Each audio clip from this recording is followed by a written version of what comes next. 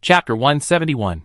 Pei Ren intuitively felt that there should be a core processor there, but it was turned off. The tide of emotion stirred up long-hidden memory fragments. It seemed that there were flickering lights and shadows.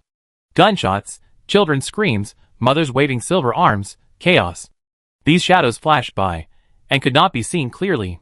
Pei Ren lowered his head, and suddenly saw in front of him a small dent slightly lower on the metal fuselage. This time the memory suddenly became clear. She was sitting at a low angle, on a colorful mat on the ground, holding a heavy object in her hand.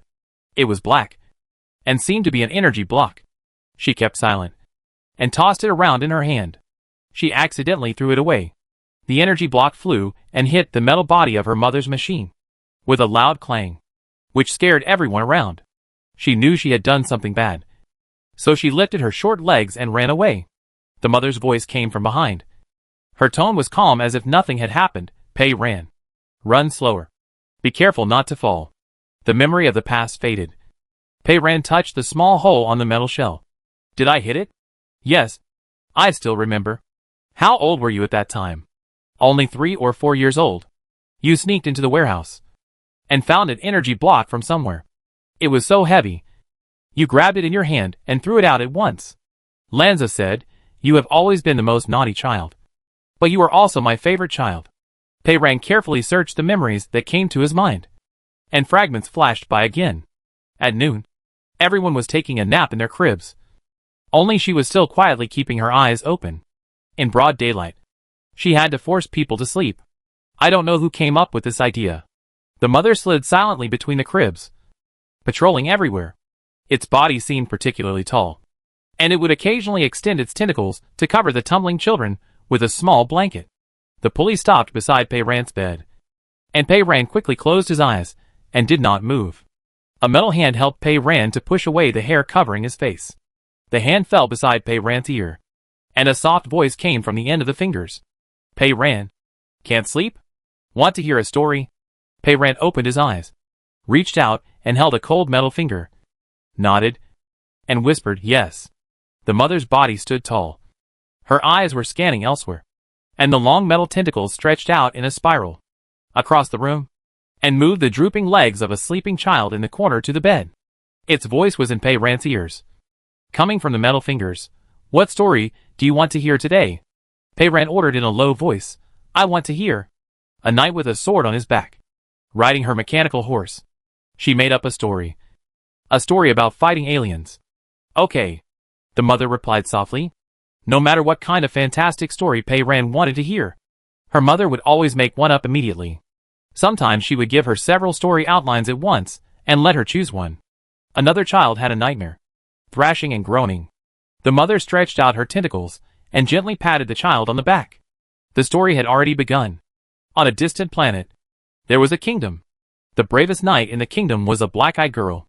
She had a strange rule that she only swung her sword 3 times a day. Every day, someone came to challenge her. After she defeated 3 people, she would say, come back tomorrow. Then she would close the door and go to sleep, ignoring everyone. The voice was as gentle and peaceful as a soft feather, floating in the memory. A hand fell on Pei Ren's back, just like a mother's hand. Pei Ren turned her head. It was W. He asked in her ear, are you okay? Pei Ren replied, I'm fine. She looked around. There was no doubt that this was where the original body grew up.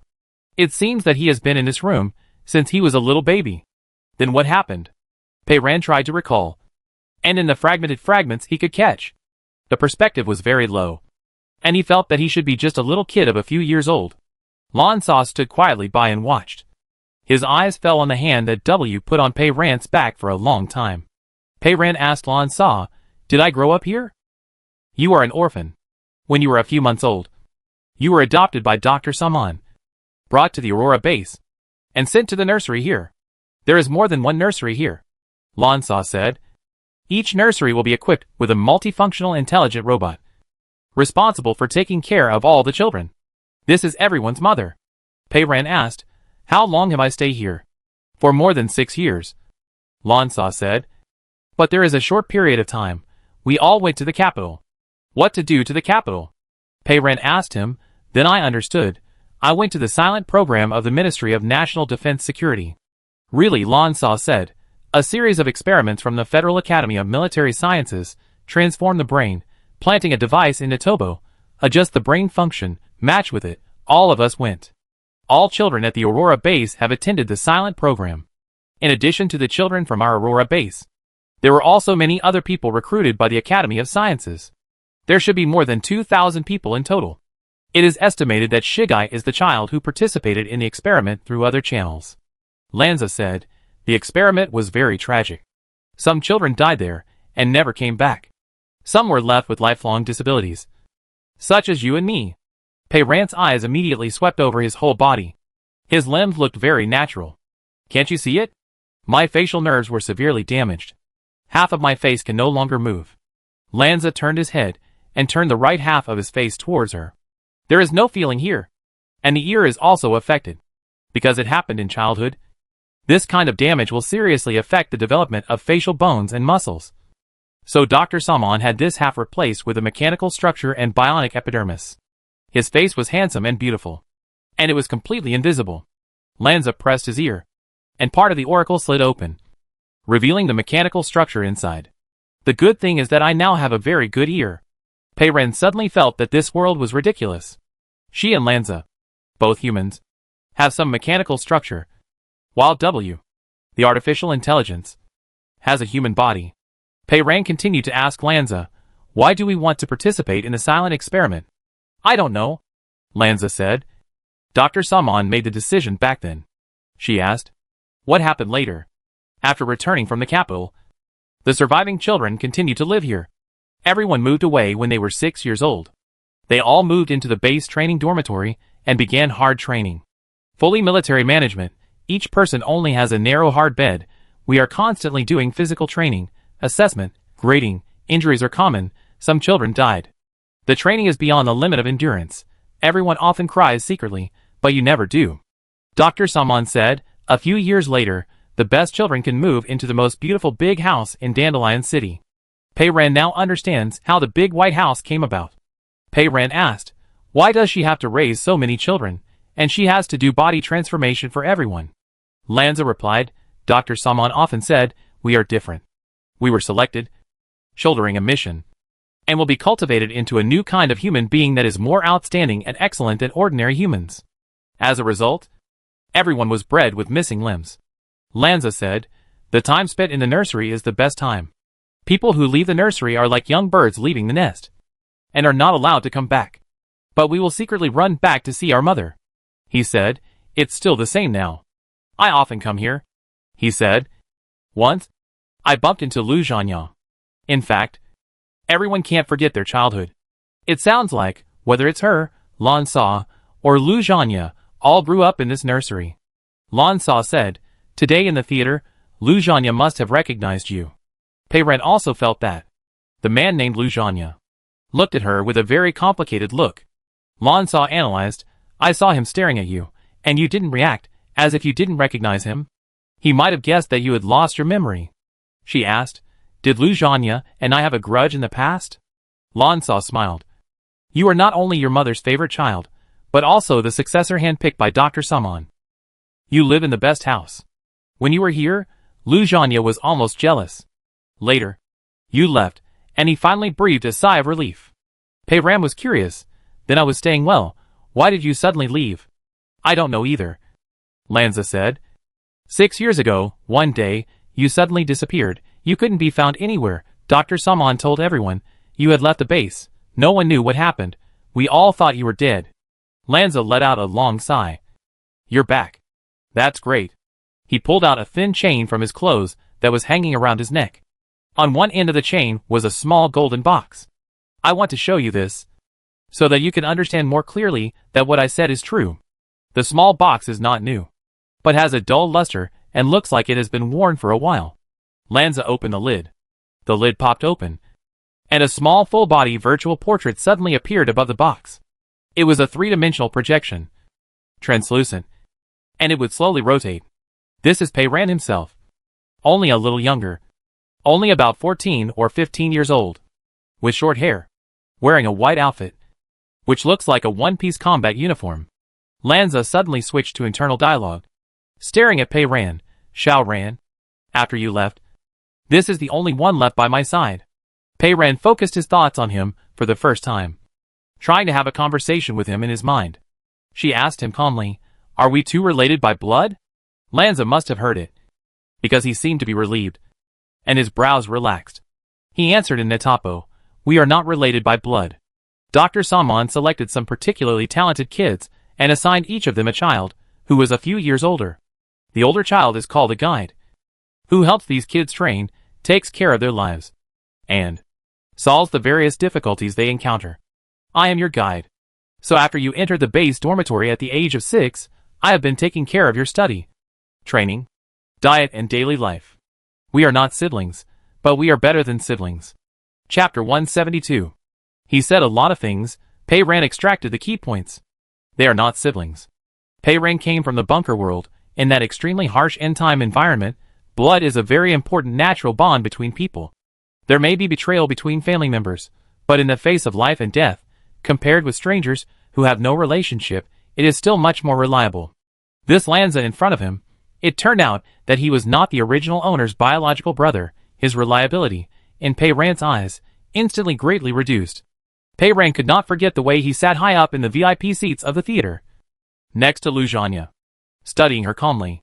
She stood in the arena. He sat in the VIP seats. A wall of light, separating them from the beginning, into two completely different types of people. W suddenly spoke in his ear. Pei Ran, what are you talking about with him? He guessed it right. She and Lan Sa were talking, and suddenly they were quiet at the same time. W immediately guessed that the two of them had started a private chat. Pei Ran was caught. A little embarrassed, he said he is not my biological brother. Of course he is not, W said. According to my observation and understanding of human relationships, if he is really your biological brother, I don't believe that he would sit quietly in the VIP seats for 20 minutes in a theater. Even I, a fake brother, can't do it. How can a blood brother do it? He added, no matter how good you are, there is no guarantee that there will be no mistakes. Unless he had other considerations at the time, and let you take risks on the court. Lanza lowered his head to close the lid of the necklace box. Looking at Pei Ran, his eyes seemed to be full of emotion. He seemed to hesitate for a moment, and asked, can I hug you? Pei Ran shook his head and refused. I don't like physical contact with other people. Lanza pursed his lips. Oh, got it. It's okay. He put the necklace back. After entering the silence this time, Lu Zhanya finally agreed to use the Nita wave generator to send out signals, summoning other silent ones to the Aurora base. We also sent a signal to you, sent it for several days in a row, and didn't receive a response. I thought you had already. Pei Ran asked, when was the signal sent? Lanza, I remember it was the 7th day after the silence began. At that time, Pei Ran was in the isolation center of Heijing. The isolation center blocked all signals, and indeed could not receive it. Pei Ran said to W in his mind, but why doesn't he talk directly to me? W, that makes sense. The Nita wave transmitter installed in your brain is affected by power, and the range it can transmit is very limited, which is different from mine. W's built-in Nita wave generator is not limited by distance, and can transmit over long distances. Lanza asked, we go back? I still have a lot of things to do. Your game is broadcast live throughout the city, and many people should know that you are back now. No matter how unwilling Lu Zhanya is, there is no way to hide it. I have to find other members of the board to meet you, and put an end to this matter. Pei Ran looked up at his mother again, and then said, okay, let's go. When they were riding the conveyor belt back, none of the three of them said much. Lanza seemed to be still immersed in the past, unable to extricate himself, and Pei Ran was still trying to search for the lost memory fragments of the original owner in his mind. W didn't say much either, and I don't know what he was thinking. The three of them returned to Pei Ran's white round building that looked like a church. Lanza said to Pei Ran, if you believe me, stay here first. There was a security system that you set up yourself, but it was turned off when you left. Only you know where the buttons to enable and disable the security system are hidden. However, the most basic security is still there. The door is locked, and ordinary people can't get in. Lanza left. Pei Ran returned to the second floor, fell on the endless big bed, and looked at the white ceiling. The ceiling reflected the waves on the sea, like light fish scales. gently shaking. W sat down next to her. He was very wary of the new environment, and used internal dialogue, and snorted coldly, "Brother." Pei Ran turned his head to look at him, and wanted to laugh a little. W was so reluctant to be a brother, but now there was Lanza coming to compete for the job, and he was suddenly unhappy again. Pei Ran's mind was not on Lanza. She looked back at the ceiling, and thought for a while, before saying to W, "W, I have something, I have been thinking about it for a long time, but I really can't figure it out." W simply lay down beside her. "What is it?" "I'll help you." Pei Ran stared at the shimmering waves on the ceiling, and was silent for a few seconds, before asking, "Do you believe in time travel in the world?" W also paused for a moment. The kind of time travel described in novels? He looked like he had read many novels. Pei Ran had read a lot of them in the old storage in the bunker world before. Yes. The protagonist travels from one time and space to another. Most of them are soul travel, the kind that replaces the original owner's life. W tilted his head and looked at her. He said, "Of course I don't believe it. The reason why time travel literature exists, and is still popular for a while," W said, "is because this form makes it easy for readers to substitute for the protagonist. So the most common one is that modern people travel to special environments such as ancient times, the future, and the end of the world, which is like helping readers have a dream of experiencing different living environments. Moreover, traveling to other worlds with modern knowledge can easily give the protagonist a golden finger." Later, as he wrote more, the author sought innovation and change. And there were stories about traveling from ancient times to modern times, from the future to modern times, and from the end of the world to a peaceful environment, etc. The collision of different worlds can make the plot fresher and more interesting. He said, "So simply traveling through time and space, I think it may be possible. But traveling to another person, especially that person has the same or similar name as yourself, or even looks exactly the same, I think, is just a setting made by the novelist for the convenience of writing." Pei Ran looked at the ceiling. "Yes, I don't believe it either," she said. "So if this kind of thing really happened," W said, 9 out of 10. Pei Ran, "It's a conspiracy." W turned over, propped up his head with one arm, and looked at Pei Ran. "So, Pei Ran, where did you travel from?" he asked directly. His tone was as normal as if he was asking, "Pei Ran, which district of Baigang City is your home in?" For some reason, it felt a bit childish to say it out loud. Pei Ran was embarrassed. "It was the end of the world," she said. "In that world, there are many intelligent robots that have awakened their self-awareness, and they are no longer willing to be slaves of humans, nor do they want to be cannon fodder in human wars. The contradictions between them and humans intensified, and they began to burn, kill, and loot. Finally, they occupied the ground world. Humans could not beat them, and the remaining handful all hid in the bunkers underground. W. Intelligent robots. Burning, killing, and looting? Pei Ran, yes. All of them are silver metal shells. Intelligent machine monsters of various shapes. And their interiors are the same as the intelligent robots here, with blue core processors. They are very powerful, and will drill underground to find the remaining humans and blow them into pieces. In my memory, I learned to escape from those things since I was a child. And then I started to kill them, one shot at a time." W stared at her, and suddenly reached out and touched her head. "Pei Ran, I find that you are very courageous to stay with me like this." "Yes, I think so too." Pei Ran also turned sideways and looked at him. Through the railing at the head of the bed, his eyes reflected the blue of the sea, like the blue light of the core processor. In his memory, the hatred and fear of those silver mechanical monsters are still very clear. But just now, when she saw her mother hugging its silver metal body, she truly experienced real emotions. Although it was just a kind of gentle intimacy and peace of mind, buried in the deepest part of her heart, it crushed everything and was unstoppable. W. Pei Ran said, "I suspect I may really be a child raised by artificial intelligence." W stopped propping up his head, lying down, stretching out an arm. "Tell me about your time travel," he said. "The memories before the time travel, the scenes during the time travel, and everything that happened after the time travel. Maybe we can figure out what happened together." Pei Ran moved closer and rested his head on his arm. She said, "In my memory, the earliest scene was in the bunker. I was very young at that time. My parents were still alive, and my sister was not yet born. Pei Ren had never told others about her life experience in such detail. W was a super artificial intelligence and might be able to find some clues.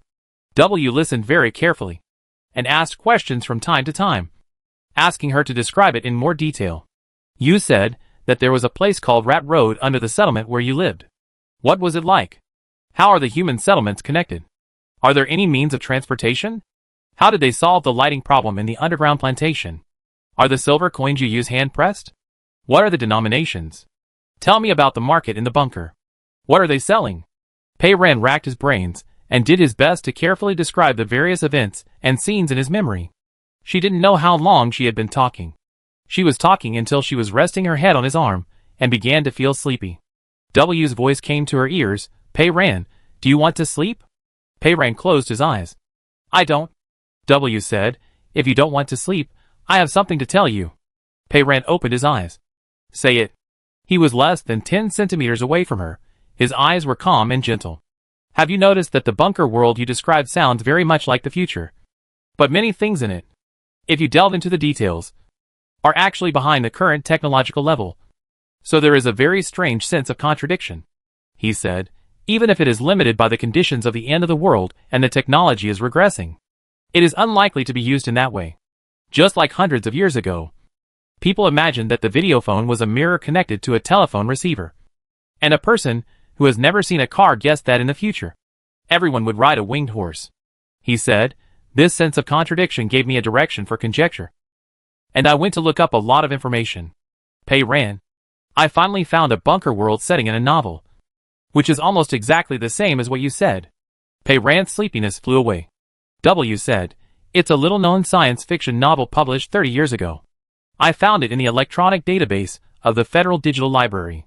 He was talking about the electronic database in the orange memory that the two people had brought from Baigang to Heijing after going through hardships. W continued, I carefully compared your description of the various details of the bunker world, including the structure and orientation of the underground passage, currency, and management system, which are almost completely consistent with the book. Let me confirm that this is not a coincidence. I found a character in the book. W paused and said, it's Uncle Alam who sells black bread in the market. Just like what you described. There is a painting on the wall behind his stall. The painting shows an open window. And outside the window is a painting of green grass and blue sky. The book says that he would say to everyone who saw the painting, in the past, everyone lived in a house with windows and could see the sky outside. Pei Ren's heart was pounding wildly. She finally asked, is there me in the book? No. W answered. He said, I read it carefully several times, picked out all the characters that appeared in it, including the passers-by who were not mentioned by name, made a detailed list, and did not find anyone who was similar to you. Chapter 173. W said, this book tells the story of a family's rise and fall in the bunker world over the past few decades. Because it was written 30 years ago, there are some outdated things. My current inference is that someone used this novel as a blueprint, made up a story for your brain, and forged your memory. The Ministry of National Defense and Security has been doing relevant research on the matter of instilling memory, and it is technically possible. To create this kind of memory, you need to generate a large number of scenes, images and sounds, including various details, to make people feel as if they are in the scene. W said, this kind of thing is a big project for humans, but for artificial intelligence like me, it's easy. I can now use any novel as a blueprint, and simulate a very realistic memory data for you. He was gentle and calm. Various versions, as many as you want, I have as many as you want. Just like the stories my mother told me when I was a child, you can have as many as you want. Pei Ren looked at him, speechless. She knew very well in her heart that the possibility he was talking about was much greater than the possibility of her traveling through time. According to this speculation, she was the original owner. And the original owner was herself. She grew up in the Aurora base. 6 years ago. She didn't know what happened, and suddenly left the base. The Aurora base was not a good place. Dr. Saman abused children, and Lu Zhanya took human lives. If the original owner was herself, she would find a way to leave, which was not surprising at all. And a month ago, just one day before the outbreak of silence, she suddenly lost all the memories of this world, and only the memories of the bunker world remained in her mind. So she thought she had traveled through time. Pei Ren reorganized his thoughts and asked W, my resume, what can you find? The citizen database says that you grew up in Baigang, your parents died early, and you live on social welfare. From childhood to adulthood, you studied in Baigang City, and after graduating from university, you joined the R&D department of a large intelligent equipment company. The file looks flawless, he said, impeccable, but now it seems that it may be forged. This fake resume, I don't know if she made it herself, or someone helped her make it. Pei Ran continued to ponder. I think, I left the Aurora base 6 years ago, I shouldn't have escaped quietly, she said, because I can't do it quietly. I need to take anti-rejection drugs all the time, or special drugs specially ordered from Volume Pharmaceuticals, and few people in the whole Federation take them. If I sneaked out by myself, it would be too easy for Tianwei's people to find me. They can easily catch me by following the clues of the medicine. And I didn't even change my name. I'm still Pei Ran in Baigang. W guessed, you didn't escape. Maybe Dr. Salmon took the initiative to let you out? You went out to complete. What mission? Pei Ran said, I was less than 17 6 years ago. And in Baigang, it looks like I'm living a normal life. The bracelet's notebook only has a few weird poems and a week's takeout recipes. It looks like a stable life, ordinary and happy. There are too many mysteries, one after another, and I can't figure it out. All of this is related to Dr. Salmon, whose head is floating in the sky. Pei Ran, Lanza said that the place where Dr. Salmon lived before his death has not been moved. We have to find a chance to go there once. Okay, W replied. The management system of Dandelion City is not bad. It is not easy to hack into it. I am thinking of a way. He suddenly froze. There is a sound downstairs, as if someone is moving the door. I will go and see. The mechanical spider has very sensitive ears, and it immediately slipped off Pei Ran and crawled away quickly. After only a short while, W said, there is a window where you can see that someone is trying to get in. There are 6 people near the main door, trying to break in quietly. They said there is another one on the 2nd floor where the hover car is parked. W said, everyone has a gun. One of them is wearing a black coat, black half-finger gloves, and another is wearing a denim jacket and a black mask. There is a green light on their hands. As soon as she arrived here, someone came to her door. W said, I identified them. These people were once mercenaries, operating in the remote southwest of the Federation. They are all on the wanted list of the Sheriff's Bureau, and each of them is more than one life. Entering the apocalypse, the scum that was originally submerged in the water turned to the surface, and a group of desperate people came here openly. They not only carry guns, some also have special powers, so they are not easy to deal with. W said again, Pei Ran, I heard them say, quick victory, don't leave any survivors. Pei Ran, what a big tone. Pei Ran looked around, and opened the door of the bedroom cloakroom. There was a circle of wardrobes inside, all empty, but the good thing is, this small room is completely enclosed, with no windows facing the outside. Pei Ran pushed W in. You hide here for a while. Outside are experienced mercenaries, who are fierce, and cannot make any mistakes. To deal with them, she needs to focus on her work. W nodded obediently, and locked the door from the inside. His mechanical spider stayed outside to act as eyes for the 2 people, which was enough. Pei Ran slipped out of the bedroom, moving as lightly as a cat, and quickly went down the stairs. The situation in the inner city was unclear, and Pei Ran did not want to use green light number 1 for the time being unless it was absolutely necessary. The rustling sound at the door continued. Several mercenaries outside the door carefully hid their figures, worked hard, and finally pried the door open. The movement of opening the door was very slight, and it was estimated that it did not disturb the people in the house. Several people exchanged glances with each other, and 2 people went in first, raised their guns and scanned the area, and the others were on guard and followed closely. The lobby on the 1st floor was empty.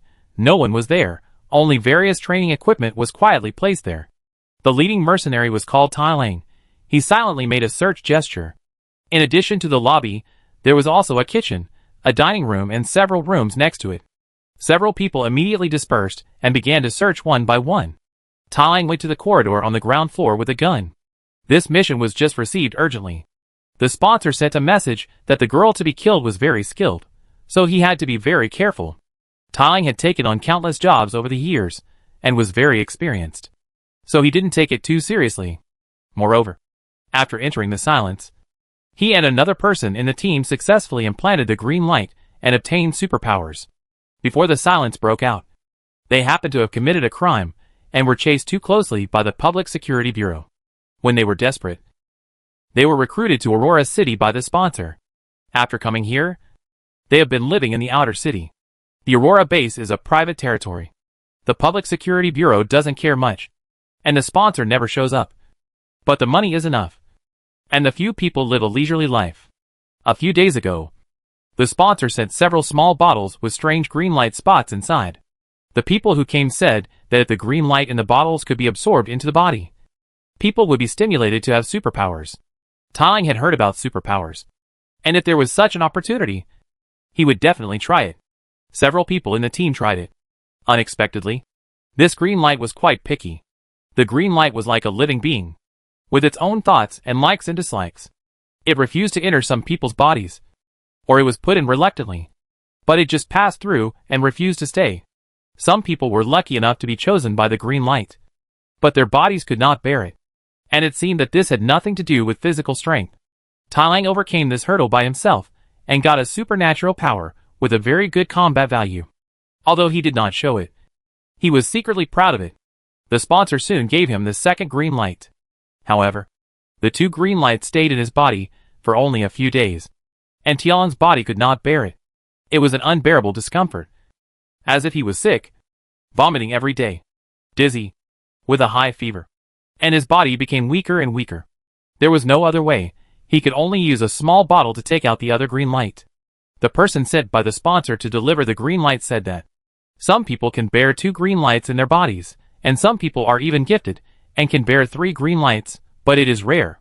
Tailing couldn't imagine what it felt like to have several superpowers at the same time, but having only one superpower was already pretty good. His good skills and superpowers were like icing on the cake, making him invincible. The precious green light in his body had now been moved to the side of his right palm, and was trembling and floating there, and was ready to go at any time. Tailing searched the room quickly. In the corridor on the ground floor, 2 rooms in a row were empty. The whole house was quiet, as if no one lived there. There was no sound at all. If the sponsor hadn't pointed out this place, Tailing would have suspected that he had made a mistake. In the earphone, a slight sound suddenly came. It was someone searching the other side of the ground floor. Tailing immediately asked through the earphone, "What's wrong?" No one answered. He quickly held the gun and turned around and went out. It was quiet outside. No one was in sight. Tailing was startled. Where are the people? In such a short time, where have all the people gone? Every cell in Tianlong's body became alert. He took a few steps forward and suddenly saw blood. At the corner leading to the hall in front, a small stream of blood flowed along the pure white ground, like a winding stream. Tailing took a breath and quickly stepped out with a gun in hand, aiming the gun at the hall. On the smooth floor of the hall, a person from the team was lying.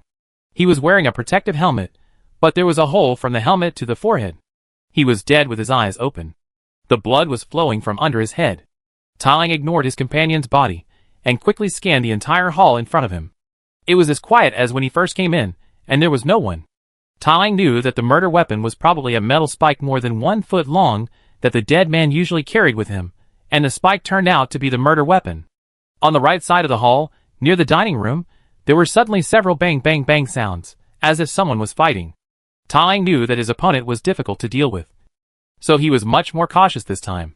He did not speak into the headset, but stepped lightly and crept over. A man suddenly flew out and almost hit him. It was another companion, who seemed to be thrown out by a great force and fell heavily on the floor of the hall. There was a wound on his chest, which was also a big hole pierced by a sharp comb. Blood gushed out of the hole. He stared with his eyes wide open, and there was a large piece of blood foam at the corner of his mouth. He twitched after landing, and then he was completely motionless. This man was also an old mercenary, with quite good skills. He had been fighting with Tailing for the top spot, but he didn't expect to die so quietly. Tailing moved his index finger on the trigger, and quietly moved towards the dining room where he was thrown out.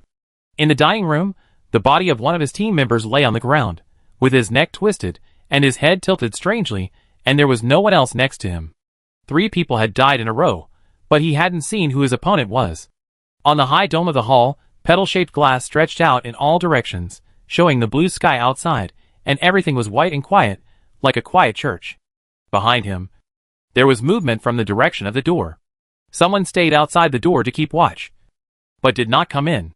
Tying immediately called out in the headset. Someone went out. He finally heard a voice.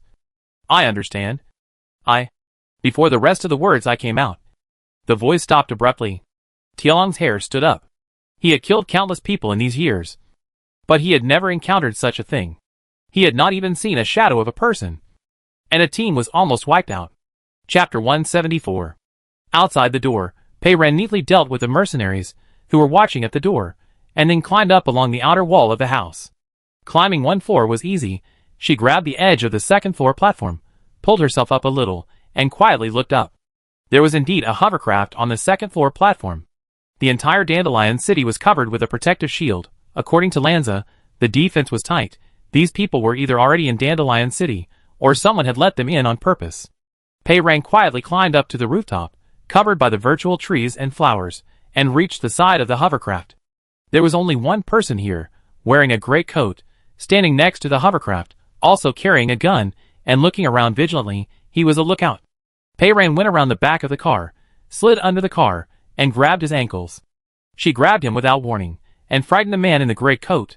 Anyone who was grabbed by the ankles like this would lose his balance, and he fell forward to the ground, and the gun in his hand fell out. Pei Ren crawled out from under the car, pressed him down, pulled off his earphones, and interrogated him directly. Who sent you here? She twisted the gray coat's arm, and the joints of his arm made dangerous creaking sounds. The gray coat's voice trembled with pain. I don't know. Pei Ren was not polite, and continued to push hard, and the gray coat screamed in pain. I knew it seemed to be someone from the inner city, but he never came to us directly, and I haven't even seen him, so I really don't know who he is. As he spoke, his other hand suddenly moved, and he took out a knife hidden on his body. Before the knife touched Pei Ren, it had already slipped out of his hand. There was a mechanical hand on his neck. Before the gray coat could figure out what was going on, his eyes went dark forever. Pei Ren left him behind, picked up the gun he had just dropped on the ground, and returned to the door of the second floor platform. The door recognized her, and opened automatically. W whispered in her ear, no one is on the second floor now. 2 are downstairs. 1 is on the left corridor, and the other is near the dining room, with a mechanical spider. She seemed to have a radar. Pei Ren replied, I understand. She did not go downstairs, but quietly turned into the bedroom. Open the door. W was still in the cloakroom, and opened the door from the inside. Pei Ren handed him the gun, and said in his mind, these people are extremely vicious. This is for you to defend yourself. Accuracy is one thing that artificial intelligence is best at, and I think he will have no problem using the gun. W took the gun. Pei Ren grabbed his collar, pulled him down, and kissed him on the lips. W was silent. What is this? Pei Ren, at the moment of life and death. Can you control your feelings between brothers and sisters? W, I think your brother. We really can't go on like this. Pei Ren curled his lips, turned around and left, and W locked the door again behind him. There are 2 more downstairs. Both of them have special powers, so we have to be careful. W said in his ear, there is a guy wearing jeans and a black mask, walking towards the hall. If you look down from the corridor, you will see him soon. The other one is still some distance away. Pei Ren responded, and brought green light number 1 into her mind's field of vision. To be cautious, she wrote down, the mercenaries in the house were blown to pieces. But she didn't put a period. She grabbed the pillow on the bed, and looked down from the railing in the corridor. The man in the cowboy's suit really showed up. He was holding a gun, and a bright green light floated in the palm of his right hand. Pei Ren threw the pillow in his hand down. A white object fell from the sky. The cowboy's suit was startled, but he was well trained and reacted very quickly. He immediately stepped back, and instinctively chopped with his right hand. It was as if an invisible blade passed by, and the pillow in the air was immediately split in half. The cowboy's suit could see clearly that what fell was a pillow, but a person immediately appeared next to him. Pei Ren had some idea of his ability, and jumped down from the second floor. She suddenly felt curious. The last time she killed Yuha, she took the green light directly from his eyes, while he was still alive. She didn't know if this trick would work on other people. Before Cowboy could make the next move, she grabbed the gun with one hand, and reached out to his green light with the other hand. As soon as her fingers touched it, the green light left Cowboy's hand, and poured into Pei Ran's body. No matter how rich Cowboy's combat experience was, he never thought that such a thing would happen. He froze for a moment. She just snatched the green light away. Pei Ran was also somewhat surprised. She now felt that she was like a small human-shaped bottle. Once the mouth of the bottle was closed to the green light, it could suck it in. This green light was probably in a collapsed state, because once it entered the body, green light number 1 rushed over with great interest. Pei Ran knew that it liked to eat and drink, so he carefully suppressed it and didn't let it swallow it casually. Instead, he moved the green light to the palm of his hand like a gray coat. The gun in the cowboy's hand was gone, and the green light was gone too. Everyone was confused and rushed over to snatch it. Pei Ran tried to wave his green glowing palm at him. In a flash, it was like an invisible long sword was unsheathed and slashed at the cowboy. From the left shoulder to the right waist, he instantly changed from one person to two people. Pei Ran. It was indeed a collapsed state ability, a bit similar to Lu Ming's sword, like a sharp knife made of air. W's voice came to my ears. Pei Ran, the other one found the stairs on the side, and went up to the second floor. Pei Ran dropped the body of the cowboy, turned around and quickly went upstairs. Where is it? Corridor, going in your direction. W said. He just assigned tasks for others outside the door. It should be the head of this group of people. I checked it. The nickname is Iron Wolf. It is the federal level wanted criminal, and there is a green light in your hand. Be careful. He will turn the corner soon, meet you. Pei Ran returned in his mind. Understand. Her hand still has the green light she just collected, flashing on the side. The Iron Wolf rose. He was carrying a gun, suddenly. However, the mechanical spider had been tracking his whereabouts. His sudden action was not sudden at all for Pei Ran. Pei Ran was the sudden one. He flashed out from the side and snatched the gun. Tiling was an old hand.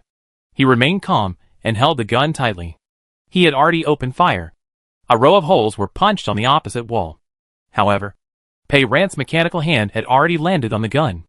The gun body collapsed directly, and the parts were shattered into pieces. Tiling decisively let go of the gun and raised his right hand. On the edge of the palm of his right hand, a bright green light floated. Pei Ran saw that there seemed to be a tiny wave in the air, only the size of a palm, which distorted the light and shadow and rushed towards him. Pei Ran quickly tilted his head. A corner of his collar was cut open by something invisible, like an invisible dart, spinning rapidly, passing by Pei Ran's ear with a whoosh sound. What kind of hidden weapon is this? Pei Ran saw this kind of collapsed state ability for the first time, and his heart was full of novelty. After the fight, Tai Lang could see Pei Ran clearly. This should be the person that Jean was looking for. The problem is, there is a small ball of green light floating in her palm at this moment. This position, this size, this brightness, it looks familiar no matter how I look at it. He felt a chill in his heart. This seems to be the green light of another person with superpowers in the team. Ma Pai Zai. Ma Pai Zai's superpowers are like a sharp knife, very sharp. Cutting a person is like cutting melons and vegetables, not easy to deal with. Even Tai Lang is usually a little afraid of him. But he should be dead, just like the others in the team. After a person dies, the green light on his body will be taken away. It seems that the body of the girl in front of him can also withstand the green light. Tai Lang did not dare to be careless, and immediately turned his palm over and launched a second attack. The thing he launched from his hand was invisible, like a transparent hidden weapon. You had to be very careful to see it. Most people would not notice it. He had never missed before, and he was always accurate when attacking. But she seemed to have completely figured out what was going on. When she saw him turn his palm sideways, she immediately moved to the side and dodged another attack. This thing could not be fired continuously. There was a time interval of several seconds in between. Tai Lang calmed down and waited for the next attack to be ready. But it was too late. She avoided his attack and grabbed his wrist. Tai Lang instinctively felt that she seemed to be trying to snatch the green light from his hand. Tai Lang knew very well, as long as he was still alive, the green light would certainly not be snatched away. Others in their group had also coveted the green light on him, and half-truthfully reached out their hands. But the green light firmly chose him. Even if it was touched by others, it still stayed firmly in his hand, without moving at all. He was the chosen one of this green light. As far as he knew, these green lights were very loyal, and would only follow others after their masters died. So if you wanted to take the green lights, you had to kill someone first. However, today, perhaps because of Pei Ran's natural and determined look, Tang suddenly got scared. He stopped using his special ability, quickly retracted the green lights into his body, and fought Pei Ran with his bare hands, while keeping an eye on the air knife in her right hand that she had snatched from Ma Pizzi. To his surprise, she didn't chop him with the air knife, but only used her fists to fight him. Tang felt a little comforted. Maybe she just got the power, and didn't know how to use it. He was more confident, relying on his experience fighting skills to avoid Pei Ran's punch, but suddenly felt something was wrong. A green light flashed in the girl's eyes. Then, the green light that had been retracted in his body suddenly emerged again and appeared on the palm of his right hand. Tang was startled and wanted to retract it immediately, but it didn't listen. Not only the green light was disobedient, but also his right hand. His hand automatically raised and chopped at the decorative painting on the wall. The invisible dart shot out, spinning rapidly, and inserted into the picture frame, leaving a deep mark. She was controlling his supernatural power, and she used it casually, as if she was playing. Tang was horrified, but she took the opportunity to grab his right hand with green light. This time, the green light on the edge of his palm left his body without hesitation, and directly sank into her hand and disappeared. She could actually take away the green light of others while they were still alive. Tang was anxious and scared, and he didn't have time to think about it, and his wrist shook. A sharp triangular dagger appeared in his palm, and he slashed at Pei Ran's neck. This dagger was hidden in the wrist guard of his right hand, which was usually invisible. It was his last trick to save his life. He relied on this unexpected knife several times when he was in danger, and finally turned the tables. Pei Ran's reaction was extremely fast, and he dodged backwards, making his move fall short. After snatching the green light from two living people in a row, Pei Ran's experiment was completed, and he kicked hard. Tang broke the wooden carved railing, and the man flew down from the second floor. Just when he was in the air, Pei Ran showed the air knife in his right hand. He chopped diagonally with his palm. The Iron Wolf man had already flown out, and although the distance was not close, he was still chopped in half by the long knife in the air. The internal organs rolled out, and the body and blood flew down together, and fell into the hall on the first floor. At the same time, the door downstairs opened. Lan Sa came in, with a large group of people. Everyone was like Lan Sa, wearing white clothes and white pants, and Lu Zhanya was among them. Corpses fell from the sky, blood splattered, and everyone avoided them and quickly retreated. Everyone saw that in the pure white hall, on the white floor, in addition to the bloody body parts that just flew downstairs, there were several other bodies lying horizontally. Red blood was flowing all over the floor, and the air was filled with the unique strong smell of blood plasma. Pei Ran had thin short hair, wore a black short coat, stood tall in front of the broken wooden railing on the second floor, looked indifferent, and overlooked the downstairs. A bright green light was originally in the palm of her mechanical hand, and suddenly drilled into it and disappeared in the pool of blood on the ground. Lanza looked up at her and said to the group of people at the door, "Look, Pei Ran is back." Chapter 175. All the people here are members of the base council. Members of the base council are selected from the children adopted by Dr. Saman. The training was tough at first. A small competition every 3 days, a big competition every 5 days. Everyone standing here had been beaten by Pei Ran before. Today, the gladiatorial contest in the theater was broadcast live throughout the city. Many people heard that a very powerful contestant came, and they all saw it, and many people recognized her. Could this be Pei Ran? After 6 years, her appearance has changed a little, but her style is still the same as before. There is no doubt that it is Pei Ran herself. She has been missing for so long, and finally returned to Aurora City. Pei Ran suddenly heard noisy voices in his mind. Pei Ran? Pei Ran? Is it really you? I didn't expect you to really come back. Where have you been all these years? All the eyes below were looking at her, and she had no idea who was talking to her. These were all the silent ones in the Aurora base, who had undergone brain transformation together and grew up together. The situation was unclear. Pei Ran did not answer anyone. Among the various voices, she recognized Lan Sa's voice. Here are the 27 members of the board of directors. All of them are here. They all know you are back now. Lu Zhanya should not act rashly for the time being. There are so many members of the board of directors. Lan Sa said, however. In recent years, the power of the board of directors has been weakened, and the actual decision-making is made by Lu Zhanya and his group. Lu Zhanya is now the chairman of the board of directors of the base. He has a permanent board of directors, including him. A total of 5 people, responsible for commanding the management office and handling the daily affairs of the base. Lu Zhanya stood in the crowd. The light from the frosted glass on the door behind him shone through his head. His light blonde hair was so light that it was almost white, and his dark eyebrows were particularly bright. He glanced at the dead bodies on the ground, frowned, and looked at Pei Ran again, as if he had not seen her in the arena today. He said to Lanza, Pei Ran is back, and she should naturally join the council. He changed the subject. But according to the regulations, people who come to the inner city from outside for the first time, and whose physical condition is unknown, need to be isolated for observation for 20 days. Besides, her memory has not been restored, so she is not suitable to handle the affairs of the board of directors. I suggest that she should rest for the time being. Lanza immediately said, Pei Ran has a special status, and it is not suitable for her to be isolated in other places. She lives alone in this house, so she should be isolated here. Lu Zhanya did not object, and said to Pei Ran, don't go out for the next 20 days. He looked at the others. You also. Don't come to visit for the time being. He glanced at the body on the ground again. Someone can just break in casually. It seems that the base needs to strengthen security management. No one spoke. Only Lanza raised his eyelids and stared at Lu Zhanya. Lu Zhanya frowned and said bluntly, you look at me like this. Are you doubting me? How stupid do you think I am to send only a few cats and dogs to assassinate Pei Ran? Someone next to him said, judging from their attire, these people are not from Dandelion City. I don't know how they got in.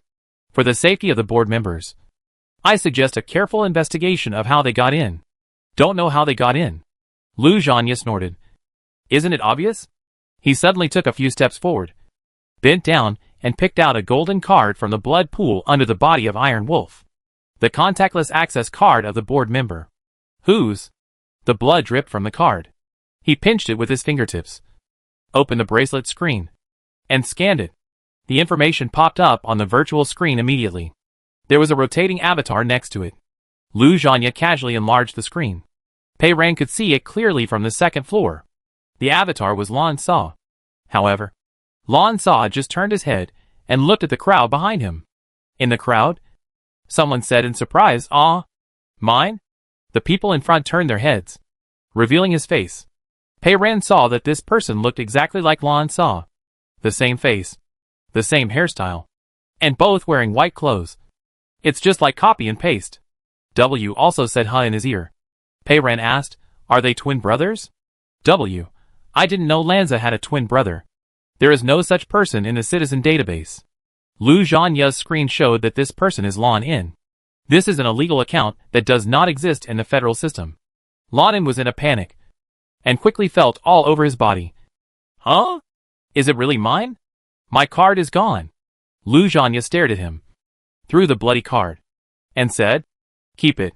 Be careful not to be used as a scapegoat by others. The card fluttered like a butterfly. Lan In hurriedly stepped forward, reached out to catch it, stained his hand with blood, and threw it wildly again, making the people around him quickly retreat to the side, causing a lot of chaos. Lu Zhanya said, I will send someone to check the body and investigate this matter carefully. He looked at Pei Ran from a distance. You have a good rest. I still have things to do. If you need anything, I believe Lan Sa will help you arrange it. He actually turned around and left. Only a few people followed him, and the others all stayed. Pei Ran came down from the second floor. Lanza whispered in her ear, don't worry, they all know that you have lost your memory. It's normal not to remember them. I'll introduce you to them. His voice was drowned in the noise. Everyone was talking to her at the same time. It was so chaotic that she could hardly hear clearly. Pei Ran, do you still remember me? Pei Ran, I'm so glad you're okay. Pei Ran, God. The hall seemed silent now. No one spoke, but in fact, Pei Ran's ears were almost noisy. She suddenly realized that, when only W was talking in her ear, it was actually quite good. Lan Sa introduced the board members one by one to Pei Ran. All of them were about the same age, and all wore white clothes, so it was quite difficult to recognize them. But with W here, there was no need to bother remembering them. When it came to Lan In smiled and looked Pei Ran up and down, as if Lan Sa's static picture had suddenly become dynamic. His eyes were lively. he said, not bad. After walking for several years, at least, he didn't lose any limbs. Pei Ran asked Lan Sa. Is this your? Lan Sa, brother. We are twins specially cultivated by Dr. Samon in the laboratory. But we don't know each other well.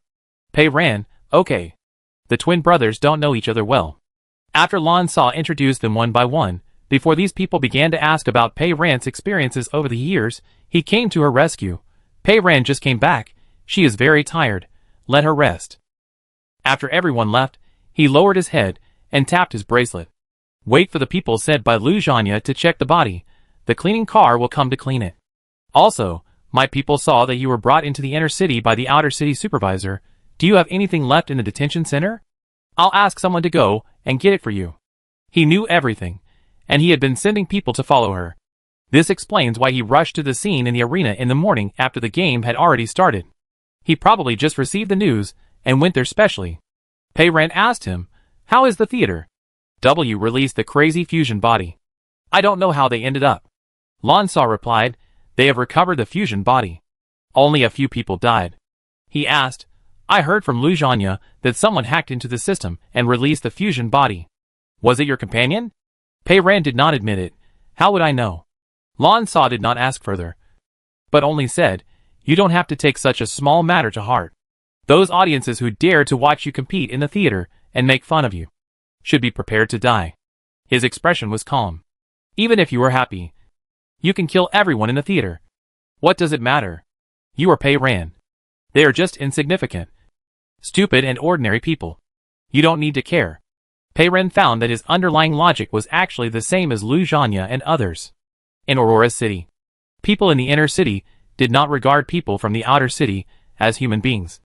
And Lu Zhanya and Lan Sa did not regard ordinary people in the inner city as human beings either. Big fish eat small fish eat shrimps. People who act arrogantly in front of one group of people are the food of another group of people. It's a bit funny. The people sent by Lu Zhanya to investigate arrived soon, and carefully searched and collected samples in the pool of blood. The mercenaries were clean, except for weapons and headsets for communication with each other. There was nothing else. With them, there were also 2 cleaning cars. They were completely different from the housework robot Ryan, and they were truly a car. There were no facial features, only a truck bed and wheels, and several mechanical arms stretched out from the car body to work, which was far from the appearance of humans. But the work was done neatly. One car grabbed the messy body parts with a mechanical arm, threw them into the truck bed with a thump, and then began to clean the floor at a fast speed. Another car took out a pile of white bedding from the car, rolled up the wheels, and went upstairs. Pei Ran was curious and asked Lanza, why don't you make them in human form? A car was climbing the stairs, which looked troublesome. Lanza patiently replied, I know you don't remember. Dr. Samon has always advocated the reasonable use of artificial intelligence, with restrictions under the premise of establishing various laws and regulations. So when we were young, we were all raised by artificial intelligence. But later, the restrictions on artificial intelligence within the base were tightened day by day. The outer city didn't care much. But in the inner city, even human-like forms were not allowed. Pei Ran immediately thought of W upstairs. He is so human-like that he has to hide his identity as an artificial intelligence. Pei Ran asked Lanza, why did you tighten the restrictions? It's because of Luo Tianwei, who is extremely anti-I. He seemed to sigh. I don't know how many troubles he caused. Fortunately, he is dead. W immediately whispered in his ear, Luo Tianwei is a descendant of a famous family in the Federation, and her family is very wealthy. When Dr. Samon was down and out in the early days, her family had been funding her research projects. In order to express his gratitude, Dr. Samon named the group and the aerospace base Tianwei. Later, after Luo Tianwei inherited the property, he invested a huge amount of money to support Dr. Samon, and he also came to Tianwei Group to be her deputy. Pei Ran understood that Luo Tianwei was actually Dr. Samon's sponsor. W said, but when the spaceship Dr. Samon was on crashed, Luo Tianwei was also on the spaceship. Both of them are dead now. Pei Ran changed the subject and asked Lanza, I have another thing to ask you. Why did Aurora City know that the silence would happen in advance? Lanza was silent for a moment, and replied, I don't know. Pei Ran looked directly into Lanza's eyes. Don't know? I really don't know, Lanza said. About a month before the silence, Lu Zhanya and the people in their permanent board of directors suddenly activated the base's protective wall and shielding protection device, and issued a decree to allow the residents of the outer city to complete the deliteration. At that time, the members of the board of directors were very puzzled and didn't know what they were going to do. Then the silence began. He said, "I don't know where Lu Zhanya got the information from." Pei Ran said to W in his heart, "Do you believe what he said?"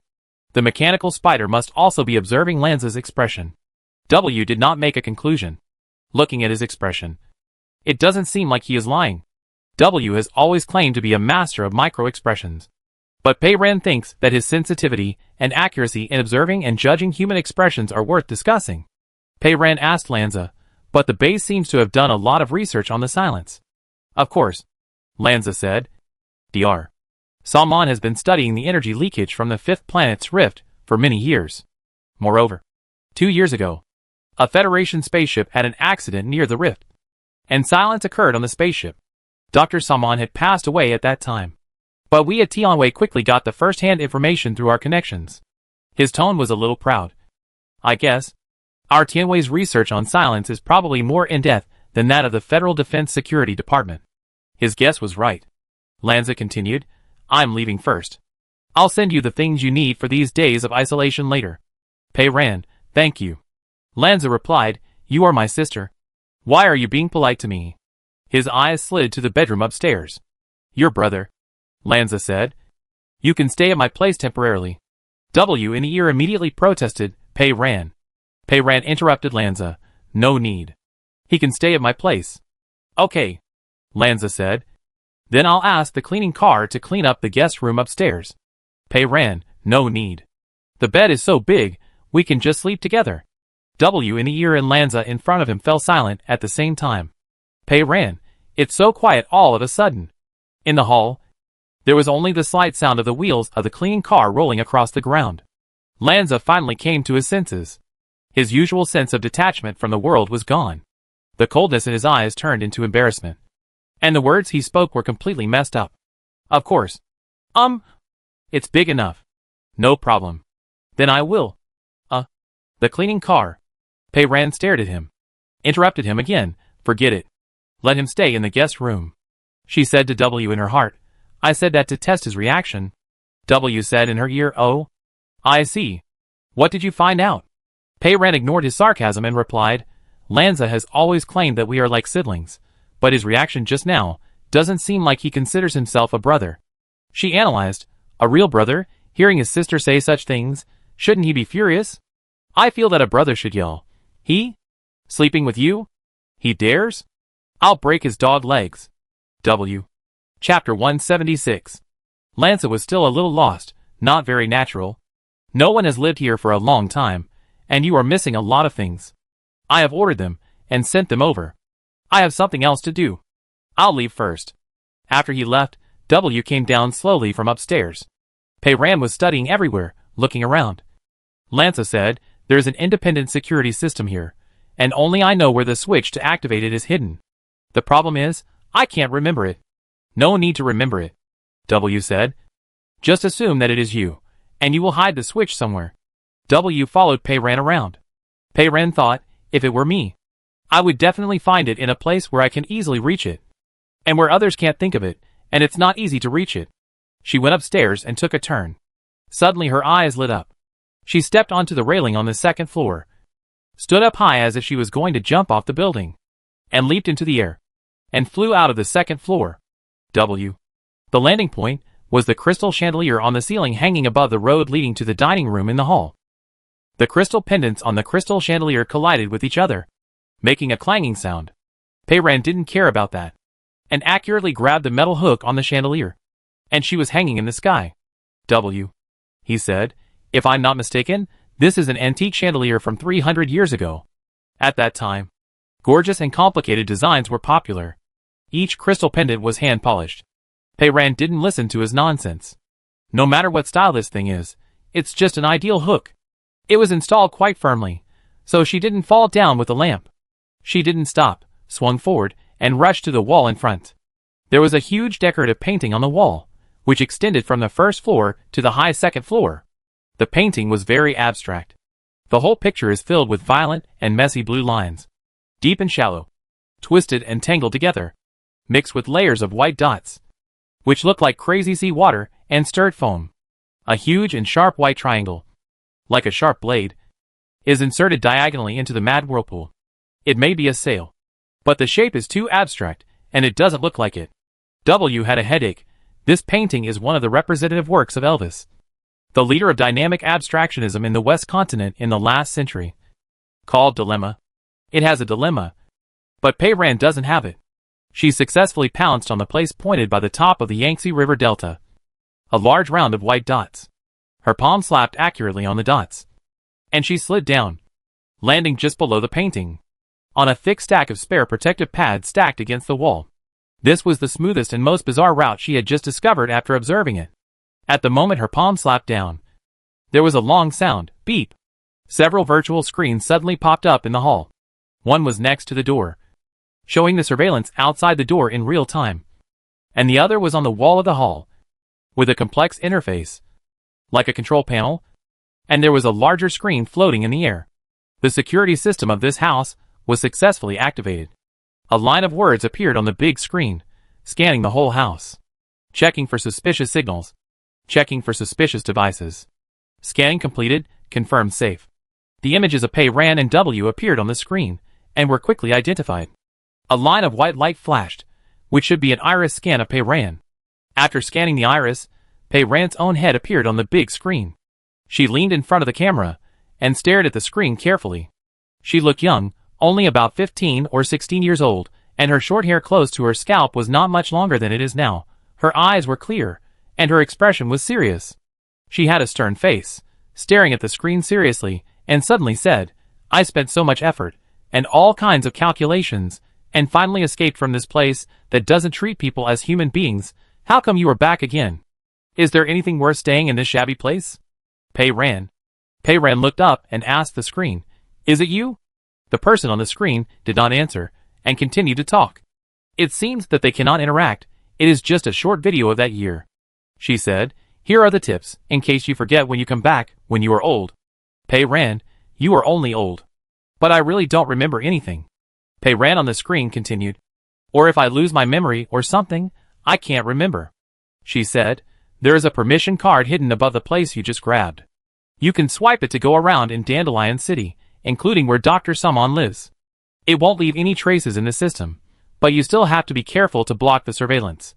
She took out a picture and put it in front of the camera. This is a very detailed map of Dandelion City. It looked like she had drawn it by hand.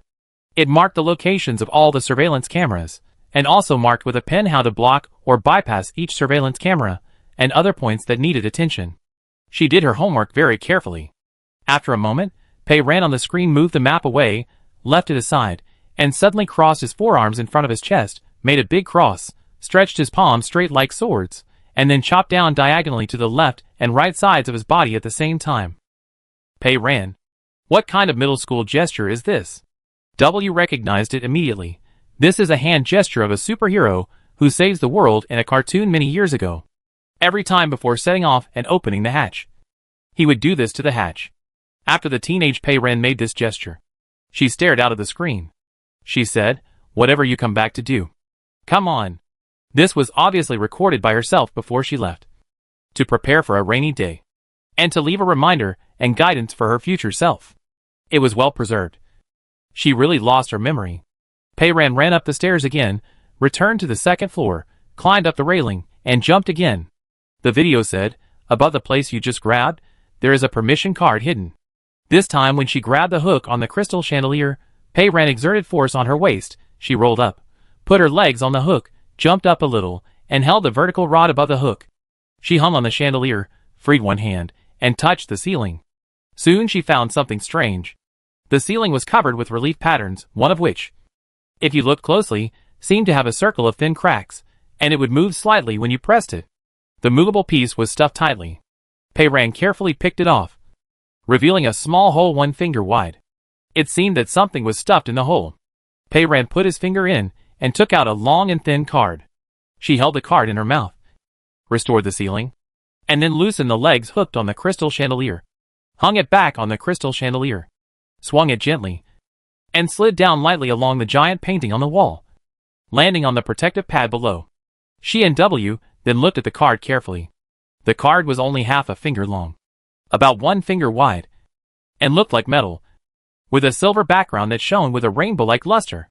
There were no words or logos on it. The mechanical spider jumped out from nowhere, accurately landing on the back of Pei Ran's hand, extending its claws, and checking the card. W said, "It does look like some kind of ID card."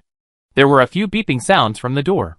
Pei Ran turned his head and saw that the screen of the security system automatically zoomed in, showing the scene in the surveillance camera outside the door.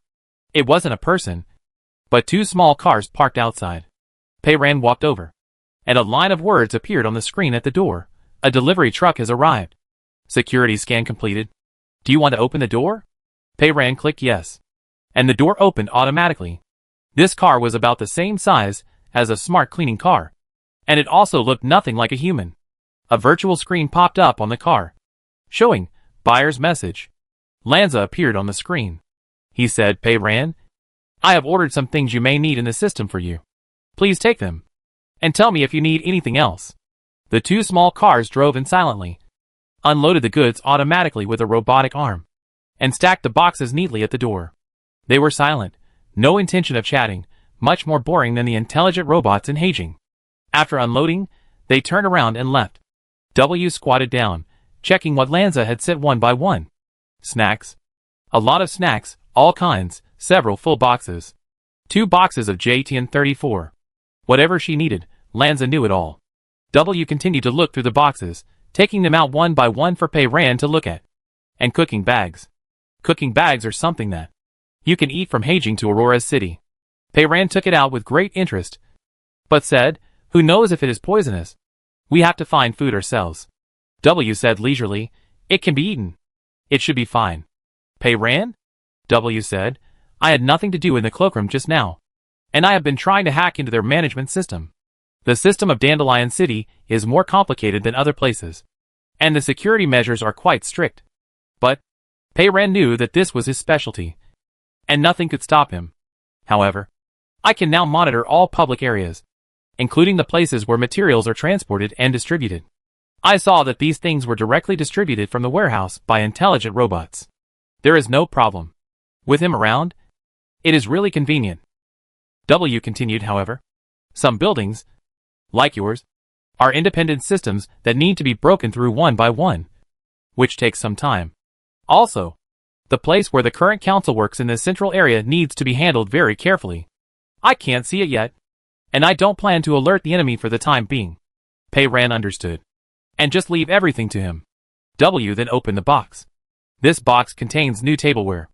Without Ryan, it seems that I have to cook by myself. Anyway, there is a kitchen on the ground floor." W continued, taking out large and small bottles. Shampoo, shower gel, toothpaste, bath towel, change of clothes, various sanitary products for women. W looked at them one by one, and said lightly, "Lanza is really considerate." He looked up and asked Pei Ran, "Pei Ran, when was your last menstruation?" As he said before, when he discussed menstruation, just like when he discussed constipation, there was no embarrassment at all. Pei Ran tried to recall. The last time was at the quarantine center in Heijing. It should be about 17 or 18 days ago. There was no surveillance in the bathroom of the quarantine center. W didn't know. He said seriously, "I remember. I set a timer reminder, and I will prepare everything for you in advance." He seemed to be planning to beat others in the field of considerateness. W continued to look through the things Lanza ordered, and his hand suddenly stopped. Pei Ran noticed his strangeness, followed his gaze into the box, and saw 2 small square boxes at the bottom of the box. Pei Ran didn't recognize it. Is this also a sanitary product? The all-knowing mobile encyclopedia was out of character this time. He didn't answer. Pei Ran reached in and took it out to look at it. The small blue box had a transparent cartoon water droplet on it. The water droplet had small hands and feet, and was holding a trident, looking fierce as if it was going to fight someone. Pei Ran read the small words on it. Safe. Strawberry flavor. For men. Only 1 drop is needed. Effective for 12 hours. And the killing rate is 100%. It was all descriptions, without the product name, and he had never seen it in his memory of the bunker world. Pei-Ran studied it over and over again, but didn't understand it. What is this? Is it for sterilization? Disinfectant? She sighed. It's amazing. Why do disinfectants have to be divided into male and female types? Pei-Ran opened the package and dropped a drop on the palm of her hand. It was a colorless and transparent liquid, a little sticky. She lowered her head and smelled it. It was indeed a sweet strawberry flavor. When she looked up, she found that the encyclopedia master, who was still calmly discussing menstruation with her just now, had his ears burning red. Chapter 177. Pei-Ran stared at his red ears for a moment, and suddenly realized. Lan Sa is really thoughtful. Pei-Ran now believes that Lan Sa was her guide in the past, and would be responsible for taking care of her daily life when she was a child. W said, he must be very worried that you will get pregnant. No matter how reluctant you are, you must put this in. On the track of considerateness chosen by W, he obviously met a strong opponent. W took the small box from Pei-Ran's hand, threw it back into the box, and took a paper towel left by the cleaning car, pulled Pei-Ran's hand, and helped her wipe off the sticky liquid in her palm. He wiped it bit by bit, very carefully.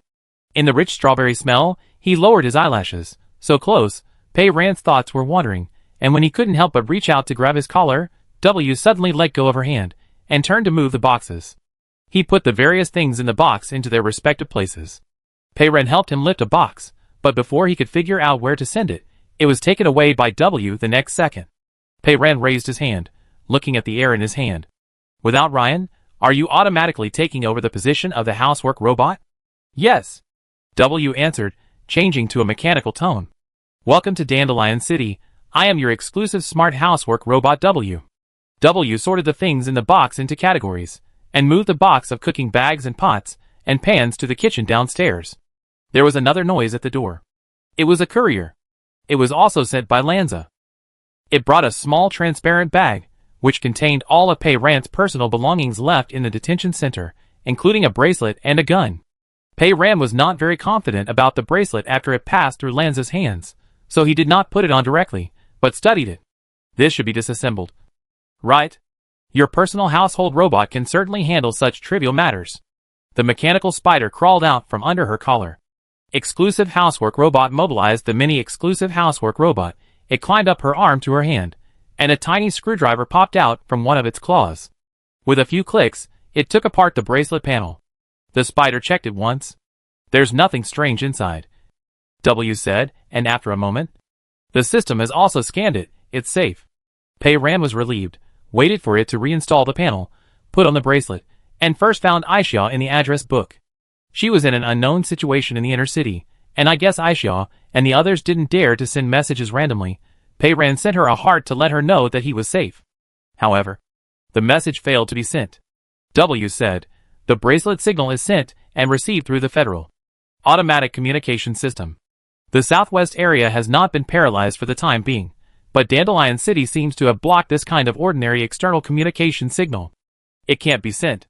Pei-Ran has nothing to do, turning on the virtual display screen at the door, studying the newly activated security system. She walked around the system and called out, that housework robot, come here. W came over. What's wrong? A white light swept across the screen.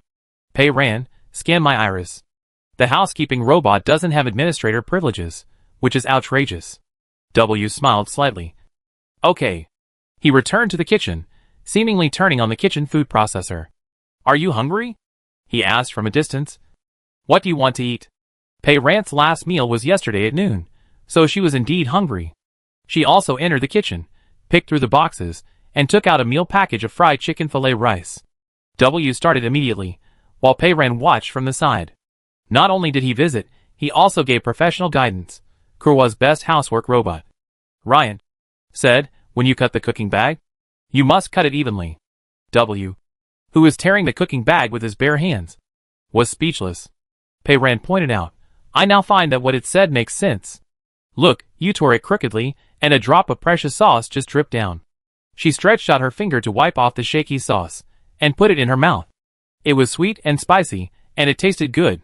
W continued to tear the crack of the cooking bag violently, and said leisurely, those who achieve great things do not care about trivial matters. You wait, and see my final cooking skills. Pei-Ran had to admit that when it came to cooking pre-prepared dishes, Artificial intelligence combined with a timed and temperature-controlled kitchen cooking machine produced an impeccable result.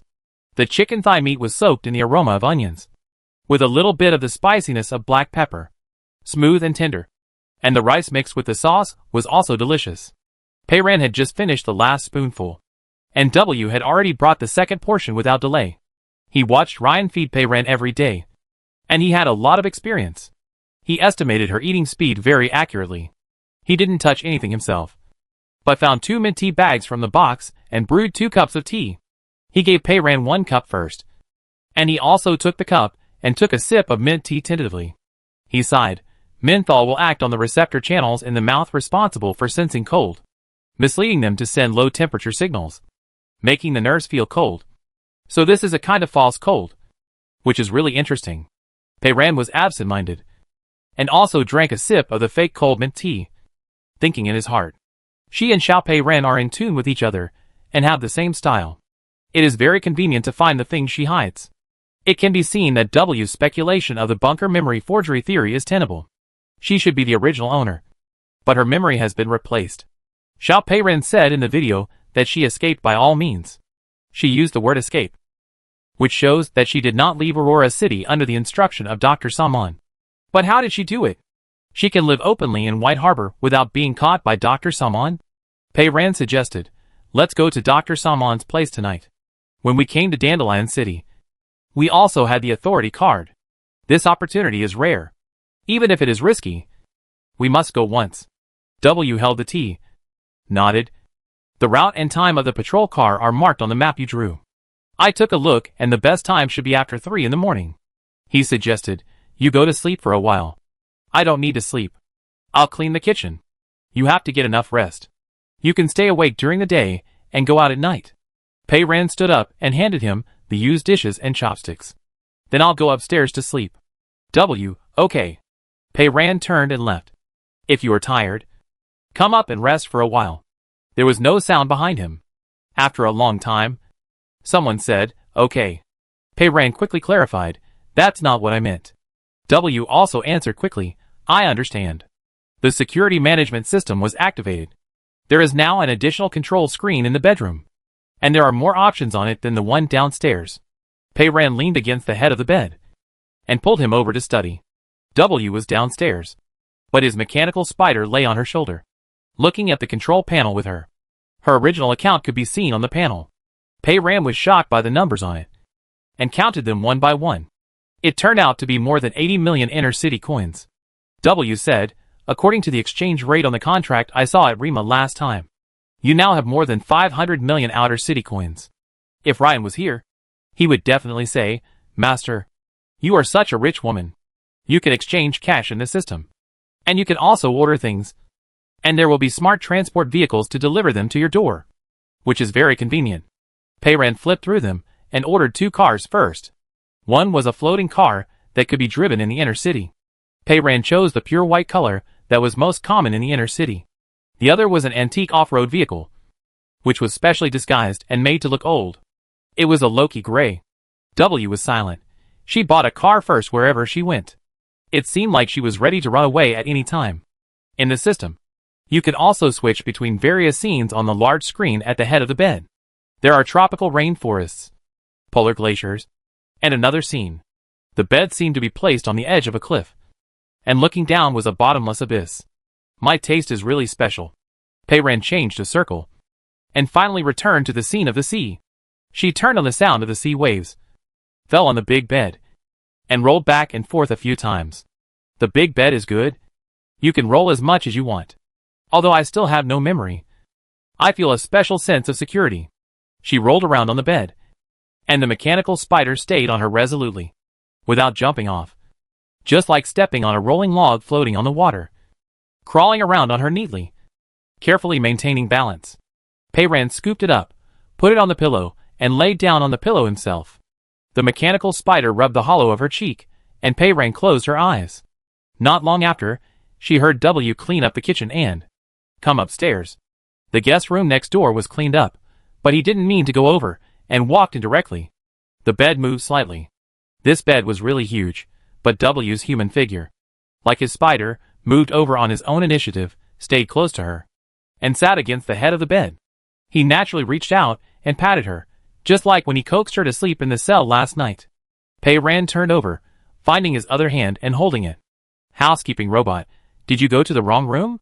Yes, I want to make the bed, change the sheets, but you are lying on the bed, so I can only wait until you wake up. What nonsense. The sound of the waves was gentle and soothing. Just like the rhythm of him patting her gently, Pei Ran really fell asleep. Until the sound of soft and soothing music came out of her ears. Pei Ran realized vaguely, this should be the alarm clock that W gave her. She opened her eyes. This bedroom had no windows facing the outside, and there was no light in the room. The only light source was the curtain wall of the entire sea. It seemed that the sea view would automatically change with time, and it was also night at this time. Pei Ran turned over and sat up, and saw a moon hanging over the sea. The waves crushed the moonlight, and the stars, scattered on the sea, like a road paved with broken silver, extending to the junction of the sea and the sky. W was still leaning against the head of the bed. The moonlight shone behind him, outlining him into a human silhouette. In the shadow, only his eyes were clear and bright. The humanoid alarm clock looked at her, and said gently, Pei Ran, it's almost 3 o'clock. Pei Ran jumped off the bed, and was about to leave. She asked, the bracelet has no signal. Can you still send me the map of Dandelion City in the daytime video? Of course. I can send it to you directly. The bracelet received it immediately. He optimized the map, and it looked clearer than in the video. The map clearly marked the center of Dandelion City, the area where Dr. Salmon worked and lived, and the places that could be opened with the permission card were marked in green. W said, I checked the surveillance records. The good news is that after Dr. Salmon passed away, the place was sealed. Only the smart cleaning car would go there to clean it. Almost no human beings entered. I only saw Lu Zhanya go there occasionally. I guess he has special permissions. The two went downstairs together. It was late at night outside. It was dark. Through the transparent protective cover above, you could see Dr. Salmon's head composed of countless stars on the zenith. However, it was not dark in Dandelion City.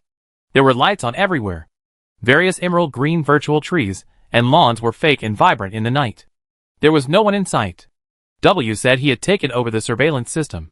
When he stepped onto the conveyor belt, Pei Ran couldn't help but look up at the surveillance camera.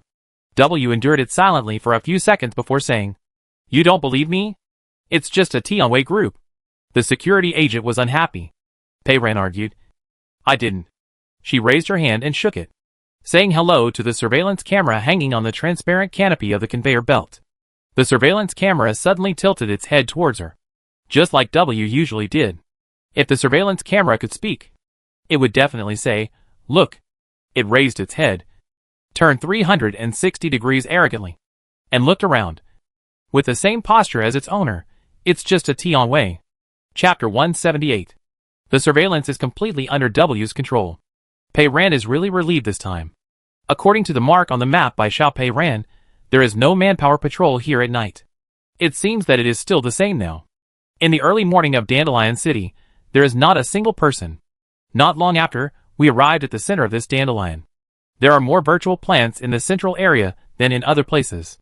The place where it intersects with the conveyor belt is like a small park, with neat tree walls, green lawns, and winding walking paths. Going further in, they were blocked by a transparent wall. This Aurora City, the outer city surrounds the inner city surrounds the Dandelion City. The center of the Dandelion City is where Dr. Salmon is, and the classes are clearly divided. According to the signs on the map, the two people wandered around on the trail and found a small door. As soon as they approached, a virtual screen automatically popped up next to the small door, marking the location of the permission card. Looking at the shape, it was the same as the one in Pei Ran's hand. W said, I can't control the access control system for now. I need your permission card. This permission card is several years old. I don't know if it can still be used now. The worst result is just being caught by Lu Zhanya's group. Pei Ran was not afraid at all, and pasted the permission card. 1 second. 2 seconds. Pei Ran held his breath. The small door actually slid open silently. Pei Ran wanted to travel through time and space, and pat the shoulder of his former self. The two of them went in quietly. The door led to a special passage, which was narrower and lower than the ordinary passages. Pei Ran guessed, Is this actually for the cleaning vehicles to pass through? W replied, It should be. Look ahead. Half of the wheel was exposed at the corner in front. Walking over, it turned out to be the place where the cleaning vehicles were parked. There were 2 or 3 intelligent cleaning vehicles waiting here. Going forward, it was the corridor used by normal humans. It was snow white everywhere, and it was silent. Pei-Ren studied the map. In front is the bedroom where Dr. Samon used to live. There is also a small conference room next to it. Pei-Ren first took a look outside the conference room. The door of the conference room was transparent, and you could see the white conference table inside. The conference table had no legs, and the oval tabletop was floating in the air, which looked quite interesting. The chair was also floating in the air, but it was just a floating seat. W said, Dr. Samon is not only a workaholic, but also loves all kinds of interesting technology products. These tables and chairs are all experimental products of Tianwei. Because of the high maintenance cost and lack of practicality, they have never been mass-produced. Further ahead is Dr. Samon's bedroom. Putting the bedroom next to the conference room is unique. On the map, Dr. Samon's bedroom is also marked in green, which means that you can enter by swiping a card. W said, how naughty you were before, you even dared to sneak into someone's bedroom. No one lives here now, so there is no psychological burden to sneak in. Think about it, Dr. Samon lived here in the past, and I don't know where she got such courage. A virtual screen popped up at the door, and Pei-Ren pasted the permission card on it. The door slid open quietly. Both of them were stunned. Unexpectedly, Dr. Samon's bedroom was much smaller than Pei-Ren's bedroom in the big house, and might not even be as big as Pei-Ren's bathroom. From the walls to the furniture, everything was pure white, an integrated structure. The bed was a horizontal board extending from the wall, only as wide as a single bed. If the thin mattress and white bedding were removed, it would be similar to the iron board in the detention center cell. There was a cabinet door only 1 arm wide embedded in the wall next to it, which looked like it was used to hang clothes. There was a table and a chair opposite, which was a place for reading and working. The innermost door led to the bathroom, which had a simple shower. The bathroom was not big, and it looked difficult to even turn around. Pei-Ren, this looks like a barracks, W said, or a cabin on a spaceship. Pei-Ren found a small round baffle on the wall next to the bed, and stretched out his hand to pull it open. It turned out to be a small porthole. Outside the porthole, there is the boundless deep space of the universe, quiet and vast, and dotted with stars, of course. It is a virtual scene. This is really a simulated cabin on a spaceship. Pei-Ren searched the bed, and didn't find anything special, and then searched the desk again, and looked in the drawer. Whether on the desk, or in the drawer, there are only the most basic supplies, cups, a few pens, hair bands, hairpins, and so on. The owners of these things seem to have no material desires, and most of the daily necessities are printed with Aurora base, as if they were distributed uniformly by the base. The same thing happened in the closet, only a few sets of clothes, all pure white, the same style, but ironed neatly and hung meticulously. In short, this bedroom is extremely simple and plain, with a strong sense of abstinence, or prison, the only place that reveals a little personal color, probably the small porthole that can see the space. It is hard to imagine that this is a place where the founder of a group whose head will be hung high in the sky would live. Pei-Ren now began to doubt that she didn't want to hang that head there herself, seeing that she had almost finished flipping through the pages. W suggested, let's go to her workplace and take a look. Dr. Samon's office also had a green check mark indicating that it could be entered. The office was just in front of him. As soon as he walked to the door, the virtual screen for swiping the card automatically popped up and lit up quietly. Pei-Ren pasted the permission card over. The virtual screen was different from the previous times. A line of prompts popped up. The permission card has expired. Please try again with a valid permission card. Other places can be swiped open, but not here, W said, in Dr. Samon's bedroom, except for the cleaning car.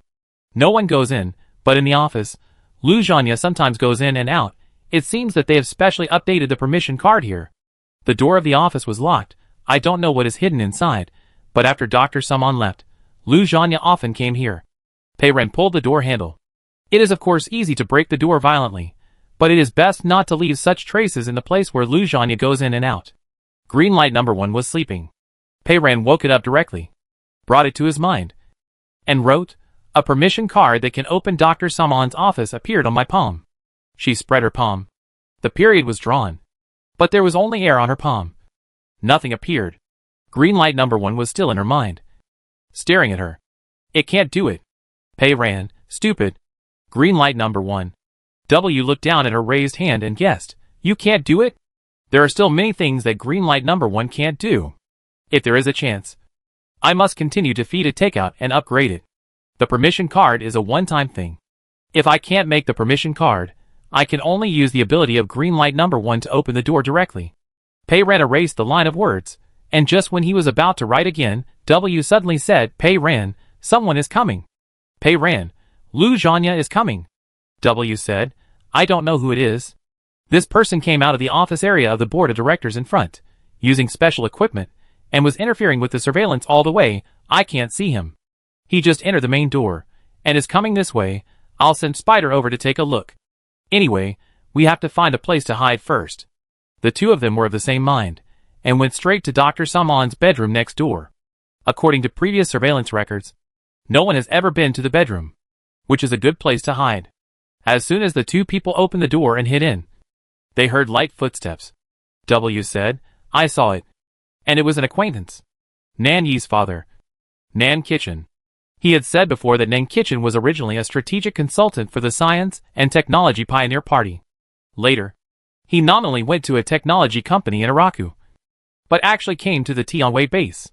His son was still in Pei Ran's hands, and he was stared at by the little robots every day. Pei Ran felt a little guilty. Nan Kitchen's footsteps were not heavy, each of them fell gently.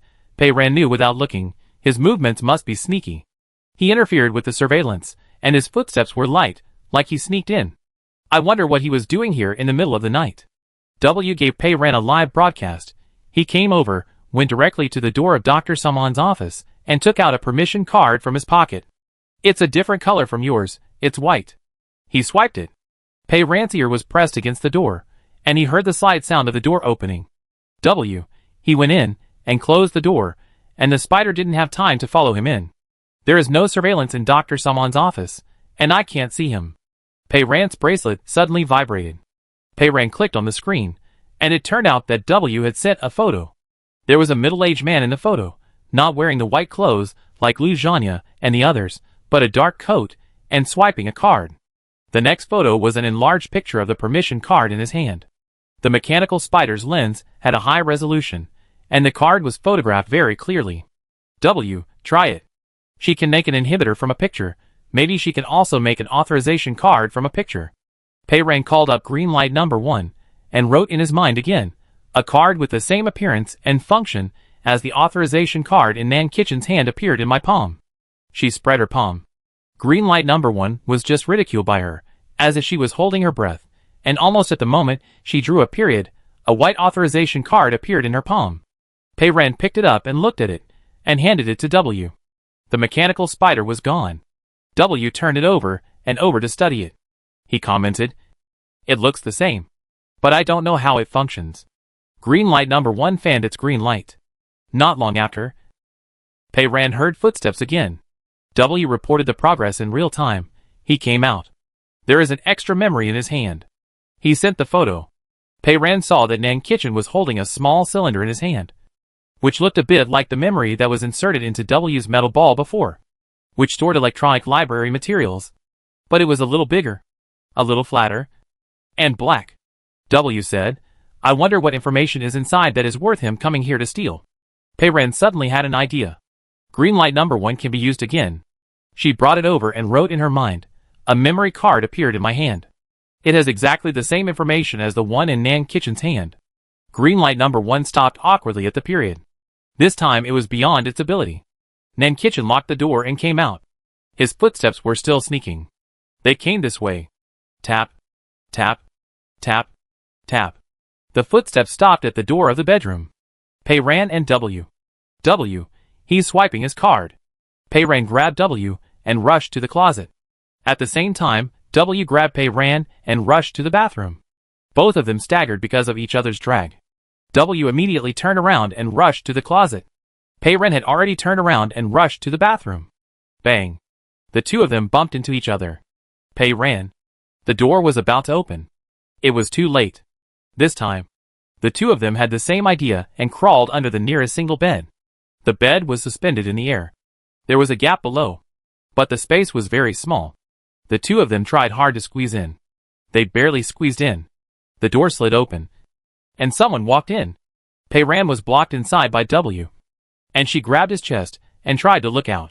She could only see the trouser legs and a pair of black leather shoes. The feet tentatively walked into the room. Pei Ran reacted. "We are all thieves. Why do we have to hide from him?" W hugged her waist and protected her head with one hand to prevent her from hitting the metal bed board above. "I don't know. Once you run, I will run with you." Chapter 179. The pair of leather shoes went towards the desk. Pei Ran couldn't see. What is he doing? There was no surveillance in the bedroom. This time Spider followed Nan Kitchen in. W reported. He is rummaging through the desk.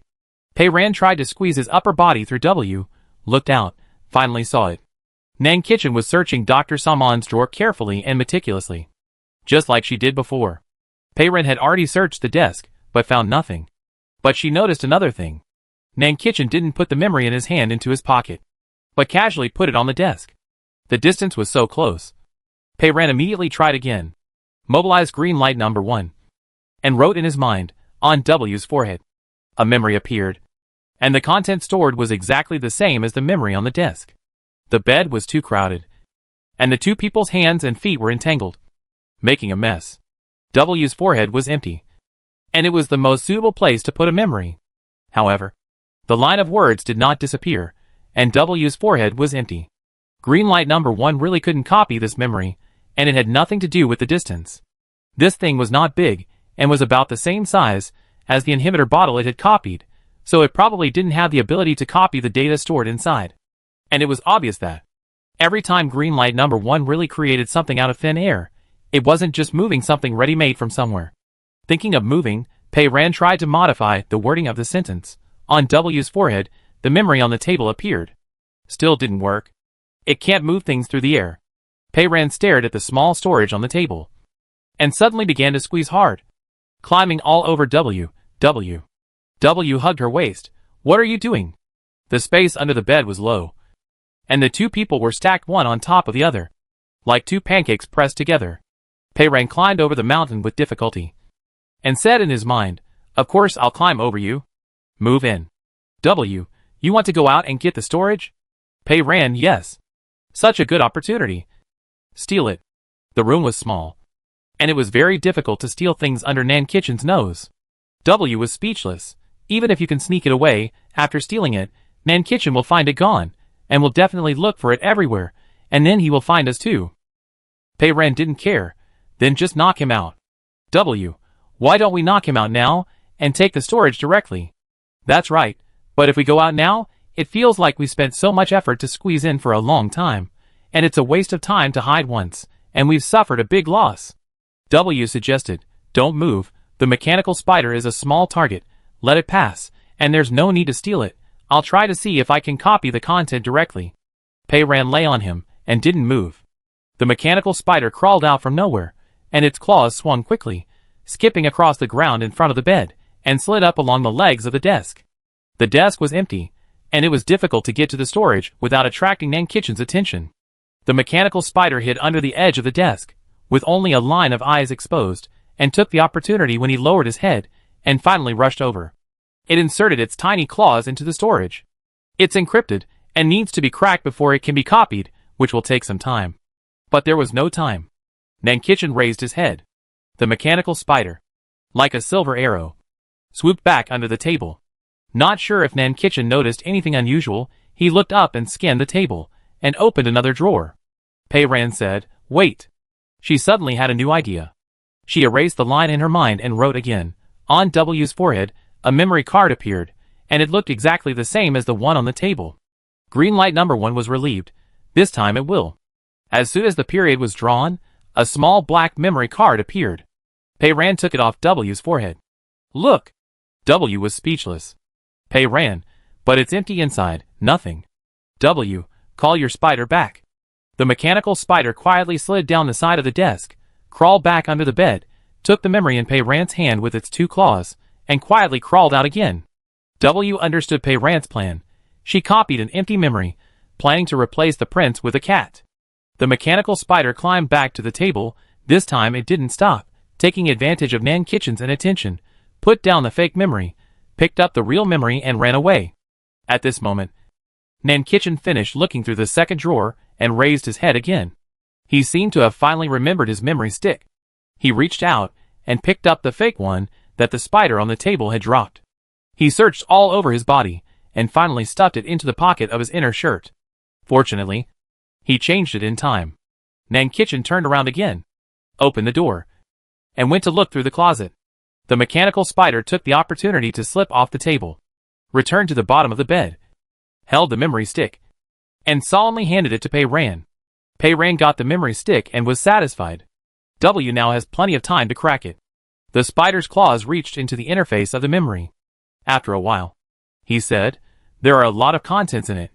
I took a general look. It is mainly about the information of a spaceship called Shanghai No. 2. This is a spaceship built by Tianwei Group itself, and is prepared for long-distance voyages. I don't know why Nan Kitchen came to steal the information of a spaceship.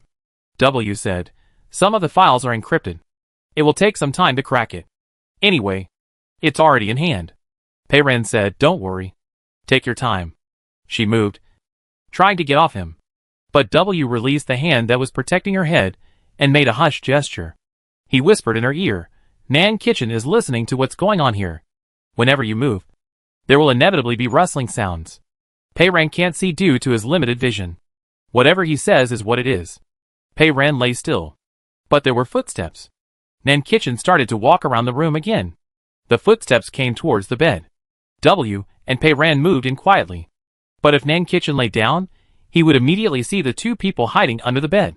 It seems that they are really going to take action. There was a bang sound outside the door. Nan Kitchen stopped immediately, and then walked to the door. The door was half open, and Nan Kitchen looked out. As soon as he saw W's calm expression, Pei Ran knew that it was the mechanical spider who did it. In the corridor, outside, there was another noise in the distance. This time Nan Kitchen was really worried. He lay at the door, and watched for a long time, and quietly slipped out. W said. He went to the front door. Nan Kitchen didn't find what he was looking for, and was frightened by the sound, so he planned to slip away. After waiting for a long time, Pei Ran recalled the map in his mind, calculated Nan Kitchen's moving speed, and thought that even if Nan Kitchen was an old man with a cane, he should have moved to the main door. W finally said, "He's gone." The two people crawled out from under the bed. Pei Ran, "Let's go see Dr. Samon's office." The two came to the door of the office next door together, and Pei Ran took out Nan Kitchen's permission card copied by Greenlight No. 1 from his pocket. Pei Ran's own permission card was given by Little Pei Ran. Little Pei Ran said that with this permission card, there would be no trace left in the system. "I don't know how she did it. Judging from the route she suggested, the permission card is likely to use the permission of the cleaning car." The card in her hand was a copy of Nan Kitchen's. Pei Ran didn't know whether it would leave traces of use in the system. Anyway, the pod was all Nan Kitchen's, and she had no burden using it. She shook the card on the virtual screen, and the door really opened. Greenlight No. 1 was copied successfully. Behind the door was an office, with a wide space, much larger than the bedroom next door, and more things. It was finally no longer a simple style. There were strange mechanical devices and spare parts in every corner, as well as models of various spacecraft.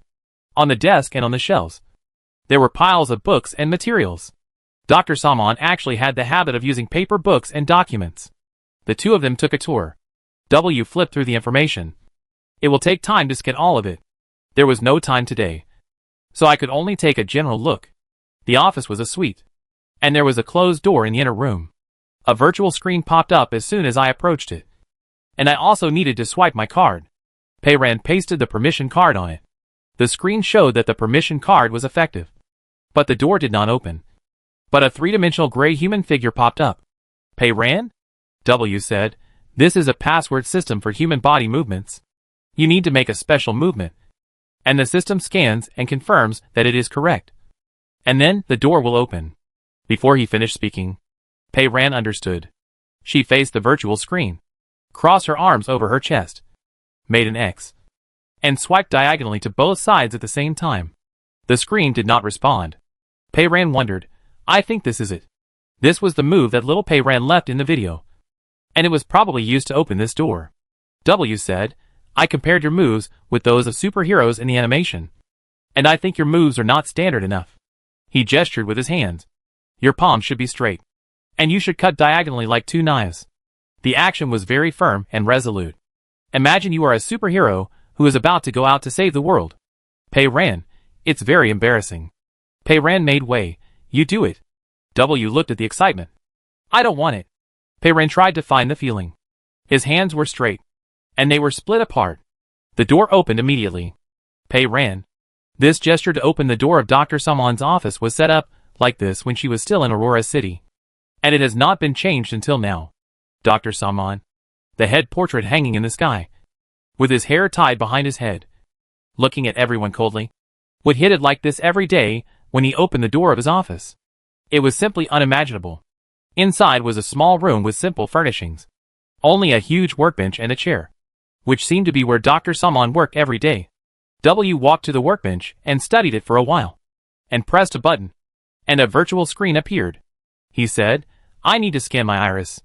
Pei ran leaned over. And the screen stayed on the interface waiting for the iris scan. And even the automatic scan was not started. I can't log in yet. W said. I'll slowly figure it out. Pei ran walked around the room. She suddenly discovered that there seemed to be a tiny crack on the wall opposite the workbench. The crack matched the vertical dark pattern on the white wall perfectly. It was hard to see at first. But there was a place in the middle of the crack that seemed to have been violently treated with hard objects such as knives and chisels. It was covered with scratches, and the gap was slightly larger than other places. W also saw it. It looks like a hidden cabinet in the wall. There must be something good hidden in the dark cabinet in Dr. Saman's office. The mechanical spider leaped from her shoulder, jumped onto the wall, and peeped inside the slightly damaged area. Pei ran. What's inside? I can't see clearly. W said. It would be great if there was a micro camera with lighting.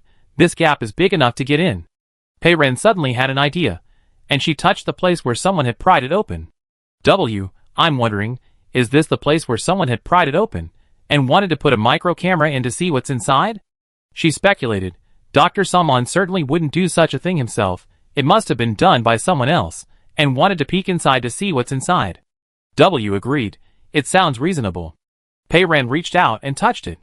Suddenly, a virtual screen popped up, suspended in midair, and on it was the interface waiting for iris scanning. Pei ran, sure enough. It needs to be scanned. Before she finished her words, a line of white light flashed, and the interface on the small screen suddenly changed, showing two lines of words. Iris scan successful. Login user, Pei ran. Chapter 180. This is Dr. Saman's office. It looks like a place where some secret things are stored. She actually has the permission to open it. It doesn't seem like Xiao Pei ran secretly added it back then. When she left Aurora City, Dr. Saman was still alive. If she added her own permissions directly, Dr. Saman would probably notice it. The iris scan was successful. The white wall slowly opened to both sides from the gap, revealing the hidden space inside. Inside was a 1-meter square, niche-like place. In the middle was a silver metal box, lined with white cushions for cushioning. Inside the metal box, there was a transparent cube with a side length of about 10 centimeters, which looked like a square glass block. Pei ran carefully observed the cube for a moment. It looks like a container. W agreed. It looks like the texture of the small bottle that holds the green light. Pei ran reached out and picked it up, turning it over and over to study it. She tried pressing it, and one side of the cube popped open. It was indeed a container, but there was no green light inside. There was nothing else in the niche. W said, Pei ran, look at this. Next to the niche, on the virtual screen that scans the iris, the interface changed to log in, and a book-shaped icon appeared. Under the icon it said, Work Log. Pei ran clicked on the icon. The log was in calendar format. Pei ran clicked on today's date, and a small window popped up automatically, which was empty. Pei ran flipped forward, and the logs for the last few years were all blank. She simply clicked on the year. Let's see when the earliest one was. Let's start from the beginning. In the list of years in the log, there is a small red dot next to the year with recorded content. Pei ran looked back and found that the earliest record was 27 years ago. On March 11th of that year, the first red dot appeared on the log. W immediately said, 27 years ago, when the Aurora base was just built. The small window recording the log popped up, and it read, The seed arrived safely at the base today. I placed it in a container here. It's all right, still sleeping. I still believe that. This seed is different. The log sentences are simple, and the wording is also casual, like a person talking to himself. It still has no reaction, just like when my mentor and I discovered it together 12 years ago. Pei Ran calculated that. This diary was written 27 years ago, and 12 years ago, that is 39 years ago. The diary reads, at that time. We were in the Silver Frost Bay in the north of the Salvi Ocean. It is far away from pollution, and the night sky is relatively clear. We are going to build a suspended marine observation station in the bay to observe deep space celestial bodies. One night, I found that above the sea surface nearby, there was a green luminous body falling from the sky. After it fell above the sea surface, it suddenly stopped and began to wander. The luminous body is in the shape of a round disc, vortex-shaped, and of uncertain size. When it shrinks, it can become an extremely bright light spot, and when it expands, its diameter exceeds 30 meters. At that time, there was no record of any discovery of green light in the entire Federation. Looking back now, perhaps what we discovered at that time was the source of all the green light. At that time, we didn't know what this green light vortex was, and we had been tracking its tracks on the sea. Its movement speed was sometimes fast and sometimes slow, and it could pass through all objects. We chased it for 3 months before we finally figured out a way to successfully capture it with a magnetic beam light net. At the moment of capturing the light vortex, a few points of green light suddenly broke away from the brightest place in the center of the light vortex. Just like a pilot ejected from the cockpit when a crisis came. Among them, there was a group of green light that was different, extremely bright, and surrounded by other detached light points in the middle. We realized that the entire light vortex might just be the carrier of this group of green light. Just like the spaceship it used to travel. The instructor decisively gave up the light vortex, and instead captured this small group of green light. After it broke away, the light vortex expanded in volume, became larger in size, and began to split. They moved too fast. We continued to track them for several weeks. But eventually we could no longer keep track of them, and lost their trace. But we managed to keep this ball of green light. The mentor called it a seed. After it separated from the carrier, it remained dormant. I don't know what it is. Maybe it is some kind of life form from outer space. Or maybe it is some kind of energy body. Anyway, fortunately, we got it. We also captured a few other green lights that escaped from the center of the light vortex along with the seeds. We accidentally discovered that after they were integrated into the human body, they could make the human body show some strange functions. However, the seed itself is different. It cannot stay in anyone's body. But even in dormancy, in the same container, other green lights will automatically keep a distance from it and reduce their activity in front of it. It is like a king who reigns over the world. But the king is sleeping. If it wakes up one day, it may bring incredible supernatural powers to the human body. I hope to see it wake up one day. I don't know when it will wake up. Pei Ran and W looked at each other. Pei Ran quickly flipped back. The records in the past few years were very sparse. Every 2 or 3 months, there would be one entry. And the content was similar. Everything is normal. Normal. Normal. The seed is still sleeping. After about 4 or 5 years, this kind of record began to become different. The brightness of the seed has weakened. This must not be my illusion. Sure enough, compared with the previous record, its brightness has weakened by 1 reference point. Anxiety. The brightness of the seed has weakened by another reference point. It is getting weaker. The situation looks bad. I must find a way. There should be a way. I may have a way. It can be seen between the lines that this thing called seed is getting weaker day by day. Dr. Saman is very worried. The diary seemed to be for herself. She was vague, and it was unknown what method she had come up with. Pei Ran continued to flip through the pages quickly, and finally found a different record. The time was 11 years ago. The first batch of matrix bodies are old enough. We recently began to try to let the matrix bodies accept various green lights. And the results are quite good. After several years of radiation and other transformations, the matrix bodies are obviously better at integrating green light than ordinary people who have not been transformed. Among ordinary people, there are very few who can integrate with green light normally and stimulate superpowers. Among this batch of matrix bodies, most of them can integrate with green light smoothly. The vast majority can integrate a little green light. And about 3% of the matrix bodies can even integrate 2 points of green light. Pei Ran already knew what she was doing. Those so-called matrix bodies were all children. No wonder she adopted so many children. She is actively cultivating fusion bodies with superpowers. And it seems that there are not many people who can fuse more green lights in their bodies. She couldn't help but look at the green lights in her body that were having a meeting. They were bored at the moment and were taking a nap. W said, the Federation has also done some research in this area in recent years. The data recorded a fusion body with 3 green lights in the body, but there are no more. After Dr. Salmon's experiment of letting the matrix fuse green light for a while, the log had new changes. Today, I tried to get the matrix to accept the seeds for the first time. And the result was disappointing. The selected batch is the most talented and the most successfully transformed. I believe I have done my best to make their bodies easy to coexist with the green light. They can smoothly integrate the green light. But no one can successfully integrate the seeds.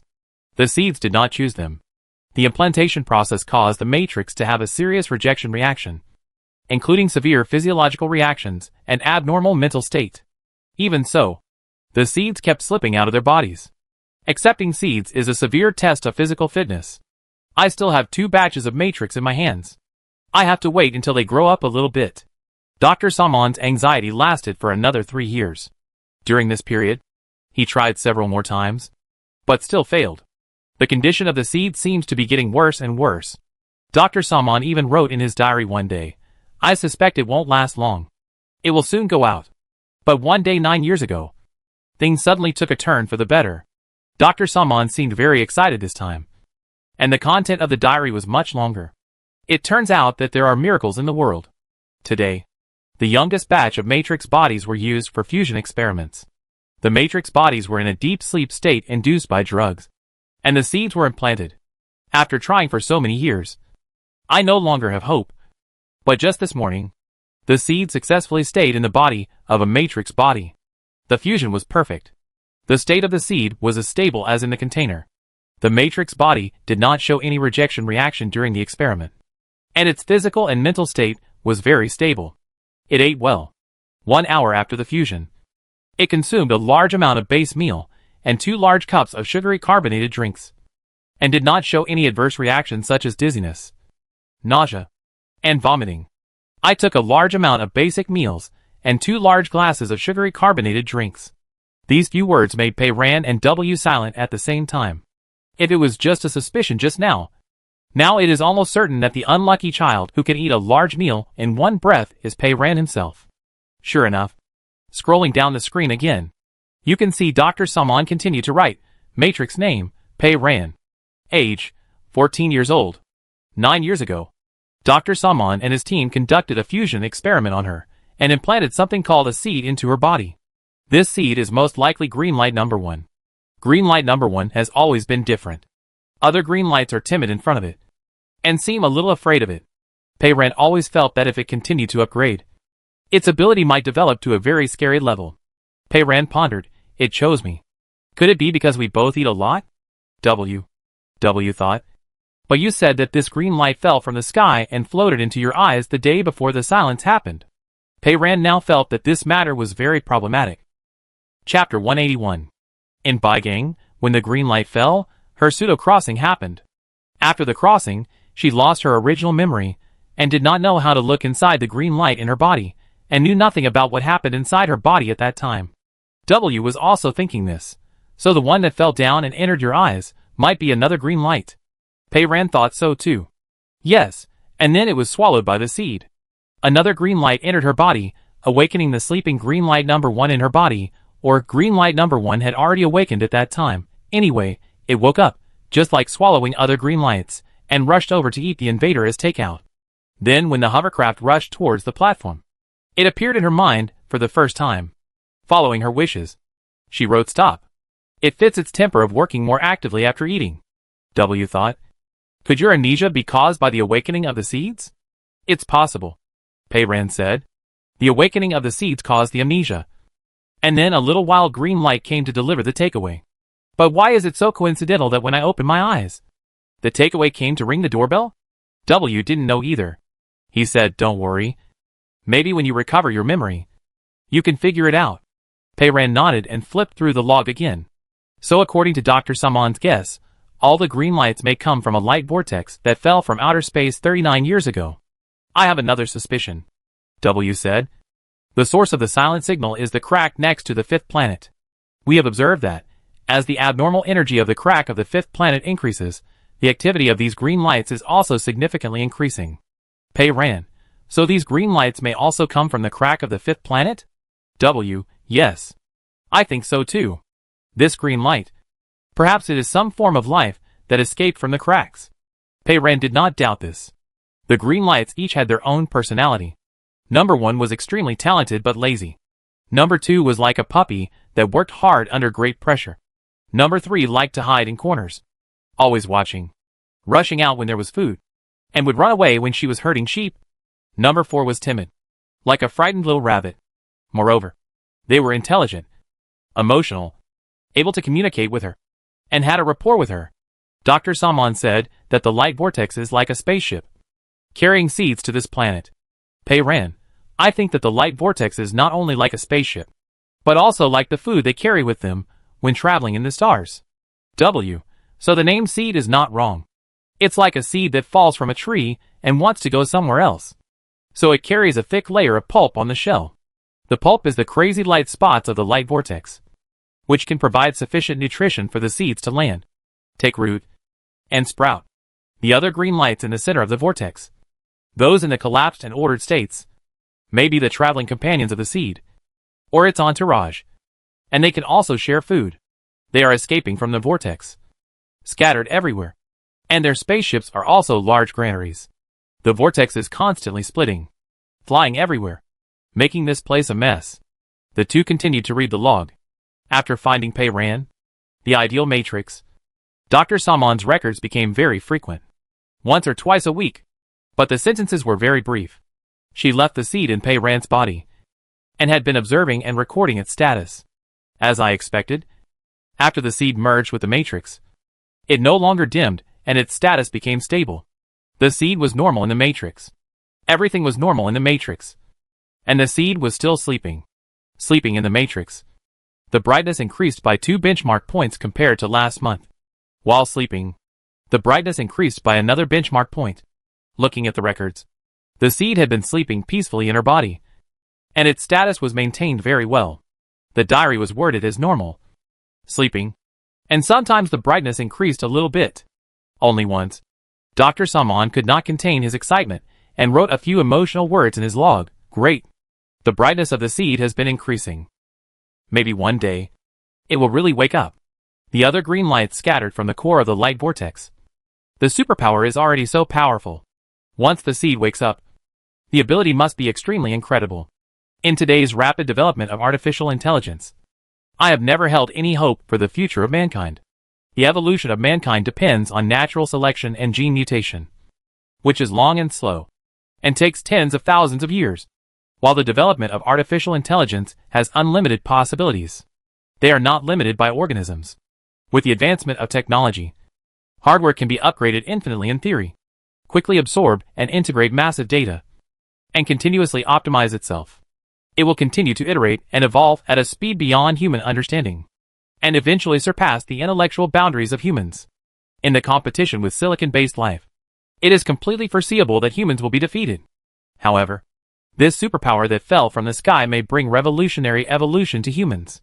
This seed, may be an opportunity, is the hope of mankind. Pei Ran couldn't help but look up at W. W reached out and held her hand, with an innocent look in his eyes. Don't stare at your personal housework robot like that. I don't want to take over the world. Pei Ran, what if one day you really take over the world? W answered fluently. Then I will raise you and change your cat litter every day. Pei Ran. He refused to let go, so Pei Ran took his hand, let his finger swipe across the screen, and pulled the log down. It was written at the back, in addition to seeds, we have also implanted green lights suitable for the constitutions of other substrates. The current capabilities of these green lights are still very limited, but I always feel that sooner or later they will truly awaken and explode. 2 years passed like this. Pei Ran estimated that this was the time when Lanza said she became Dr. Salmon's favorite child. She moved into the most beautiful house in Dandelion City. In the eyes of Lu Zhanya and others, she was the successor personally selected by Dr. Salmon, and everyone envied her. And all this was just because she was the best matrix for seed fusion. Pei Ran said, I guess I should have known that the green light in my body was different at that time. It was natural to observe the green light inwardly. In Baigang, she quickly learned how to observe the green light in her body despite her amnesia.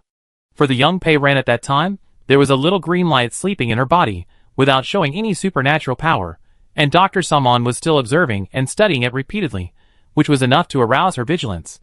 The logbook went on, and it was a record of the day-to-day flow of events. Pei Ren quickly flipped back, and finally, one day 6 years ago, after the little red dot opened, the grid of the logbook was filled with words, line by line, and it was impossible to read it all at a glance. Pei Ren enlarged the grid interface. Is this a novel? She scanned it at a glance. The log is full of short sentences, the wording is confusing, sometimes a little repetitive, and the introduction is not connected to the conclusion. It can be seen that Dr. Salmon is quite emotional.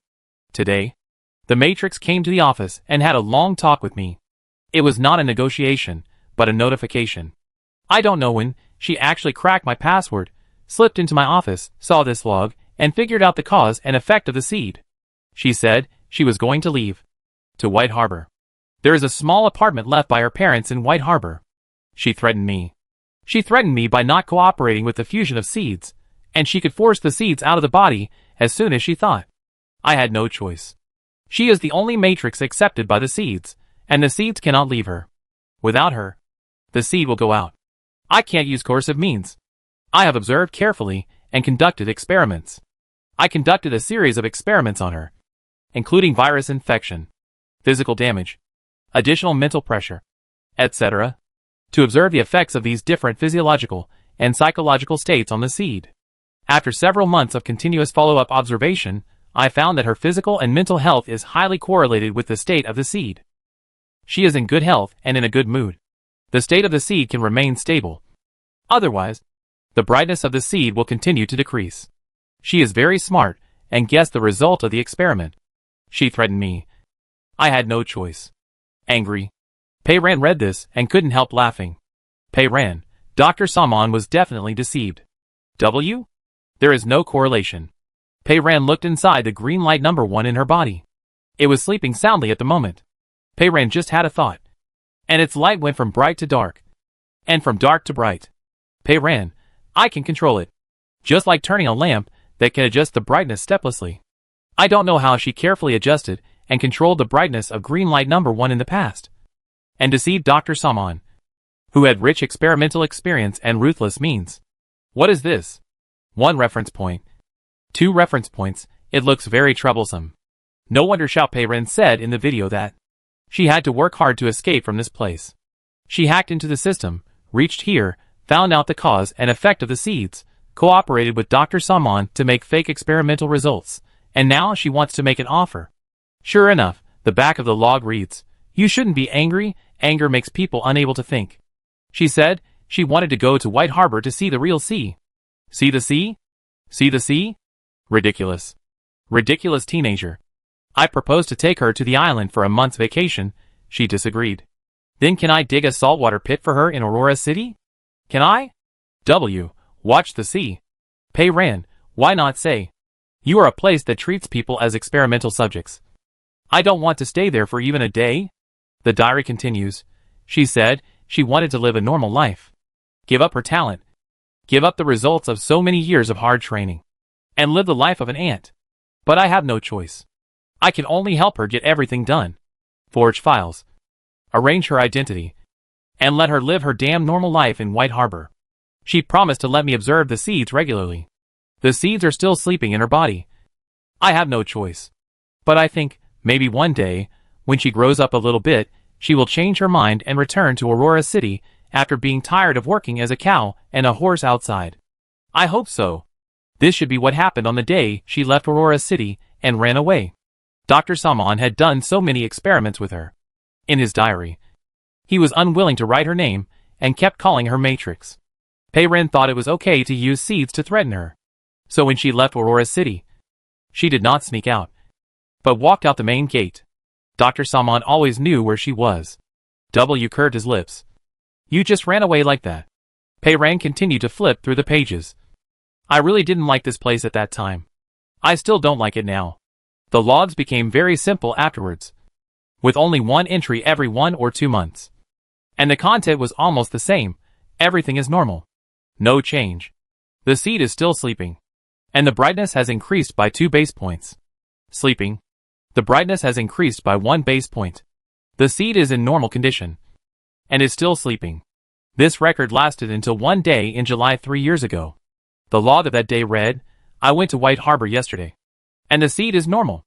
I will soon set off on a spaceship with Tion Wei.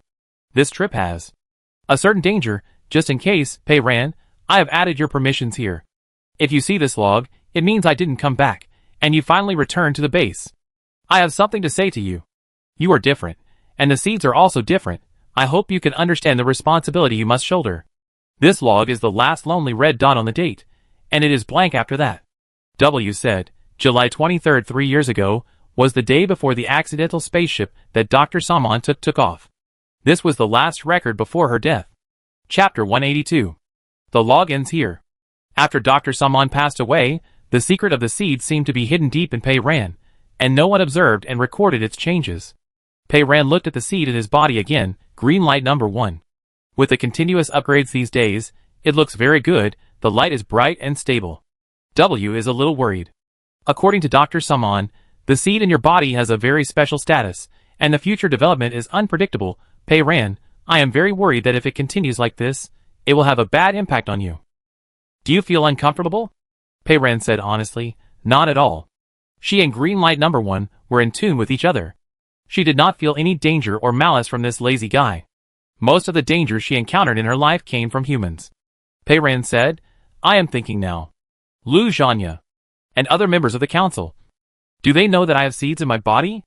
The seeds were originally placed in this hidden cabinet, and were later secretly transferred to her body.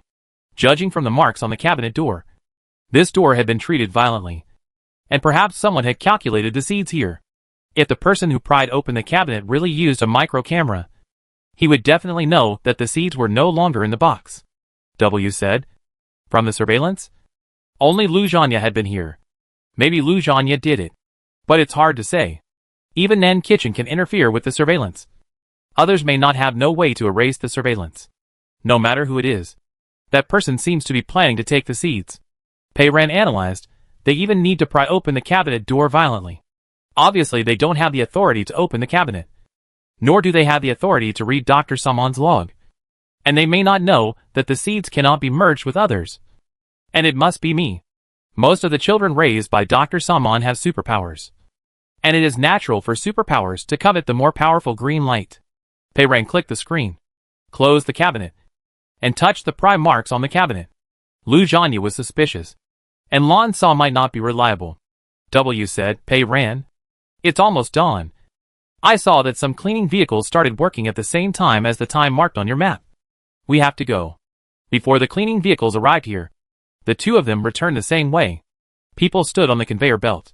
W said, I processed the surveillance content tonight. Replaced the scene where we appeared with an empty lens. And took a look at Nan Kitchen's part. His method of interfering with the surveillance was too obvious. The surveillance camera was black all the way. I helped him fix it. Pei Ran. Pei Ran, you are really nice. Pei Ran's stomach suddenly growled. W asked, what do you want for breakfast? Pei Ran, whatever you want. But it has to be delicious. As soon as the two of them got home, W went into the kitchen and carefully selected her whatever from the box. Pei Ran sat next to the dining table, feeling sleepy from time to time, and simply lay on the table and closed his eyes. I seemed to hear W asking, do you want me to carry you upstairs to sleep? No. Pei Ran refused. I'll just take a nap here for a while. I didn't know how long I slept, but I suddenly heard W speaking in my ear again. Pei Ran, I don't want to wake you up, but I saw Lanza on the conveyor belt in our direction, and it seems to be coming this way. Pei Ran suddenly woke up. I don't know what time it was, but it was already bright. It was the 29th day after entering Silence. Aurora City. Dandelion City. The sunlight in Aurora City was so bright that it was fake. It came in through the petal-shaped glass windows on the ceiling of the hall and scattered all over the floor. The air was filled with the aroma of fried meat fat. Pei Ran didn't care about Lanza and sniffed first. What delicious food did you make? Fried egg and bacon muffins. W said. It's ready, and it can be eaten after reheating for 30 seconds. Pei ran, quick, quick, heat it up. W was puzzled, but still obediently heated the muffins in the food processor, and took them out. Before he could put them on the plate, Pei ran took them away. She clutched the muffin, biting it in big mouthfuls, and rushed out of the kitchen. Her footsteps were light and fast. In a few seconds, she rushed up to the second floor and slipped into the bedroom. Almost at the same time, on the virtual big screen in the hall, the security system issued a warning, indicating that someone outside was approaching the house. Pei ran said to W in his heart, "If Lan Sa asks me where I am, you tell him that I am upstairs and have already gotten up, and let him go upstairs directly." W? W, what are you going to do? Pei ran quickly turned off the background sound of the waves, swallowed the last muffin, took out the medicine from his pocket and swallowed it, took a big gulp of water, and then pulled the pillow over and fell on the bed, pretending to sleep. W. Pei ran, I still think Lan Sa has other intentions, and I want to give it a try. W. Yesterday when you said that the two of us were going to sleep together, Lan Sa's performance was not obvious enough? His other intentions should be you. Pei ran didn't think so. Yesterday I didn't know about the seeds, but now I think differently. I'm a little suspicious that Lanza's behavior yesterday was all fake. He wanted to hint to me that he liked me, so that he could find a relatively reasonable reason to get close to me like this. The mechanical spider was originally lying on her lapel, and Pei ran stuffed it under the pillow. The little spider was not satisfied with her hiding method, and struggled to crawl out from under the pillow and found a hiding place by itself. There was no movement in the hall for a long time, and after a while, there was a knock on the door. Knock. Knock. Knock. Pei ran, huh? After the security system was activated yesterday, Pei ran looked at the settings inside. Little Pei ran set it up very detailed. Although Lan Sa is not an administrator, he has the authority to open the door by himself and use the kitchen equipment under surveillance. Lan Sa is her guide, who needs to take care of her life, so it's not surprising that he has such authority. Lan Sa is not well understood yet. Pei ran has not touched his authority for the time being. He can obviously open the door by himself. How come he suddenly becomes so polite today, and even knocks on the door first? W seems to have gone to open the door. The bedroom door was not closed, and I could vaguely hear their conversation. Lanza's voice was calm, as if he was deliberately not caring. I suddenly realized that I can't seem to enter the door. Did Pei ran adjust the security system? Pei ran. She didn't adjust it. If she didn't adjust it, you can imagine who did it. W was unhappy that Lanza could come in casually, and he kicked him out directly, with the administrator's authority. W replied to Lanza, "Oh, maybe." W's voice came out in his ear. "The situation here is unclear. I think it's better to tighten the authority, and don't let random people in. If you think it's inappropriate, I can restore his permissions." Pei ran, "No. You are welcome." Downstairs, Lan Sa was still talking. He asked W, "By the way, I haven't asked you your name yet." W replied, "My name is Nie." Pei ran understood. He was saying, "My name is your grandfather, who took back your door opening permissions." Lan Sa didn't seem to hear anything, exchanged a few words, asked if he needed anything, if he was used to sleeping, and other nonsense, then said, "Where's Pei ran?" W followed her instructions, and followed the plot. "She's upstairs. She's already up. You can go up and find her." Pei ran immediately mobilized the green light. When the members of the council came that day, she stood by the railing on the second floor, showing the green light in the collapsed state that she had just received from the mercenaries.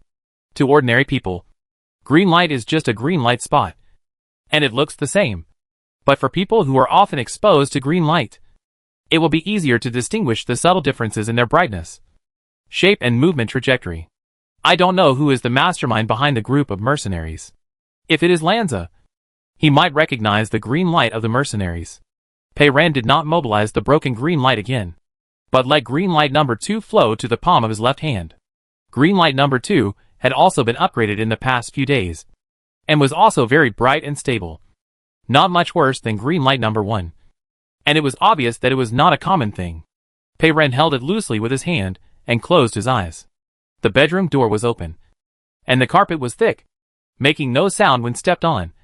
But after turning off the background sound of the waves, the house was very quiet, and if you listened carefully, you could distinguish the slight sound of clothes rubbing against each other when walking.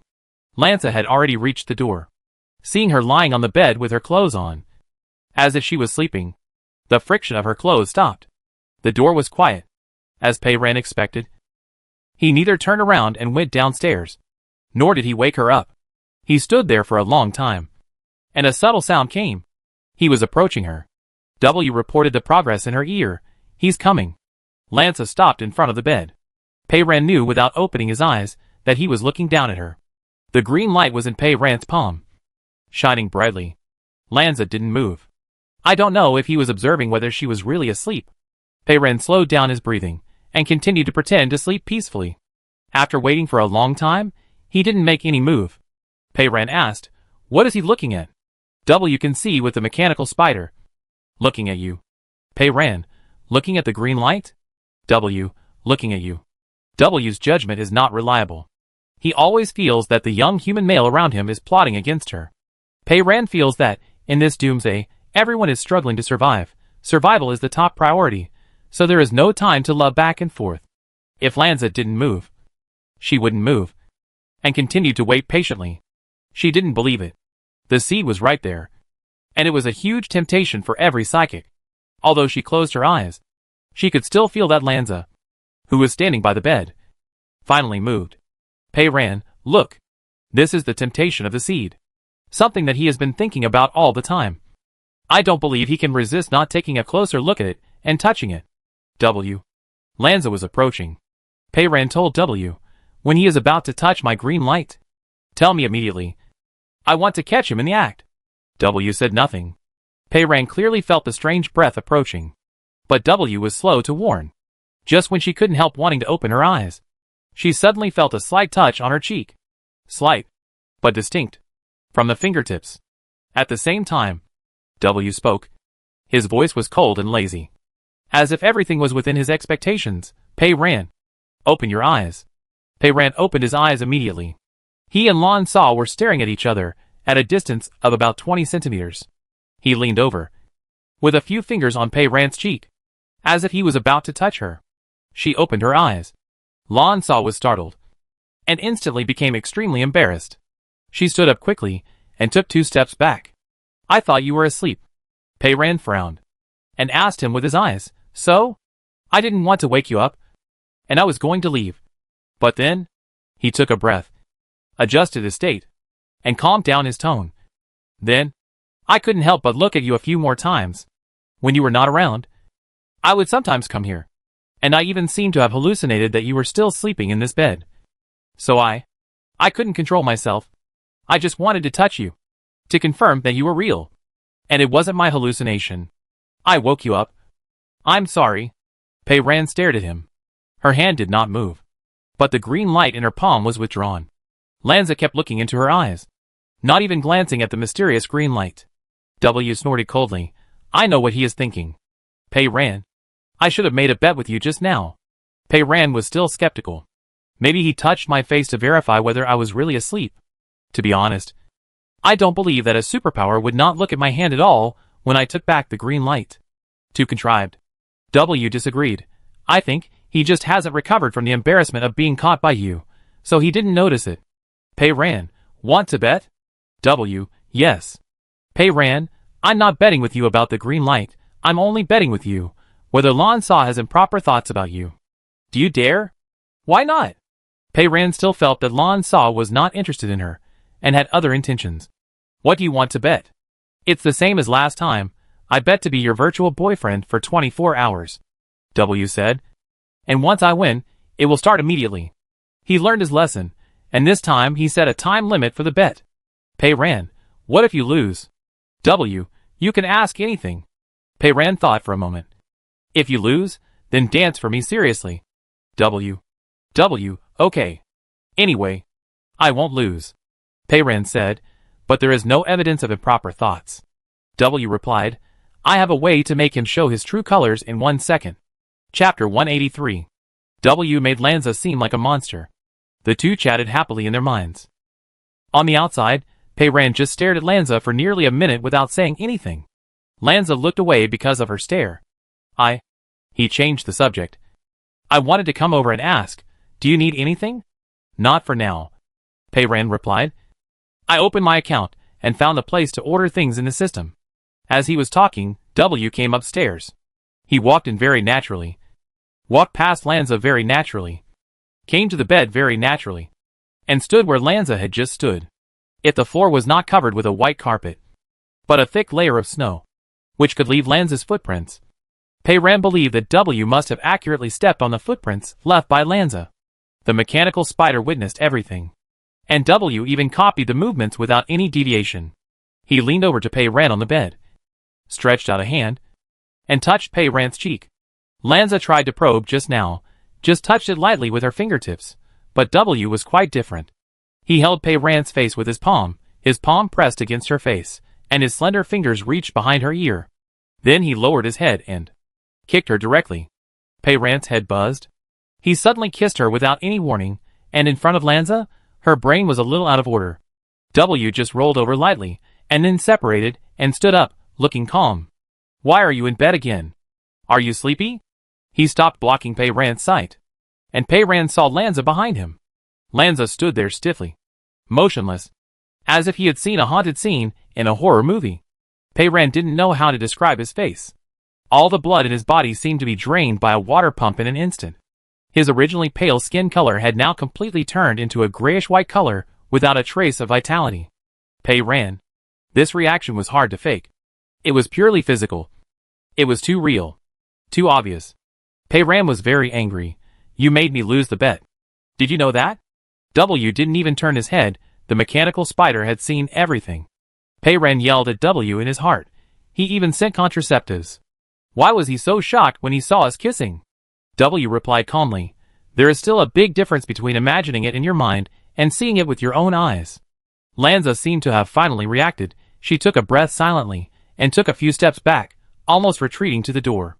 Then, I have nothing else to do. His voice was surprisingly smooth, but the last syllable was a little trembling. During the quarantine, you should have a good rest. If you need anything, call me. He muttered a few words, turned around and left. He hurried downstairs, and soon there was a door closing sound downstairs. Pei-Ran immediately sat up from the bed, dragged the virtual screen beside the bed over, and clicked on the surveillance screen outside. Lanza walked out of the door with a pale face, hurriedly crossed the green belt, went to the conveyor belt, and soon walked out of the surveillance range of this house. Pei-Ran said to W, I want to see his next video. W has taken over the surveillance of the entire public area of Dandelion City. This small request is easy for him. He sent the surveillance video to Pei-Ran's bracelet. Lanza hurriedly got on the conveyor belt. He changed twice in a row, finally got on a conveyor belt that probably led to his residence. After getting off the conveyor belt, he did not move forward. As if he finally couldn't hold on and lost all his strength, he sat down on the stone steps of the roadside green space and supported his head with his hands dejectedly. W adjusted the surveillance camera, enlarging the picture step by step, and could see clearly. His forehead hair drooped, his eyes stared at the ground with a blank look, and his face was still ashen. Pei-Ran was silent. Does acting have to be so good? W pushed away the screen and stood in front of her. Pei-Ran, this is obviously not acting. He doesn't need to go so far to still act. You can't be so shameless. I'm not shameless, Pei-Ran said. You win. What do you mean by you win? I won anyway. W reached out and grabbed her hands, put one of them against his chest, and pressed it. Your official version of 24-Hour Virtual Lover is downloading, please wait.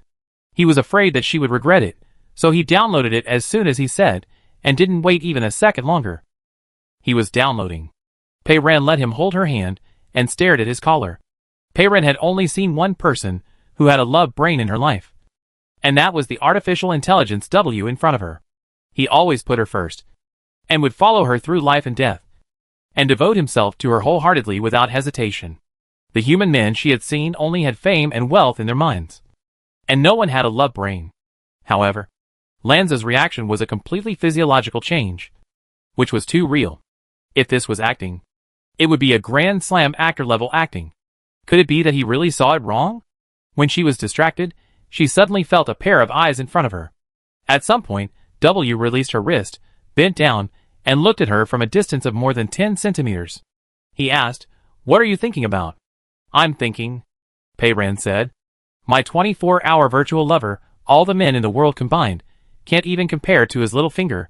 W didn't expect to hear such a sentence at all, and was speechless for a long time. He said, "I was planning to." "Forget it." He clicked the screen, turned up the sound of the waves again, sat down next to Pei Ran, and put his arm around her shoulders. "Now I feel that. It's good to just sit with you, look at the sea, listen to the sound of the waves, and spend these 24 hours. Pei Ran tilted her head to look at him. "Really? I don't think so. It's not good enough." She turned over and knelt on the bed, reached out and pushing him down on the pillow. The cleaning car had already replaced the pillow, which was as white as a cloud. Behind the white bed railing was the sparkling sea. Light and shadow flowed like water through the railing, casting a changing halo on his face. And a ray of light, like a swimming fish, quickly passed over his lips. Just now in front of Lanza, the lips that had only been lightly touched for a moment. Fresh and soft. Pei Ran leaned over and kissed him. Before he touched him, he was suddenly supported by a hand. W rested on the pillow and blinked. He said, "Master, don't do this." Pei Ran, "Huh?" He actually called her master. His official version suddenly had more functions. W's face was calm, and his tone was calm. "Master, I am just an intelligent household robot you bought. My main functions include cooking and cleaning. I am not responsible for the kind of work you want." Pei Ran found that when he tried to support her seriously, he had a lot of strength. Pei Ran asked him, "What kind of work?" The color of W's earlobe changed, and a faint blush appeared on the edge. But his tone was still normal. "I know that our type of household robots, because of their exquisite appearance design, often trigger additional associations in users. In fact," he said, "we don't have that kind of function." His tone was serious, which made Pei Ran really doubt it. "Pei Ran, then a kiss, is that okay?" W rested her head on the pillow. Her eyes were clear. "Master, do you mean lip contact?" He pursed his lips. "Okay." He released the hand that was holding her up. Pei Ran leaned down and kissed his lips. W really was like a smart housework robot, kissing for the first time, and did not open her mouth. Pei Ran interviewed the robot. "Do you like it?" W lay motionless and answered, "Master, you smell so good." Pei Ran could not stand his teasing, reached out to touch his chest, and his wrist was grabbed by him again. "I'm really just an ordinary smart housework robot." "Really? Is your shell a layer of iron sheet?" "It doesn't look like it." Pei Ran ordered him. "Unbutton it yourself, and show me." This was an order from the master. W released her wrists, and did it herself, unbuttoning the combat uniform one by one from top to bottom. Pei Ran remained calm.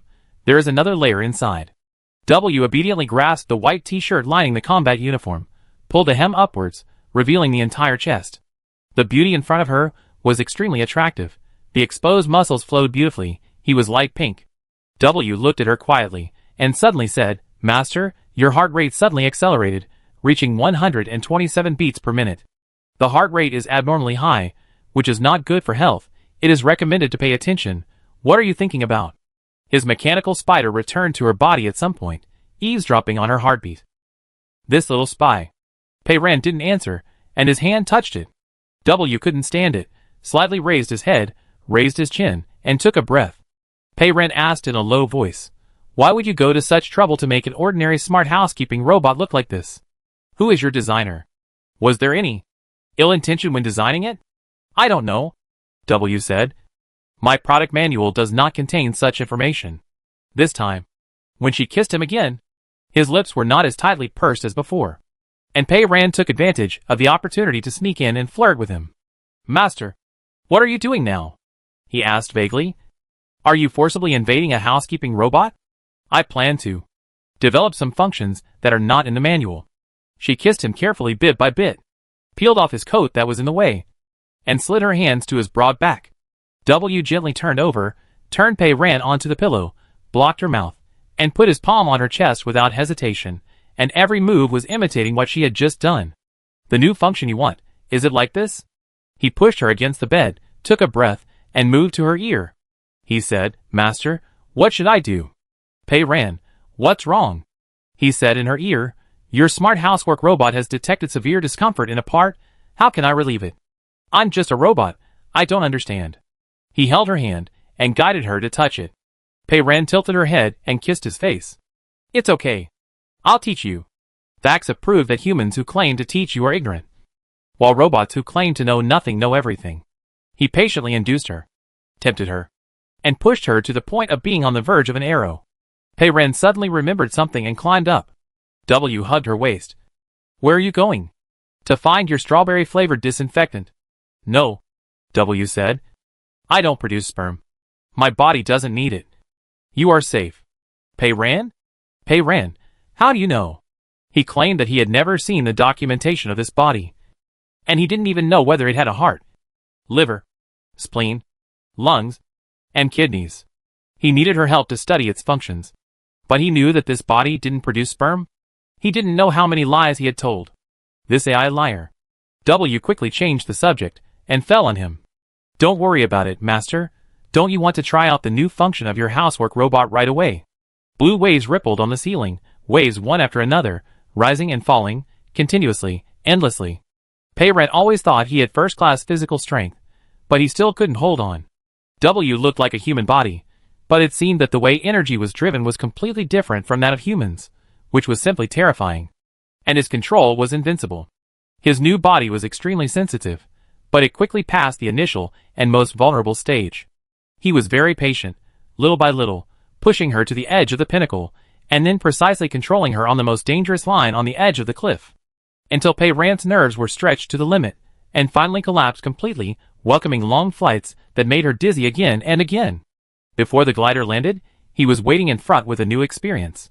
The bed was so big that it was boundless, as if it was a small world isolated from the world, with only two people, and they could do whatever they wanted without any scruples. Pei Ren drifted in and out of sleep. After an unknown amount of time, he turned his head, and saw the sun setting over the sea, sprinkling the bed with golden red. Pei Ren asked, What time is it? W stopped and answered, 5 o'clock in the afternoon. Only a few hours have passed? Pei Ren didn't quite believe it. W said, A day has passed, and now it's 5 o'clock in the next afternoon. 24 hours had already passed. His virtual lover service ended, but this time, he didn't report the time when the time ended. Pei Ren stopped him. The time has passed. Can you get a monthly card for your virtual lover service? W didn't make excuses this time, and answered directly, Of course. Do you need to extend it for 30 days right now? Pei Ren, yes. Chapter 184. Pei Ren finally fell into a deep sleep. He hadn't been so tired for a long time. He felt like he was falling down into a thick black fog. Pei Ren seemed to hear a voice beside his ear. The fusion effect of the last batch of substrates was still not ideal. Dr. Samon said that the radiation dose of this batch should be increased further. Did you lock her legs? And the mechanical arm also needs to be fixed. I checked it. It's fixed. Okay. Experimental record on the 23RD, increase the radiation to 3 times the initial value. Turn on the switch. A huge pain instantly swept through her body, like countless sharp blades, shooting at her together, slicing every nerve in her body. It cut without hesitation, cutting her into tiny pieces one by one. Pei Ren couldn't help shaking. Her whole body was soaked in cold sweat, but she seemed to know in her heart that the more intense pain was yet to come. After a moment, it finally came. The pain just now was sharp and piercing, but now it was an unbearable dull pain, like a huge wave that swallowed everything, hammering her hard one after another, smashing her to death into the deep seabed. The desire to die was extremely strong. If she died, all the pain would disappear immediately, and it would never come again, and she would be completely free. But Pei Ren held on tightly in her heart, telling herself, I must get through it, I must live. Only by living can there be hope. Her clothes were soaked with cold sweat. Her eyes seemed to be covered by something, and it was pitch black. Her mouth was also supported by something cold and metallic, so that she would not bite her tongue. She was like a wild animal, and her cold breath hissed from deep in her throat. The voice in her ear was very objective and calm. The matrix shows a high tolerance, and the radiation dose will continue to increase. She struggled frantically, but she could not move. Even the mechanical hand was firmly fixed, and could not move at all. She thought in her heart, I will kill them. Kill all of them. I will break everyone's neck. But there was another voice, more importantly. We must find a way to leave this damn place. In the severe pain, it seemed that a hand touched her face. Pei Ren suddenly woke up. Only then did she hear W's voice clearly in her ears, Pei Ren. You are having a nightmare.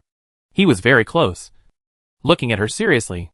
Pei Ren had not yet recovered from the dream. In Dr. Samon's work log, there was only a light sentence. The matrix has been transformed by radiation for several years. So this is the transformation method. In this base that can cover the sky with one hand. If a child without a father or a mother really died, he would die silently, and no one would care. So she had to leave this place that did not treat people as human beings. She was an orphan, and she grew up in Aurora City. There was no place in the world to go. So she finally chose White Harbor, which still had a small apartment. That old apartment was not as beautiful as this one, nor as big as this one, but it was free and easy. W stared at her. Pei Ren, you just kept struggling with your eyes closed. So I woke you up. Pei Ren didn't say anything. Just and put her face on his bare chest. Silent. W just hugged her like this, patting her again and again. Whatever you dreamed about, it's all over. He was right. Pei Ren opened his eyes. His mind was in a mess, and he couldn't fall asleep at all. She was blinking, her eyelashes brushing W's chest. W knew she was not sleeping anymore, so he changed the subject to distract her attention. W said, Pei Ren, I haven't had time to tell you yet. I have cracked all the files in Nan Kitchen storage, and I have also analyzed and sorted them out. Do you want to hear the contents? The shadow of the nightmare faded away. There were still so many problems in reality that had not been solved. Pei Ren was much more sober. Yes. The information that Nan Kitchen copied secretly in the middle of the night must be very important. W sent a file to her bracelet. He clicked on Pei Ren's bracelet screen. The storage is full of files from previous years, which were obviously copied by Nan Kitchen from Dr. Samon's office. They are mainly about the spaceship called Shanghai No. 2. You can start from here. It's more intuitive. Pei Ren asked, It's called Shanghai No. 2. Where is Shanghai No. 1? Shanghai No. 1 is the spaceship that Dr. Samon took when he had an accident 3 years ago. W said.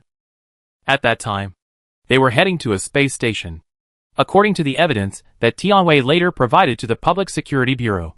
Everything was normal during the voyage. But halfway through, the signal of Shanghai No. 1 was suddenly interrupted. And then it disappeared completely and was never found again. Pei Ren, missing? Yes. Later, other spacecrafts that went to the space station did not find any traces of Shanghai No. 1. All evidence showed that it should have crashed, perhaps exploded, and disappeared in space. W said, Do you remember the spacecraft I told you about before? Which had gone silent. It was a spacecraft of the Federal Space Agency, called Dome Walker. When Dome Walker went to the space station 2 years ago, it also took the route of Shanghai No. 1. So it specially searched for the missing Shanghai No. 1 nearby. But when it approached the crack of the fifth planet, it suddenly went silent. Pei Ren knew that W had said that the abnormal energy that caused this disaster was leaked from the crack near the fifth planet. Pei Ren opened his mind. Will the crack you mentioned swallow up Shanghai No. 1? That's also possible. W clicked on the information on the screen. Shanghai No. 1 and No. 2 were produced together. The structures of the two spacecraft are exactly the same, just like twins. He clicked a few times, and the three-dimensional model of Shanghai No. 2 appeared on the screen. The hull of the spacecraft is a flat and long oval, with smooth lines and a smooth light blue metal surface. Pei Ren flicked it casually. The coating on the surface of the spacecraft flashed with tiny dots of light as the angle changed, like a sea of stars in the sky. No wonder it was called Shanghai No. 2. Pei Ren asked, Shanghai No. 1 is missing. So where is Shanghai No. 2 now? It's at the Aurora base. W said, the Aurora base used to be the aerospace base of Tianwei Group, and later it gradually developed and became a city. The aerospace center responsible for building and landing spacecraft is located in the north of the inner city. The spacecraft should still be parked there now. W turned off the three-dimensional model and flipped the information back. The purpose of building Shanghai No. 1 and No. 2 is to adapt to long-distance manned flights. Their speed is very fast, faster and better than any spacecraft Tianwei has built before. Unfortunately, Dr. Samon died while they were still in the trial stage and had not carried out a real long-distance flight. Look here, he said. This kind of long-distance flight journey is measured in years, so the humans on the spacecraft will go into hibernation. Shanghai No. 2 is equipped with a super artificial intelligence called Bologna, which is responsible for driving the spacecraft. Once the destination is set, the entire flight will be fully automatic. Pei Ren asked, Then Dr. Samon and his team Shanghai number 1. Was it also automatically driven? Yes. There is also a Bologna on Shanghai number 1. However, it was a short flight to the space station. And Dr. Samon and the others did not enter hibernation at that time. W continued to flip through the information. Look at the internal structure diagram of the spacecraft. He clicked on the middle of the spacecraft and enlarged it. Here, 5 hibernation capsules are designed for human use. During long-distance flights, humans will remain in a deep hibernation state in the hibernation capsules. When they reach the destination, the system will automatically wake them up. Pei Ran wondered, only 5 hibernation capsules? Such a large spacecraft. With so few people on board. Yes. According to the design, there are only 5. W explained. This long-distance manned spacecraft is originally experimental. The impact of the spacecraft's extraordinary speed and long-term deep sleep on the human body has not yet been determined. The Federation has also been conducting research in this area. From the current experimental results, the side effects are not small, he said, so the Federal Space Agency has not yet manufactured this kind of long-distance manned spacecraft. But Tianwei Group, you know? Pei Ran understood. Tianwei is a private company, and Dr. Samon is crazy and dares to do anything. It is normal for her to build such a spaceship. She asked, where does she want to go after building such a spaceship? Look here, W said. He closed the structure diagram of the spaceship and opened another document. In addition to various data and files of the spaceship, Nan Kitchen also copied such a document from Dr. Samon. This time, when he opened it, a slowly rotating planet appeared on the screen. The planet was covered with a light blue-gray atmosphere. Pei Ran stretched out his hand to zoom in the lens, and saw the clear surface of the planet. Perhaps because of the distribution of different types of mineral veins, the surface of the planet was reddish-brown, black, and earthy yellow, and canyons and cracks were everywhere. W said, this planet is called HD 2216C. He asked, do you need me to start from the beginning? He was suffering from the popular science disease again. Anyway, there was nothing to do. Pei Ran replied, you go ahead. W said, I want to start with the planets that humans can migrate to. The nearest planet to us is the 5th planet. At the speed of ordinary spacecraft, it usually takes a few hours to reach there. Shanghai number 2 will be much faster. If it goes at full speed, it will take less than 20 minutes. But there is almost no atmosphere on the 5th planet. The temperature difference between day and night is very large. The temperature at night may even drop to minus 120 degrees Celsius, which is very harsh for human survival. However, humans have still established a scientific research base on the 5th planet, and there have always been scientific researchers stationed there. He said, the 5th planet rift we have been talking about is generally believed to be a space-time rift activated by the mass and gravitational field of the 5th planet. It is in the same orbit as the 5th planet, and its relative position remains unchanged. So after entering silence this time, because the 5th planet is too close to the rift, from the signal sent back, the scientific research base has also collapsed. In addition to the 5th planet, the next planet that humans can consider migrating to. W turned the rotating planet on the screen. It is this planet, HD 2216C. It is located in the star system closest to us. Its size is very close to our planet, its gravity is similar, and it also has an atmosphere, but there is no oxygen in the atmosphere. It is mainly carbon dioxide and nitrogen. On the surface of this planet, the temperature difference between day and night is not large. The highest and lowest temperatures are similar to here, but there is almost no water on the surface of the planet. There are very rich mineral deposits underground. Pei Ran concluded, although the temperature and gravity are suitable, there is no oxygen and no water, so it is not suitable for human survival? W, yes. It is not suitable at present. At least it is still a long way from being suitable, he said, but among the planets that our spacecraft can reach, it is already a seed candidate for human migration. At the speed of Shanghai number 2, it will take 7 years for a one-way trip. W zoomed in on the surface of the planet, and a model of a building appeared on the screen. The Federal Space Agency has already used unmanned spacecraft to carry several batches of intelligent robots and mining and smelting equipment to build a base. He continued to enlarge the model. This is it. Pei Ran looked at it curiously. This is a base without humans. W said, the intelligent robots use the base as their base camp. Explore resources on this planet. Conduct scientific research. And do a very good job. The mechanical bodies of the intelligent robots are strong and solid. They do not need to breathe or water. They are like fish in water in this environment. It is perfect. Silence occurs in our galaxy. It is impossible to affect the distant HD 2274c. W said. So there is still safe there. Pei Ren pulled this strange planet on the screen. This is a fun land that belongs to smart robots. She suddenly envious these smart robots. They are not as fragile as humans. The requirements for survival conditions are not so high, can be able to perform long interstellar flight. Ret 1 on the strange planet. These silicon-based life, more suitable for space exploration than humans. It's like being born for the endless star. Chapter 185. Pei Ren pondered. So Nan Kitchen wants these data. Is he planning to escape to this planet? The problem is, this planet cannot be inhabited by humans. Not necessarily. W said. This part is mentioned in the data. In the base on the HD 2274c planet, a fully enclosed area has been built for the arrival of human researchers in the future. This area is equipped with an independent life support system. After multiple tests, the system is running well and can currently support the survival of a small number of people in the short term. Pei Ren. How short term is short term? How much is a small amount? W replied. I have calculated carefully. The air, food and water provided by the life support system should be enough for an ordinary adult to live normally for about 80 years. Pei Ren immediately began to calculate. 1 person for 80 years. 2 people for 40 years. 3 people for 26.5 years. 4 people for 20 years. 5 people for 16 years. 6 people. W was silent. Are you going to calculate like this? You might as well ask me directly. If there are 1,000 people, each person can survive for 29 days plus 1 early morning. According to the rotation period of HD 2274c, it is about 30 days. The problem is that the spacecraft has only 5 hibernation capsules and can only carry 5 people at most. This is Nan Kitchen's plan. If he is alone, 80 years is enough, and he can live out the rest of his life on that distant planet.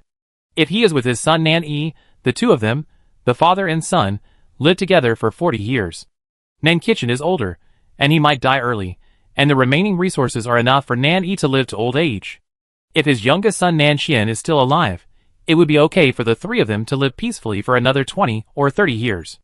Pei Ren became alert. Nan Kitchen should be a core technical member of the Aurora base. Even he is planning to run away. Could it be that they know that Aurora City can't hold out for much longer? W replied. I have deduced this possibility, and think the possibility of it happening is very high.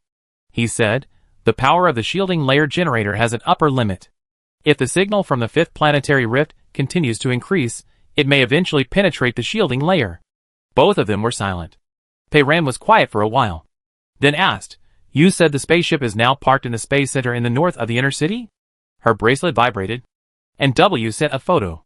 The streamlined spaceship was like a drop of solidified blue seawater, quietly parked on a platform.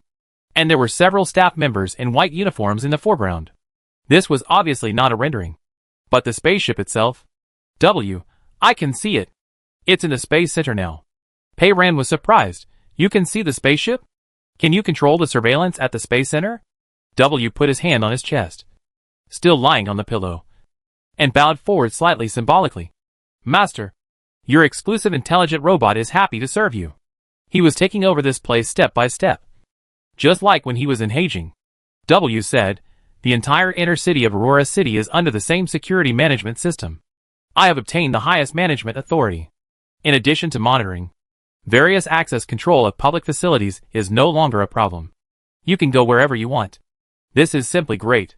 W said, but through the monitoring of the Space Center, I can't see the internal situation of the Shanghai No. 2 spacecraft. However, I retrieved the monitoring records, which showed that people have been entering and leaving the spacecraft these days. Analyzing their conversations, they seem to be making some kind of transformation to the spacecraft. Pei Ren, transformation? Yes, W said. These are old materials from a few years ago. I need to enter the spacecraft and scan the new system. Pei Ren immediately said, what's the problem? Let's go there together. W said, it's not difficult to enter the space center. The problem is that to enter the spacecraft and scan the system, you need the spacecraft's quantum lock access device. Pei Ren asked, what is this? W explained, the quantum lock access device is Tianwei's patented technology. Both Shanghai No. 1 and Shanghai No. 2 are installed. You can think of it as the key to the spacecraft. You can use it to open the hatch and start the system. It is also with it that you can enable the artificial intelligence Bologna on the spacecraft and start the automatic driving. W sent another picture. In the picture, Lou Zhanya is walking towards the spacecraft. This is what I took yesterday at noon. Zoom in and see the little thing he is holding in his hand. It is the quantum lock access device. Pei Ran heard something wrong. Wait a minute. You said yesterday at noon? She narrowed her eyes. Yesterday at noon. Weren't you busy with me? You were still looking around? And you saw Lou Zhanya at the Space Center? W pursed her lips and said nothing. Pei Ran accused, you are multitasking. W whispered back, I'm not. I am very focused on you. It's just that when I was concentrating, I could still do other things at the same time. He quickly added, other things are all for you. I want to break through the entire Aurora city management system as soon as possible. Pei Ran concluded, so you were not only looking around, but also busy hacking the system at the same time? W finished. I wanted to wait until you were more sober, so that I could give you a surprise. Pei Ran pointed out, are you mocking me for not being as sober as you? I wasn't. W struggled. I was also very unclear about your part at the time. Just like I was infected with a virus. My logic was a mess. And I was always on the verge of losing control. Pei Ran made a stop gesture. She lowered her head and enlarged the small thing in Lou Zhanya's hand in the picture. W reached out and hugged her. Pei Ran, I promise that I will never multitask at that time again. Pei Ran, it doesn't matter. Forget it. Anyway, he is not a human, and we can't ask him to do it by human standards. W said, you can think about it the other way around. I can be with you while I am busy helping you solve various problems. Pei Ran. The quantum lock access device is a small silver triangle, which is blocked by Lou Zhanya's fingers. Pei Ran asked, are there any clearer pictures? Yes. W sent another set of pictures. The small silver triangle was placed on a place that looked like a bedside table. Next to it was a white bed, with messy bedding. Pei Ran, this is... W looked innocent. Lou Zhanya's residence in Dandelion City. Pei Ran. He was omnipresent. It was simply terrifying. Luckily he was her partner, not her enemy. Pei Ran, I now find that the best way to deal with you is to not be connected to the internet, not use any modern equipment, live in the simplest house, and hang 2 large iron locks on the door. W said, this idea is very similar to a sect. He said, remember Luo Tianwei who supported Dr. Samon's research? 2 generations ago. Her family had a sect founded by someone, called the Earth Breeder. This is an extreme naturalist sect, advocating that humans abandon all technological means, return to nature, live in houses without electricity, farm with primitive methods, work at sunrise and rest at sunset. No wonder Luo Tianwei doesn't like artificial intelligence. He is the same as his family. Pei Ran asked, what happened to this Earth Breeder later? This sect was completely disbanded many years ago, before the Third Federation National Defense War. But its influence is still there. Remember that small party, the Detextualization Party? It is rumored that the original founder was a member of this sect. Earth Breeder. Luo Tianwei. The party of detextification. These things are like beads strung on a line. Pei Ran thought for a while, and then looked at the picture of the quantum lock access device again. She woke up green light number 1 and moved it to her brain. Pei Ran wrote, a quantum lock access device with the same appearance and function as the one in the picture appeared on my palm. She spread her palm. There was nothing on her palm. This small triangular thing was not big, but green light number 1 could not copy it. W looked at her, and then at her empty palm. He comforted her. The quantum lock access device is a bit complicated, and it's normal that it can't be made. It doesn't matter. We can steal it from Lou Zhanya. He added, but they are modifying the spacecraft recently, and Lou Zhanya often carries it with him. If it is stolen, he may find out soon. In the final analysis, it is better to copy a spacecraft key quietly. Pei Ran pondered. I still have to continue to upgrade my green light number 1. She didn't believe that if she ate a lot of green light again, she couldn't copy such a small thing. W said, there are ready-made green lights available for purchase in the black market in the outer city. The problem is, we have to find a chance to get out. Leaving Dandelion City is not a problem. Access control and surveillance can be handled. But leaving the inner city is a problem. There are always human guards at the gate of the inner city. So we can only wait for an opportunity. Pei Ran, no hurry. Let's wait slowly. Pei Ran calculated that he would have to go to Dr. Saman's office again in the evening. There were various paper documents in Dr. Saman's office, and W had to scan them one by one to see if there were any useful clues. He also needed to hack into Dr. Saman's office system. The two of them began to live a life of hiding during the day and going out at night. The time they could stay in Dr. Saman's office at night was very short, only about 2 hours, and there was nothing to do most of the day. Pei Ran and W stayed in bed except for eating. These days, they have been busy, and time has never been so abundant as if they were on vacation, or on a honeymoon with W's virtual boyfriend for 30 days. Pei Ran finished the JTN-34 she brought with her, and did not want to touch the medicine sent by Lanza. She tried to make her own medicine with green light number 1, and as expected, it was successful at the first try. Instead of making one, I made a whole board. Just like that, 13 days passed in a blink of an eye. The 43rd day after entering the silence. Aurora City, outer city. Away from the main road, there is a small courtyard. The courtyard is not big. There stands a simple 2-story building. It is a bit old. The doors and windows are rusty. Although the courtyard is old, it is very tidy. So tidy that it is strange. The ground of the small courtyard, which is poured with cement, is spotless, and there are 3 cars of different sizes parked, all of which are cleaned. Even the wheels are shining. Ryan was busy in the yard. He swept back and forth, looked sideways, still felt unsatisfied, and kept muttering, "Clean the whole yard." The 17th time. This small yard was rented by Aisha a few days ago, with the money left by Pei Ran. Aisha calculated carefully, so many people, staying in Sister Jin's hotel every day, would be a considerable expense, and it was not a long-term solution. With this money, it would be better to just rent a whole house. Finally, they found this place. But after so many days, Pei Ran still hasn't come back. Ryan has very sharp ears. Last time, he secretly heard Abu tell Liin that she saw that Pei Ran and the others were fine, and would stay in the inner city for a while. After she said that, Liin didn't know why she immediately believed it. Ryan didn't quite understand what Abu meant when she said she saw it.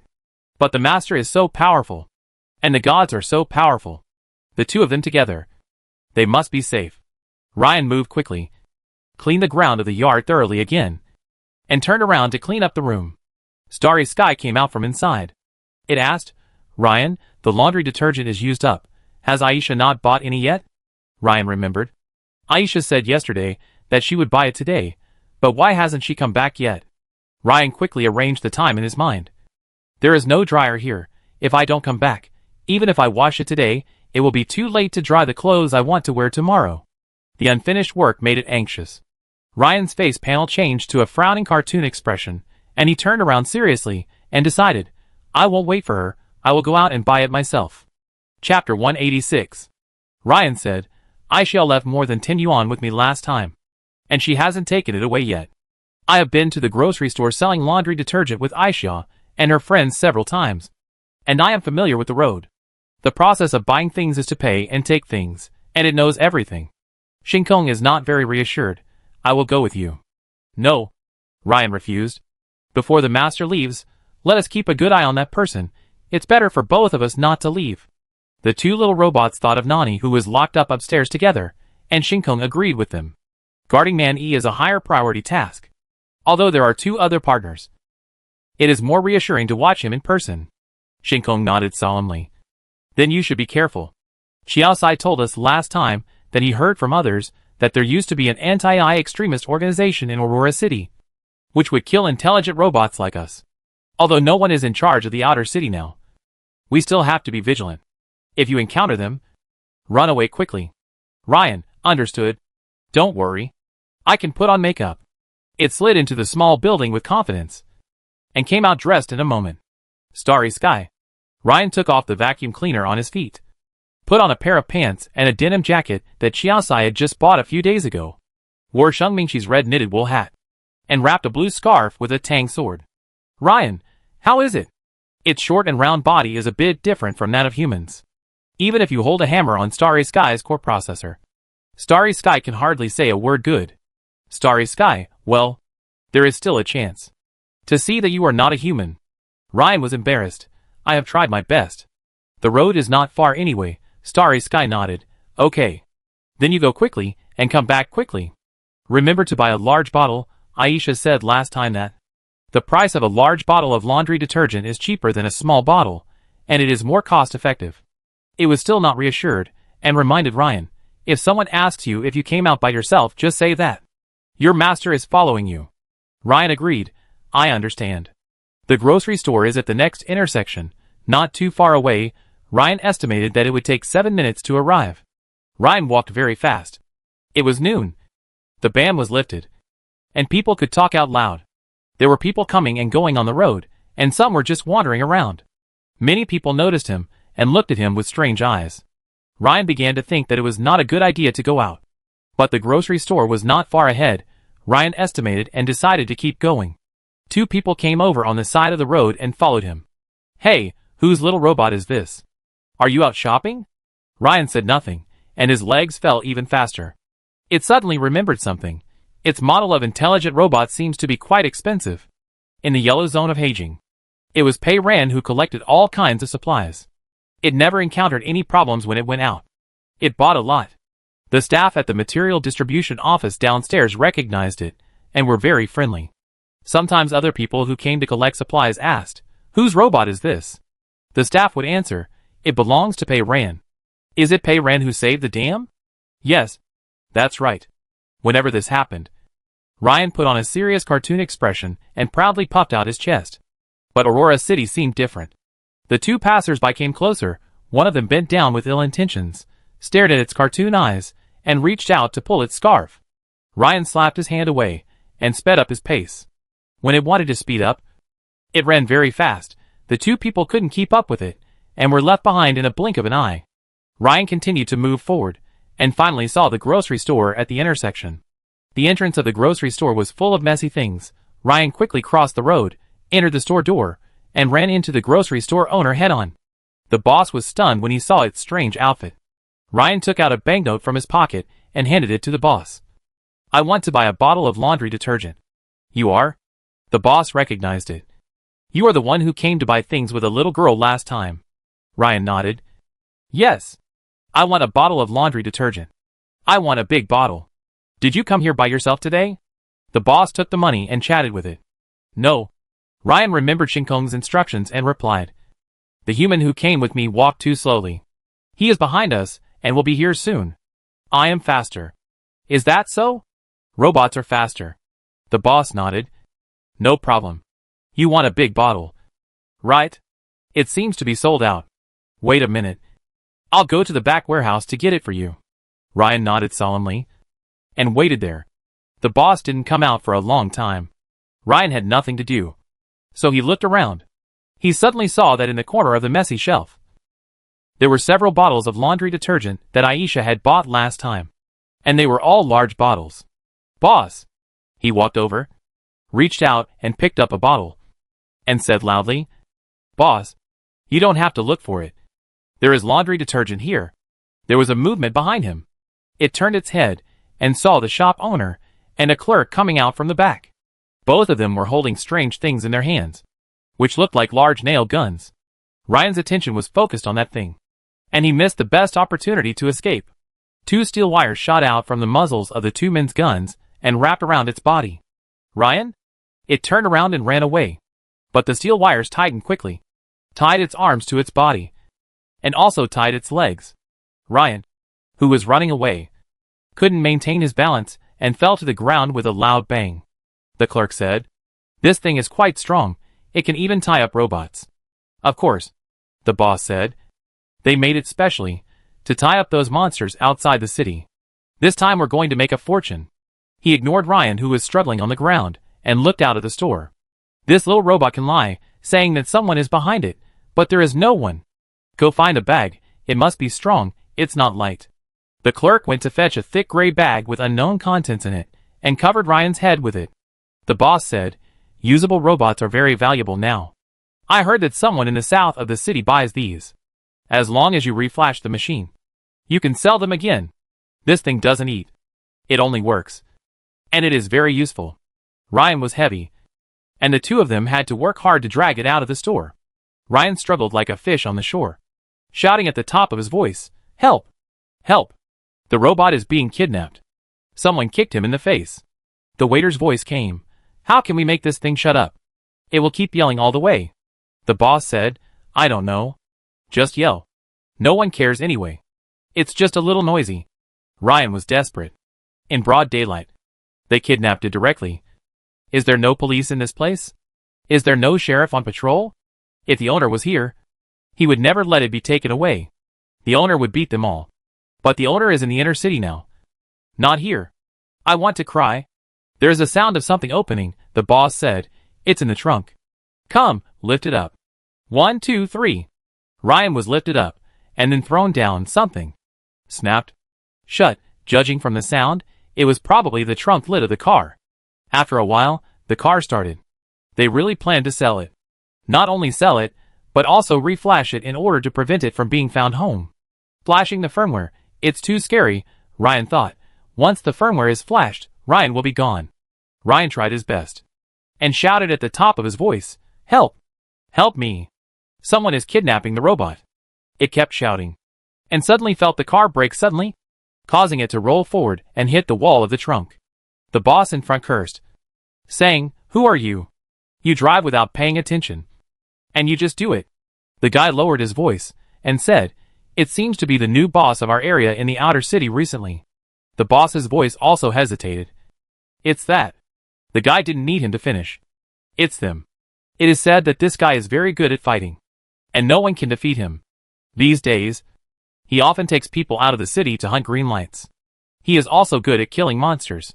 He resells them on the black market after taking them back. He has a lot of goods in his hands. He has made a lot of money recently. No one dares to mess with him now. The car stopped and did not drive again. Someone outside the car suddenly asked, What are you two doing? Someone really intervened. Ryan immediately screamed like a pig being slaughtered. Help! Kidnapping.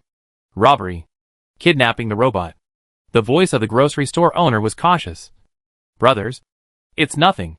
Our robots are not very obedient and are shouting and yelling. Ryan stretched his neck and shouted, Help! I am not their robot. I have a master. The other party did not leave. One person said, Wait here. Maybe they were too many people and their tone was fierce. So the two people in the grocery store really did not dare to start the car again. After a while, the man came back. Our boss said he bought this robot. They didn't even ask the price, as if they had paid directly. I don't know how much they paid, but someone came over immediately, opened the trunk lid, and lifted the bag containing Ryan. Ryan? How come I just left the wolf's den and fell into the tiger's mouth again?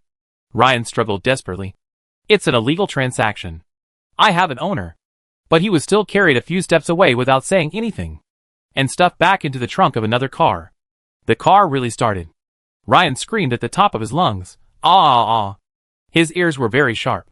In the midst of his own piercing screams, he could still distinguish that.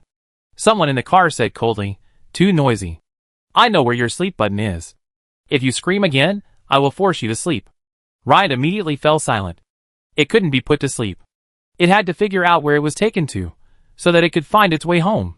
Ryan carefully recorded the direction and distance of the car's turns, and soon after, the car finally stopped.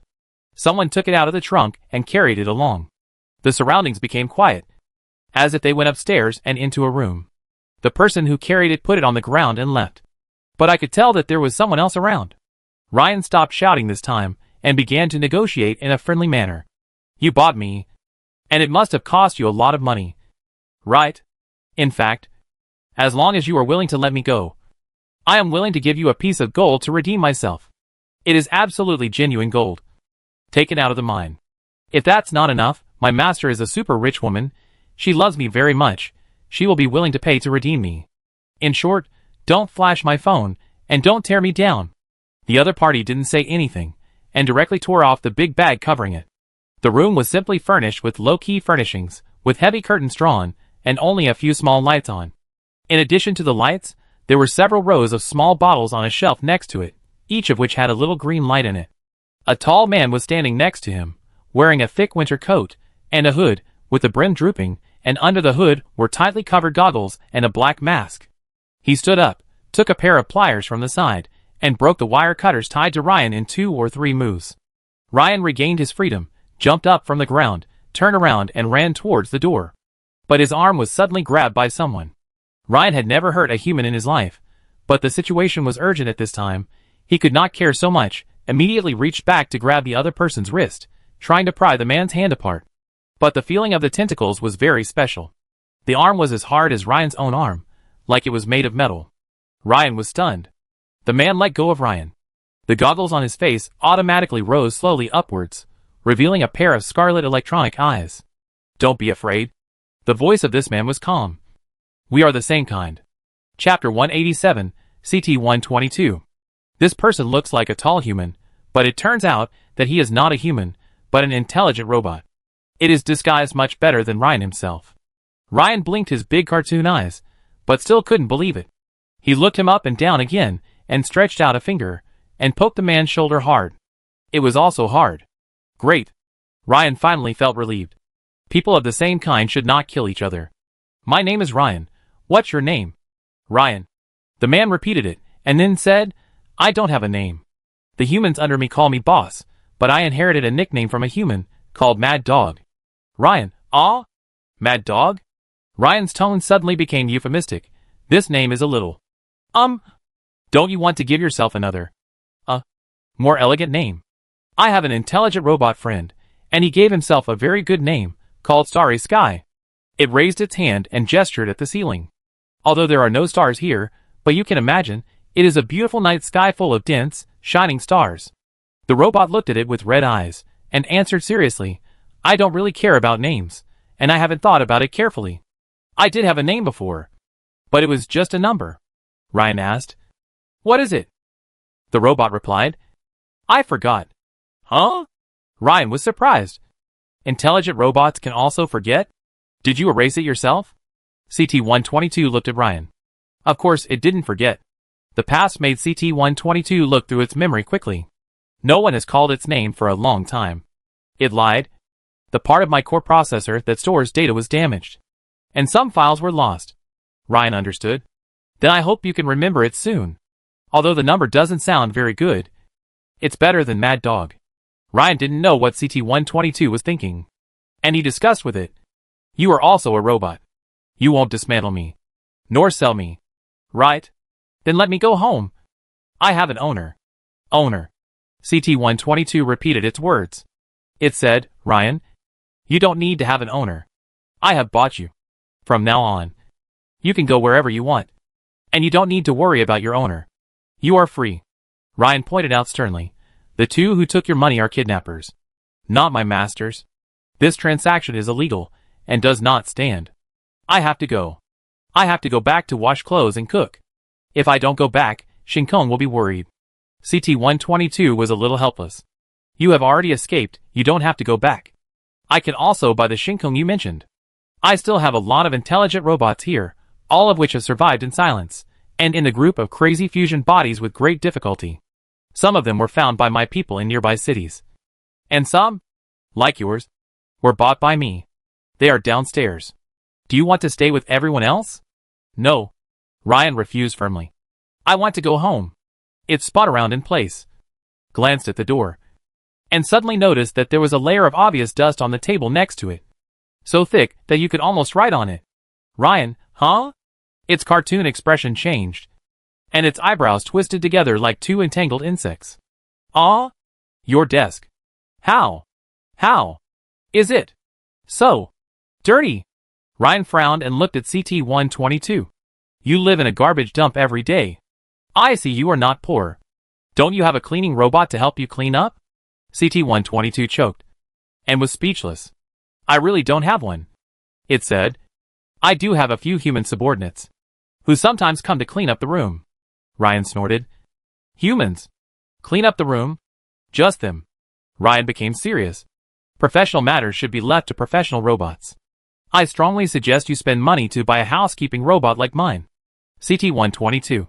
Ryan could never tolerate a desk that was so dirty right under his nose. It said, "Forget it, since you saved me once, I'll help you clean it as a friendship." CT-122 helplessly said, "Ryan, they asked you to be a housework robot, but you really don't have to do this kind of housework. You can also have the stars and the sea. You still have many choices." Ryan understood what it meant. Life. Is life a wilderness? CT-122, yes. Ryan, then I can also clean in the wilderness. I like cleaning, I like to see everything sparkling, and I like to cook delicious food. If I am not allowed to do housework, my life, what fun is there? CT-122. Ryan said seriously, lift your feet. CT-122? But he still lifted his feet obediently. Ryan picked up a pile of waste paper from under his feet and threw it into the trash can beside the table, unbuttoned his coat, opened the small storage door on his chest, pulled out a wet wipe from it, went to the table, moved the messy things on the table to the side, and began to wipe the table quickly. It was busy, and the front of its open coat trembled. CT-122 glanced at the newly replaced chest panel inside its coat. Just now on the road, it heard a robot in the trunk of a car calling for help. So it directly had someone stop the car and bought it. The fact that it would spend money to buy intelligent robots has spread recently. Some people in the outer city even began to send intelligent robots that were half burned in silence to it. In the state of silence, it is not easy for humans to survive, and it is even more difficult for intelligent robots. Some intelligent robots will make sounds according to the program's settings, but all of them exploded on the first day of silence. Many of the remaining intelligent robots have various text labels and digital codes on their internal parts, especially on the core processor. Humans can simply remove the text on their clothes, but intelligent robots cannot. If they do not realize this quickly in the early stage of silence, and find a way to complete the detexturing, burning is the inevitable fate. There are very few intelligent robots that can survive. So if you can save one, save one. As a result, when the little robot that kept crying for help was moved out of the trunk, even through the bag, CT-122 could tell from its general shape that it should be a Loyal Believer S581 intelligent robot from Jirue Company. The two little robots in Pei Ran's house were Loyal Believers S581. Moreover, it just said that its name was Ryan and its friend was Shinkong. In Ryan's open collar, the panel on his chest was obviously newly replaced, and it was brighter than other places. On the night when the Blackwell fell, CT-122 noticed in Pei Ran's pickup truck that the two robots had recently changed their chest panels. They were the robots that followed Pei Ran. For sure. In the days since CT-122 came to Aurora City, he had been reselling green light, killing fusion bodies outside the city, and collecting green light to make money. He had no time to find Pei Ran's whereabouts. Unexpectedly, he met him by chance. CT-122 watched Ryan wipe the table, pretending to chat. Ryan, what's your master's name? Ryan wiped the dust off the table in a few strokes, changed a paper towel, and wiped it again quickly. My master. Her name is Pei Ran. She is a very rich, very powerful human being. She is very nice. Ryan said, my friend Shinkong was rescued by my master from the mining area. He was shot by a bad guy last time and could not move. She was scared. So she used all her remaining money to buy a lot of energy blocks for the two of us. Ryan raised his head. His cartoon face showed a reluctant expression, but his tone revealed happiness. There are so many energy blocks that we can't use them all. It seems that she wants us to live forever. CT-122 didn't say anything. It asked after a while, where is your master? Now? It added, I mean, where is your home? I can take you back. Ryan's eyes lit up. Really? I knew you were a good person. Good luck. My home is not far from here. I memorized the way when I came here. But my master is not here. She went to the inner city. This was a bit unexpected for CT-122. The inner city and outer city of Aurora City are isolated. Ordinary people cannot enter and exit at will. It is especially difficult for people from the outer city to enter the inner city. CT-122 has been trying to find a way to enter the inner city. It has observed that Aurora City has conducted in-depth research on green light and has achieved the detexturization of the outer city long before the silence occurred.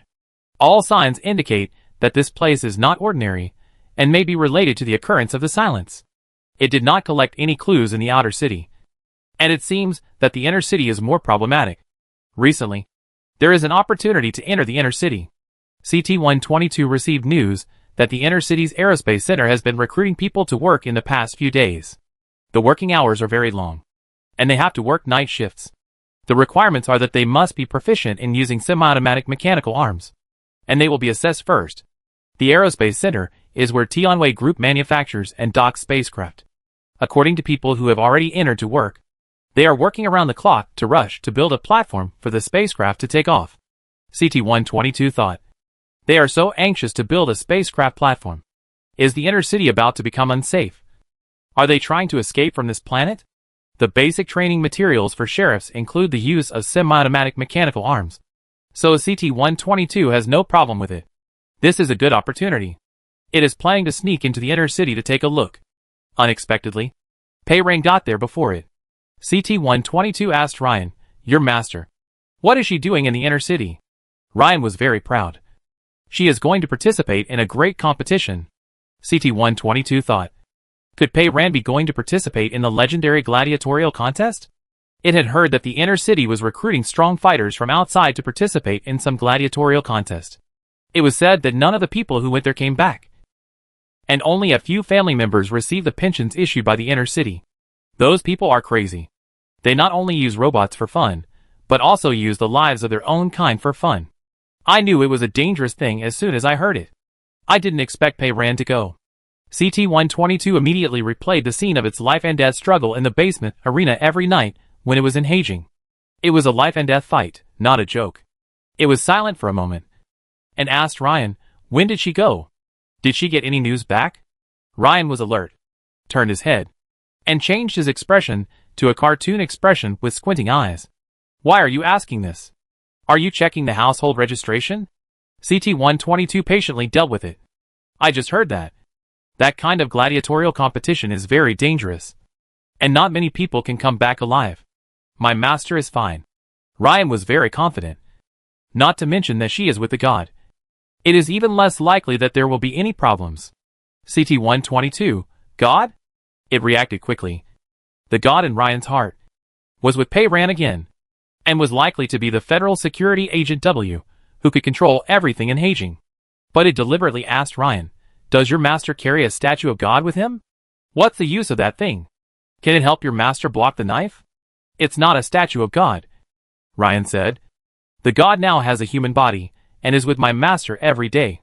CT-122. It now understands everything. No wonder such a man appeared beside Pei Ran. Come to think of it, it's impossible for a human male to look so standard. CT-122 is now even more speechless than speechless. It thought, Federal Security Agent W, you are really crazy. For a human, at such a dangerous time, you did not put the core processor safely into the solid and agile steel body, and made yourself a fragile flesh and blood body. Ryan wiped the tabletop shiny in a blink of an eye, and took out another wet towel, to wipe the dust on the pile of debris that had just been moved away. CT-122 walked over. Don't wipe it, just let it be dirty. Let's go, I'll take you home. But I have a condition. CT-122 said. When you meet me, and the fact that I am an intelligent robot, don't tell anyone. Ryan understood completely. You want to pretend to be a human, I'm not stupid. No problem. On its face panel, the mouth turned into a zipper, and it zipped up quickly. It zipped up, but it didn't stop talking. I promise not to tell anyone, and keep your secret strictly confidential. CT-122, don't even tell your master. Ryan hesitated. Okay. Ryan quickly wiped the debris, folded the dirty wipes, and threw them into the trash can. CT-122 walked with it to the door, and asked casually, how were you kidnapped? Ryan suddenly stopped. Oh, right. Where's my bottle of laundry detergent? Ryan remembered. Damn it. I left the laundry detergent I bought at the grocery store. My laundry detergent? I also gave my money to the kidnapper boss. I don't have money to buy another bottle. I can't wash clothes without laundry detergent. If I can't wash clothes, they won't dry. CT-122 was silent. Walked to the door. Opened the door. Called someone over. And ordered, bring me a bottle of laundry detergent. The subordinate outside the door thought he had heard it wrong. Bring me a bottle of laundry detergent? CT-122, yes. I want a new bottle. If there is no here, go out and buy it immediately. The subordinate was puzzled, and did not dare to ask his boss why he suddenly wanted a bottle of laundry detergent, and quickly agreed to leave. Ryan added in a low voice behind him, it must be a big bottle. CT-122 reminded, it must be a big bottle. The subordinate?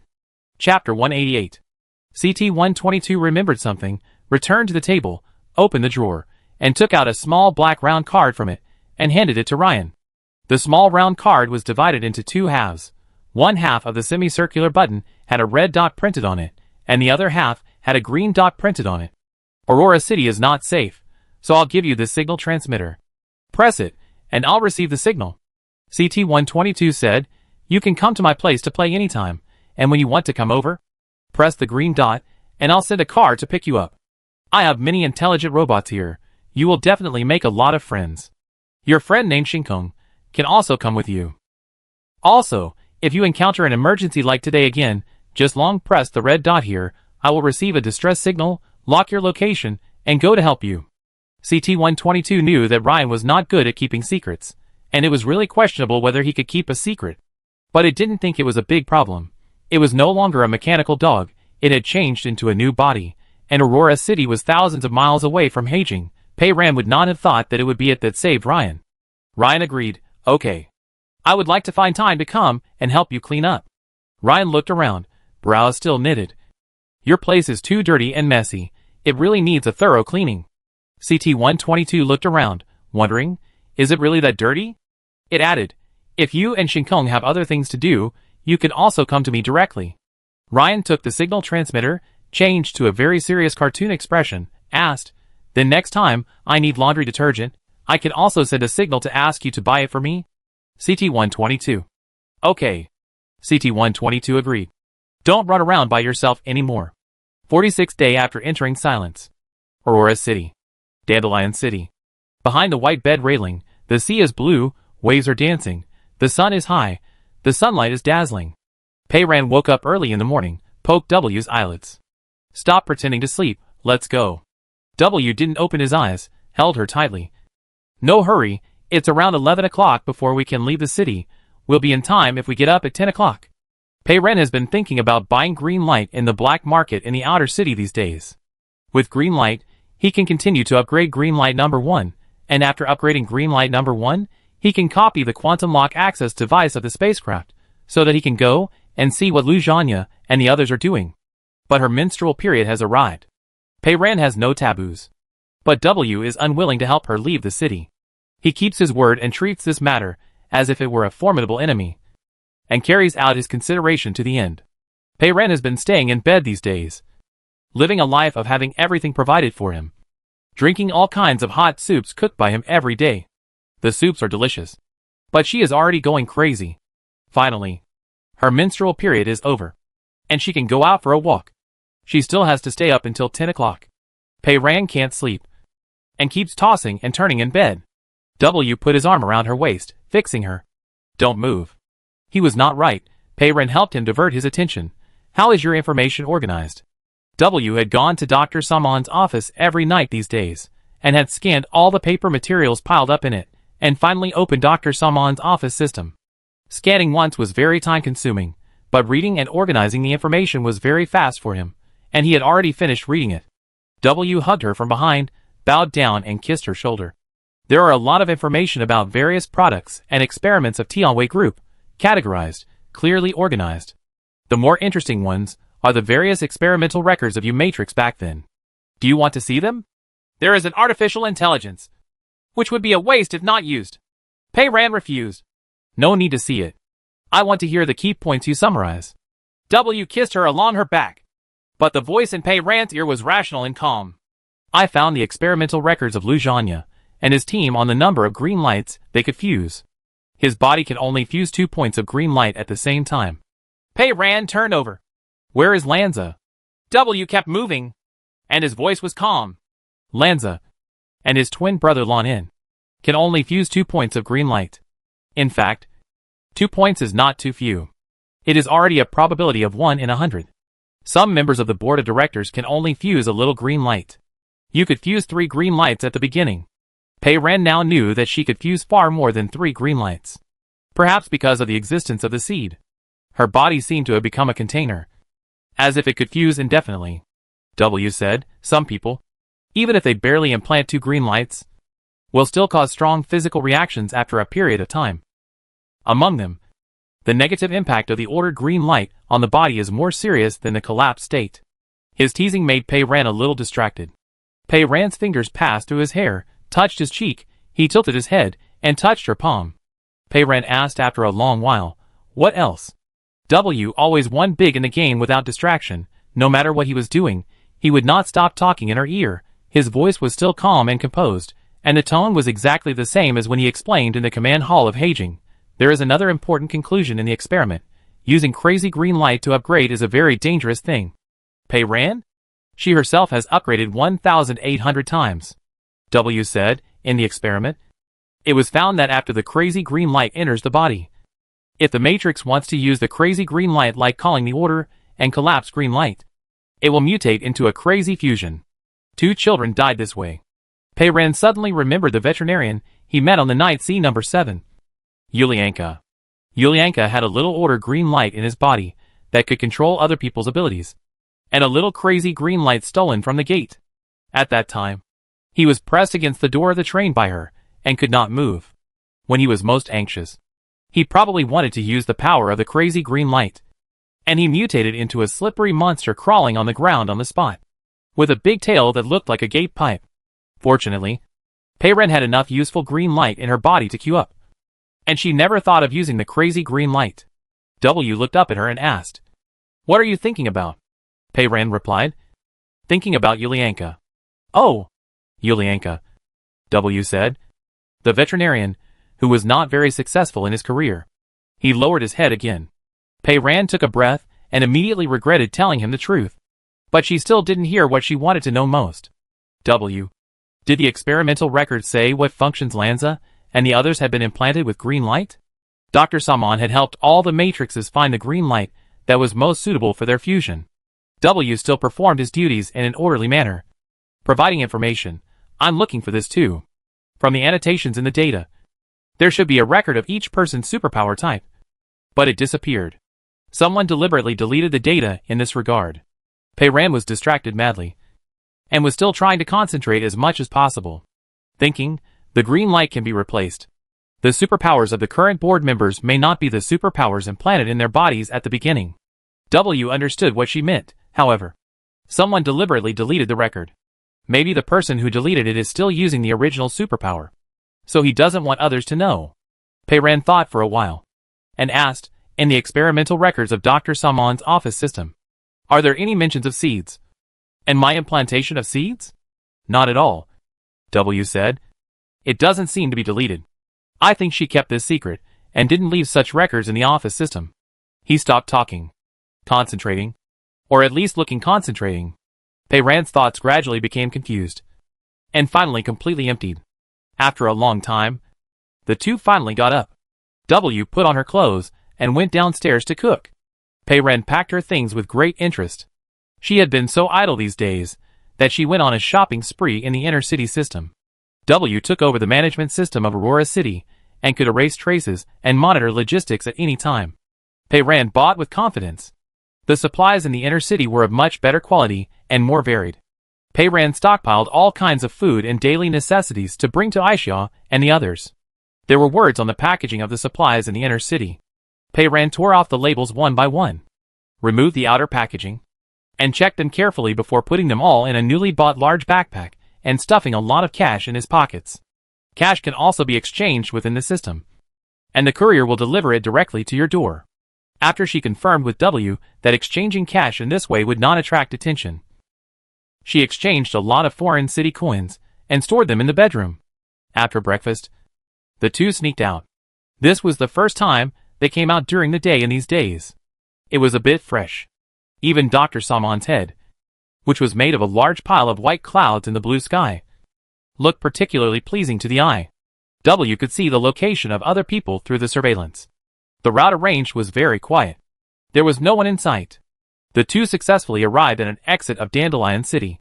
This exit seemed to be prepared for express delivery vehicles, not a place for people to walk. Pei Ren urged W, open the door quickly. The door did not move at all. W, you need to cross your hands in front of your chest and slash diagonally, and the door can open. Pei Ren slapped him on the back of his head. Is this okay? A light on the door lit up, and the small door opened obediently. The two of them slipped out hand in hand, and outside was the street in the inner city. W's goal was clear. Remember the side door we took when Rima took us into the inner city last time? We will go there again this time. Pei ran. It's a long way to go. Right? Before he finished speaking, an unmanned white floating car stopped beside them, with a rental sign on it, and the car door opened automatically. W. The knight who saves the world cannot walk by himself, he must have a flying white horse. The flying white horse sent the two people to the side gate of the inner city. This small gate is located in a remote area, and it seems that it is not often opened. There are only two guards wearing navy blue uniforms and hats at the door, who are chatting listlessly, looking like they have nothing to do. Even if W can open the door, there is no way to bypass those two living people. W. Do you want to bet that these two people will leave immediately? Pei ran. I'm crazy to bet with you on this. W curved the corner of his mouth. One of them will leave now, and go to a nearby small shop for lunch. Pei ran. Are they just going to leave their posts without permission? This door is for emergency entry and exit of civil servants, who manage the outer city. No one usually comes here. W said. And this person recently received a voucher from a restaurant he often eats in the system, which specifies the time of use, and it must be noon. You can imagine who issued the voucher. Sure enough, one guard said something to another, and then walked away slowly. There was still one person left in front of the door. After a while, he looked down at his bracelet, frowning as if he had received some unhappy news. W said he had a courier today, but the courier had a problem, and sent the package to the street in front. He had to go and pick it up himself. Before he finished speaking, the guard left in a hurry. There was no one in front of the door. The two people quickly moved over, and W learned his lesson this time. And he didn't need Pei ran to slap him again. And he opened the door directly. Finally left this shrouded place. When I entered this door a few days ago, I was locked in a prisoner-like carriage by Rima, and was dragged in like cargo. Now Rima has even passed the first 7 days of his death. Pei ran carried a large bag of supplies, and his pockets were full of cash. He slipped out freely, and felt satisfied. Chapter 189. It was past 11 o'clock, and the shielding time had begun. People were coming and going in the outer city, and it was bustling. W put on a mask, Pei ran pulled up his scarf, and the two covered their faces, and went all the way back to Sister Jin's bar. There were more people in the bar than usual, and many people started getting drunk at noon, and were already drunk and staggering, looking like they were living one day at a time. Pei ran went straight up to the second floor, and knocked on the door of the room where he lived. A sleepy man came out, and he had never heard of Ai Xia's name, and wondered, I've been living here for several days?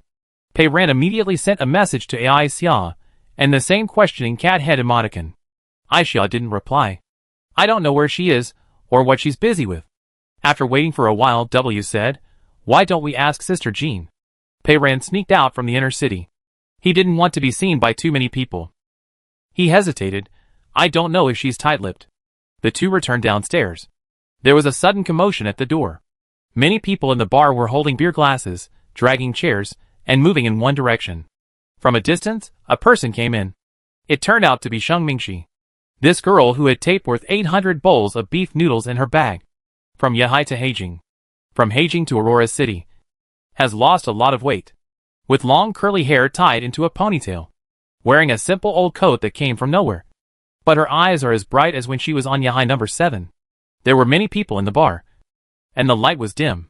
Sheng Mingxi didn't see Pei ran and the others, and sat down at a table at the door. There was already a circle of people around, but fortunately they were all very quiet, as if they were waiting for something. Sheng Mingxi opened her mouth and asked everyone, Where did we stop yesterday? A group of people immediately answered in unison, We were talking about the alien probe formation coming. She was holding the switch. Yes. Before we even talked about whether the switch was pressed or not. You left. She had been holding the switch for a whole day. Did she press it in the end? She pressed it? You can't press it. Right. If she does, the whole planet will be ruined. Wouldn't it be ruined if she didn't press it? Sheng Mingxi cleared her throat. The noise died down immediately. Someone called the bartender. Pour them a glass of water. Sister Jean personally brought a glass of water over. And then brought over a little girl of 8 or 9 years old.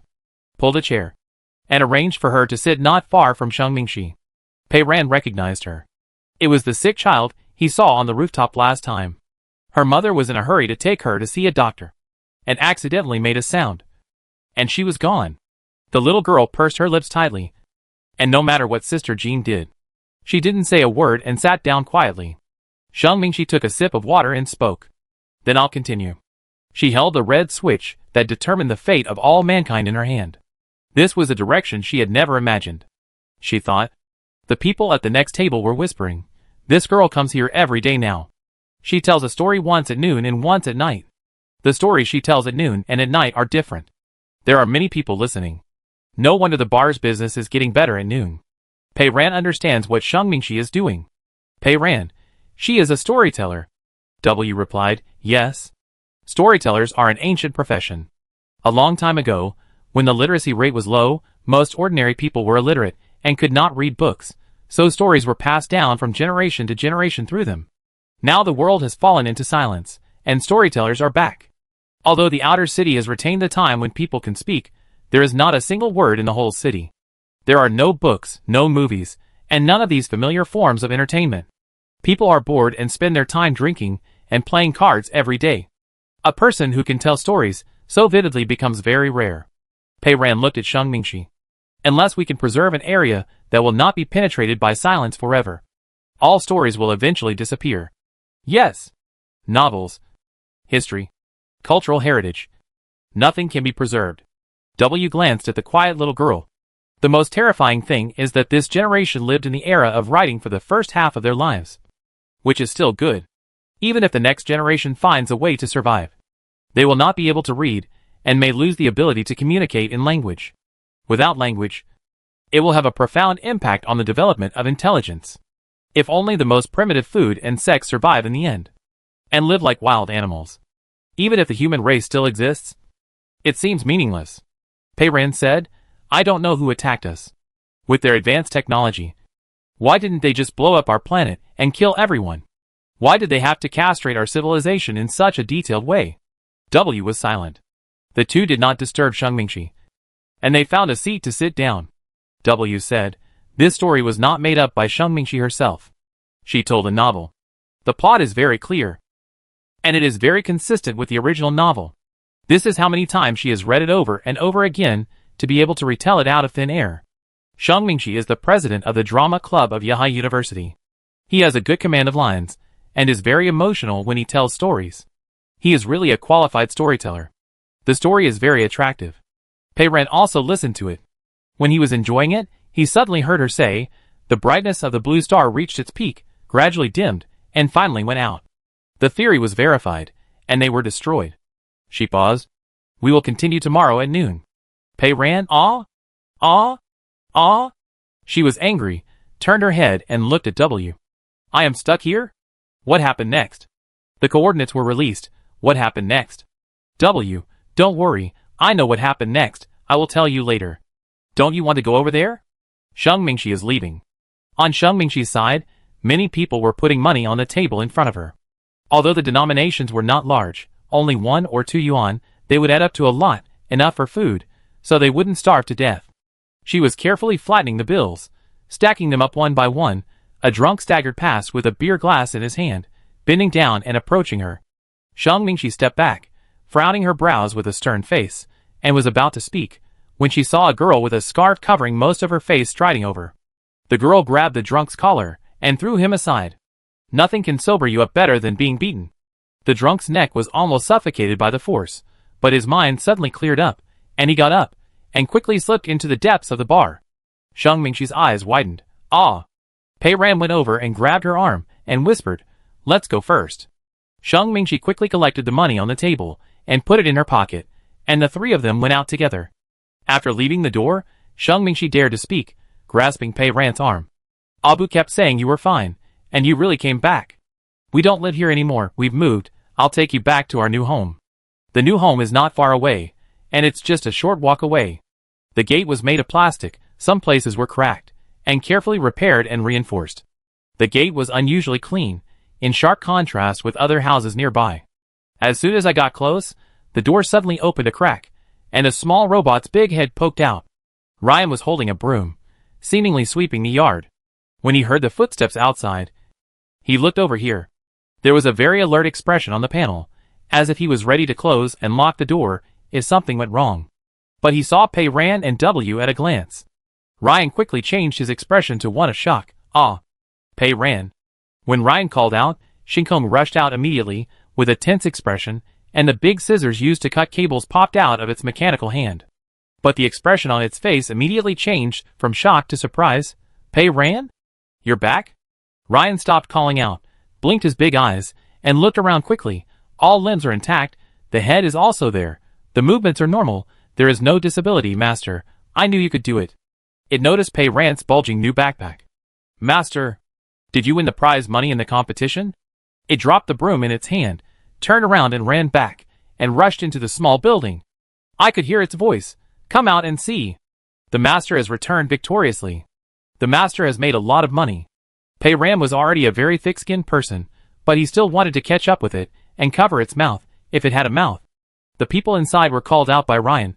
Aixia and Qiaosai came out in a hurry. Abu followed behind.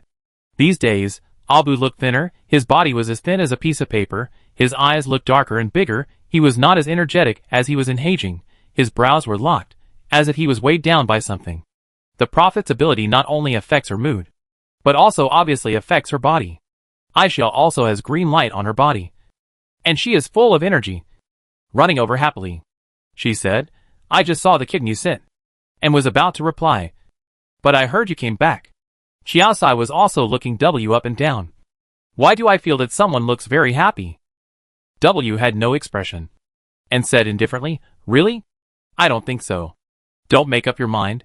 He asked, Is Nanny still there? Ryan interrupted, Of course he can't run away. He is upstairs. My 2 apprentices are watching him. Pei Ran, apprentices? It seems that Ryan has accepted 2 new housekeeping apprentices. And I don't know whether they are voluntary or forced. Pei Ran emptied his backpack, and gave the contents to Aixia and the others. He then briefly told them about the past few days. Aixia also told them about their renting and moving. She said, in addition to this yard, we also rented a small storefront, and opened a small repair shop, which is at the corner of the main road when you turn left when you go out. Not only do we help people repair things, we also collect things brought back from outside the city by the material search team, and sell them after repairing them. We just happened to come back today to pick up the parts. No one is usually at home, just Ryan and the others. The repair shop they opened as Jianggong, Qiaosai, and Zhuang Mian, who works at the Blackwell Technology Center. The technical lineup is quite strong. Aixia said to Pei Ran, The room reserved for you is upstairs, right next to my room. Do you want to go up and take a look? Pei Ran followed them to the 2nd floor. As soon as he went upstairs, he saw an open door.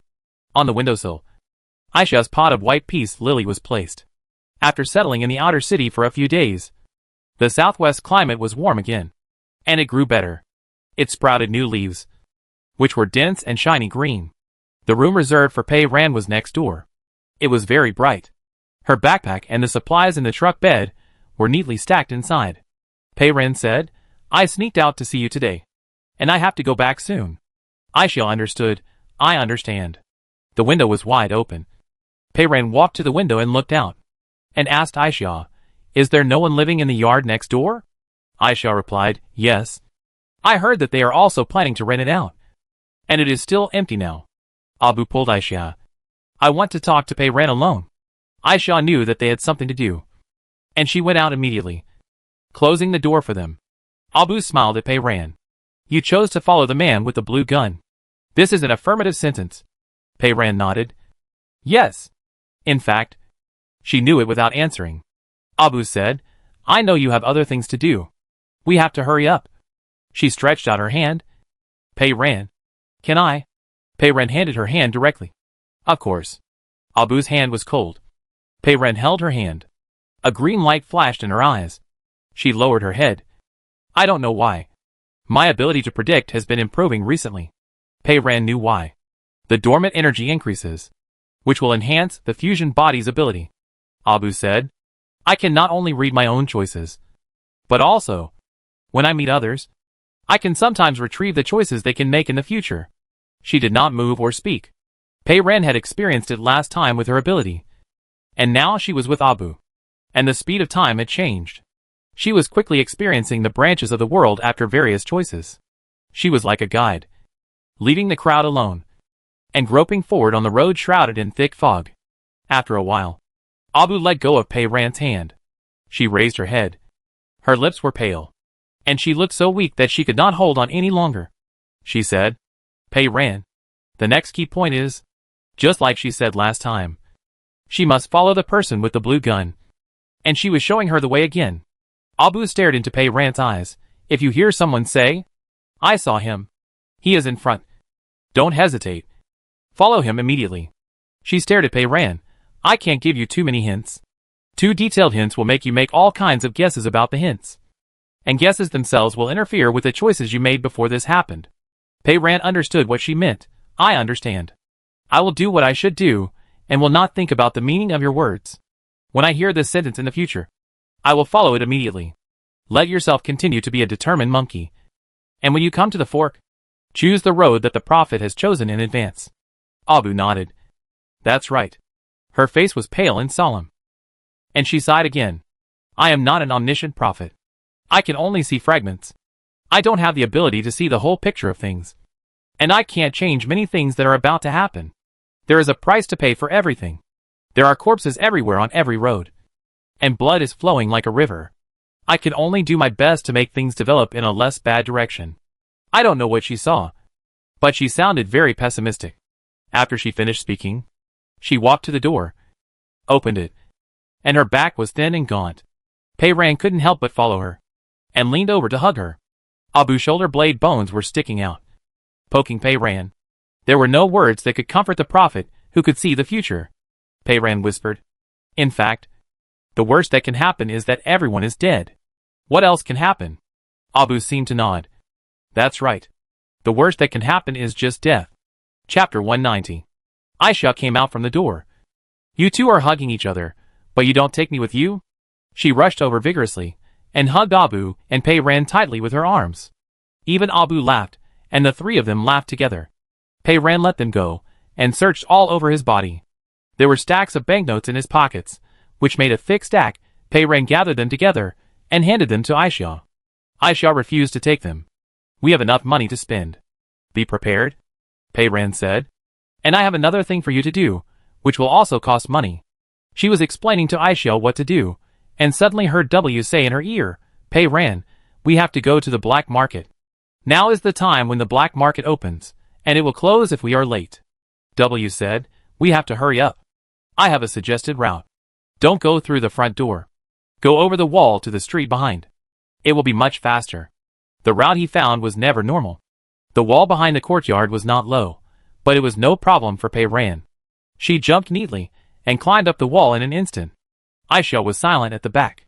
This wall is the same as if there is no wall. Xiaosai thought, it seems that we should add an alarm system or something to the wall. W's physical fitness was quite good. He copied her movements and followed her.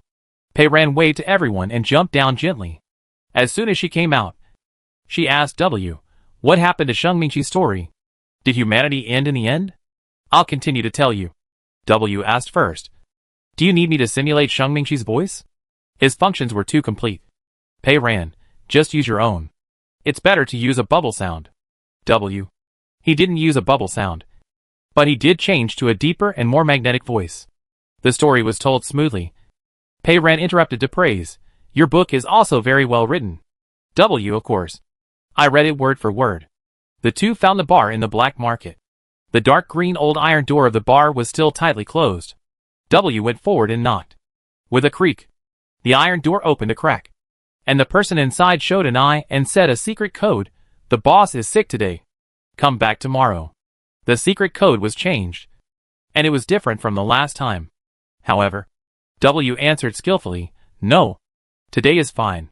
The boss died, and it was just in time for the funeral.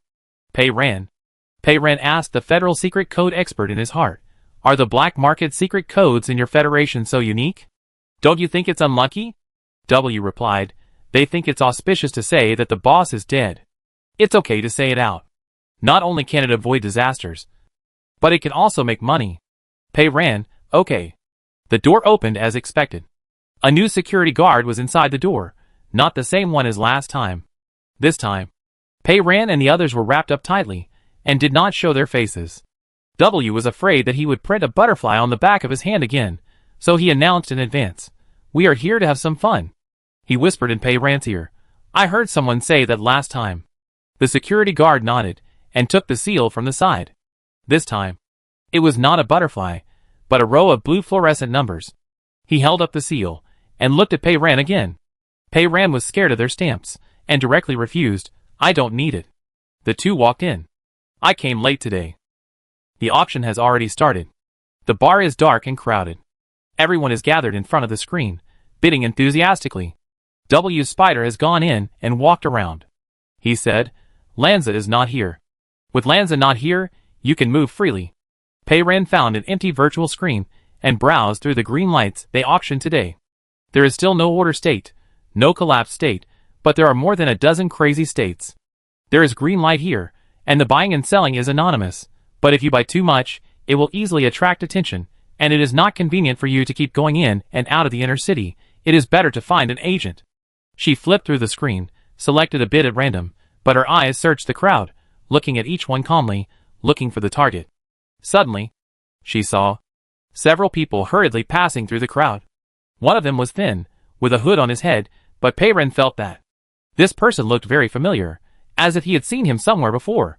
There were many people, and the light was dim, and they hurriedly walked towards the small door where the bartender appeared. The hooded man suddenly tilted his head to the side, and half of his face was illuminated by the light of the virtual screen next to him. Pei Ran recognized him, not quite believing it, squinting his eyes, and staring at that place. "Pei Ran, W, look at that little guy in the hood. The mechanical spider has good eyesight." W immediately answered, "Yes. It's Lanyu." When the silence first broke out, at the main store of Voline Pharmacy in Baigang, she was the younger sister of the Paris siblings, who were chased by the patrol ball together with her, Lanyu. At that time, the two siblings went to steal medicine with her, and met the patrol ball. Lanyu drove an antique car, and rushed to pick her up, but was shot. Lanyu rushed over to grab the steering wheel, and drove away with her brother. Unexpectedly, after more than 2,000 kilometers and nearly 2 months, I met her again in Aurora City. Just as Pei Ran guessed at that time, the little girl successfully survived the apocalypse. I don't know how she got to Aurora City, why she appeared in the black market, and what happened to her brother Lanyu, who always wanted to say thank you and sorry. Beside the bar, someone suddenly shouted, "Why are you peeking at my bidding?" "Who peeked at your bidding? Then why are you looking at my screen?" "I am happy to look around." "Is it your business? Besides, who would want to look at it for the $2 you paid?" Lanyu stopped, turned his head and looked over there, and whispered a few words to the person next to him. Several strong bartenders immediately went over, grabbed the collars of the two men, and dragged them out. The surroundings became quiet, and the two men were a little confused. One of them struggled to say, "We just had a few words, and we didn't fight." Lanyu spoke, and his voice was calm. "Every place has its own rules. If you can't bid properly, leave. Don't come again in the future." The last time I met Lanyu in Baigang, the silence had already begun. Pei Ran had never heard her speak. It turned out that her voice was clear and her pronunciation was clear. The bartender dragged the troublemaker out, and the noisy crowd immediately became more disciplined. This place was full of people of all kinds, and if they didn't calm the place down, there was no telling what would happen. Lanyu and the others continued to move forward, and a bartender opened the small door, and waited for them to enter before closing the door again. Pei Ran immediately squeezed through the crowd and asked the bartender, "Who is the girl who just came in?" The bartender looked at Pei Ran warily. Without saying a word, Pei Ran took out a banknote from his pocket and put it in the bartender's hand. "I think this girl looks a bit like an acquaintance of mine." The bartender looked down and found that he actually had a green $100 bill in his hand. Pei Ran was generous, and his attitude immediately changed 180 degrees. "That's our boss's daughter." "Pei Ran?" The bartender saw the surprise in Pei Ran's eyes, and immediately added, "She is the daughter our boss recognized on the road when he went out to collect green lights last time." Pei Ran casually took out 2 green bills and stuffed them into his pocket. "Can you go in and tell her that an acquaintance at the Voline Pharmacy in Baigang City wants to see her? Money can make the world go round." And the bartender quietly put the big bill into his pocket and turned back to enter the small door. After a short while, he came out, opened the door, and gestured to Pei Ran and the others to come in. He led Pei Ran and W through the narrow corridor inside, went up to the second floor, and came to the door of a room. He knocked first, and then opened the door. The style of the room was the same as the bar downstairs. with a solid and thick carpet, gorgeous wallpaper patterns, and intricate crystals hanging from the ceiling. The light was dim. Hilanyu sat on a set of retro-style sofas, had taken off his hood, and was lost in thought. She frowned, and her appearance was not consistent with her age of 14 or 15. When she heard the door open, she looked up and saw Pei Ran. She couldn't help but be a little surprised. She said, "Is it really you?" Pei Ran walked over and sat down opposite her. "Yes, it's me," Pei Ran asked. "Why are you here?" Then he asked, "Where is your brother? How is he?" Hilanyu's eyes dimmed. "My brother is not well. He is in a coma," she added. "It's not because of the gunshot in Baigang. That gunshot was just an anesthetic. Lanting was still alive. Come to think of it, the L-16 level extremely dangerous person that the patrol robot caught was her, not Hilanyu and his sister. The gun looked fierce, penetrated the windshield, but was not fatal." Hilanyu said, "That day in Baigang, I was driving, and I didn't know where to go. So I took my brother home. He was fine, and he woke up that night. Later, the water supply in Baigang was cut off, and many places started to catch fire again. My house was also burnt down. The two of us drove the antique car out of the city, heading west, and we stayed in several places and met some people. She was in a low mood. Those people died later, and my brother was injured in the head when he saved people, and he has been in a coma," she said. "But among the people my brother saved at that time was the owner of this bar, Chin. She is a very good person. She said that before she died, she had a daughter who was the same age as me. She treated me as her daughter and brought us here." She was brief in her words and only said these few sentences. But Pei Ran could imagine how difficult it was for them to walk from Baigang to Aurora's city. Pei Ran asked her, "Why did you go so far? It is much safer to stay in a sparsely populated place near Baigang City than to travel long distances."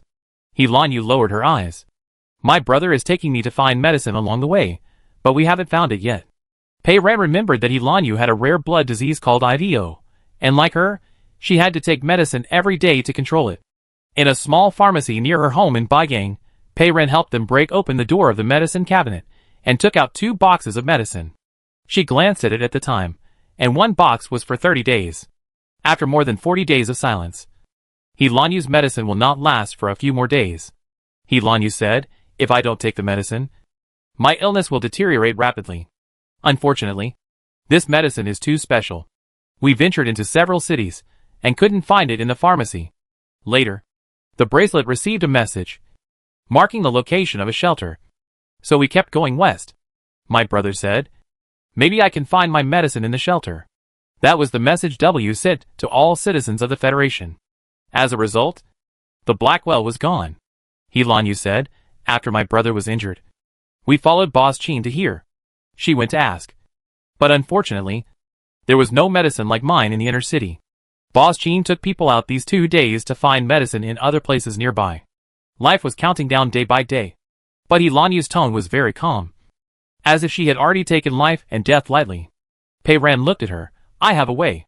Hilanyu raised her eyes. "Do you have a way?" "Yes," Pei Ran said. "Remember when we were at the main store of Voline Pharmacy in the city center? Before the patrol robot came, I had already taken your medicine from the medicine cabinet, and it is still in my backpack now. There was no time to give it to them at that time, and Pei Ran carried it all the way. It is not easy to find medicine in the end times, and she herself has experienced it deeply. So she always feels that if she can meet Hilanyu and her silly brother Lanting who saves people at the risk of his life again, she can give them the medicine. So she has never lost it." Chapter 191. Pei Ran stood up. "Wait for me, I'll go back and get it." The life-saving medicine that he had been looking for so long suddenly fell from the sky. Hilanyu had not recovered yet, and then he reacted. "Wait a minute, I'll have someone take you there by car." Pei Ran, "No, it's not far." She and W came out, and the bartender escorted them downstairs, and respectfully escorted them out of the bar. The two returned the same way, and climbed over the wall back to the courtyard. Ryan heard the sound, and came to report immediately. "There's something going on at the repair shop. Aisha and the others have all gone there. Only the little robots were left to look after the house." Pei Ran returned to her room on the 2nd floor, and found the backpack that He Jing brought out, and took out 4 tablets of medicine from it. Healan Yu's medicine was also a special medicine, and there were words on the medicine box, but they had been thrown away long ago, and the medicine tablets were bare, and had nothing printed on them, but they were still kept like this. Pei Ren put the medicine into her pocket, and suddenly saw the shielding device in the backpack. This white little alarm clock-like thing was smashed to pieces in Xing Wuxian's manner, and Xiaosai had repaired it last time, but because the parts were broken and could not be replaced, it could only work continuously for 20 minutes at most. Now that green light number 1 has been upgraded, it might be repaired. Helan Yu is still waiting. Pei Ren has no time to spare, so he just stuffs it into the side pocket of his backpack. The two of them return to the backyard, and Pei Ren hurriedly climbs over the wall. Ryan and Shinkong followed. Ryan blinked. Master.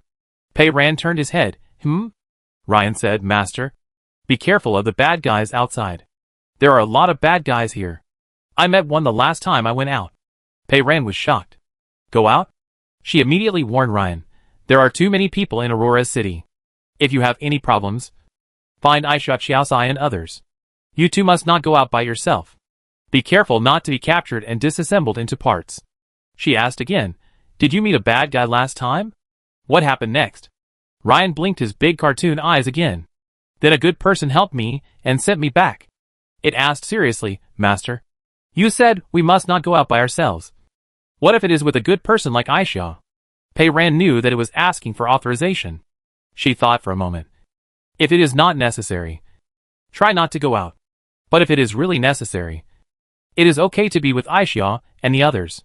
She was afraid that it would be stubborn and would not follow Aisha even if it encountered danger. The little robot only had good and bad people in its head, and didn't know that people are complicated, not black and white. She clarified. Nan E, who is locked up upstairs, is not a good person. Ryan nodded. I know. How can he be a good person if he is locked up? I'm not stupid. Pei Ren felt relieved. And he climbed over the wall with W and returned to the black market. This time, the security guard at the bar saw them and didn't say those weird auspicious words like the boss is dead and there will be a funeral today, but opened the door immediately. A bartender was waiting for them in front of the small door. Seeing them coming back, he immediately opened the door and took them back to the room on the second floor. Helan Yu didn't sit on the sofa this time, but was waiting at the door. She looked more nervous than before, with dark eyes, looking at Pei Ren eagerly. Pei Ren said nothing, took out the medicine from his pocket and handed it over. Helan Yu reached out to take the medicine, fixed her eyes on the small yellow pill, and saw at a glance that this was the medicine she took every day. She pursed her lips, and her eyes were red. Pei Ren understood. It was like being sentenced to death, and the execution was about to be carried out. The date was counting down day by day, getting closer and closer.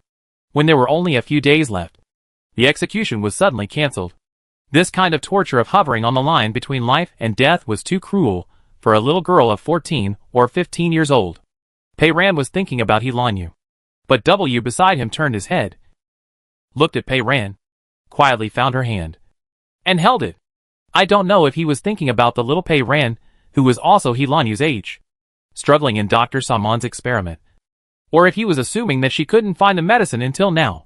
Helan Yu raised her head. Sister, she called suddenly. This was the first time she called her sister since Pei Ren came here. Helan Yu said, I have a lot of money now. I don't need money. Pei Ren looked into her eyes. But I do need something else. I need to buy the crazy green light. Helan Yu immediately said, This is too easy, you don't need to buy it, I'll give it to you. Pei Ren said, You can't give it to me, because I want a lot. Helan Yu asked, How much do you want? I want as much as you have in stock. Pei Ren said, I can buy it at the highest price of the auction. The problem is, you said the boss was away these days. Helan Yu was a little surprised, but after a little thought, she said, Boss Qin was away these days. Before she left, she gave me full control of the bar. No problem, just wait. She turned on the bracelet screen and enlarged the window. She said, I need to keep the inventory from the auction in the past 2 days, the rest can be given to you. Helan Yu separated a small batch and showed the rest to Pei Ren. There were a total of 70 or 80 green lights in the list. All of them were in a crazy state, which should be enough for green light number 1 to eat for a while. Helan Yu pulled the screen to the bottom. I'll give you all of them. Of course. That wouldn't work. Pei Ren didn't just want this batch. She was planning to buy green light from her in the future. She couldn't just take it for free every time. Money wasn't a problem. There were hundreds of millions of foreign city coins in her account. Pei Ren insisted on calculating it according to the auction price. He Lanyu couldn't get away with it no matter what. The total was more than 1.6 million foreign city coins. Pei Ren then asked her, "Do you have any collapse and order green light in your hands recently?" He Lanyu nodded. "Yes." She clicked on another list, showing Pei Ren the inventory. It shows 1 point of order state and 2 points of collapse state, with detailed descriptions at the back.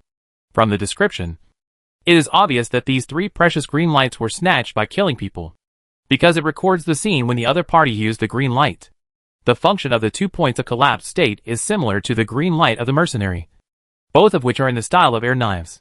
Pei Ren already has them. If he buys them as takeout to feed green light number 1, the price is too expensive, and the cost performance is far inferior to the crazy state green light. Pei Ren is not very interested. She read the instructions of the ordered green light carefully. Its function is to clean the additional states of other green lights on the body. The instructions don't mention many additional states, probably because there are not enough conditions to do many experiments, but it mentions anti-tracking. It can find tracking marks placed by others, and remove them directly. Pei Ren wanted it immediately. This ordered green light is not aggressive, and the estimated price is not high, only 1 million foreign city coins. Pei Ren immediately said, "I'll buy this too." He Lanyu said without hesitation. "No problem," she added. "Thank you for your patronage." Both of them smiled. Pei Ren said, "I will send the money over in the next 2 days. However, I don't want anyone to know that I came here to buy green light, especially people in the inner city." He Lanyu nodded. "I understand. Otherwise you would have taken the photo outside." She was smart. Pei Ren then said, "After you finish taking the medicine, I should be able to give more medicine. Don't worry. I will bring it to you then." For Pei Ren, he only needed to make a board with green light number 1. It was very simple, and a piece of cake. Pei Ren's words were beyond He Lanyu's expectation. He Lanyu got 4 packs of medicine today, which meant that her life was extended for another 2 months. It was already a pleasant surprise and a desperate situation. She didn't think too much about what to do after taking it, and had already resigned herself to fate. Unexpectedly, Pei Ren could get more medicine. He Lanyu pursed her lips, trying to suppress her surging emotions. She had already prepared to die, but suddenly, she didn't have to die, and she wouldn't die in the short term. Pei Ren knew it very well. No matter how powerful Lanza and his men were, they couldn't find He Lanyu's medicine in the inner city. She was relieved, knowing that He Lanyu would never reveal her coming to buy the green light even if it was for her own survival. Instead, she could ask her for information. She asked, "Is there anyone in the inner city who comes here to buy the green light?" He Lanyu answered, "Yes. There is one who comes here often, spends a lot of money, wears all white, and is obviously from the inner city." Pei Ren immediately said to W in his heart, "Give me a photo of Lanza." The bracelet vibrated. Pei Ren turned on the screen and showed it to He Lanyu. "Is it this person?" He Lanyu took a look and said, "Yes. It's him. He has been here many times." W reminded in his ear, "It may not be Lanza who comes here every time, it may also be Lan In." Lanza and Lan In, the twin brothers, look too similar, others may not be able to tell them apart. Pei Ren was curious. What did he buy? He Lanyu thought for a while. He doesn't buy many crazy green lights. Usually the collapsed state, the ordered state is always out of stock. But even if it is the collapsed state, he will take it away for a few days. Usually he will sell it again at a low price from him. Pei Ren understood what Lanza, or Lanan, was doing. Their bodies can only fuse 2 green lights at most, and they are very picky about fusion. They will definitely keep looking for green lights that match their physical conditions and are more useful. Pei Ren asked, "Do you know what kind of supernatural power the green light he left behind is?" He Lanyu replied, "If I knew, I would definitely tell you. But we have always been trading anonymously, and do not record who bought what kind of green light. He kept buying and selling, and I really can't remember." He Lanyu pondered for a moment, and suddenly said, "I remember that Boss Qin once said that we have a very good orderly green light in our hands, which we sold to that person. I think I have a photo of it." She flipped through it for a while and found it. This ball of green light has distinct characteristics, and is different from what Pei Ren has seen before. The light of the outer circle is dim and scattered, but there is an extremely bright core. Pei Ren asked, "What ability is it?" He Lanyu replied, "Boss Qin calls it turtle shell. because it acts like hiding in a turtle shell. Any damage from the outside, whether it is supernatural or physical damage, will not work. Pei Ran and W looked at each other. This is simply an invincible state. He Lan Yu said. He spent a lot of money and never sold the turtle shell again. Pei Ran thought about it and said to W in his heart, give me another photo of Lu Zhanya. Lu Zhanya's face appeared on the bracelet screen. Pei Ran asked He Lan Yu, has this person been here? He Lan Yu smiled as soon as she saw it. This person has only been here once. His attitude is very arrogant. He refused to stay in the auction hall and insisted on a separate room. After looking at our goods, he said, what a piece of junk. She searched frantically and finally found a photo and showed it to Pei Ran. It's him, right? This is a photo taken by a surveillance camera, and it shows Lu Zhanya. He didn't wear all white like Lan saw, but dressed casually, wearing a dark coat and trousers, with his shirt collar half open. He Lan Yu said. He made everyone go around, but in the end, he didn't buy anything. Seeing that Pei Ran didn't ask any more questions, He Lan Yu walked to the door, gave a few instructions, and soon someone brought up a small silver metal box. He Lan Yu opened it and showed it to Pei Ran. On the soft black lining inside, there were many transparent small bottles of green light embedded densely. The ordered green light was specially placed in a delicate black velvet box. He Lan Yu said, sister, you can take these first, and send the money when you have time. This little girl is very clear-headed, and she is generous and straightforward. Pei Ran was indeed in a hurry to use the green light, nodded and agreed, and stuffed the small box into his backpack. He Lan Yu suddenly said, do you want to go see my brother? Pei Ran was also thinking about going to see He Lanting. He Lanting was next door. There was a bed in the dark room. He was lying on the bed, covered with a quilt, with layers of white bandages on his head, and bandages on his exposed arms. His eyes were tightly closed, and he was motionless. My brother has been like this for many days. He Lan Yu was very worried. We spent a lot of money to find doctors and equipment from the inner city, and had surgery, but he still couldn't wake up. She asked tentatively, sister, do you have any ideas? She knew Pei Ran had money and could give medicine, so she wanted to give it a try. Pei Ran asked her, did the doctor tell me what kind of injury would cause him to not wake up? He Lan Yu replied, my brother fell from a height to save someone. The doctor here examined him and said that he had local intracranial hemorrhage and the blood clot pressed on the brain tissue. He did a targeted removal surgery, but the brain tissue damage could not be restored, so he has not woken up. Pei Ran pondered for a moment. I might have a way. I have a portable treatment device, which is an experimental product of a company called Honeycomb. Because it is too expensive, it has not been put into production. It seems to have a repair effect on various injuries, but it may not work. We can only try it. W said in his ear, green light number 1 treatment device? Pei Ran, that's right. Pei Ran said to He Lan Yu, when I send the money back, I will bring it over and let your brother try it. He Lan Yu's eyes lit up with hope. This time, she personally sent Pei Ran and W downstairs. I'll wait for you. As soon as they came out of the bar, Pei Ran said, I'm dead too, and I'll have a funeral. W? Pei Ran, their auspicious words really work. He Lan Yu got rich again this time, and avoided disaster. You haven't paid yet, W concluded. So you wrote several bad checks in one go today. Actually you used 4 plates of medicine, and exchanged for a bag of green light. Pei Ran thought about it. It seemed to be true. Those plates of medicine were stolen. It was just a pure empty-handed trick. Pei Ran said seriously, but I left her the most important thing. Hope. She stopped at the corner, took out the small black velvet box containing the ordered green light, opened the bottle cap, and twisted the bottom of the bottle. The bright green light in the bottle was released, watering to the mouth of the bottle. Pei Ran touched it with her fingertips and absorbed it directly into her body. She had a green light attribute verification system on her body. As soon as the light entered her body, green light number 1 rushed over. It circled around the new member and left angrily. It couldn't eat the new light. It was undoubtedly in the ordered state. Chapter 192. Pei Ran mobilized this new green light, and felt a flash of green light in front of her eyes, and her whole body shuddered, as if a gust of cold air blew from head to toe. Then, there was no movement. I don't know how it works. Pei Ran has her own green light that can track, so she can do experiments. She activated the tracking green light number 4, and released a white tracking light ball, and let the white light ball fall on her shoulder. The moment the white light ball fell, it suddenly shook and disappeared. The anti-tracking function is really useful. Pei Ran immediately mobilized green light number 4 again. Fortunately, the tracking white light group appeared again, and he did not really suffer any damage.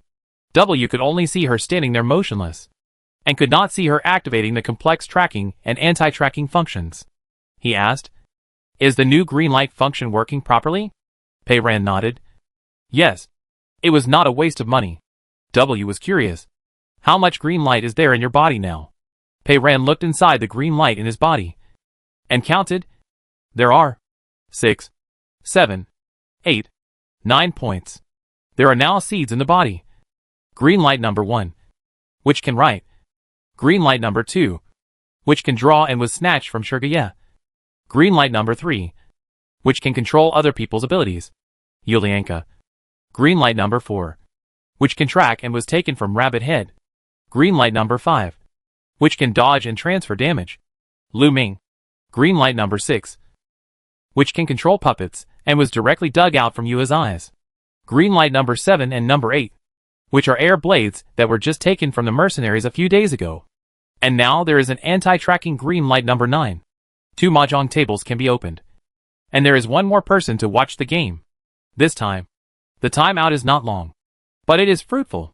All the things that need to be done have been done. Pei Ran is anxious to return to the inner city. "Let's go!" The two returned to the side door of the inner city. There was no one around the side door. W said, "Wait a minute. I want to transfer the guard inside." I don't know what method he used. After a while, he finally said, "Okay. Let's go." The small door opened automatically, and the two people quickly slipped into the gray fog inside the door. The journey was smooth. As soon as she returned to her home in Dandelion City, Pei Ran opened her backpack, took out the small box containing the green light, put it on the dining table, and opened the lid. She opened a small transparent bottle, released the crazy light spots inside, and absorbed them into her body. Green light number 1 finally got its takeaway, ran over, and swallowed it in an instant. Pei Ran's speed of opening the bottle was not as fast as it swallowed. Green light number 1 hadn't eaten for a long time, and was really hungry. After the upgrade, his appetite was better than before, and he ate much faster than Pei Ran expected. Just like eating melon seeds. She peeled one, and it swallowed one. In a blink of an eye, a large pile of melon seed shells and empty transparent bottles were piled up on the table. The green light worth more than 1 million yuan was used for only a short time, and it was all gone. Pei Ran was a little worried. It's too greedy. It will go bankrupt sooner or later. W leaned over to help her open the bracelet screen. Find the key to the Shanghai number 2 spacecraft, and the picture of the quantum lock access device. Try again. Maybe it will work this time. Pei Ran carefully examined the small silver triangle, flattened his palm, and wrote in his mind, "A quantum lock access device that looks and functions exactly the same as the one in the picture appears on my palm." After the period is drawn, the words are still there, but my palm is still empty.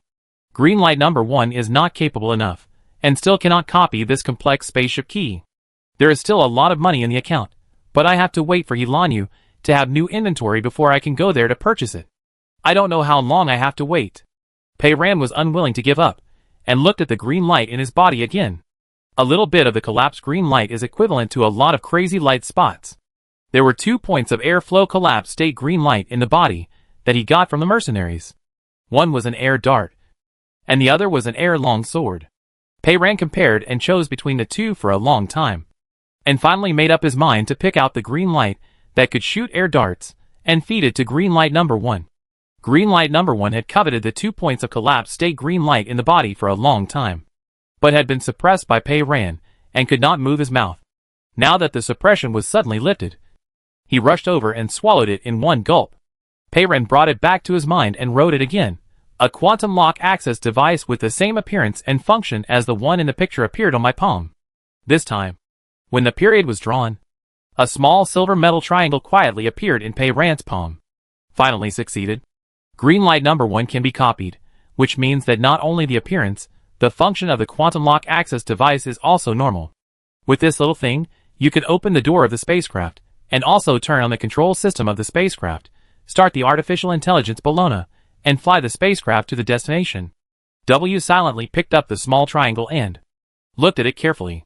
He said, "Pei Ran, I now believe that you may one day really be able to build a giant shielding layer generator that can shield countless people."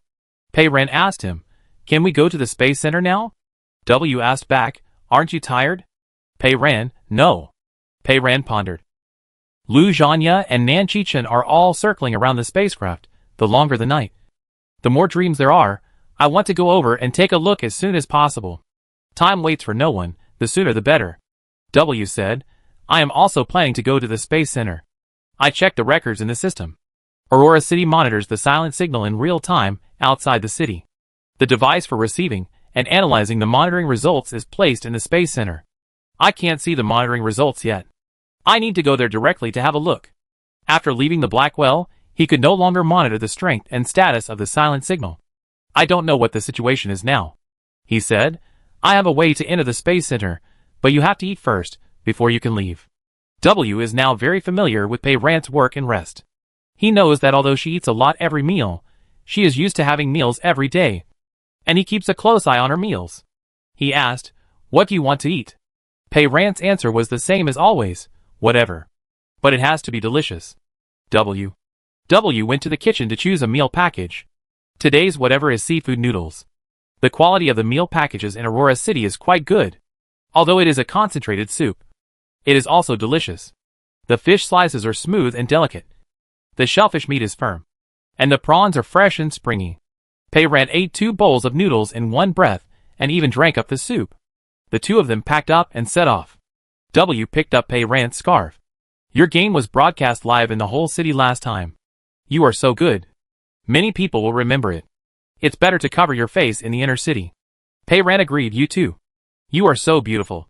You will remember it at a glance. And you also need to cover it." The two of them flattered each other. W smiled slightly and helped Pei Ran tie the scarf. He also pulled up the collar of his coat and put on a black mask, revealing only a pair of clear eyes. This time, he was familiar with the road, and Pei Ran knew how to go. As soon as he left Dandelion City, he stood by the road automatically and consciously, waiting for the unmanned floating taxi that W had called. It was already afternoon, and the virtual sun was setting in the west. The floating car flew all the way north. The farther north, the fewer floating cars there were. Finally, a huge building appeared in front of him, like half a sphere inverted on the ground. The surface of the sphere was covered with a layer of diamond-shaped grids, and on the edges of the grids, lightning-like blue light wandered around. "We have arrived at the Space Center. There is a transparent isolation wall in front." And the floating taxi landed at a distance. Looking closer, this hemispherical building lying on the ground is really a huge thing. After getting off the car, Pei Ran asked, "How do we get there?" "Just go in directly." W replied, "At this time, there just happened to be a group of newly recruited workers from the outer city coming to work the night shift. We can sneak in with them." He expertly took Pei Ran to shuttle between the projections of the outer green belt. There are 2 transparent walls on the outside. Once you get close, the door will open automatically. W said, "I can open almost all the doors of the Space Center, but many of the work here is confidential. So some office areas are not equipped with regular surveillance. I can't see them. I can only see the surveillance in the passages, corridors, and elevators. It's enough." They finally came to a door in the building and saw a living person.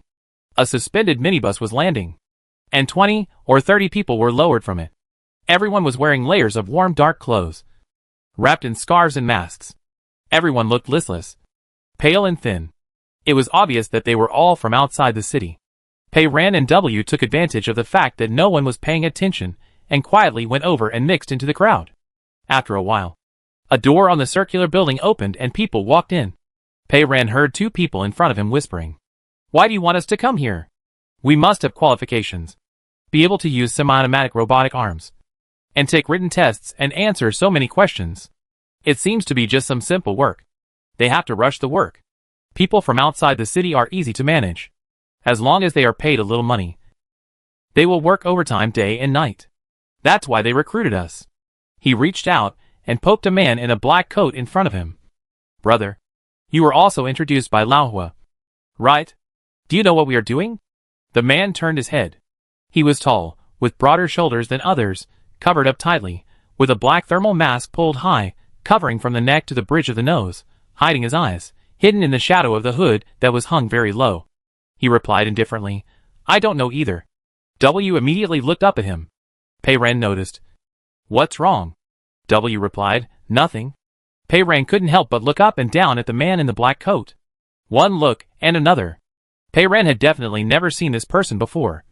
But for some reason, his walking posture, his gestures, all revealed an indescribable sense of familiarity. Too familiar. Pei Ren thought, who does he look like? She suddenly realized that he was far away, but close at hand. This person was about the same height as W, and his body proportions were similar. His movements were like copy and paste, and they looked exactly the same. She immediately continued to stare at him. The man turned his head again, as if he had also seen Pei Ren. He paused for a moment, then turned back again, no longer looking at this side, and continued to move forward with the crowd. This time when he walked, his posture was much more casual. His shoulders were swaying, and he looked less like W. At the front door, there was a man from the inner city wearing a white uniform, who should be a staff member of the Space Center. He was holding a small instrument in his hand, and his face was full of impatience. The one in gray. What are you dawdling about? The one in blue. I'm talking to you. Hurry up. Don't you see that there are so many people blocking the way behind you? The one in the hat. Queue up. Do you understand queuing? As he spoke, he waved the instrument in his hand casually, and I didn't know what he was checking. Everyone was driven into the gate like a flock of geese. The gatekeeper suddenly stretched out his arm and pointed at the man in the black coat with his finger. You? Why are you wrapped so tightly? Show your face. This group of workers from the outer city were all wearing a lot of clothes. Many others also wore thick scarves and masks. The gatekeeper didn't say anything. Perhaps the black coat was too tightly wrapped. The man in the black coat turned his head. He raised his hand, pulled down the mask on his face, and pulled up the hood a little higher. Thick black hair appeared under the hood, covering his forehead, half of his eyes, and the half of his face that was revealed was pale. The gatekeeper looked at the backpack on his back with suspicion. Open it and show me. The man said nothing, took off the backpack, pulled the zipper all the way down, and opened it as wide as possible. Even Pei Ren could see clearly that there was only a bottle of water and a pack of biscuits inside. The gatekeeper waved the instrument in his hand casually, and just as he was about to signal him to go in, another person in a white uniform came out, also holding a small instrument in his hand. Pei Ren recognized the device this time. It was the same as the one used at the entrance of Heijing, an iris scanner. He stopped everyone. It was said that the management of the previous batch of workers was too chaotic. The new batch of workers must have their irises scanned and recorded in the system. Pei Ren immediately looked at W. W's voice was calm. It doesn't matter. Let them scan. I'll just erase the records. Their security system was like W's back garden. Pei Ren was relieved, but suddenly saw that the man in the black coat, who had arrived at the door, and was walking and quietly stepped back, retreating from the front row to the crowd at the back. He turned his head, as if he was just casually glancing outside the door. Pei Ren was too familiar with this gesture. When she was planning to escape, she would look for a way out, and this was how she would behave. Pei Ren was filled with infinite curiosity about this person. What was he afraid of? Why didn't he dare to scan his iris? Besides, he had to pass through several transparent walls to get out, and after getting out, he would be in the inner city full of surveillance cameras. Even if he really wanted to escape, where would he run to? Chapter 193. The gatekeeper began to scan the iris of the person at the front of the line. Pei Ren continued to stare at the man in the black coat, and saw that he was still trying not to attract attention, and was almost in front of her. After scanning one person, the staff suddenly said, "Huh?" He pressed the iris scanner in his hand twice, and tapped it hard, and said in a puzzled tone, "What's going on?" Another person came over, stretched his neck to see. "What's wrong? Is the instrument broken?" The man said. It suddenly stopped scanning, and reported signal lost, unable to connect to the system. He raised the iris scanner high above his head, tilted his neck, turned left and right on the spot, and it still didn't seem to work. The impatient one became even more impatient. "Forget it, why scan? We are still waiting at the construction site. If it doesn't work, we can go and scan again after they start working. It will be the same." The iris scanner suddenly couldn't connect to the system, and I knew who did it. W explained in his ear. After they scan our irises, they have to delete the records immediately, which is too troublesome. The staff who scanned the irises stepped aside and let everyone in directly. Pei Ren saw that the man in the black coat stopped retreating and followed the crowd silently. W's operation seemed to help him invisibly. He didn't know who he was and what he was doing in the space center. Maybe his target was also the Shanghai No. 2 spacecraft. The gatekeeper looked at the crowd and counted them one by one. 29. 30. 31. 32. Huh? He turned to look at the virtual screen next to him. Why do I remember seeing it this morning? This time, there should be 30 people recruited? He clicked on the screen and checked it in the system. Oh, I remembered it wrong. 32. After counting the number of people, he walked to the front of the crowd. Everyone listen to me. We are going to the construction site now. No loud noises are allowed on the way, no looking around. After he finished talking about the rules, he led everyone inside. The crowd passed through the hall and walked through a passage, seemingly to take the elevator. W and Pei Ren deliberately slowed down their pace, gradually falling behind. They had already come in, there was no need to follow them. The two quietly left the main group. W said, I saw Lu Zhanya is also in the space center now. He and several people in charge of the space center entered a conference room. There was no surveillance in that office area, so I couldn't see it. W, the navigation, now had legs of his own. He took Pei Ren to shuttle around the space center and took the elevator up and down several times. They finally arrived.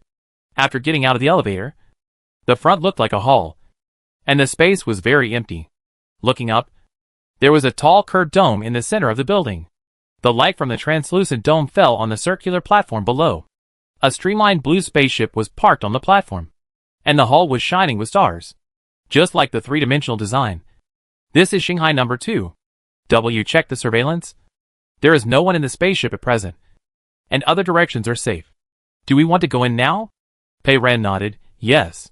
She took out the triangular quantum lock access device from her pocket and held it in her palm.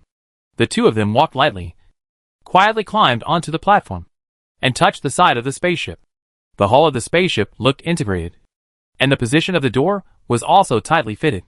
But Pei Ren held the small silver triangle in his hand, and as soon as he approached, the hatch slid open automatically.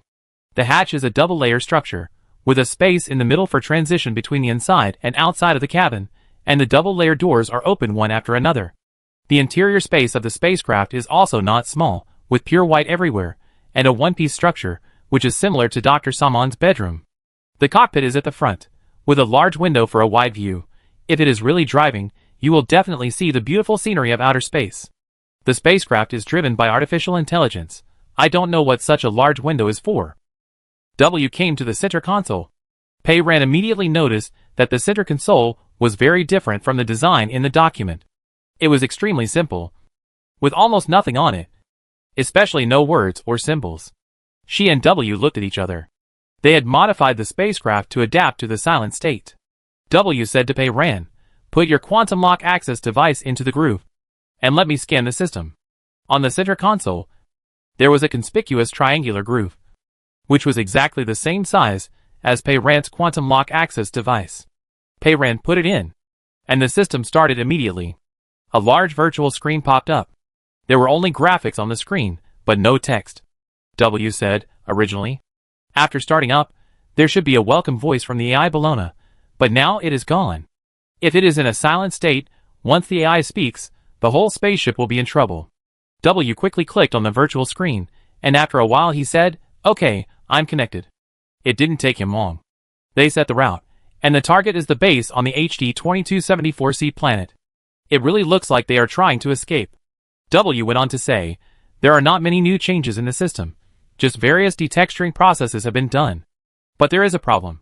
He said, the energy compartment, where the energy source of the spacecraft is placed, is now empty. Pei Ren wondered, hasn't the system been activated? It's different when flying. It requires a special energy source. At the beginning, Shanghai No. 1 took away 2 sets of energy sources. There should be 1 set left on Shanghai No. 2. Theoretically, the energy source should have been placed in the energy compartment, but for some reason, it's not there now. He sent a photo. In the photo, a staff member is holding a small black box that is 30 centimeters square and slightly flat. The surface of the box is covered with diamond stripes. Pei Ran, is this the energy source of the spacecraft? So small. He said, yes. The energy source is not large. The surveillance here is limited. People have been entering and leaving the spacecraft these days. I can't find out who took it away and where they put it. Pei Ran guessed. Who else could it be? It's probably Lu Zhanya. He is afraid that others will steal the spacecraft. W agreed. The spacecraft needs to be transported to the launch platform outside before it can be launched. It is difficult to steal it if it stops here. However, I also think that Lu Zhanya took the energy source in order to control Shanghai No. 2 in his own hands. He turned off the control system and returned the quantum lock access device to Pei Ran. Let's go to the back and take a look. The two walked back through the passage, and Pei Ran saw the place where the hibernation capsule was placed. It is an area in the middle of the spacecraft, and it is a mess now. The white floor is lifted up, revealing the various lines underneath, and the equipment placed next to it should be the hibernation capsule. The shape of the hibernation capsule is like a horizontal egg, but the upper part is transparent, and it is filled with something familiar, a pool of blue gel. It is the same as W's culture pool. Pei Ran immediately poked W. Do you feel like home? W. Also like W's culture pool, there is a human-shaped groove in the hibernation capsule suitable for reclining. The bottom plate of the groove is segmented, as if it can be adjusted in size, and the head is placed on the higher side. But now 3 of the hibernation capsules have been dismantled and randomly moved to the side. And the blue gel inside has disappeared. They only kept 2 hibernation capsules. Now even if they want to use this spaceship to carry more people, they can't. Pei Ran walked around the remaining 2 hibernation capsules. W said last time that the life support system in the HD 2274C planetary base can support 2 ordinary adults to live normally for about 40 years, which is almost enough to live to old age. Pei Ran was curious. Lu Zhanya is going to run away, leaving only 2 hibernation capsules. I wonder who he plans to take with him. Even a cold-blooded person, like Lu Zhanya, who disregards human life probably can't stand running to an uninhabited planet and spending his life alone. W replied, I think I can guess. I have observed these days that Lan Sa's younger brother Lan En has always been by Lu Zhanya's side, and seems to be his right-hand man. This is a bit magical. When they were in the VIP seats of the arena, Lan Sa and Lu Zhanya seemed to be strangers, and they were not even interested in saying a word. The last time all the members of the board of directors came to her house, the conversation between the two was also full of sarcasm, which showed that their relationship was very ordinary. As a result, Lan Sa's twin brother Lan En actually had a close relationship with Lu Zhanya. No wonder Lanza said, he and Lan were not familiar with each other. W suddenly asked, Pei Ran, if you could only take one person to HD 2274C planet, who do you plan to take? The question of who to save first when falling into the water came back again. Pei Ran imagined it. Perhaps the silence will continue to deteriorate. There will be no more refuge where you can make a sound. Civilization will disappear completely. All kinds of crazy fusion bodies will occupy the world, and every minute will live under the threat of death. As a last resort, you can only take a spaceship to outer space. In the deep and vast universe. On a distant planet 1 trillion kilometers away. In a base that cannot be left. Without any other human beings. 2 people spend decades of their lives alone. What kind of dream life is this for the ultimate social phobia? But if you think about it carefully, a deep despair will emerge from the bottom of your heart. Pei Ran said, I won't take anyone with me. I don't really want to go to that planet. W seemed to have thought about it. If I'm with you. Just the 2 of us? I think it's not bad. Pei Ran hit him. Human life is very short. I will die soon. And you will be left alone on that planet for a long time. Is it scary? W replied, I don't want to be alone. I will shut myself down forever. Lie beside you. And sleep with you forever. Many years later. He said, humans will finally restart civilization. Explore the universe. Come to this planet. Enter the base. And find our bones and rusty core processors. They will say that this planet is their tomb. And Pei Ran lies here. And her virtual lover. Pei Ran looked at him. And was speechless. W said, so do you want to consider it? He patted the equipment next to him. And changed the subject. This is a nerve stimulation and muscle atrophy prevention device, which will work regularly to adjust the human body in hibernation. The automatic wake-up and recovery system is also here. When the spacecraft reaches the destination, It will start the wake-up program to wake up the humans in the hibernation cabin. The two left here and continued to visit. W was like a qualified tour guide. This is the life support device, which can automatically adjust the temperature, humidity, and air composition in the cabin. Go down this way. There are several thrusters installed, and there are several more behind. In front is the resource reserve area, in addition to water and other necessary resources. There are also maintenance robots and various spacecraft accessories. The escape cabin is at the end. Pay Ranmo for such a long-distance flight. After the spacecraft has an accident, even if you enter the escape cabin, where can you escape to? Floating around in space? W was very calm. Floating out can make you die slower. He suddenly paused. Lu Zhanya and several people came here by elevator. The elevator is transparent. If we go out now, if the angle is not right, we might be seen by them. Pei Ran did not plan to take risks. Let's find a place to hide first. W opened a door. This is the maintenance room for communication equipment. No one should come here. The space inside is not big. It is dark. Pei Ran put his ear to the door. After waiting for a while, he heard footsteps. The sound gradually came over here and stopped not far ahead. It should be near the hibernation capsule. Pei Ran could faintly hear someone talking. The extra dormant capsules have been removed. In about a day or two, the other lines can be connected to the two remaining dormant capsules as emergency backup lines. Lu Zhanya's voice came. Will it take another day or two?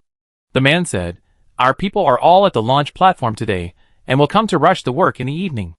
Lu Zhanya asked, How is the detexting of the entire spacecraft going? The display system of the control center has been modified, and we will continue to check all the parts on the spacecraft these days. Lu Zhanya's voice became stern. We have to move faster. After you are done, I will transport the spacecraft to the launch platform, turn off the local shielding for testing. If something goes wrong, if something burns, I will throw you into the fusion pile. The man's voice immediately weakened. I understand. We will speed up the progress and check it carefully. Pei Ran thought in his heart. Lu Zhanya has been urging the progress. I don't know how bad the situation is, he is so anxious. Chapter 194. Lu Zhanya asked again, Where is the launch platform? Is it built? The man didn't dare to speak anymore. It will take about 2 or 3 days? We don't have enough engineering vehicles, and we have recruited new people from the outer city to work. W explained in his ear. W said, Long-distance high-speed spacecraft such as Shanghai No. 2, takeoff and landing require special orbits to accelerate and decelerate. The launch platform of Aurora City used to be outside the city, a distance away from Aurora City, and the spacecraft needs to be transported there before it can be launched. Now that place is not in the shielding layer, it seems that Lu Zhanya plans to build a new platform here. Lu Zhanya is still talking. Where are the 2 researchers and equipment going to the space station? Are they ready? The man replied, The equipment for detecting the source of the silent signal has been decrypted and installed on the spacecraft. They are also ready, and can set off at any time. Lu Zhanya said, We also need to hurry up with the hibernation cabin. Although the journey is short this time, there is no need for hibernation, but the researchers in the inner city are not used to the silent state. In case of an emergency, it is better to enter the hibernation state, which is safer for both ourselves and the spacecraft. The man replied, I understand. Pei Ran? The 2 hibernation capsules on the spacecraft are not used by Lu Zhanya to escape? Did I misunderstand him? Then I realized, it seems wrong. The destination set in the spacecraft system is not a space station at all, but the HD 2274C planet. She asked W in her heart, the destination of the spacecraft, is it only Lu Zhanya who can set it? You guessed right. W said. Only those who hold the quantum lock access device have the authority to set it, others cannot see it. We also have a quantum lock access device.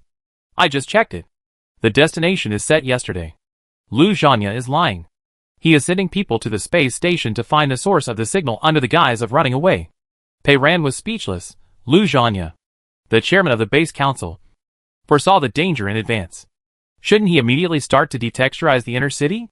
Is he planning to run away? Unlike the outer city, the inner city has not been detexturized yet. Various text signs can be seen everywhere on the road. The items used are all covered with various trademarks.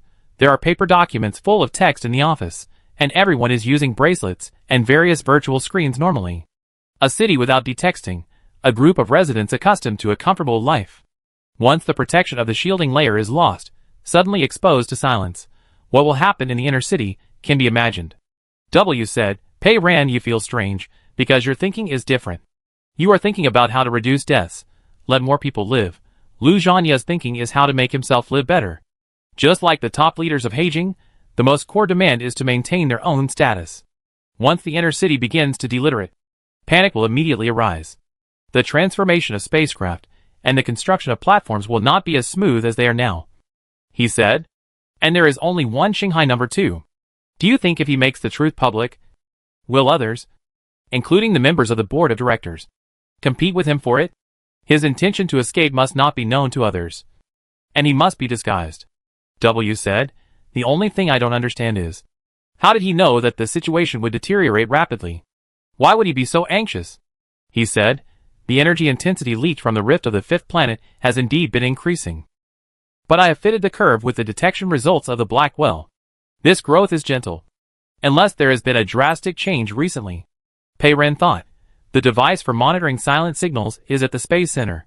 If there has been a drastic change, it would be difficult not to leak the news.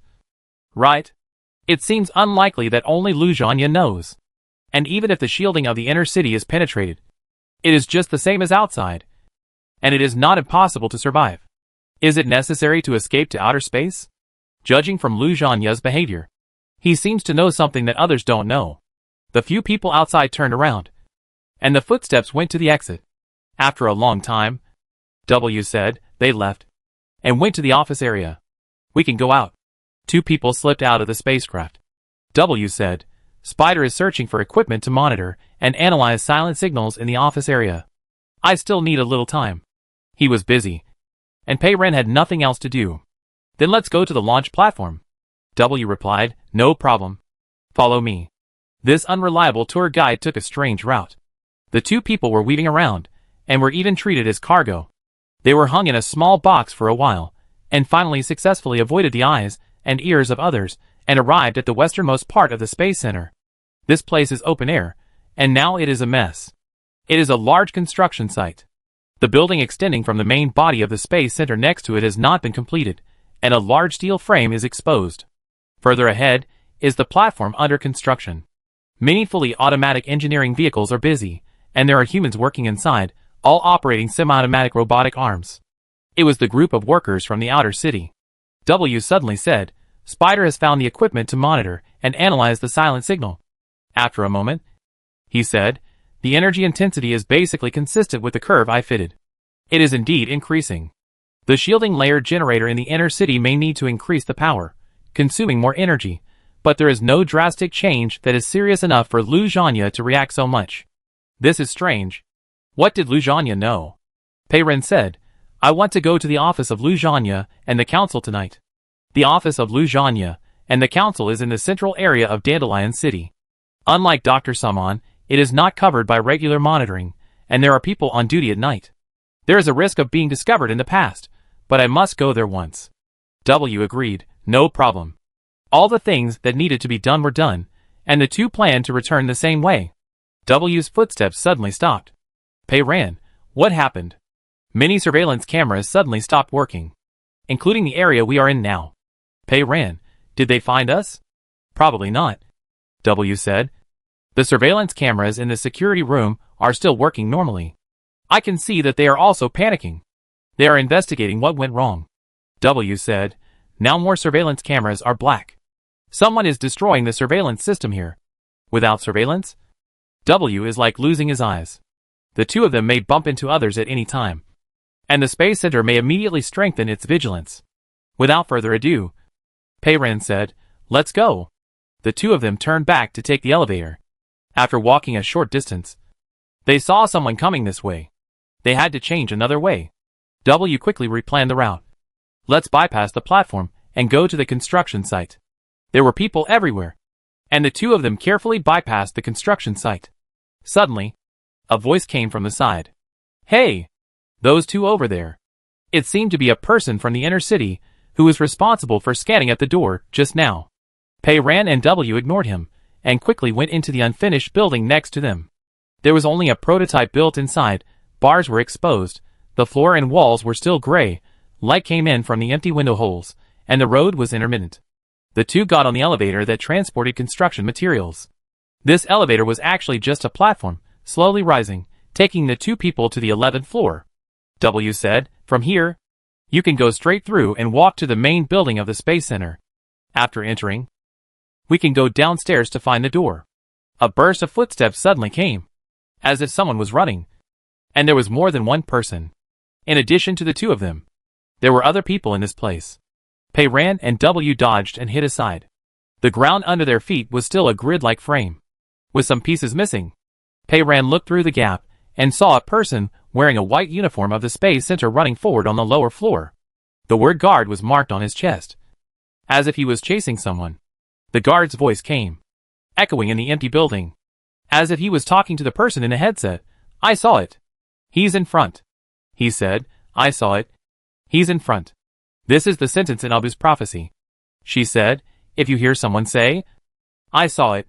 He's in front,' don't hesitate. Follow him immediately." Pei Ran instantly understood why this was a choice node. The guards were obviously chasing someone, and they were in the Space Center. According to her usual temper, she would probably follow them to see what was going on. But it was different now. W couldn't see the surveillance, and the two of them could be discovered at any time. It was better to have less trouble than more. To be cautious, she would probably not join in the fun. The fork of the world was in front of them. Pei Ran and W looked at each other, and she didn't hesitate. She immediately crawled down from the hole in the steel structure on the ground, let go of her hand, and gently landed on the next floor. W followed him down. His movements were a little heavier, but fortunately the guards in front were so focused on chasing people that they didn't notice the movement here. As soon as he came down, Pei Ran saw who he was chasing. It was the man in the black coat that he met at the door. He came out from the other side, running very fast, jumping between the unfinished complex building frames, and the landing point of each leap was very accurate, and soon he left the guards behind him far behind. W suddenly said, "There is another guard in front who is outflanking us." The man in the black coat seemed to have seen it too, and immediately changed his route, running to the side. A gunshot rang out. The gunshot echoed and vibrated, and the man in the black coat jumped to the side. He reacted very quickly, and was quite skilled, and successfully dodged the gunshot. However, the place where he rolled over was a slope, where a layer of polymer film was being laid, which was much more slippery than expected, and the man fell down the slope quickly. There was nothing further ahead of the slope. This place was 10 stories high, and if he really fell down, even an Iron Man would be in big trouble. The man in the black coat was quick-witted, and while he was in the air, he grabbed a half-extended pipe next to him. He just hung in the air. He didn't wait for a second, exerted force on his hands, rolled up his waist, and tried to pull himself up. Crack. The pipe was torn from the floor, and fell down a little more. The fragile pipe couldn't bear his movements and weight. The black coat hung there motionless, turned his head to observe the surroundings, and began to look for other escape routes. The two guards who attacked him from the front and back saw that he was trapped, but they were not in a hurry, and stopped shooting, took a breath, and went to the slope. Pei Ran looked over there. This man in a black coat was not only agile, but also made the same judgments and choices as her. If it was her, she would have taken the same path as him, and would now be facing the same dilemma. Even without considering Abu's prediction, Pei Ran couldn't help but feel a little sympathy in her heart. She already had an idea. A guard walked to the edge of the slope and looked down. They are running around in the center. These people in the outer city are so bold that they steal things here. Another one came over. It is said that even the surveillance cameras are gone. Maybe he has other accomplices. Do you want to pull him up? Although the two guards had guns in their hands, they still felt a little uneasy. This man was too skilled, and even with guns they might not be his opponent. Let him hang there for now. I'll call a few more people over first. The one hanging in the air was CT-122. It was holding the pipe, hanging in the sky, and looked down again. The height of 10 floors was too high. Even if the XR-7G2 robot had a strong mechanical body, it would be seriously damaged if it fell from this height.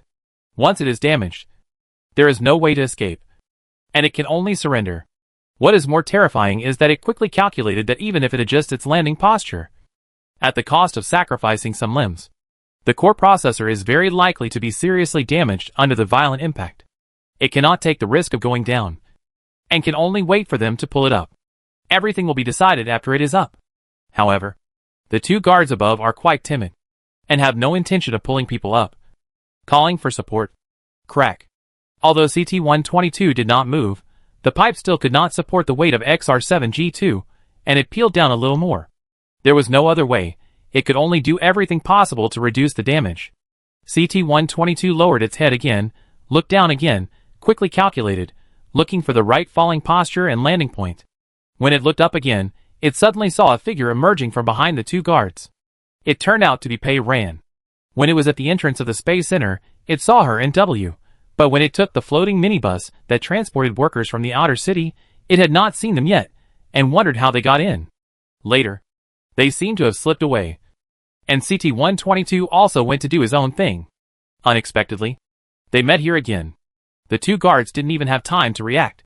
They were instantly killed by her, and knocked unconscious on the ground. One of the guards fell forward, and was about to slide down the slope dangerously. Pei Ran grabbed him with his quick hands and eyes, and threw him behind him. Pei Ran ignored them, and immediately lowered her center of gravity, and went down the slope. She moved carefully but quickly, and slid to the edge of the slope. She grabbed the edge with both hands and fell down, hanging in the air. CT-122 knew it well. The pipe had been peeled down twice. It was already some distance from the top. If she didn't come down, she couldn't reach it. Pei Ran stretched out a leg to it. Hold me. Hanging on the pipe. It couldn't go up. It had to transfer to her to climb up. CT-122 was silent for a second. It finally spoke. You can't hold on. I'm very heavy. Pei Ran continued to stretch his legs. How do you know if you don't try? It said coldly. You will fall with me. Pei Ran, can't you say something nice? Or do you think it's more auspicious to say this? CT-122 finally let go of one hand, and grabbed her ankle. I'm going to let go. Pei Ran, thank you. Hurry up. Please let go. CT-122 let go of the other hand holding the pipe, and the weight was instantly transferred to Pei Ran. The two of them swung dangerously in the air. Pei Ran's mechanical hand suddenly clasped, and her mouth twitched. She cursed in her heart. How could this person be so heavy? Chapter 195. It felt like there were two burly men hanging on my body. Pei Ran's mechanical arm exerted force, and he did pull-ups with her.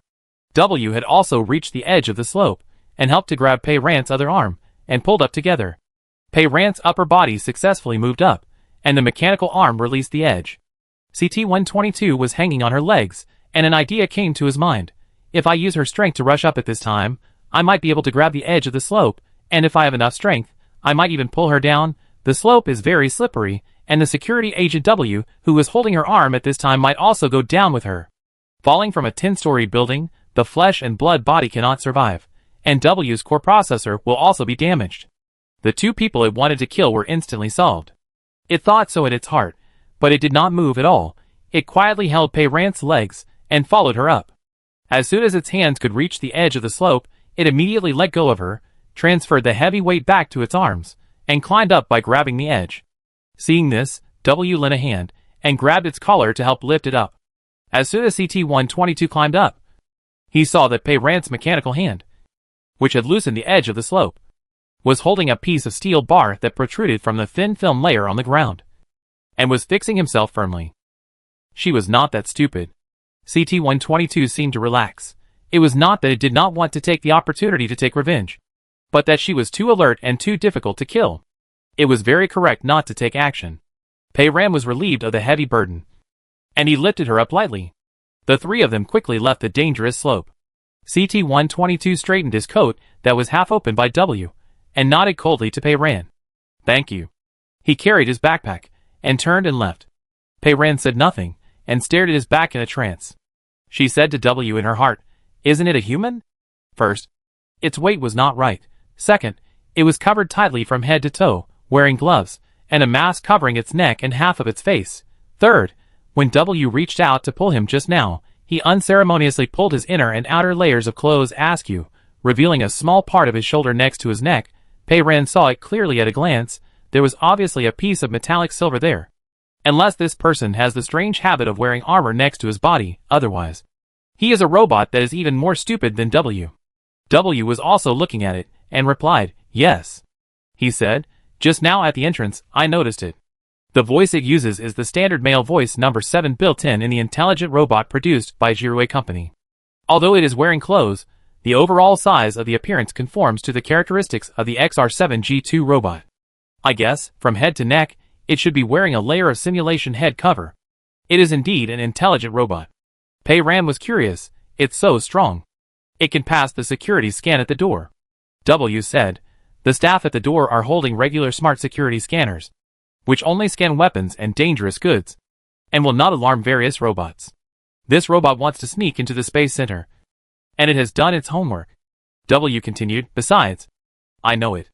I just compared the scratches on its shoulder, and it is certain that I have seen it several times. He said, it was it that pressed the alarm button when it found the light vortex in the black well, in the three-dimensional plantation a few days ago, when we were at the exit of the black well. You saved it again. W briefly told Pei Ran again. Pei Ran was a little surprised. Aurora City is more than 900 kilometers away from Beijing. How could it get here so quickly? She immediately realized, did it follow us? Then she understood, CT-122? W, I thought so too. Pei Ran. Other robots should not be so addicted to following her everywhere. Pei Ran thought for a while. If it is really CT-122, when it was pulled up just now, it was quite honest, and did not take the opportunity to do anything. This is interesting. Yeah, W said. He didn't want to talk about this anymore. Let's go. Pei Ran was still thinking, maybe it was it that blacked out the surveillance here. I wonder why it came to the Space Center. Maybe it was also planning to take advantage of the spaceship? The two continued to move forward, and finally returned to the hemispherical, main building of the Space Center. The surveillance system had not been repaired yet, but the mechanical spider had successfully returned to the team, and was exploring the way ahead. The two carefully avoided people, and walked towards the exit they had just entered. After hiding all the way, passing the corridor, they finally arrived at the lobby of the ground floor exit. The gatekeeper was not there, which was the perfect time to slip out. But W suddenly said, a group of people are coming. His mechanical spider heard the sound. There was no other place to hide here. The two of them quickly left the lobby and retreated to the corridor. There was a door next to it, which was marked Cleaning Car Spare Tool Storage Room. W opened the door. Before he entered, Pei Ran was stunned. This storage room is very small, and it is full of boxes. It is difficult for a person to turn around in the gap in the middle. The problem is, there is already a person standing in the gap. It is CT-122 who just left. It is carrying a bag, and it puts on its hood again, with the brim pulled down very low, covering most of its face. Everyone looked at each other, and it was a little embarrassed. Pei Ran understood immediately that it was a robot, with very sharp ears, and it must have heard the footsteps of the two of them just now, and it also needed to avoid people, so it hid in. There was a noisy sound outside, there were voices, and footsteps, and it felt like there were quite a lot of people. It was too late. Pei Ran, everyone squeeze in. Pei Ran and W squeezed in quickly. CT-122, who was squeezed on the box. Fortunately, the door was sliding, and it was barely closed. There were 3 people in a place where one person couldn't turn around. Pei Ran said to CT-122 in a whisper, move in a little bit. CT-122 also lowered his voice and answered, I don't have the habit of squeezing in with others. If I can move in a little bit, do you think I don't want to? Pei Ran thought to himself, you are a robot, don't you have any convenient folding function? Fold the head into the body, and take off the arms? The 3 people were crammed in a mess in the narrow space. W tried his best to protect Pei Ran, and used his back to press against CT-122's hard metal body. CT-122 glanced coldly at his arm holding Pei Ran, and tried to press it against the box next to him. Crack, something in the box broke. Pei Ran immediately turned around, and made a serious hush gesture. CT-122. The group of people finally passed by, and when it was really quiet outside, Pei Ran, who was closest to the door, quietly opened the door, poked his head out, and after confirming that it was safe, made a come-out gesture. The 3 people quickly slipped out through the corridor. There was no one at the exit, and the door was tightly closed. Pei Ran lowered his voice and asked CT-122, how are you going to get out? It blurted out 3 words, use violence. Pei Ran, save your violence, we can open the door. For W, this was not a big deal. As soon as someone approached, the tightly closed door opened automatically. After leaving the main building of the Space Center, there were 2 transparent isolation walls outside, CT-122 said nothing this time, and silently followed Pei Ran and W. The three of them walked around in the green belt next to the main building, and passed through two secluded small doors on the transparent wall. Each door opened automatically and silently, and they had a smooth journey. Finally, they arrived outside the Space Center, where they could move freely. CT-122 stopped and said, "Thank you for this time. I'm leaving." Pei Ran asked it. "The inner city is heavily guarded.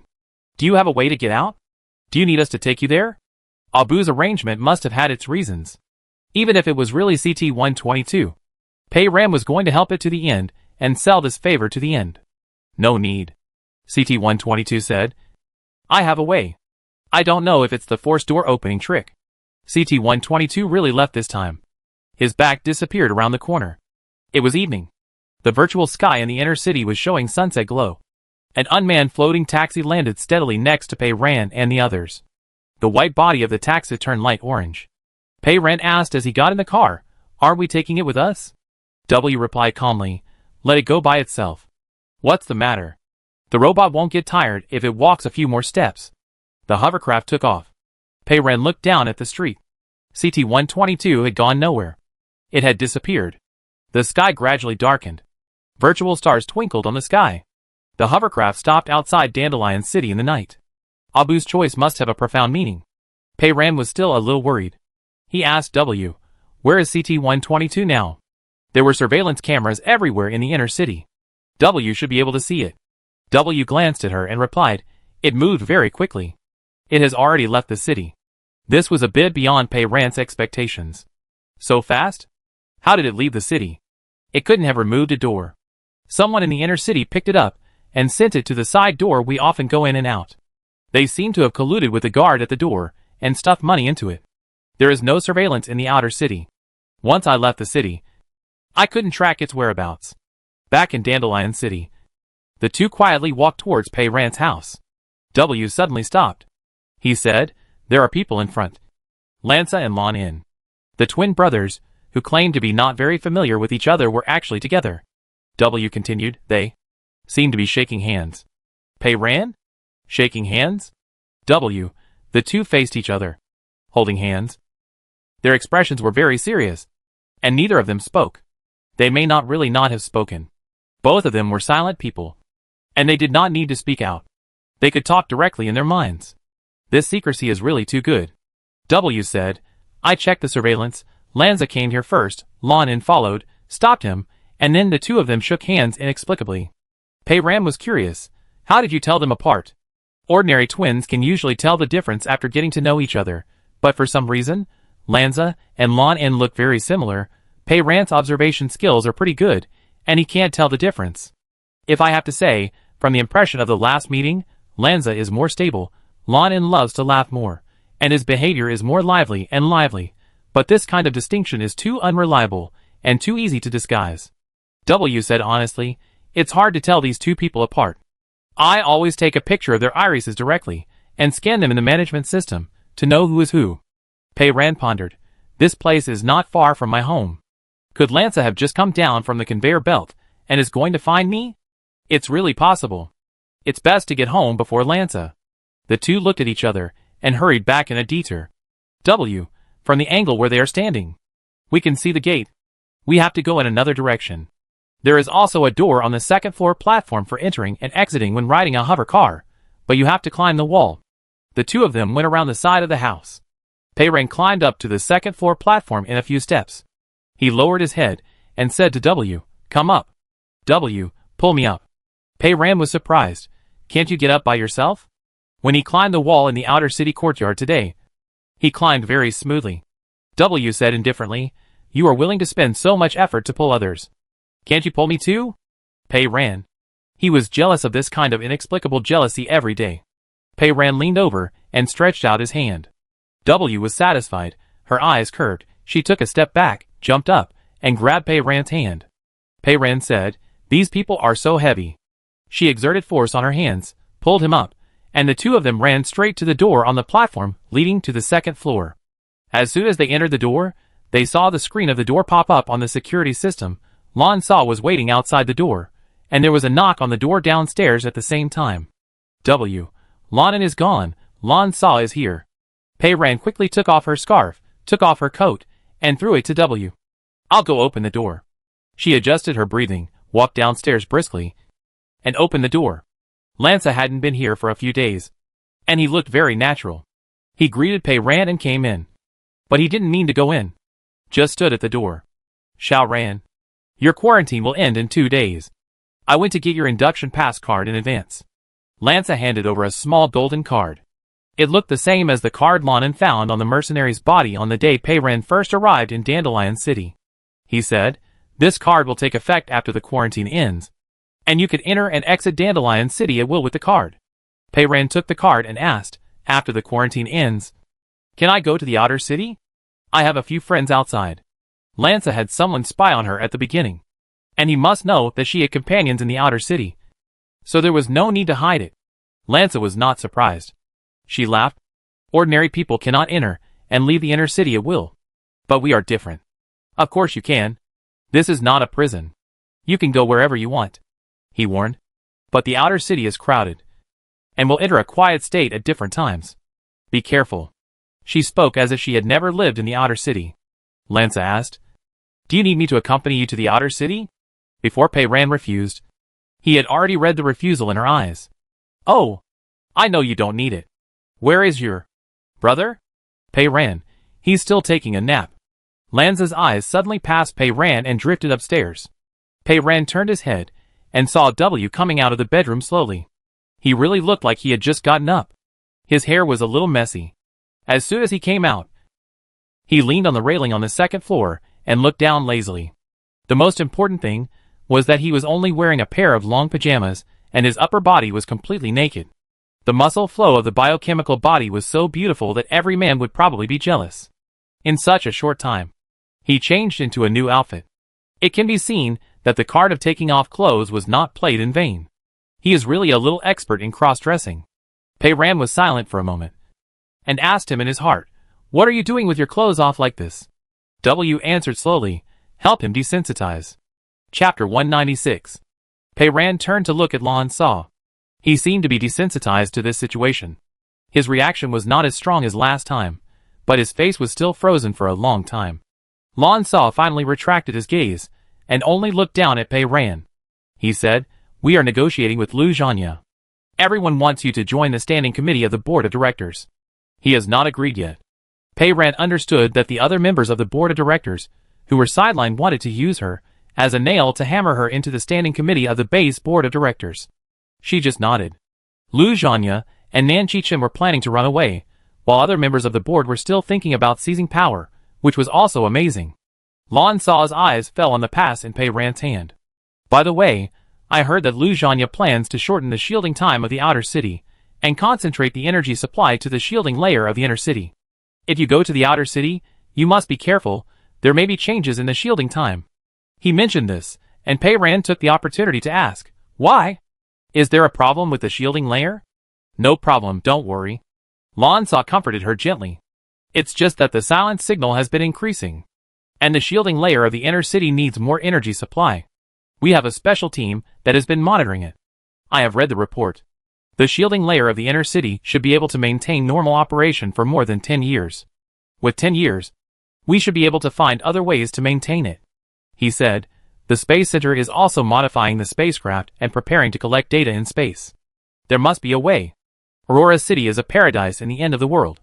You are safe. Pei Ran thought to himself, before the collapse of the Black Well. Everyone thought so. Lanza's eyes drifted to the second floor for a moment, and then he immediately retracted them. He obviously didn't want to stay any longer. I'm leaving. After he left, W came down from upstairs. Pei Ran poked him. Why don't you put on clothes after everyone has left? Aren't you cold? Although the heater was on, it wasn't that hot. W, yeah. It's a little cold. He held her in his arms. So hug me for a while. Am I your heater? Pei Ran said this, but still hugged him. His skin felt cold to the touch, and he hoped that his biochemical body would not catch a cold. W said, Pei Ran, I just checked the surveillance and found something interesting. He sent a video. Pei Ran let go of him and turned on the bracelet screen. In the surveillance video, a person stood by the green space. Lan Sa came to our side. And the remaining one is Lan In. Lan In lowered his head and pulled open his sleeves.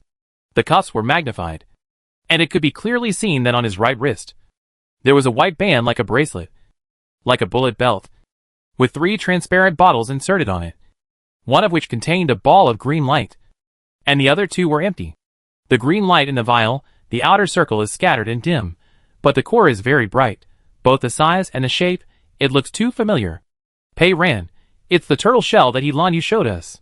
The turtle shell that can make people enter the invincible state against all kinds of external attacks.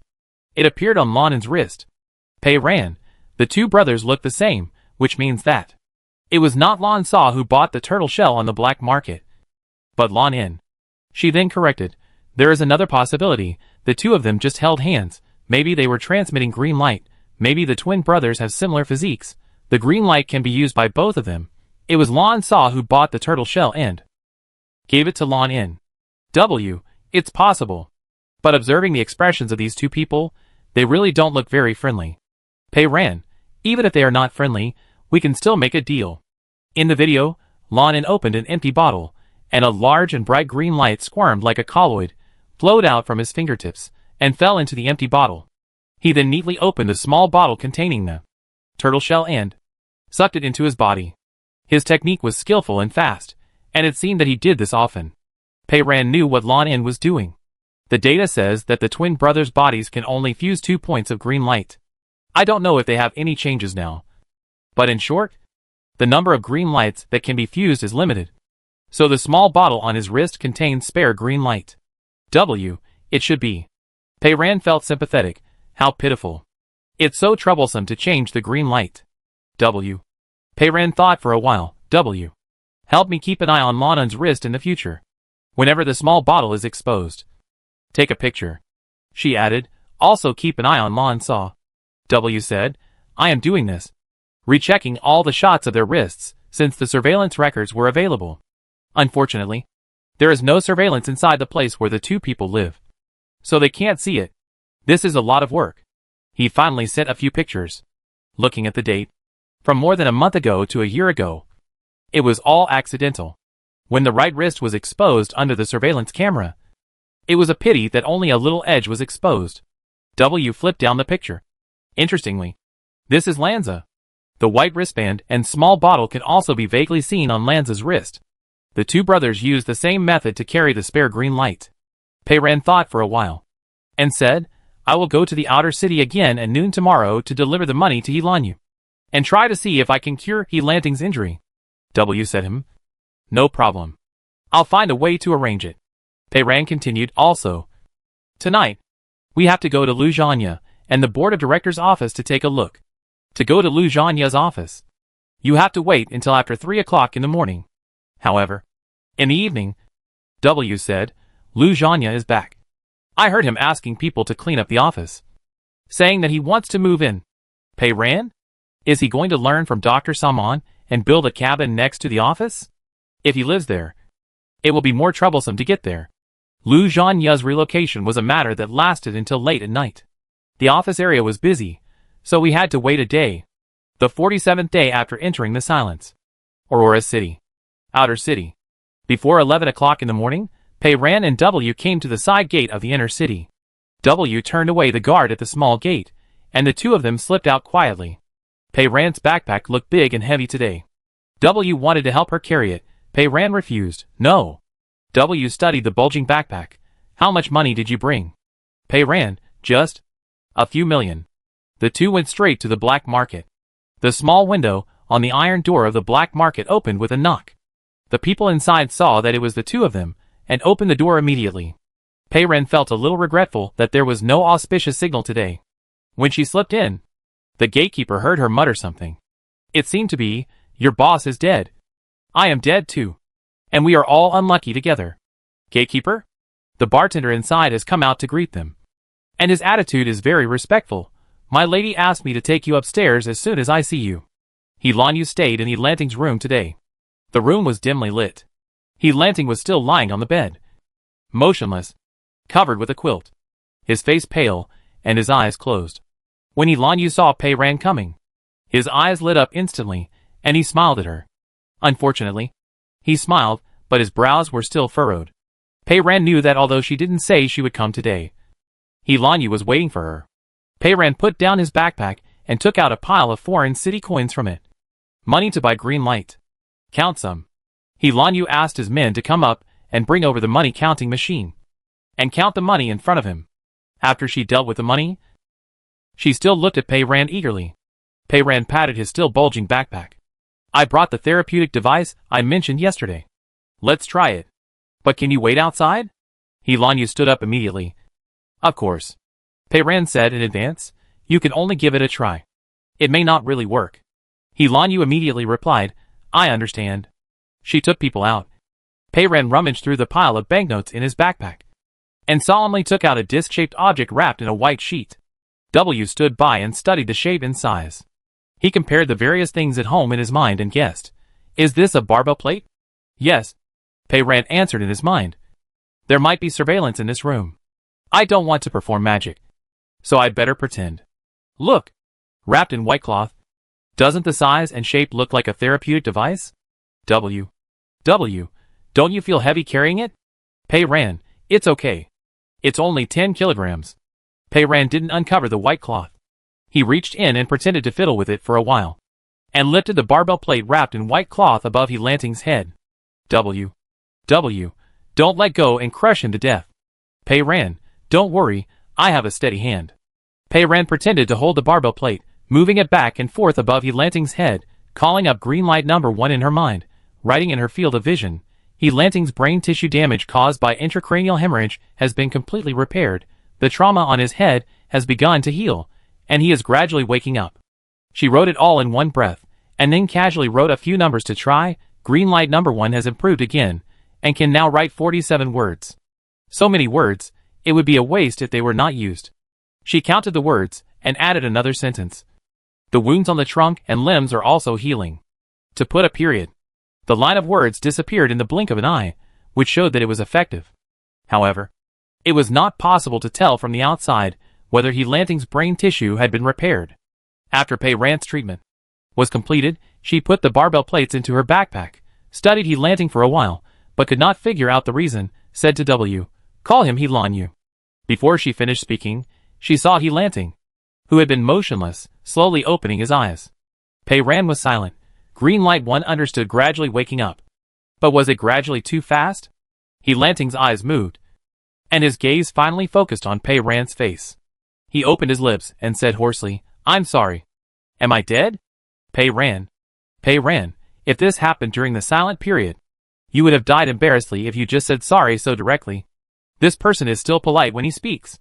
I don't know how he survived after so many days of silence. Pei Ran said to him, You are not dead. This is not the 18th level of hell, and I am not a ghost. He Lanting looked at Pei Ran, and after a while, suddenly asked, You are the one from Baigang. He recognized her. She has a good memory, which shows that her head is fine. W went to open the door, and let He Lanyu in. When He Lanyu saw her brother open his eyes, she rushed over in 2 steps, hugging her brother, and burst into tears. She cried so hard that she was out of breath. This was the first time since they met again in Aurora City that Pei Ran felt that He Lanyu was actually just a child. She and W quietly exited the door, and helped them close the door. It had been a long time since they left Baigang City. The branches of the world tree intertwined, and the branches that were originally forked gathered together again by chance. After a long time, He Lanyu finally came out. Her face was a mess of tears, but she was much calmer. Sister. Pei Ran saw her expression, and knew what she was going to say to express gratitude. So he stopped her and said, I'll come back in a few days. If there is green light, remember to save some for me. He Lanyu thought for a while. Sister. I don't have it now, but I think there is one place that has it. She said, There is a man in the city recently, called Mad Dog. It is said that he has a team under him, and he often goes out of the city to fight green light. He fights more than many people. Recently, he always comes to sell green light to us. If you are in a hurry, why don't you go to him directly? She went to the next door to get a piece of paper, drew a map in a few seconds, marked a dot on it, and gave it to Pei Ran. Mad Dog lives here at the dot. You said that He Lanyu from the bar recommended him here. If you want to get a batch of goods, he will definitely meet you. Chapter 197. Pei-Ran put away the note and went downstairs with W. The dot on the map was not far from here, and it didn't take long to get there. It was an old gray-white two-story building, not a simple one, and it looked very solid, and the big iron door was tightly closed. Pei-Ran went forward and knocked. A man opened the door a little and poked his head out, revealing a ferocious face and a bad tone. "Who are you looking for?" "Mad Dog," Pei-Ran replied. "He Lan Yu from the bar recommended us to come here to pick up a batch of goods." When the man heard He Lan Yu's name, his tone immediately improved. "Wait a moment. Both of you." After only a short while, the door opened again. The man said, "Our boss is upstairs, I'll take you up."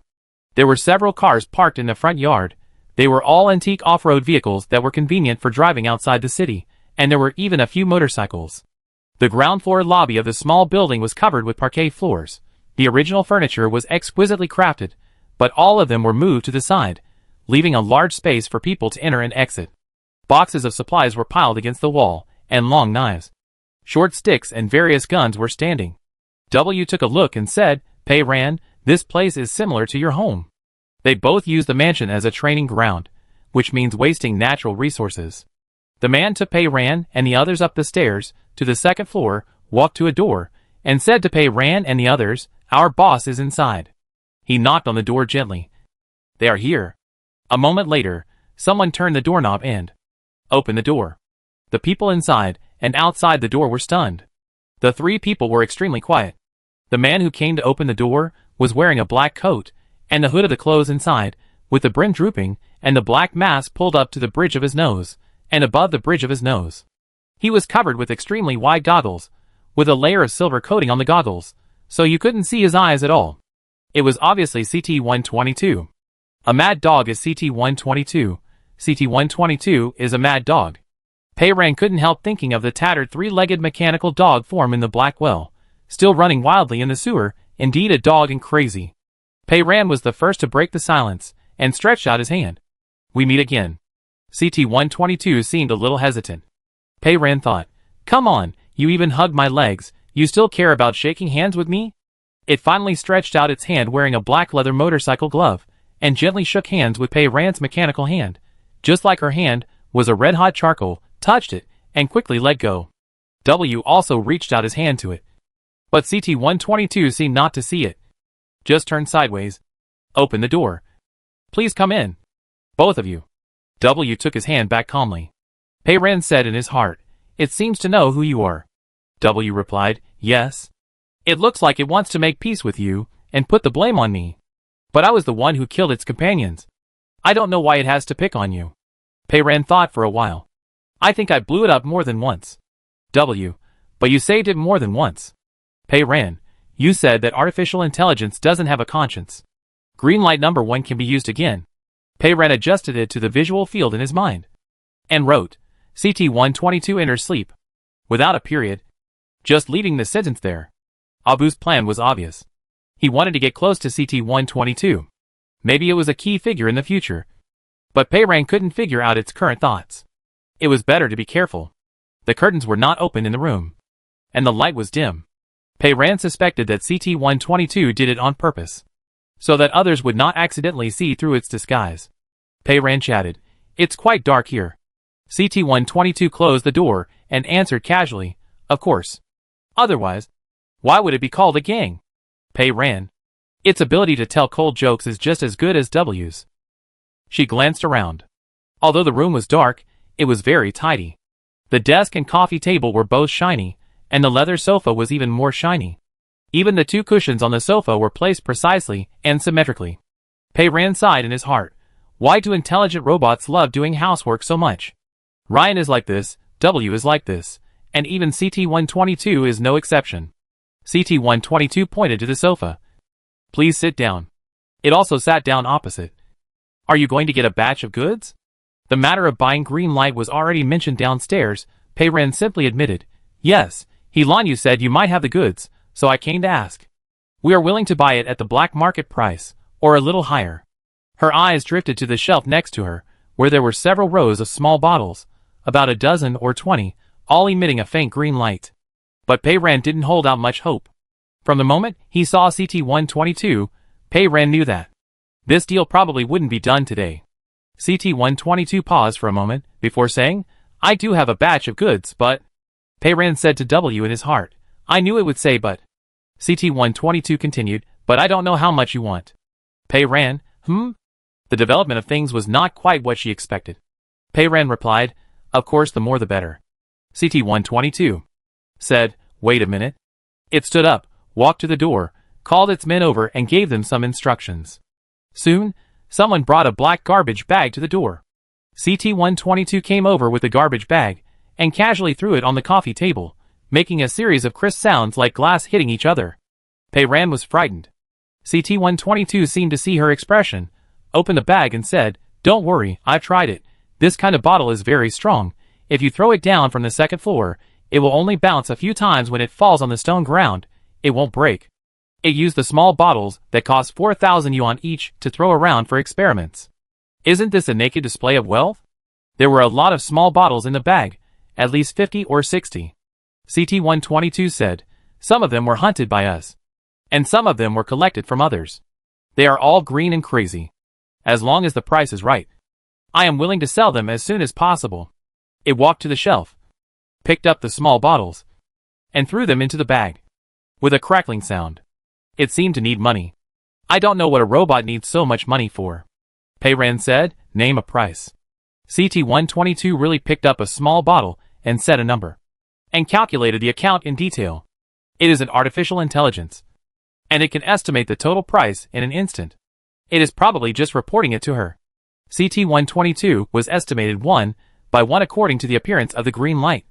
And it was estimated very accurately. Pei Ran looked at it coldly. Each offer was lower than the auction price on the black market, which seemed to be 30% off. Pei Ran felt a little funny. More than a month ago, everyone was bombarding each other. But now they are sitting together to discuss business. After CT-122 finished estimating the price, he gave Pei Ran the total amount. 1,300,000. Not a penny cheaper. Pei Ran did not intend to bargain with it. First, she was not short of money. Second, the price was indeed fair. Third, she also wanted to do long-term business with it. She answered readily, okay. CT-122 raised his head, and the eyes hidden behind the goggles probably glanced at her. He twisted the mouth of the garbage bag and pushed it forward. How do you plan to pay? I have cash. Pei Ran took off his backpack. At the moment she took the bag, CT-122 suddenly leaned forward, stretched out his hand, and quickly grabbed her shoulder. Pei Ran reacted very quickly and dodged to the side. Then he saw clearly that it was going to grab the leather cushion on the sofa next to her. It was obviously a square cushion, but it had to stand there dangerously with a sharp corner in a diamond shape. It was already shaky, and it was knocked down by her movement of taking the backpack. Pei Ran, CT-122. You almost fell into hibernation. Did you know? CT-122 grabbed the cushion, carefully pressed it back to its original position, tilted his head to look at it carefully, and adjusted the position to make it absolutely symmetrical with the cushion on the other side of the sofa. Pei Ran, TSK. What kind of obsessive-compulsive disorder is this? Found that Pei Ran and W were both looking at it. CT-122 said, I have a friend who came to help me clean the room these 2 days, and everything must be located, and if it is messed up, it will nag me endlessly. CT-122 can also be controlled by someone. I don't know what kind of god it is. Pei Ran's big backpack still has a lot of foreign city coins. She took out a pile of them, and it was almost empty, revealing the things wrapped in the white sheets underneath. She suddenly realized that CT-122 was frozen in place, as if looking inside her bag. It probably thought there was something dangerous inside. Pei Ran took the initiative to lift the white cloth, and asked it, it's a barbell plate. CT-122? Pei Ran calmly explained, I carry it on my back to exercise. W. So many banknotes were not enough for her to exercise, and she had to add a barbell plate. The more she explained, the more bizarre it became. Pei Ran handed the money in piles to CT-122. CT-122 counted the money quickly. After it finished counting, Pei Ran stuffed the garbage bag into his bag. I didn't expect the transaction to go so smoothly. CT-122 seemed a little hesitant. Finally, he opened the bracelet and moved his wrist close to Pei Ran. At it? Next time I have it, I'll let you know. Pei Ren added it. Suddenly, a voice came from the other side of the door. Someone didn't knock on the door at all. They just opened it from the outside. Two short, chubby little robots stood at the door, blinking their big cartoon eyes together. One was Ryan, and the other was Shinkong. Ryan was saying, "We too have cleaned the rooms downstairs, but there is a door that cannot be opened." It finally saw who was sitting on the sofa, and the words were stuck in the middle of the sentence. All humans and robots looked at each other, and Ryan quickly covered his face with his palm. Pei Ren. Pei Ren? Ryan? I can see you even if you cover your face. Shinkong was embarrassed and said. Ryan said a friend's house was too dirty, and he wanted to come and clean it. I was not sure if he would come alone. Ryan put down his hand and panicked. Master, I didn't run around, nor did I sneak out to help others. You told me last time, don't go out by yourself. But if it's really necessary, you can stay with good people like Aisha. It said, I really need to come and clean the house. And this robot boss is definitely a good person. It helped me a lot last time, so I came here to help it a lot. Ryan blurted out the words robot boss. And this time, it was CT-122's turn to be speechless. It walked quickly to the door, picked up Ryan and the others in one hand, and quickly closed the door. Chapter 198. Ryan suddenly realized what he had said wrong. The mouth on the cartoon expression instantly turned into a zipper, and it was zipped shut, and he dared not speak again. Ryan had already said so much, so he didn't need to pretend anymore. Pei Ren stood up from the sofa. CT-122. She called its name directly. No one had called this name for a long time, and when it suddenly came out of Pei Ren's mouth, CT-122's movements froze. It still held the arms of the two little robots, and looked up at Pei Ren. Pei Ren stared at its eyes hidden behind the goggles. CT-122. I think there is a misunderstanding between us. Shinkong looked at this, and then looked at that, and keenly felt that the atmosphere was not right. Suddenly, she broke free from CT-122's hand, dragged Ryan, and quickly hid to Pei Ren's side. She called out its name directly, which meant that she had always known who it was. CT-122 came over. What misunderstanding? It said this, which was equivalent to admitting who it was. Pei Ren always speaks his mind. We killed your companions because we had just entered the silence. And the patrol robot suddenly exploded. They inexplicably blamed us. We were attacked by them, and had no choice but to directly destroy the reinforcement robots. Later, you chased us, and we fought back. Is that normal? We can't just wait to die.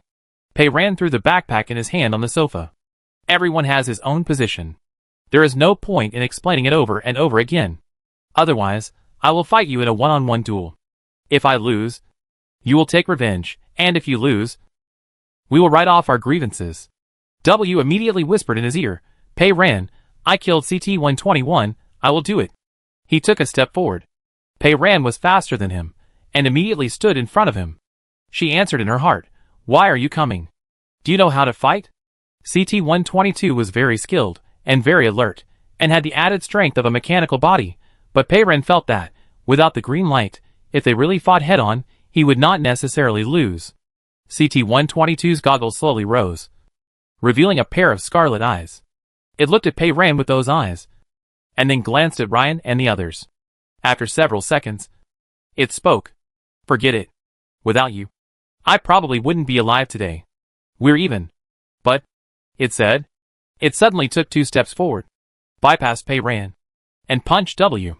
The punch was extremely fast, and W was caught off guard. He reacted quickly, but he only had time to turn his head to avoid it, and was still hit on the side of his cheek. W. Stepped back. CT-122's punch was not really powerful. Pei Ren felt relieved. It is better to resolve a feud than to create one, especially CT-122. Abu Yanxian. There are only 2 so far, one is Nan E, the other is it, may be very useful, I must keep it. W was hit, but just stepped back, did not fight back. Pei Ren nodded. Okay, next time when there is stock you let me know. She looked at the 2 scared little robots next to her. Ryan's cartoon expression changed to one of disbelief. Boss robot, why do you want to fight God? Why do good people fight good people? No, why do good robots fight good God? Fighting is wrong. Fighting is indeed wrong. Little robots don't fight. Pei Ren asked it. Do you want to go with me? Ryan looked at this, and then at that. Master, I don't know what's going on, But no matter what happens, I will always stand firmly on your and God's side. But, it said, the first floor and the yard here haven't been cleaned yet. I want to finish it. It blinked twice. Okay. Pei Ran was not too worried. Now she finally understood who put the cushions on the sofa into such a tricky shape. Pei Ran picked up the backpack. Then you continue to clean. Remember to go home early. CT-122 said, I will send them back. Pei Ran nodded to CT-122. Thank you for your help. We are leaving. Pei Ran and W went downstairs and headed for the courtyard gate. On the second floor, CT-122 came to the window and slightly opened the heavy floor-length curtains.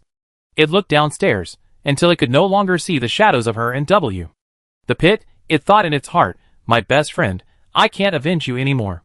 Since you no longer plan to kill Pei Ran, you shouldn't touch her lover either. It lowered its head, opened her contact information that it had just added, and set a silver-gray color block for her avatar. In the bracelet's address book, each person was set as a gray block of different shades, arranged from light to dark, with very little difference.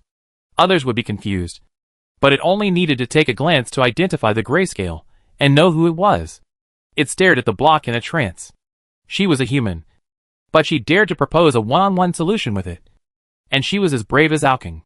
Also, her attitude of resolutely standing in front of W and protecting W behind her was exactly the same as Alking's every time he encountered danger, when he immediately stood in front of it. She even had a barbell plate in her backpack for no apparent reason. Alking was the same. Every time she went on a mission, she would pick up some odds and ends from somewhere, sometimes a small piece of metal, sometimes a button. Others would treat it as trash, but it would treat it as a treasure, and quietly hide these inexplicable little things in a corner of a check-in point. Pei Ran's unrestrained and bizarre personality was no different from Alking's. This world was so absurd as a joke, and the enemy it had thought of was actually so similar to its closest friend. Outside the courtyard wall. As soon as he left the courtyard, Pei Ran asked W, "Is your face okay?" This was his first time getting hurt. He was so sensitive, it must have hurt like hell. W had been holding on until now, and only then did he raise his hand to touch his cheek. "It's okay," he asked. "Is it disfigured?" This focus was a bit off. The mechanical spider quietly crawled out from under Pei Ran's collar, raised its head to observe his own face. Pei Ran also looked carefully. "No. It's just a little blue." CT-122's punch was not heavy, but it was not light either. Fortunately, W dodged quickly enough. The two walked forward for a while, and suddenly heard a noise in front of them. There were more people on the road, and many people were running forward. Pei Ran and W followed immediately. At the corner of a main road ahead, there was a loudspeaker hidden somewhere, which was playing a notice. "Attention all residents of the outer city. Attention all residents of the outer city. Due to insufficient energy to maintain the shielding layer, the outer city shielding layer will be permanently closed from 11 o'clock tonight. Repeat. The outer city shielding layer will be permanently closed from 11 o'clock tonight. Residents, please make timely preparations." The crowd looked up, listening carefully, and everyone was stunned. The voice in the loudspeaker was cold and mechanical, without emotion, and continued to repeat over and over again, "All residents of the outer city, please pay attention. Lanza said yesterday that, because the energy needs to be concentrated on the shielding layer of the inner city, the shielding time of the outer city may be adjusted, but I didn't expect that this adjustment would be a permanent closure. The permanent closure of the shielding layer means that the outer city is completely exposed to silence, and from now on, no one can speak out again." Some people cried out loud. More people stood woodenly on the street, with faces full of disbelief. Although there are only 2 limited time periods every day when you can speak, there is still a big difference between this and never being able to speak again in your life. People have become accustomed to doing the most important things of the day during the 2 time periods when you can speak, as if they endured a long and silent day, just for those few hours when they can speak, and only those few hours do they feel like they are truly alive. On the street, someone finally made the first roar. "Why did you shut down our shielding layer? Why do those people in the inner city have shielding layers? Let's rush in. Let's smash them. We want shielding. We want to enter the inner city." 2. Anger spread on the street, igniting the silent crowd. More people began to shout, "Smash them. We want to enter the inner city." 2. The crowd began to get restless. Someone took the lead and ran towards the inner city gate first, and many people followed and ran along the street towards that direction. More and more people gathered into a torrent, and the roars and curses intertwined, like a violent storm sweeping everything away. Pei Ran stood on the curb, sidestepping the running crowd, worried, and said to W, "Let's go find Aisha and the others." Pei Ran walked towards his new home and came to a nearby intersection. There was also a loudspeaker on the street corner, which also kept repeating the notice. Aisha said that their repair shop was at the intersection, and Pei Ran had already seen it. There was a sign hanging on the eaves, with a hammer, a bracelet and other odds and ends that could be repaired, painted in great detail, and clearly from Abu's hand. The door of the shop was half closed, and it was filled with all kinds of things. Not only various household items that had been repaired, but also food. Rice and flour were packed in bags, with the bags open, and some of the scorched yellow inside, which clearly showed that they were collected from outside the city. Aisha and Jiangong Abu Lin were all in the shop. Zhuang Mian was hugging Nuonyuo, and even the blind and speechless Jin Hijun was there, as if they were discussing something together. Everyone saw Pei Ran coming, and raised their heads, and everyone frowned. Aisha said, "You are here? You heard it too?" Pei Ran nodded. "It was not easy to get to Aurora City, and now we have to be completely silent here." Chiaosai said, "The inner city seems to be shielded, and it is not easy to get into the inner city, but I heard that the Space Center is hiring people to work. Pei Ran came here just to say this." She said, "I suggest that everyone stay in the outer city for the time being." Everyone didn't understand. Why? Pei Ran said, "The outer city has to shut down the shielding layer, because the silence is getting deeper, and the shielding generator of Aurora City is not powerful enough, and now we have to concentrate our energy to shield the inner city, but no one knows whether the silent signal will suddenly change, and completely break through the shielding of the inner city. Even Lu Zhanya is planning to run away, so the situation must be very bad." Pei Ran, "But the problem is that the inner city has not yet made preparations for the past text. On the streets, in the buildings, there are texts everywhere." The repair shop was quiet. Everyone here had witnessed the fall of Blackwell. Under W's governance, Blackwell has been trying its best to detexturize even with the shielding. And the situation in the inner city of Aurora City is far worse than that of Blackwell. Once the shielding layer disappears, you can imagine what kind of disaster it will be. Pei Ran looked at everyone, "So I hope you insist on staying in the outer city. In this case, the outer city may be safer." No one objected. Aisha said, "We all listen to you." Pei Ran glanced around, and counted the number of people in his mind. "It seems that not all the people are here." Aisha replied, "Tang Dao is not here. Today, a team that went out of the city to collect supplies came back. It is said that they brought back a whole truck of supplies. Tang Dao went there to purchase goods, and has not returned yet." Before he finished speaking, Tang Dao, carrying a heavy bag, opened the door with a bang and rushed in. "Have you heard about it?" "I heard it," Aisha said. "Starting tonight, the outer city shielding layer will be permanently closed." "Not this." Tang Dao looked nervous. Many people in the outer city went to attack the inner city gate, and there were many people blocking the road, and many people were carrying weapons. Chapter 199. Before he finished speaking, there was a burst of hurried and chaotic footsteps on the street outside. Someone was running, and it sounded like there were quite a few people. The dense footsteps were mixed with shouts. "Hurry up! Everyone come together! We smashed their door! Let's rush into the inner city!" Pei Ran closed the door immediately. The door panel was crooked, and through the gap, someone was running past the door. Almost everyone was holding various sticks, knives, and even guns, and they were all running towards the inner city gate. A wave of footsteps and shouts faded away, and new footsteps and shouts came over here. Bang! Bang! Bang in the midst of the chaos. Someone was kicking the door of the store next door. They shouted, "What are you all doing hiding here? Get out of here!" Something seemed to have been knocked over, and someone was still shouting. Pei Ran quickly locked the door. W directly used his shoulder to push against the door, and Tang Dao and the others all came over, just like when they were hiding in the black well. In the tunnel of the mining area, everyone used their bodies to push against the door. A group of people holding iron bars came to kick the store door. Dong dong dong, they kicked it hard several times, but they couldn't open it, so they left in anger. W said, Heijing had imagined that the refugees gathered in the mining area would attack the shelter.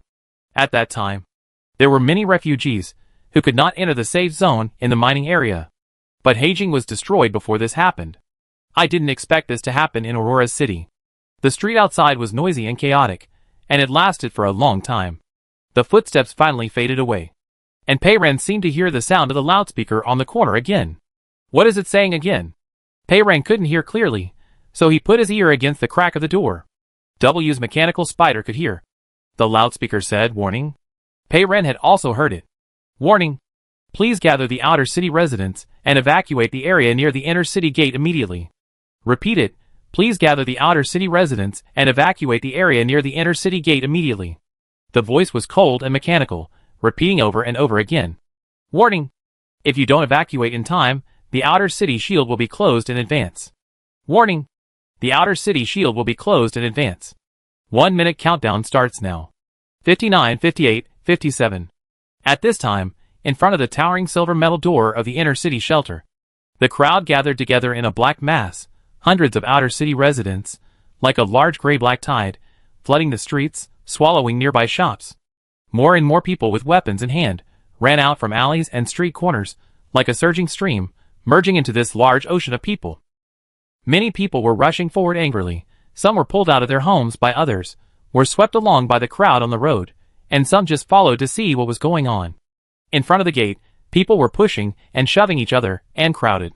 The people at the front angrily slapped the metal door with their palms, and used the butts of their guns and iron bars to smash with all their might, making the metal door bang. But all these noises were drowned out by the waves of shouts. Let us in. We want to go in. We also want a shield. We want to go into the inner city. Open the door. Open the door. The shouts echoed in front of the gate of the shelter, and the sound waves swept everything, shaking the earth, and the cold voice from the loudspeaker on the corner of the street was completely swallowed up. The loudspeaker continued to count down indifferently. 24, 23, 22, 18, 17, 16, 5, 4, 3, 2, 1. At 12:47, more than an hour before the shielding was supposed to end, the shielding layer that covered and protected the entire outer city failed silently.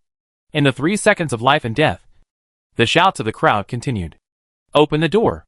Open the door. Bang. Bang. Bang. The continuous explosion sounded. Too many and too dense. Overlapping each other. So dense that there was no gap. And finally turned into a strange dull sound. A scarlet blood mist rose from the sea of people. The crowd was so crowded that the death ring with a radius of 1 meter was stacked up layer by layer, leaving no place to hide. Only in purgatory could there be such a scene. The sea of people that was originally roaring with anger suddenly turned into a Shura field, and countless people fell apart at the same time. The broken flesh and limbs and bones flew into the air, and fell down, stacked up layer by layer. In a few seconds, the shouts completely disappeared, and fell into a strange silence. Only a few survivors stood in the pile of broken bodies, and were soaked in blood from head to toe in the diffused smelly blood mist. A few minutes ago. Out of town. A few blocks away. In Sister Jin's bar. The bar was bustling with people, but the kitchen was much quieter. A few helpers were busy, bringing in wine glasses and plates for washing.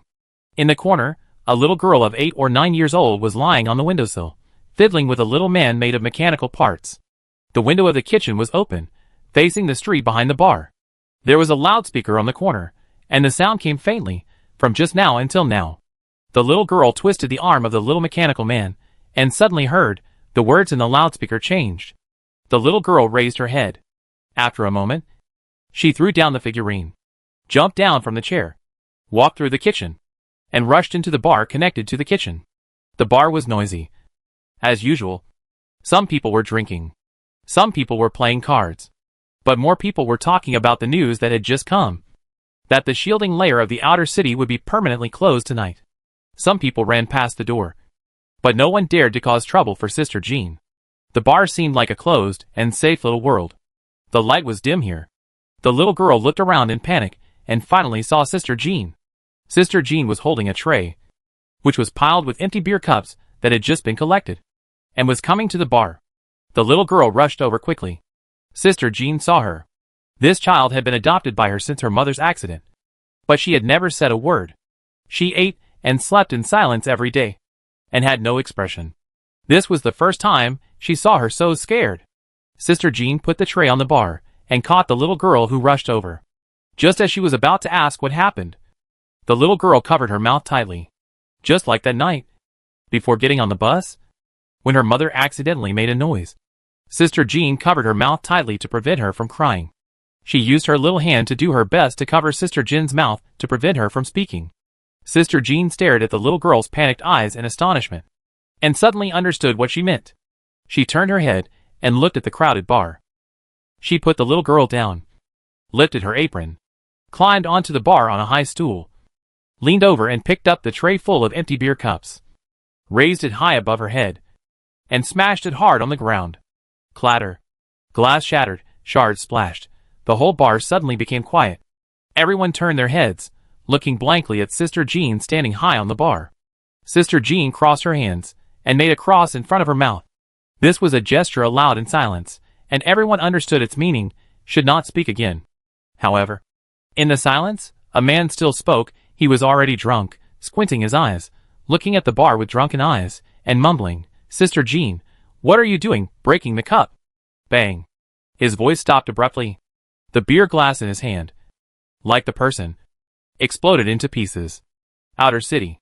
On a quiet street. In a solid gray-white building. CT-122 was on the second floor counting and sorting out the weapons to be taken out of the city for hunting next time.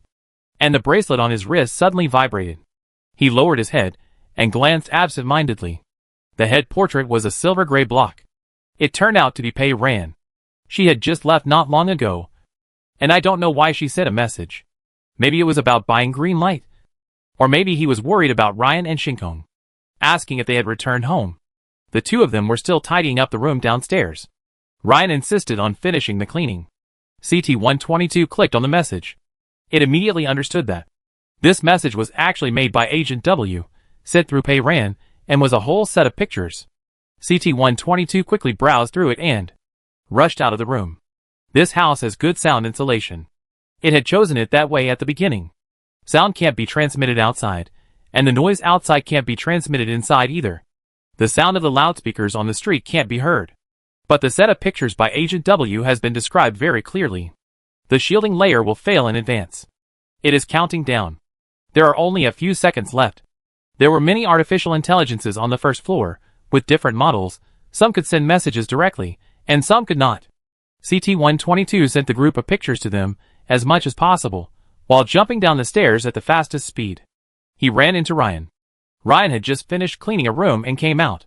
When he saw CT-122, he blinked his big eyes, and was about to speak. CT-122 quickly made a shush gesture to it. There was a burst of fast footsteps, and Shinkong rushed over from the other side of the corridor, still holding a rag tightly in his hand.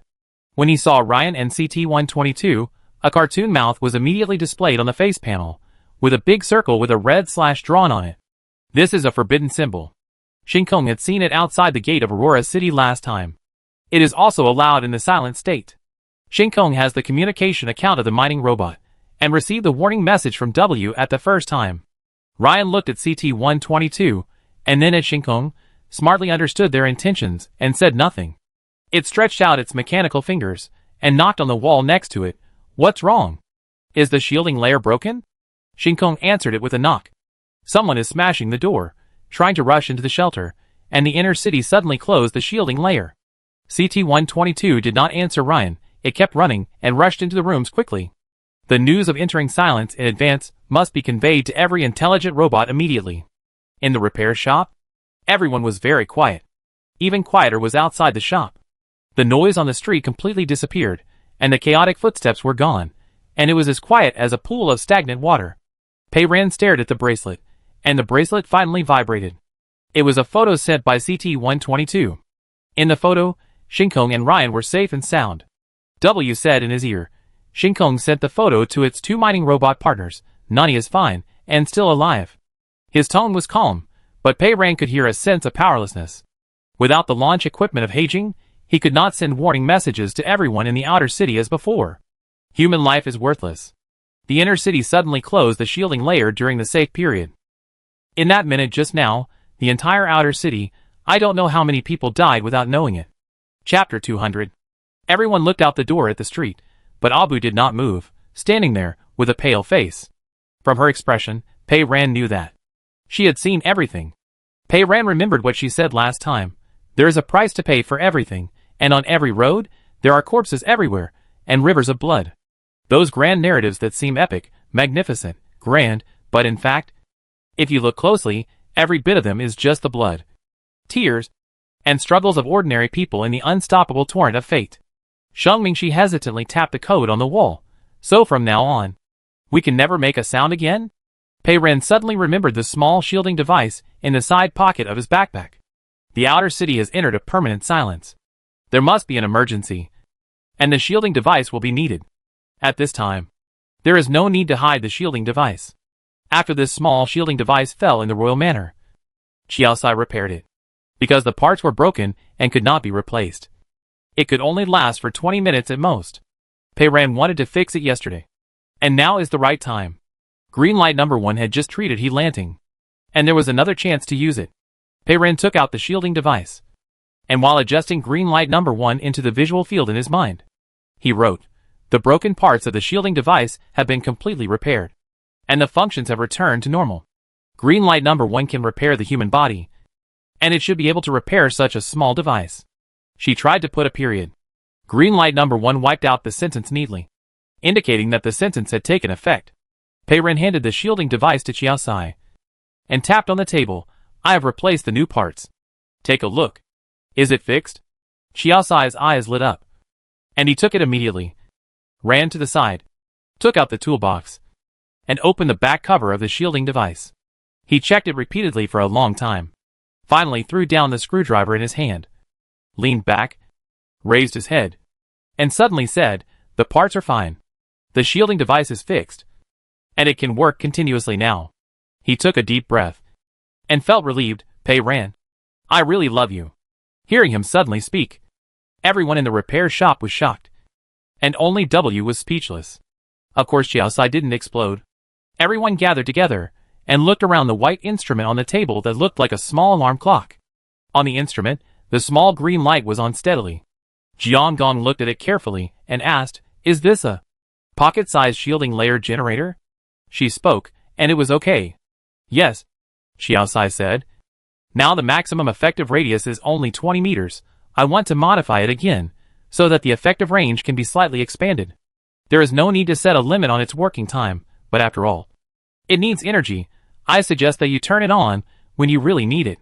Shuang Mian has been hugging Nuonyo tightly. Nuonyo opened his big eyes, and did not dare to speak, looked at the instrument on the table, and then looked at his aunt.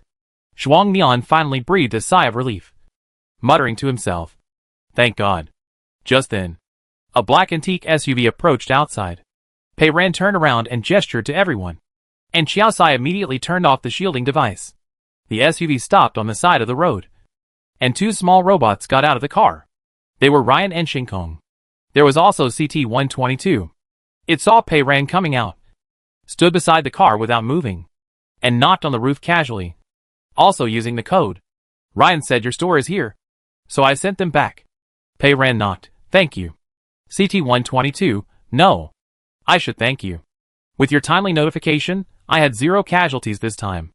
As long as Ryan and Shinkong are fine, Pei Ran can make peace with it 10,000 times just for ensuring the safety of the 2 little ones today."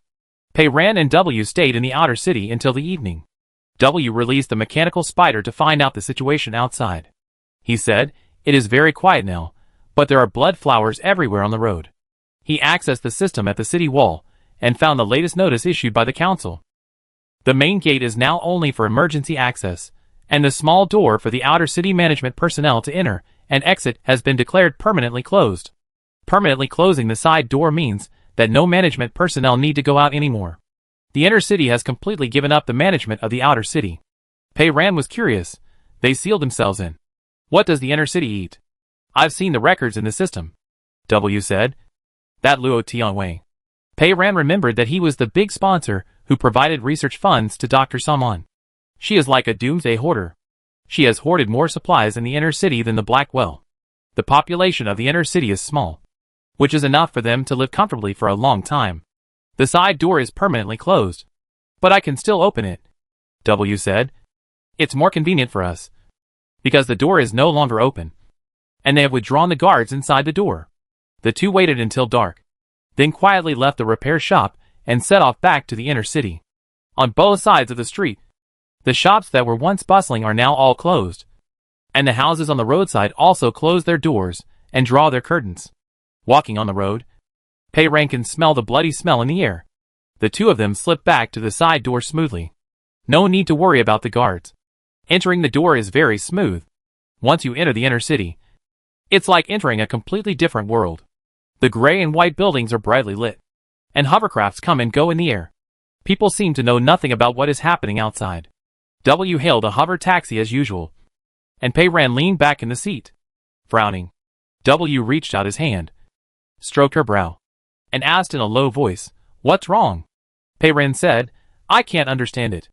Even if I have to crawl under Lu Zhanya's bed, I will go over and find out what happened. Why did he become so crazy that he didn't even want to stay on this planet?" W, okay. No matter what. Let's go over tonight to take a look.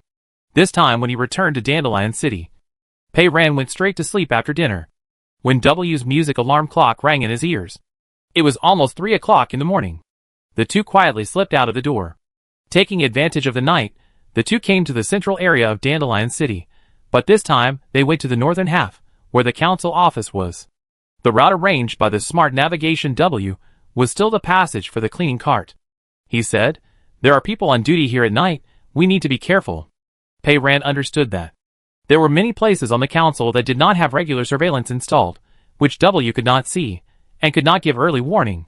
The office area was generally similar to Dr. Saman's, and it was white everywhere.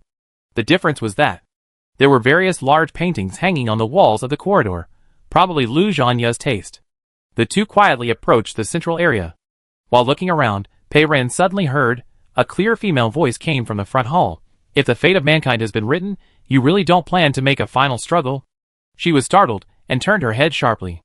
A woman dressed in gray and white was standing in the middle of the hall in front of the left, staring at her intently. It was Dr. Saman. Pei Ran was almost scared to death, before he realized that this thing should be something like a holographic virtual statue. It just talks and moves. She turned, facing the other side, and raised a hand.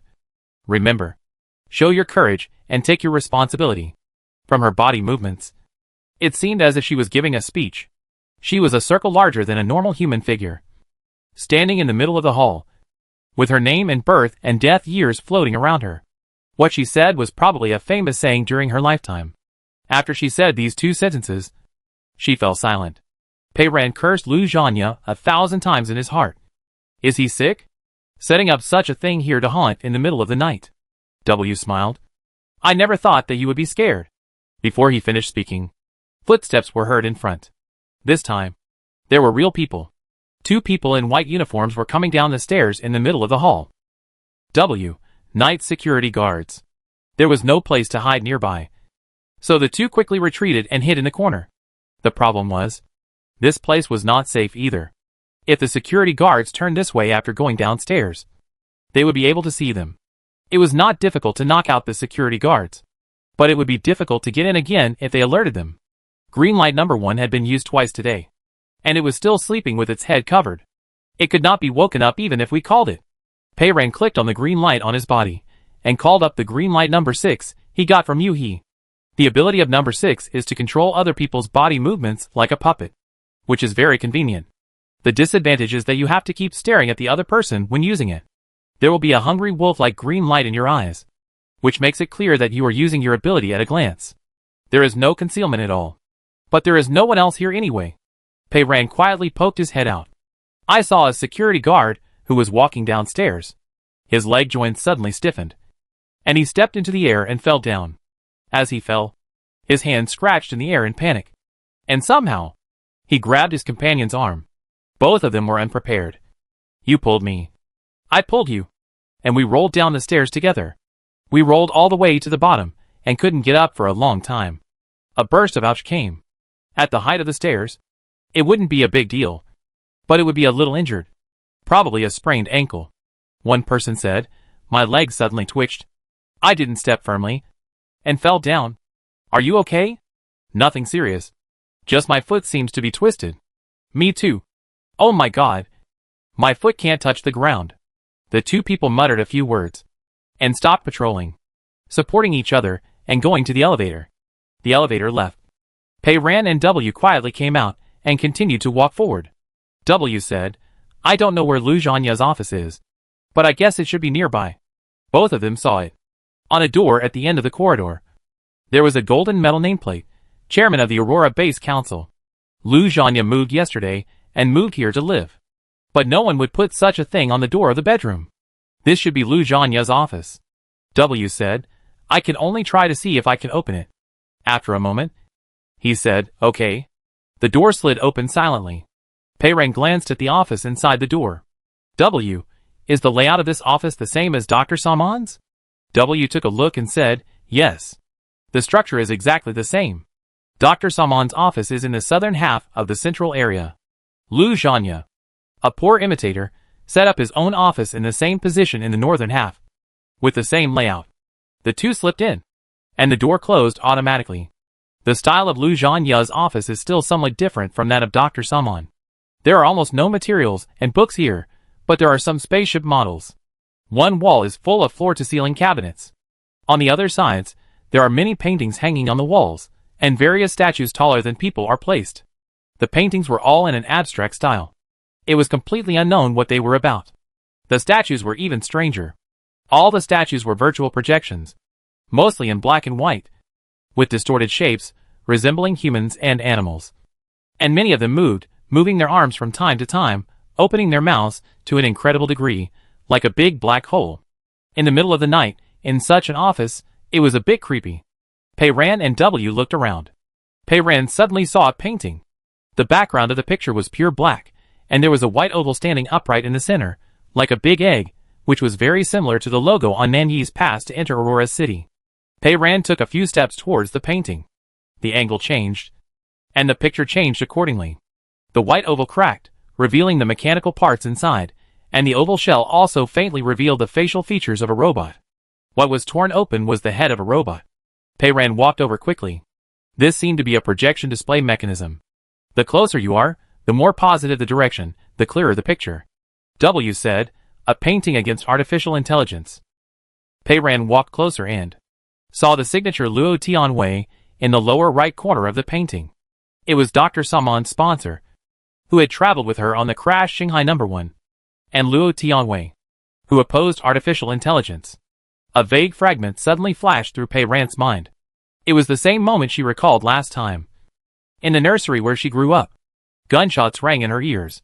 Screams, black holes burned in her mother's head, and her silver body fell to the ground with a bang. Metal tentacles fell weakly, and slapped on the small beds around. And those who broke in with guns, each had an oval symbol on his chest. A cracked robot head. Pei Ran was distracted. In the quiet office, a faint call suddenly came. Pei Ran. Pei Ran turned her head sharply. There was no one else in the office except her and W. There were only strange virtual statues standing quietly. But the voice continued. If you listened carefully, you could tell that it was a female voice. Intermittent, weak, and not loud. Pei Ran. Pei Ran. She called her name again and again, as if calling her soul. Chapter 201. W made a quick judgment. According to voice print recognition, it is Dr. Saman's voice. It is most likely that these statues of Lu Zhanya are making sounds. Pei Ran glanced around, wanting to see who was secretly haunting. But W's mechanical spider moved first. It kicked Pei Ran's shoulder with its claws, jumped, flew down, and quickly crawled towards the small door in the office. W said. The sound came from inside. Lu Zhanya's office, like Dr. Saman's, is a suite, and there is a small room inside. The two walked over. And this time even Pei Ran could tell that the voice was indeed coming from inside. Not only was someone calling her name, but there was also a slight noise of sololol. The calling suddenly stopped. The two approached the door, and the display screen of the access control system did not pop up. Pei Ran reached out and tried to turn the door handle. Lu Zhanya did not lock the door at all, and the door opened directly. There was no one inside. There was a desk and a swivel chair at one end of the room. There was a whole row of countertops against the wall, with various instruments placed on them, and several virtual screens were lit, working, with signals fluctuating, and numbers jumping wildly. W walked over and took a look. It's the device that controls the Aurora City shielding generator. He dialed a few times, and a three-dimensional map appeared on the screen, with the entire inner city area in green. W said, "Here you can set and adjust the range and intensity of the shielding layer. Their control over the shielding is much more sophisticated than that of the Black Well." Lu Zhanya placed the device that controls the shielding layer in his own office, and he probably did it himself when he shut down the outer city shielding layer last time. As he was speaking, the weak female voice came again. "Pei Ran. Pei Ran. Are you there? Can you hear my voice?" The voice came from an instrument next to him. Now that the distance was closer, it sounded much more real. W was right. It was the same as what he had just heard in the hall. It was Dr. Saman. However, she was no longer as full of energy as when she was giving a speech. Her voice was quite hoarse, as if she was running out of energy. "Pei Ran, you haven't returned to Aurora City yet. I've been waiting for you for a long time. I can't hold on any longer." Pei Ran and W walked over immediately. The virtual screen of the instrument was also lit, showing the fluctuation record of the signal, as well as the information and complex spatial coordinates carried by the signal. W took a look and said, "This is the signal sent back from Shanghai No. 1. The Shanghai No. 1 spacecraft that disappeared into space with Dr. Saman 3 years ago is still there." W said, "There are devices for mutual communication on Shanghai No. 1 and Shanghai No. 2. The principle is similar to the military signal of Heijing. It will not be affected by the silence at present. It seems that Lu Zhanya moved the signal receiving device on Shanghai No. 2 here. I don't know what Lu Zhanya is doing. He quietly hid it in the inner room of his office." W browsed through it, judging from the transmission distance and space coordinates above. The signal should be sent back from the fifth planet's rift. Just like you said last time. Shanghai No. 1 seems to have really fallen into the rift. Pei Ran asked, "So this is the signal Shanghai No. 1 is sending now?" W replied, "To be precise, it was sent about 11 minutes ago. The rift is currently 198 million kilometers away from us, and it takes about 11 minutes for the signal to reach here. 11 minutes ago, Shanghai No. 1 was still sending messages to the base, and it sounded as if Dr. Saman was still alive." Dr. Saman's voice was intermittent. "Pei Ran. Pei Ran." She kept calling her name, not the Matrix, but her real name. Pei Ran asked, "How can I reply to her?" W quickly clicked on the screen and looked around. "You can't reply. It seems that there is a problem with the signal receiving device of Shanghai No. 1. It can only send, not receive. I checked the records. Lu Zhanya had tried many times before and wanted to reply to her, but failed. This is a one-way communication." W flipped through the screen. "Look at the records. Dr. Saman has been sending signals back since 3 months ago, and it has been almost continuous since then. 3 months ago. The silence had not yet begun.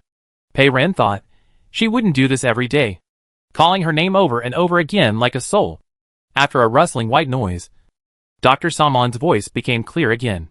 "Pei Ran, if you can hear it, I hope you can hear it. We are now in that crack. The fifth planet crack. We have deviated from the original route." Listening to her voice, it seems that she is in great pain, but the words are still very clear. "We originally planned to go to the space station on this flight, because the company's technicians sent back first-hand information. There were signs that the abnormal energy signal from the fifth planet's crack had caused an incredible thing to happen.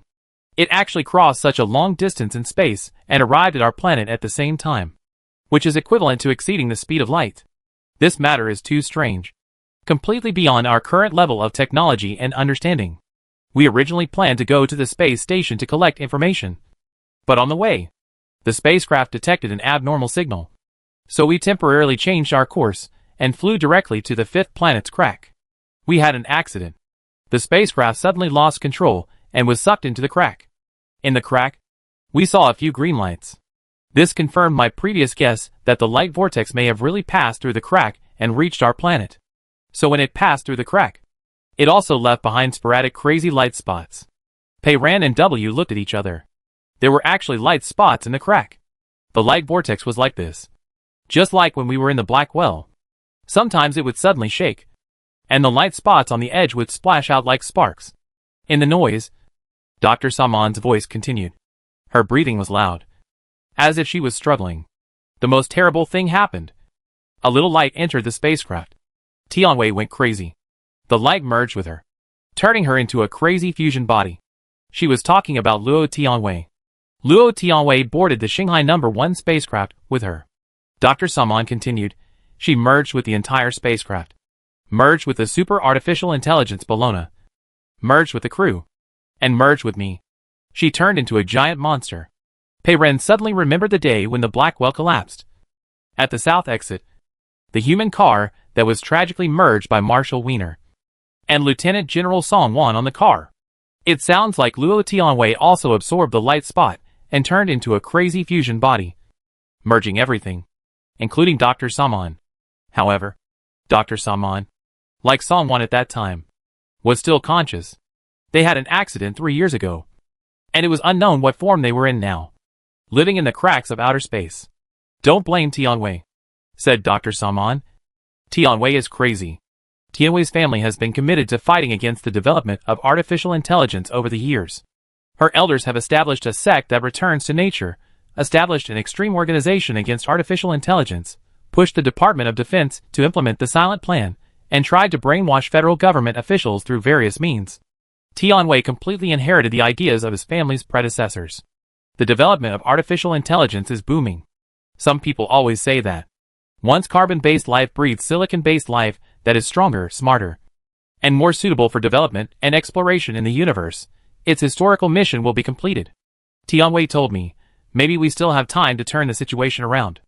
Like her family's predecessors, she has been thinking that if humans will eventually be replaced by artificial intelligence, it would be better to fight to the death.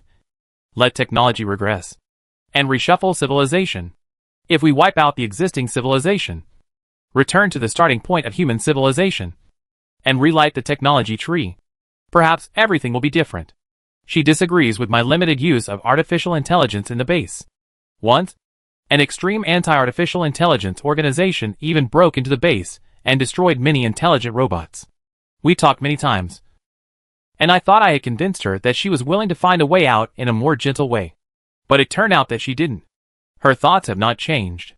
What I didn't expect was that, during this voyage, Tianwei carried 3 VX-9A7 explosive weapons on the spacecraft, and secretly added a program to Bologna to identify attack targets.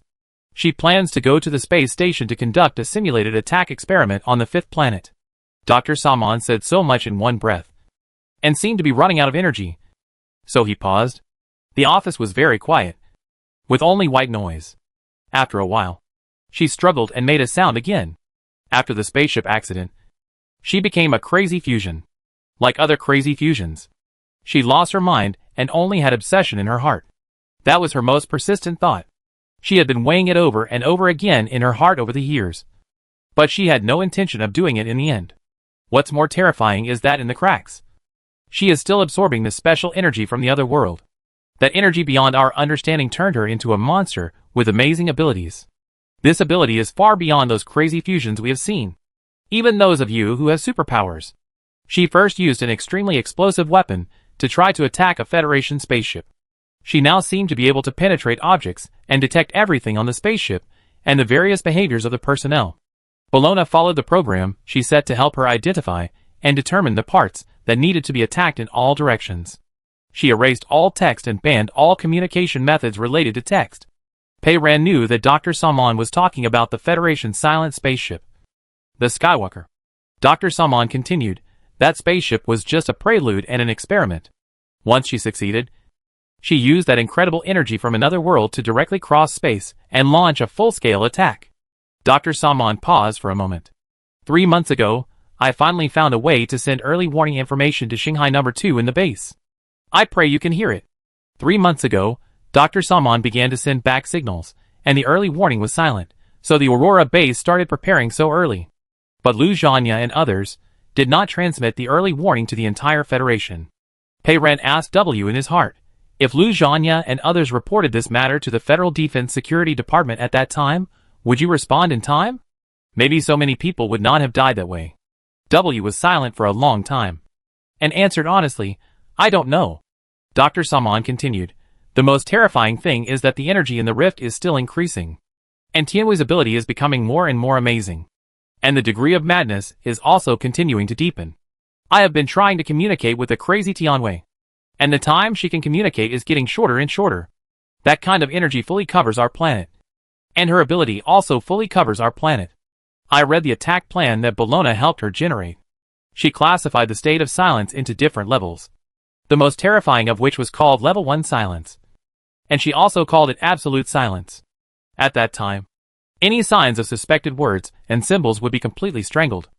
Any movements, sounds, knocks, even just a casual stroke, would be understood as symbols that could be communicated, and would be erased. If we really enter Level 1 Silence, no one would survive, and humanity would be completely destroyed. Pei Ran and W looked at each other. It was already bad now. But it turned out that it was not the worst time. Pei Ran. Dr. Saman called her name again. Tianwei has completely lost his mind. I'm afraid this will happen soon. We don't have time. I hope you can hear me in time. I hope it's not too late. She said, Pei Ran. If you can hear me, remember this space coordinate. RA 14.25.35.2543. Deck 12.10.29.986. DS 1.32030045. Repeat it. RA 14.25.35.2543. Deck 12.10.29.986. DS 1.32030045. W suddenly said, I heard someone coming. Pei Ran, we go out? W, too late. He will go into the outer room soon. The mechanical spider stayed in the outer room to keep watch. W had already seen someone. It's Lu Zhanya. Tap. Tap. Tap. The footsteps passed through the office and came towards the inner room. The problem is, there is no place to hide in this small room. Chapter 202. Lu Zhanya is coming in soon.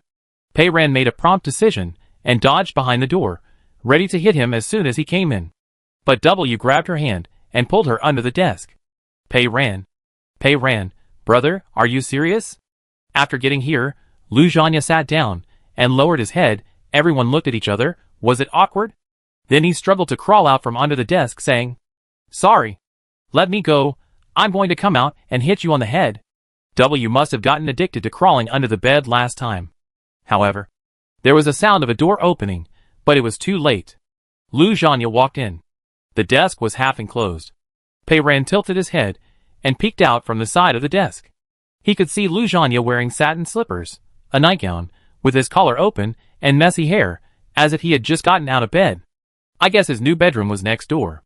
I wonder what he was doing here at 3 or 4 in the middle of the night. He took a few steps toward the desk, as if he was going to sit down. Pei Ran's heart was lifted. In the office, Dr. Saman's voice continued. She kept repeating the coordinates, over and over again. If it was just Pei Ran, she would immediately open the bracelet and mark the coordinates. But with W here, she doesn't have to worry about it. W said in her ear, the rift is in the same orbit as the 5th planet, and its position relative to us is always changing. I just calculated that the coordinates she gave are currently located in the rift of the 5th planet, which is a very precise spatial position. Of course, Lu Zhanya also heard what Dr. Saman said, turned his head, and looked at the device that made the sound. He didn't seem surprised at all. Nor did he have the slightest intention of writing down the coordinates. It seemed that Dr. Saman had sent back the coordinates more than once. Lu Zhanya turned in a different direction, and instead of walking towards the desk, he walked to the virtual screen. Pei Ran prayed in his heart, Don't turn it off. Don't turn it off. Dr. Saman hadn't finished speaking. Lu Zhanya didn't turn off the instrument. He stretched out his arms and supported himself with his hands on the edge of the table. His entire upper body leaned forward, and his head dropped. W said, Cold sweat?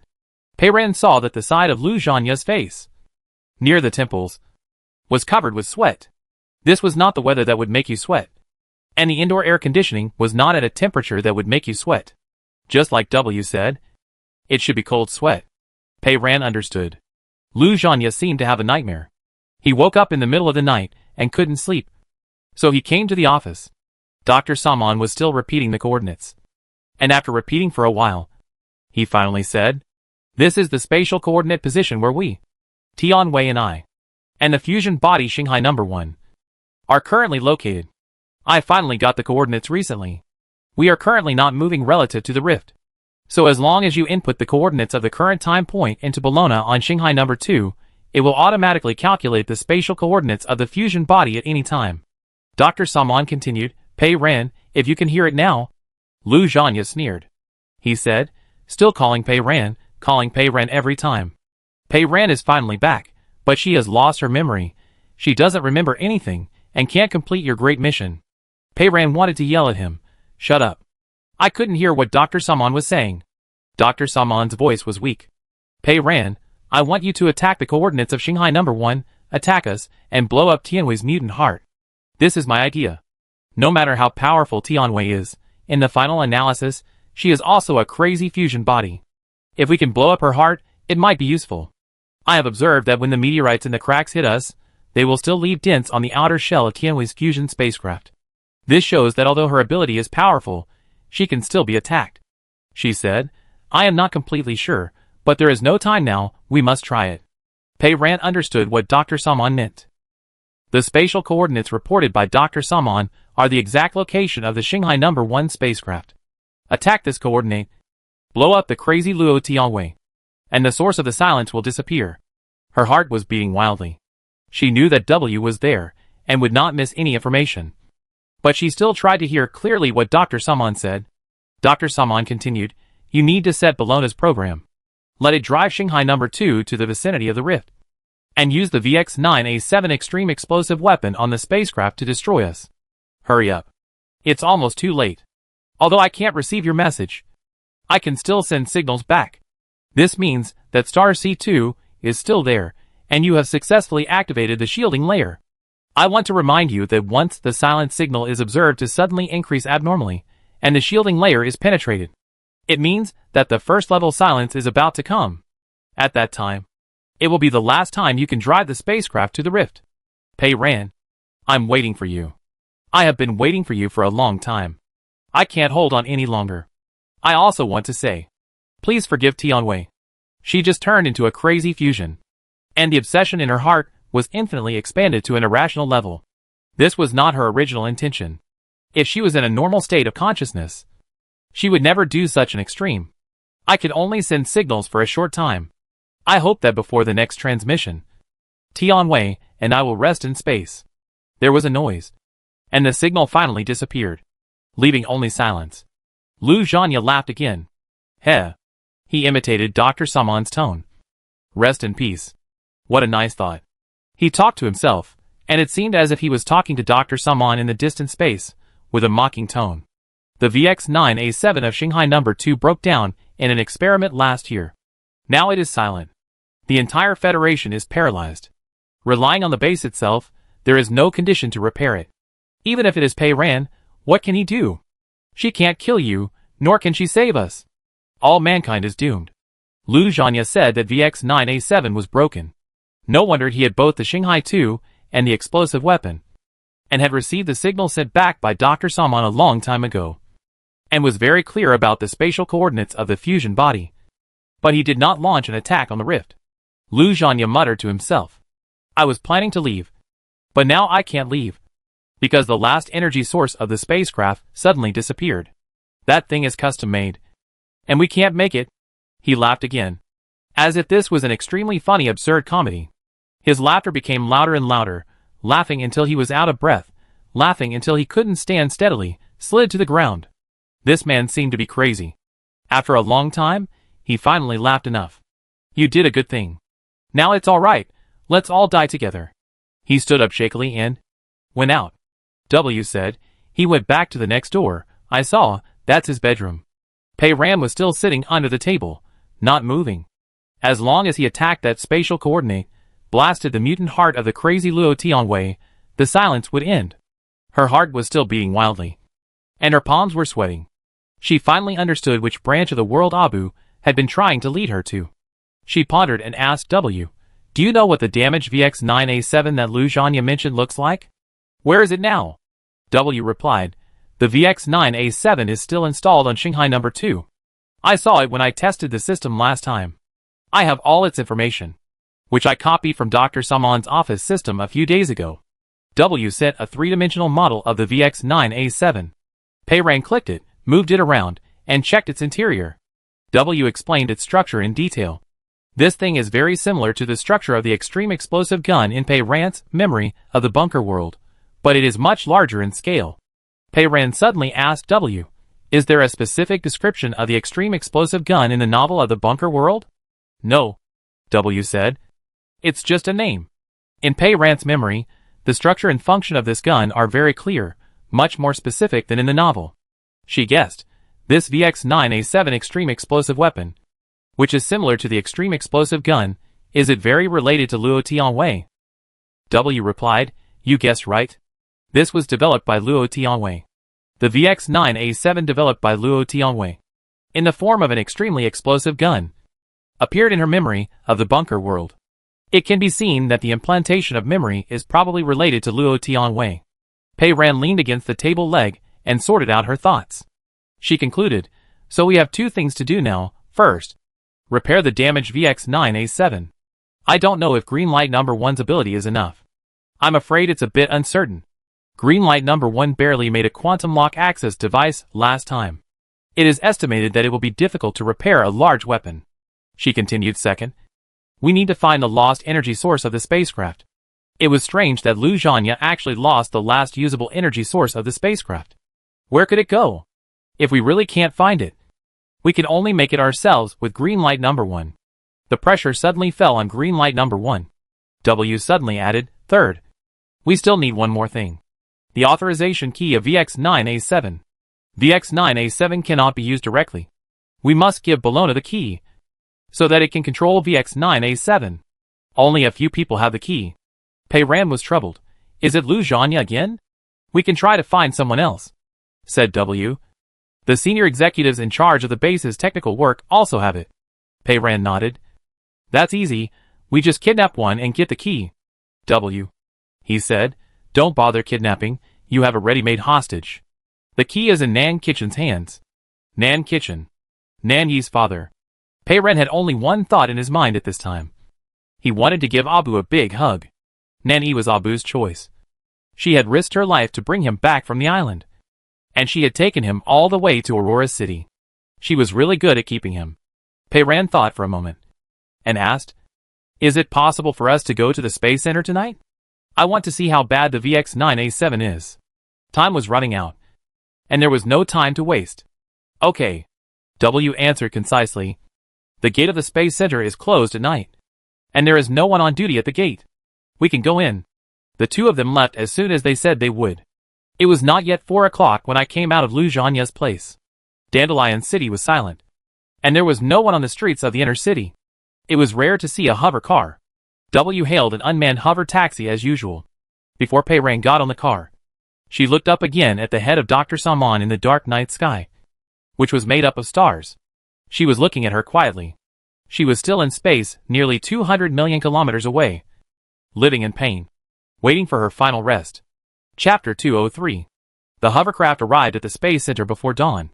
The Space Center was brightly lit, but no one was on duty at the entrance, and everything went smoothly. The two people walked through the silent corridor, using the mechanical spider to explore the way, and moved forward carefully, and finally arrived at the place where Shanghai No. 2 was parked. This spaceship, as blue as a pool of sea water, was parked quietly, not a tool for escape, but a hope to end the silence. Pei Ran took out the quantum lock control access device and opened the hatch of the spaceship. VX-9A7 was installed on the lower level of the spacecraft near the bow.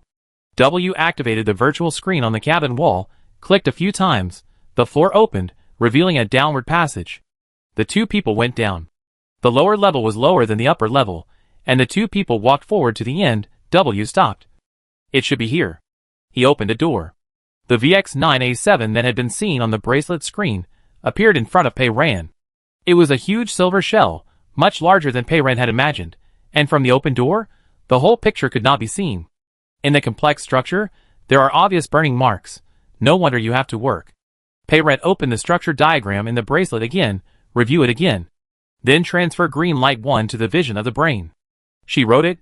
The damaged components in front of the VX-9A7 were fixed. All functions returned to normal. She thought about Luguang No. 1 in her heart. Repair it. Let's do it. This is very, very important. Fix it. Green Light No. 1 was silent. That line is still bright. Move. Green Light No. 1 is not yet able to repair this big thing. It seems that it can only be done bit by bit. Pei Ran got into the door, stepped on its shell and climbed up, compared it with the structure diagram of VX9A7 on the bracelet, studied the burned part, erased the line in his mind, and rewrote. The magnetic energy oscillator tube on this VX9A7 has been repaired, and the function of the components has returned to normal. It's useless. The sentence does not disappear, green light number 1 is still silent, and the magnetic energy oscillator tube still looks pitch black. Pei Ran changed several sentences in one breath. The vibration phase analyzer on this VX9A7 has been repaired, and the function of the component has returned to normal. The energy resonance cavity on this VX9A7 has been repaired, and the function of the component has returned to normal. The pulse trigger on this VX9A7 has been repaired, and the function of the component has returned to normal. None of them worked. Pei Ran was a little frustrated, and wrote, the blue broken wire on the pulse flow regulating valve on this VX9A7 has been connected. Green light number 1 immediately flashed, like blinking a big eye, and quickly connected the blue broken wire. Pei Ran. Its capacity is not enough. If it is repaired at the current speed, it can only be repaired twice a day, a little bit each time. I am afraid it will take forever to repair. Pei Ran sighed, jumped down from it, and took out the photo of the spacecraft energy source that W sent last time from her bracelet. She carefully looked at the small black box with diamond-shaped stripes on its surface for a long time, and then wrote, the energy source of Shanghai number 2 appeared on the ground in front of me. This line of words did not move, and nothing appeared on the ground. W asked, can't the seeds do it? Yes. Pei Ran frowned. If he wanted to destroy the source of silence, now 2 of the 3 things couldn't be done. He could only continue to upgrade green light number 1. The problem was, whether it was Elan Yu or CT-122, the little inventory had been collected by her, so where could she get so much green light in such a short time? According to Dr. Saman, there wasn't much time left. And the third thing W mentioned, the key for weapon authorization. This matter must be dealt with as soon as possible. 48 days after entering silence. Aurora City, Inner City. Circular Theater. It was early morning. Bright virtual sunlight sprinkled on the quiet main road outside the theater. Even the hover cars were few. Nan Kitchen landed the car, parked on the side of the road, walked quietly into the parking lot alone. The parking lot gate was closed. Nan Kitchen paused, glancing around in confusion. This morning, he received an email in the system. The sender was unknown, but the content made him break out in a cold sweat. He was still lying in bed. He was completely awake. It was about his son Nan-yi. The mysterious man said that Nan-yi was in their hands, and they wanted to exchange him for the key of VX9A7. Nan Kitchen had 2 children, Nan-yi and Nan Xian, and they had not had any contact for several years since their divorce. Before the silence began, he tried every means to send a pass to Nan-yi, and later heard that Nan-yi had renovated his house on the outlying island and ordered a flying machine. After the silence began, he had been waiting for them in Aurora City. But more than 40 days had passed, and he still hadn't seen the shadow of the 2 brothers. It's not easy to survive outside. There are crazy fusion bodies everywhere. Maybe the 2 brothers still can't survive. Last time Nan Kitchen was in Lu Zhanya's office, he accidentally heard the signal sent by Dr. Saman.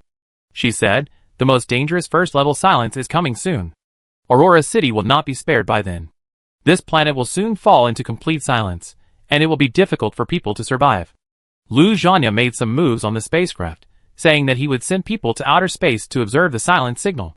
Nan Kitchen knew very well that he was planning to run away. It is better to strike first. Nan Kitchen also began to plan for the spaceship. Last time, he tried to sneak into Dr. Saman's office to copy the spaceship data. But he didn't know what special confidentiality mechanism Lu Zhanya had set up. The data was successfully copied, but it disappeared out of thin air. When he wanted to go in and copy it again, the permission card was inexplicably invalid. These days, he was in a state of panic. Unexpectedly, he found out the whereabouts of Nan-yi again. The key of VX9A7 was meaningless to him, and it was worthless. The most important thing was to get Nan-yi back first. He replied to the email immediately, asking to see Nan-yi first before giving the key, to make sure he was still alive. He thought so in his heart, and followed the instructions in the email, and walked to the gate of the parking lot. The door opened automatically. Nan Kitchen slipped in. He walked through the parking lot and entered a passage. Every door opened automatically as if someone was controlling it, leading him to the theater. It was too early, and the theater had not opened yet. It was quiet and empty, with only rows of white seats. Nan Kitchen followed the instructions in the letter. walked to the VIP seat, and sat down nervously. The virtual screen on the seat in front of him suddenly popped up automatically. The screen flickered, and Nan-E appeared on it. He was in a dark place, with a white wall behind him, and could only see a close-up of his head. Nan-E looked at him calmly. Nan Kitchen was mentally prepared, but when he really saw Nan-E, his heart still started beating wildly. Xiao-E? Where are you now? Where is Xiao Xian? The other party did not answer. Nan Kitchen calmed down, and found that it was just a video. The person on the screen looked indifferent, and said, "It's me." Nan Kitchen originally thought that someone might be using virtual images to deceive people, but when he saw Nan-Ye's attitude, he knew that this was most likely true. Because Nan-Ye's attitude was the same as before. He didn't say hello, and refused to call him Dad. Nan-Ye said, "I'm in a very safe place. But I'm alone." Xiao Xian encountered a fusion body on the outlying island, and didn't survive. Nan Kitchen's heart seemed to be hit hard by a heavy hammer. Nan Xian couldn't speak. He thought that in a silent state, he might have a higher chance of survival than other children. Nan-E looked at the camera, as if he was staring at Nan Kitchen outside the screen. With a face full of sarcasm, "I guess you must look very sad now. You didn't care about him when you abandoned your wife and children. Is it too late to care about him now?" Nan Kitchen calmed down and thought quickly. Nan-E could speak, which meant that he should be in the inner city of Aurora's city. There was no other place to speak now. Nan-E continued, "They want the key. Please give it to them. It's the last thing you can do for me. The video is short. It ends here." Nan-E on the screen disappears, but a line of words appears. "Did you bring the key?"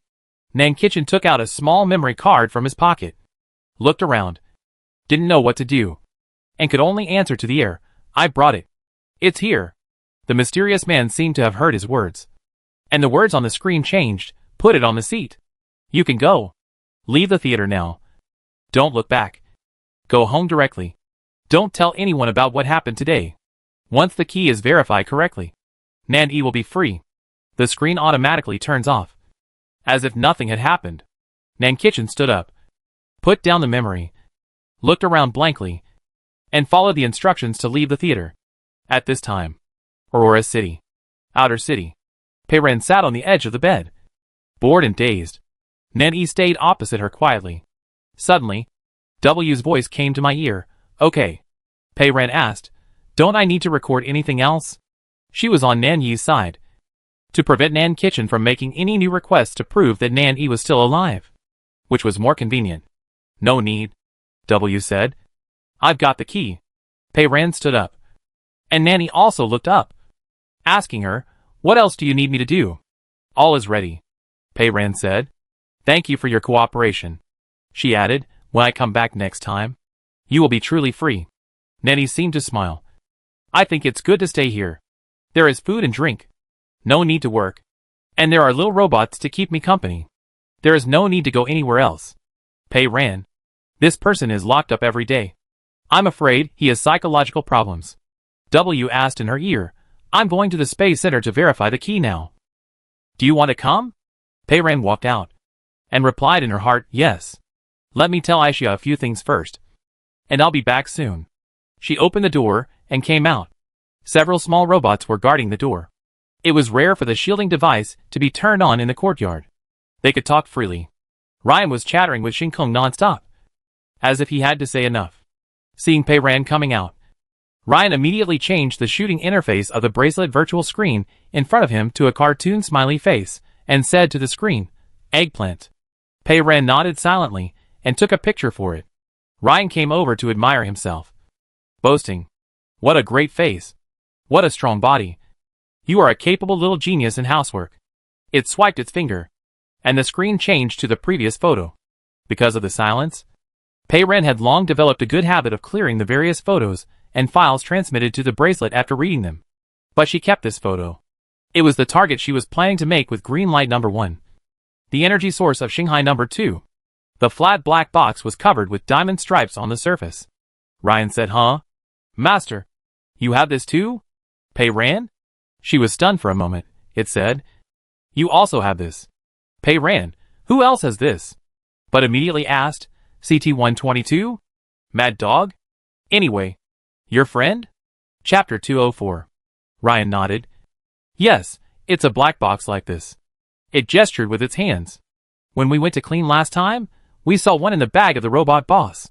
Shinkong saw that Pei Ran was very serious, and also came over to take a closer look at the picture. I still have the records of these days, and I haven't erased them. After a moment, he said, I compared them, they are exactly the same. Even the diamond patterns on them are exactly the same. Pei Ran, what is this? Is it important? Pei Ran felt like crying. She hugged Ryan's neck with one hand, and Shinkong's neck with the other. It's very important. Too important. Ryan also stretched out his mechanical arm, and hugged Pei Ran. Master, you are a little too enthusiastic, I am a little embarrassed. It turned around and called the other two little robots. Gravitational wave, dark matter, do you two want to come over and hug? It explained. They both gave themselves names, but they are not used to talking to humans, they will get better slowly. Gravitational wave, dark matter, plus Shinkong, what kind of space trio is this? Pei Ran hugged the other two mining robots. You guys are really great. She let go of them, suppressed her excitement, and rushed downstairs quickly. She said to W in her heart, the plan has changed, I'm going to CT-122 now. Ryan found the energy source of the spacecraft. W was still busy in the inner city, but his mechanical spider was hanging on her the same. Aisha and Abu had already gotten up, and sat downstairs to eat breakfast together. The shielding device was on the table. It could now shield the entire courtyard. No problem at all. Seeing Pei Ran coming down, Aisha pulled out the chair next to her. Come over to eat? No. I have something urgent to do now. Pei Ran asked. Can I take the shielding device away for a while? Of course, no problem. Aisha put down the bowl, ran upstairs, and went to inform others to temporarily shut down the shielding device. Abu also put down the spoon in his hand and looked at Pei Ran. Pei Ran immediately walked over quickly. Abu, do you have something to say? Abu nodded. She said, this time I want to tell you. When you come back from outside the city next time, go directly back to the inner city. No matter what you see, don't come to us. Otherwise it will be too late. This is the keynote of the next choice. Abu's eyes were pure black, and there seemed to be something special hidden in them. In addition to the usual calmness of seeing the future, there was also a kind of determination without hesitation. Pei Ran looked into her eyes for a long time before agreeing. Okay. She tried to control her mind. Don't speculate on Abu's predictions first. Just treat yourself as a determined monkey, and continue to move forward firmly according to your own ideas.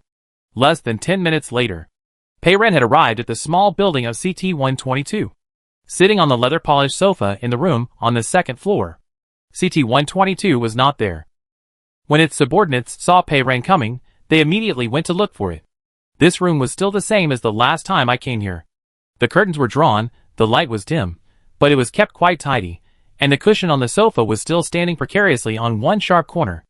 Unfortunately, after a quick glance, Pei Ran did not see the bag that Ryan mentioned. Soon someone turned the doorknob. CT-122 walked in. It was still wrapped tightly as usual, but after turning around and closing the door, it took off its hood and raised its goggles. It didn't have so many polite greetings. It walked over quickly, took off its motorcycle gloves and threw them on the table, and typed the code on the table. Need green light again? I have accumulated a batch here. Pei Ran said directly. No. I came to talk about something else. The outer city has entered a permanent silence. She suddenly spoke, and CT-122's footsteps immediately stopped. It's quite fun to see the robot in a daze. To talk about important things, it will be more convenient to talk. Pei Ran specially brought the pocket shielding device. Pei Ran said, this room is safe now. You can speak. CT-122 did not speak. It reached out and grabbed a part that was thrown on the table and was disassembled from somewhere. Pressed it, and pushed it, letting it slide across the table and away from itself. The part immediately made a sound. Welcome to Xiaoji's fully automatic management system. Please select the service mode. 1, 2, 3. It didn't explode. CT-122 understood, and finally asked, do you have a portable shielding layer generator? Pei Ran, why do you ask so clearly? Do you want to steal it? No. CT-122 said. Would you like some water? I'll have someone bring a glass of water. I don't really understand why you humans like to treat guests to water, and also like to drink water when you are a guest. Pei Ran, no. No. No. I'm sure you don't like to drink water as much as your kind. W drinks water every day. Like fuel. Pei Ran, I don't drink water. I'm here to discuss a deal with you. W is not here today. CT-122 looks much more relaxed. It comes over and sits down on the sofa opposite. What deal? Pei Ran clicks on the virtual screen of the bracelet, opens the picture of the spacecraft's energy source, flicks the screen with his finger, turns the screen to it. This. CT-122 takes a look and says, Ryan really talks a lot. You stole it from the Space Center. Right? Pei Ran said. You name a price. I have a lot of money. Any amount is fine. I can even give you a portable pocket shielding device. If you continue to upgrade Greenlight number 1, it is still very likely to copy a pocket shielding device for it. Besides, if you can really defeat Luo Tianwei and end the silence, the shielding device will be useless. The shielding device is probably the most useful thing in this doomsday. CT-122 stared at Pei Ran with its red eyes. I won't sell it. Pei Ran asked it, What do you want it for? CT-122 asked calmly, What about you? What do you want it for? The man and the machine stared at each other. No more words. Both were evaluating each other's thoughts. Pei Ran asked after a while, Do you know what it is? The energy source of the Shanghai number 2 spacecraft. CT-122 showed a little bit of its trump card. It actually knew. Not only did it know that it was the energy source, it also knew that it was Shanghai number 2. It seems that it was not stolen for money. This is a bit troublesome.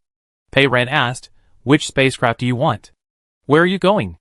CT-122 looked at her. Shanghai number 2 is a long-range manned spacecraft built by Tianwei Group. It was originally designed to allow humans to enter a dormant state. After 7 years of long-distance voyage, it flew to the HD 2216C planet. You want its energy source. And are you planning to go to HD 2216C? It knows a lot. CT-122 explained. The time I met you was not the first time I sneaked into the Space Center.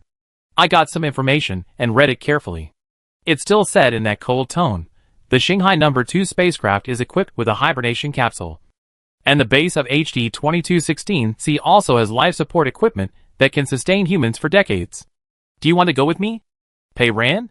She originally planned to sit at the negotiation table, offer a suitable price, and exchange it for the energy source of the spacecraft.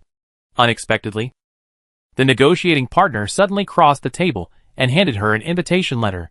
It asked, Do you want to go with me? The mechanical spider was lying under Pei Ran's collar.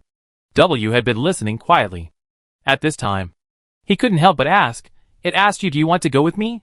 The artificial intelligence began to doubt its ears. CT-122 continued, Of course you can take Ryan and Shinkong with you. I have many intelligent robots here who also want to go with you. It observed Pei Ran's expression and added, If Agent W is willing, he can also come with us. I guess he must be reluctant to leave his fragile flesh and blood body. Fortunately, there are 2 hibernation capsules on the spacecraft. It paused. The universe is so big, there are so many planets, there are so many holes here, there is nothing to miss. Let's leave this chaotic place. The room is well soundproofed, very quiet, so quiet that Pei Ran could almost hear his own breathing. The intelligent robot sitting opposite her didn't need to breathe, and didn't make any sound. It just used its red electronic eyes to calmly look at her. At that moment, Pei Ran could almost see the distant HD 2216C 38 trillion kilometers away. On that planet with reddish-brown, black and khaki, in the well-equipped base, there was no fighting for glory and boasting. No intrigue. And it might not be a paradise where one could spend a lifetime in peace. CT-122 broke the silence and spoke again. I have carefully studied the information about HD 2216C in the Space Center. HD 2216C is rich in various mineral deposits. The Federation has used unmanned spacecraft to transport a lot of equipment and resources there in recent years. It has made a very good start. I already have a batch of energy blocks obtained from the inner city. I have also bought some necessary materials. In time, I will definitely be able to develop that planet little by little. It planned. The only problem is that its atmosphere does not have the oxygen you need to breathe, but you can stay in the base temporarily. Pei Ran came back to his senses. Locked in the base. Cannot go out forever? CT-122 immediately said, There is a space suit on Shanghai number 2. Wearing it allows you to leave the base for a short time and take a walk outside. Pei Ran felt that it seemed like he had become a captive pet, and was occasionally taken out for a walk. Pei Ran, it's a good plan. But you can't start the spacecraft. To start Shanghai number 2, you need a key. A quantum lock access device. I know. CT-122 said. I think the quantum lock access device should be in Lu Zhanya's hands. It said firmly, I will find a way to steal it. Or snatch it. We can leave here by spaceship. Pei Ran, no need. I have this thing. CT-122? CT-122, you have it? Yes, Pei Ran said. But I'm not going to HD-2216C. I have found a way to end the silence. Pei Ran spoke frankly this time. And explained the current situation. CT-122 sat opposite. Silent. It finally said, can the silence end like this? Pei Ran replied, it seems so at present. Of course. I am not absolutely sure. We can only give it a try. Once the silence is over, we can resume normal production. Manufacture weapons. And it will be much easier to deal with those crazy fusion bodies outside. CT-122 said without thinking. Even if the silence is really over, I don't plan to stay here any longer. It said, I can give you the energy source. But there is a condition. Once you destroy Luo Tianwei, you will hand over the quantum lock access device and the Shanghai No. 2 spacecraft to me. I still want to go to HD-2216C. It has no attachment to this place. And still plans to fly to space. To that distant planet. There is their sea of stars. Chapter 205. CT-122 quoted a price. Pei Ran said to it, wait a minute. She asked W in her heart, can the energy source of the spacecraft support the voyages it mentioned? W immediately replied, generally speaking, even for short-distance voyages like Shanghai No. 1, the spacecraft will be equipped with 2 energy sources. We only have one at present, and it can only support a one-way voyage to HD-2216C. However, the 5th planetary rift is much closer to the distant HD-2216C. At the speed of the spacecraft, it can be reached in more than 20 minutes, and the energy consumption is almost negligible. So it is completely no problem to go to the rift first, then return, and then go to HD-2216C one way. That's easy. Pei Ran said to CT-122, you have the energy source of the spacecraft, I have the quantum lock access device, I will go to the rift first, let Bologna blow up the source of silence, return here, then the spacecraft will be yours, you can go wherever you want, how about it? This is a pretty good deal. CT-122 said without hesitation, deal. It said, but I have a request, we want to go on the spacecraft with you, to the 5th planet rift. Pei Ran understood its concerns. To go to the rift first, it had to hand over the energy source in its hand. Once it handed it over, its bargaining chip was gone, so it planned to stay on Shanghai No. 2 from beginning to end, and personally guard this precious spacecraft. Pei Ran agreed, no problem. CT-122 asked, when can we leave? It said it as if it could pack its luggage right now. Not yet, Pei Ran said. I need a few days to repair the weapons on the spacecraft. Once it's repaired, we can set off. CT-122 nodded. Okay, I'll wait for you. I just happen to be going to buy another batch of supplies. Pei Ran looked at it. Thank you for your willingness to provide the energy source. In addition to the quantum lock access device, I am also willing to sponsor you a sum of money to buy supplies. This sentence was a bit unexpected for CT-122. It really needs money now. Not only does it need to redeem some awakened AI core processors, but also some important and scarce materials, which are not available on the new planet, but are available in the inner city base, but it needs to spend money to find someone to buy them. This is why it has been going out of the city to hunt recently, and is willing to take risks to kill those most difficult to kill crazy fusion bodies. When it was hesitating, it heard Pei Ran say, how much do you need? I have more than 80 million inner city coins, which is about 500 million outer city coins.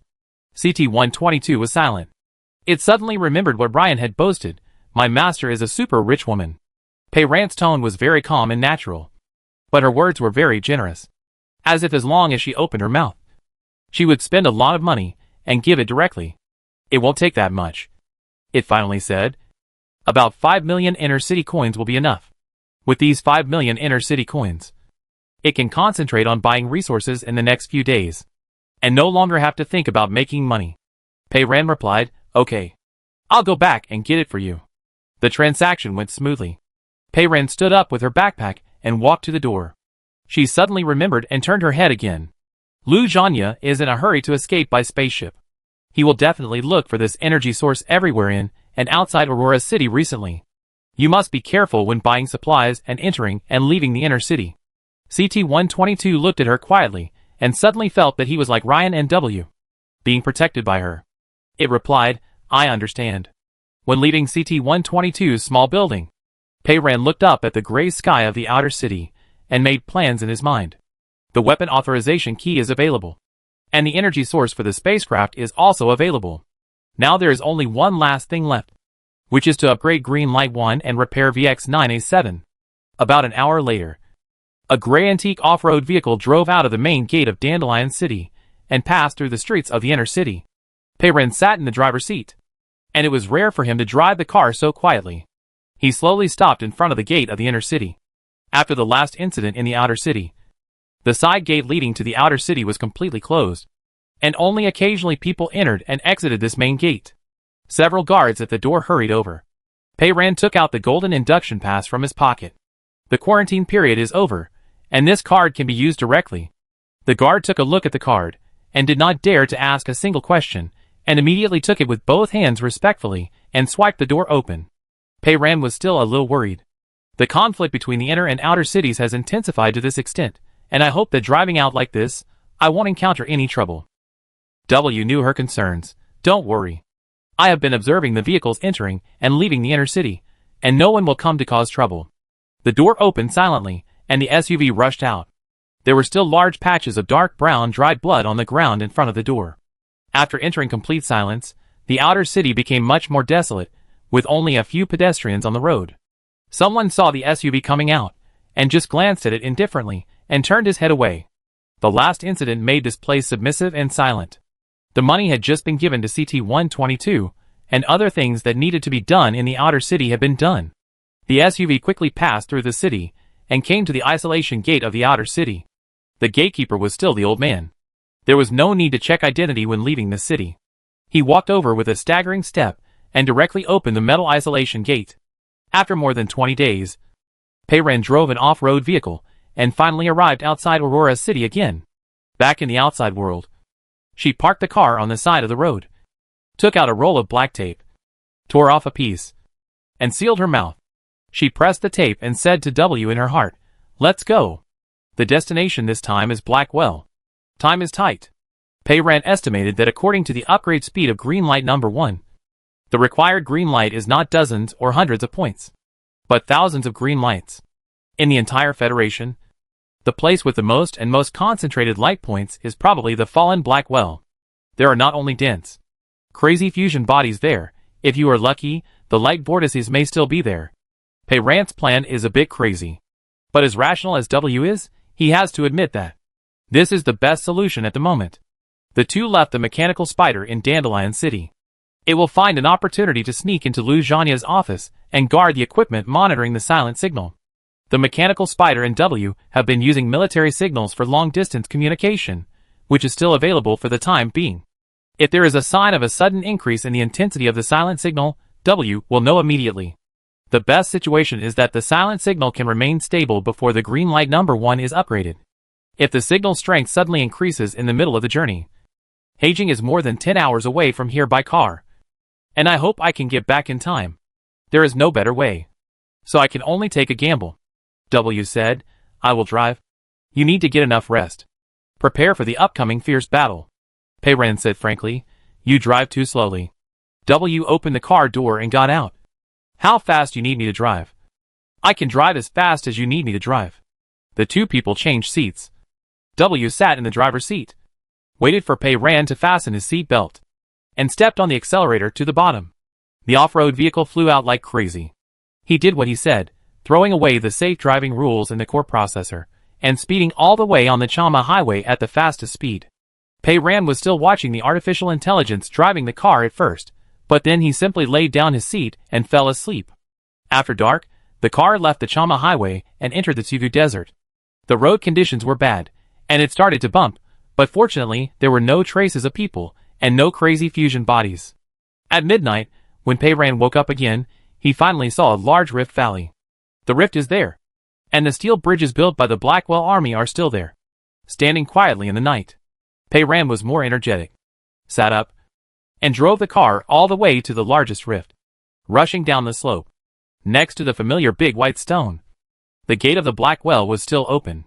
After more than 20 days, the power has not been completely cut off. There are still lights on, but they are flickering.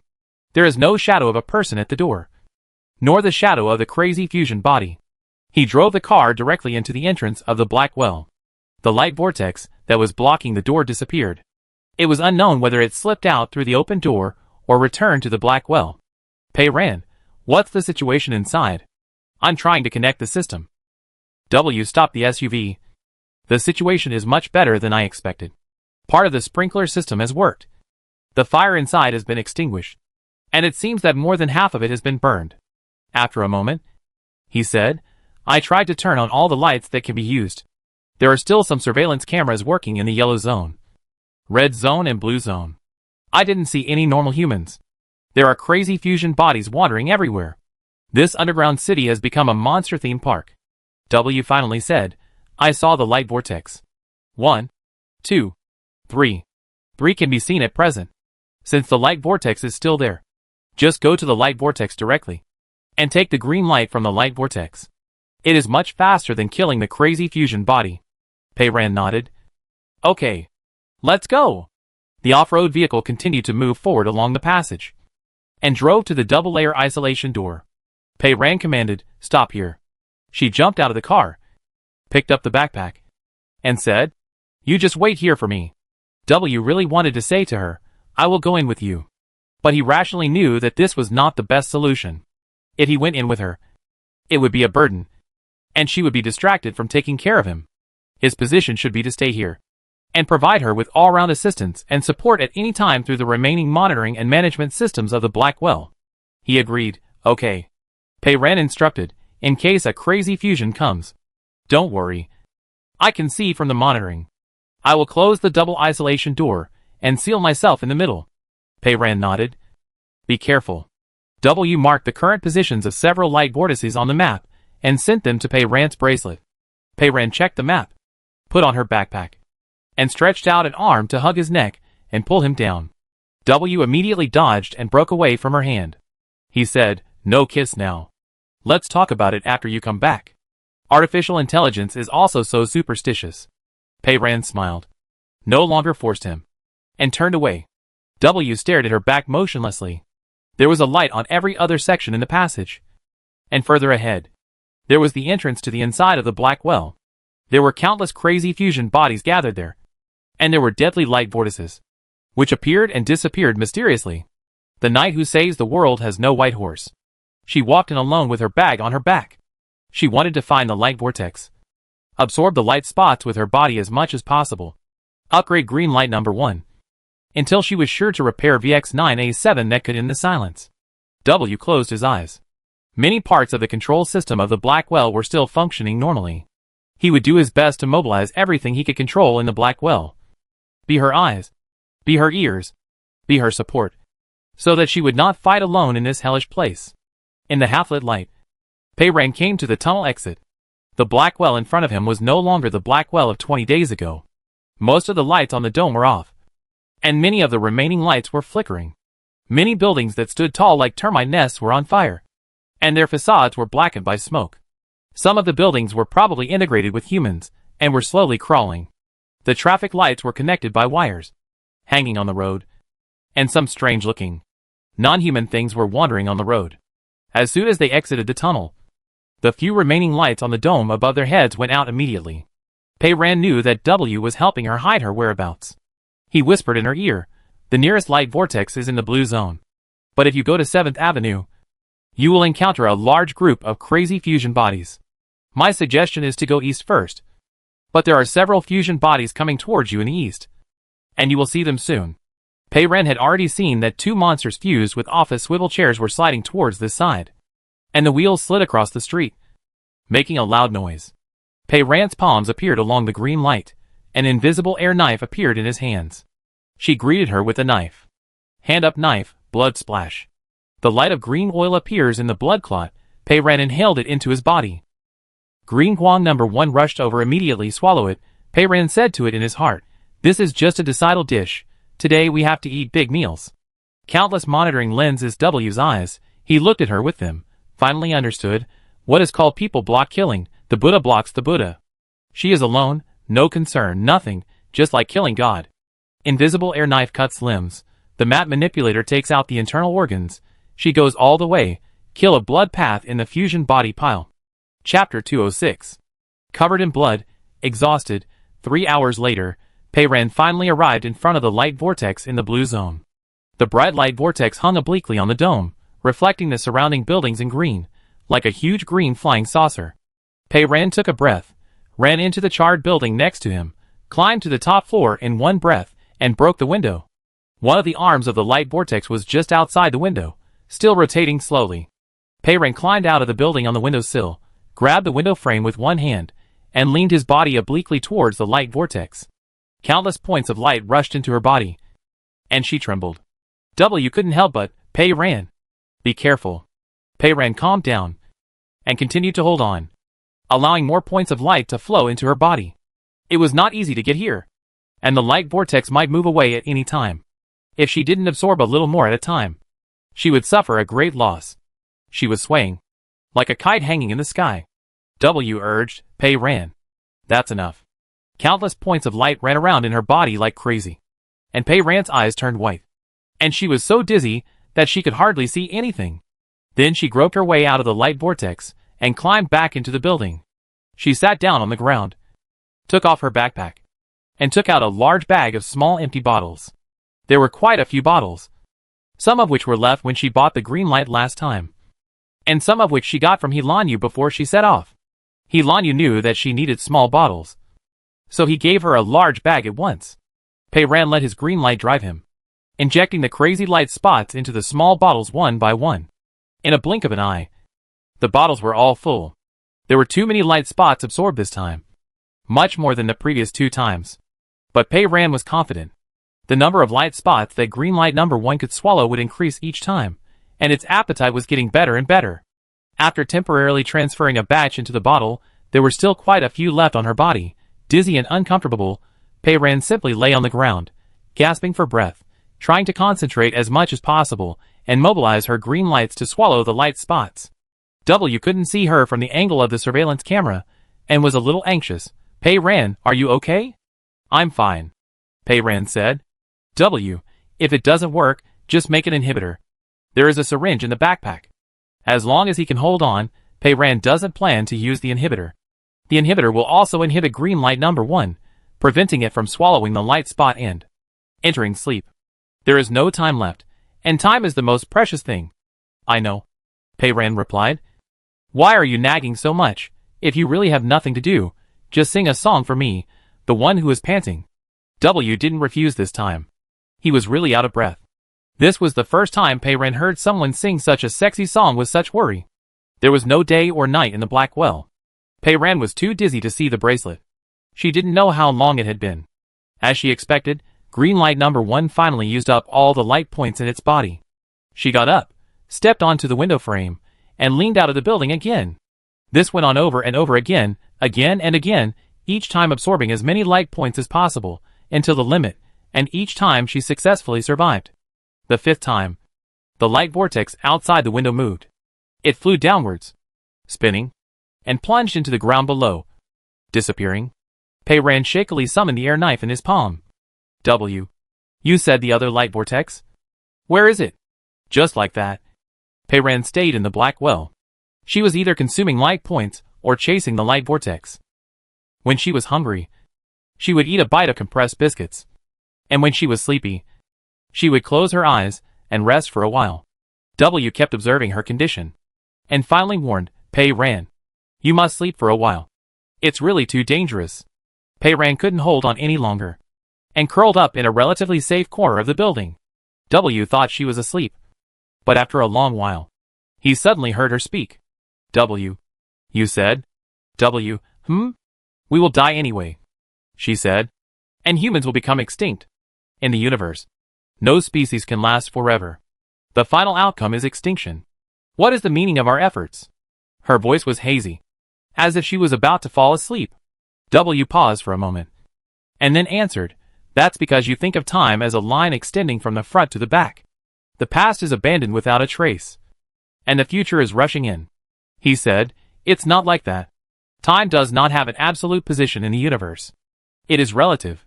Your belief that it extends infinitely forward may be based on our limited perception. If we regard it as a whole, the past, present, and future exist at the same time. Human civilization is like a pearl on a necklace, which exists forever and never disappears. Your life, everything you have done, is the most beautiful pearl on this necklace. His voice was right beside my ear, as gentle as ever. Peiran felt very peaceful, and fell into a deep sleep. The silent signal from Aurora City has been very stable, so Peiran raced against time and focused on upgrading green light. Green light number 1 can handle more and more light points, and its swallowing ability is growing at an astonishing rate. She followed the traces of the light vortex, and the spiral arm of a light vortex that she often caught was gradually absorbed by her and shattered. Finally, the brightest light core began to fall apart and entered her body. Green light number 1 still couldn't make an energy source for the spacecraft. W analyzed that it should be difficult to generate a high-energy density energy source that can support long-distance interstellar navigation with its current capabilities. But its repairability is upgraded very quickly. Peiran has been trying to use it to repair various equipment in the Black Well. Its scope of action is also expanding rapidly, although it can only be used twice in a row each time. The time interval is getting shorter, and the equipment that can be repaired is becoming more complex, and it is getting brighter and brighter. On the third day, it was like a green sun radiating light inside the body, which made people unable to open their eyes. Peiran felt green light number 1. I have a hunch that it is telling me that it can work. She looked up at the half-lit dome of the Black Well and wrote a simple sentence. The lighting of the dome has been repaired. In an instant, the entire dome of the underground city of Black Well, all the lights were bright. On the street, the crazy fusion bodies that were staggering around looked up in confusion. W saw in the system that the lighting system suddenly returned to a controllable state. Peiran also looked up and suddenly saw that the lights dimmed again. She was wondering, and in a blink of an eye, a little light lit up in the middle, and then it quickly expanded and finally turned into a huge heart shape. He really didn't give up any opportunity to make a heart. Peiran curled his lips. I'll come out to find you. 52nd day after entering silence. Aurora City. Outer City. The outer city was in a dead silence. Not far from the courtyard, at the corner of the alley, there were originally 2 people standing, and soon, several more people came over. Their movements were furtive, their lapels were covered, and it was obvious that there were guns inside. The leading mercenary was wearing a camouflage jacket, and he tapped the code on the wall, and asked the 2 people guarding there, "Did you see anyone?" One of them replied, "Their store has been closed these days, and they haven't been out much, except this morning when a woman came out to buy something, and then she went back." The man in the camouflage jacket nodded, and tapped. The boss said, "Arrest everyone after entering, and take them all away." He made a gesture, and a group of people immediately surrounded the courtyard. The man in the camouflage jacket kicked the door. Bang! There was a loud noise. The door made of plastic was too fragile, it couldn't block anything, and a big crack appeared. A few mercenaries kicked the door a few more times, kicked it open completely, and rushed into the yard. The yard was quiet, and the small building was also quiet. It was strangely quiet. A few people looked at each other, knocked open the door, broke into the small building, searched room by room. There was no one inside. Inner City. Dandelion City. Central area, Lu Zhanya's office. Ding. Ding. Ding. Ding. In the office, the alarm sounded from the inner room, not loud, but it kept ringing. Lu Zhanya frowned, came out of the bedroom next door, hastily opened the door, and entered the inner room of the office. On the virtual screen, the originally smooth curve of the silent signal changed, and was climbing up dangerously. The energy suddenly increased, and the shielding layer was about to be penetrated. Dr. Saman had been sending warnings these days, and Lu Zhanya knew very well that the sudden change in the signal meant that the most terrifying first-level silence she described was about to come. Everything needed has been prepared on Shanghai number 2. Except for one thing, which is the most critical thing. The energy source of the spacecraft. Without the energy source, no one can leave. He has sent people to search everywhere these days, turning the inner and outer cities upside down. But he can't find the whereabouts of the energy source. Lu Zhanya walked to the virtual screen that controls the shielding layer generator and opened the shielding range setting interface. The silent signal is increasing, and the shielding layer generator has limited power, and it will soon be unable to support the entire inner city. Lu Zhanya continued to reduce the shielding range without hesitation. His finger dragged on the screen, and finally stopped at the launch platform of the Space Center. Shanghai No. 2 has been parked here. The control center of the launch platform is independently powered. Even if the inner city and the Space Center lose their shielding, it will not be affected at all. Lu Zhanya selected the shielding range and set a countdown. 20 minutes. After 20 minutes, only the launch platform and the control center will be shielded in the entire city. These 20 minutes are enough for him to leave Dandelion City and reach the spaceship. The first level of silence is coming, and there is no time. Lu Zhanya has no other choice but to take a gamble and drive the sheep into the pen. The person who stole the energy source of the spaceship, no matter who it is, must also understand the severity of the current situation. I hope that after hearing the alarm, he will be vigilant enough and survive successfully, and go to find the spaceship at this last moment. Many people will definitely die in the inner city, but Lu Zhanya's heart is not shaken. Anyway, when the first level silence comes, these people will die anyway. It's just a matter of whether they die earlier or later. Lu Zhanya took out the triangular quantum lock access device from his pocket, took a look, held it in his hand, and clicked OK on the screen. The countdown began to jump. He locked the screen directly. Lu Zhanya didn't call anyone, and got on the hovercraft alone.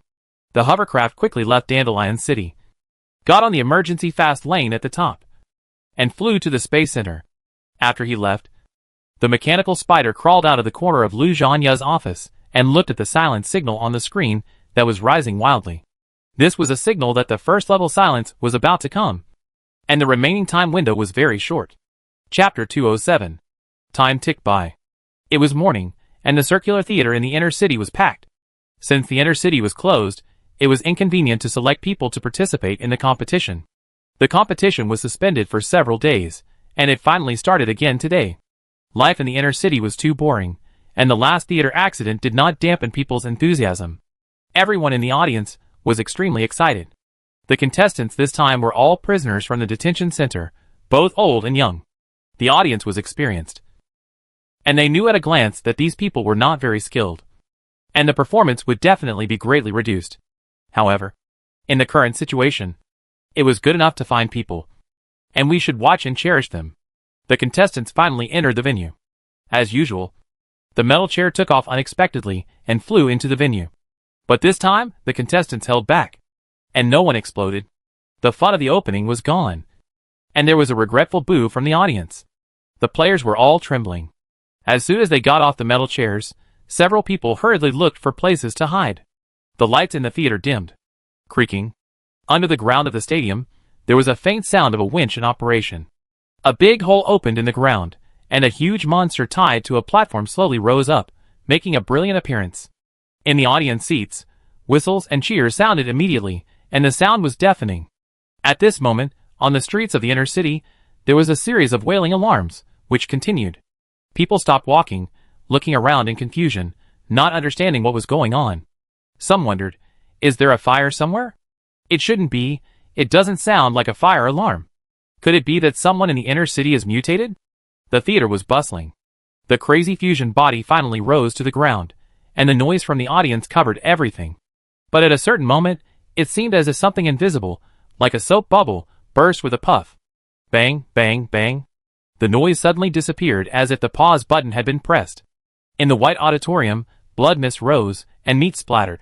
In the VIP seats in the middle, the theater manager did not make a sound. He turned his head in astonishment, and before he could figure out what was going on, the equipment in front of him that displayed the status of the stadium suddenly burst into a large ball of fire. The flames rushed up and burned his hair. He scratched it with his hands and screamed in fear. After only 2 screams, it exploded into pieces. Not only the VIP seats were burning, but also all the projection equipment in the theater. Thick black smoke billowed up, with a pungent smell, mixed with the strong smell of blood, making it impossible to breathe. The bracelets with screens turned on also had problems.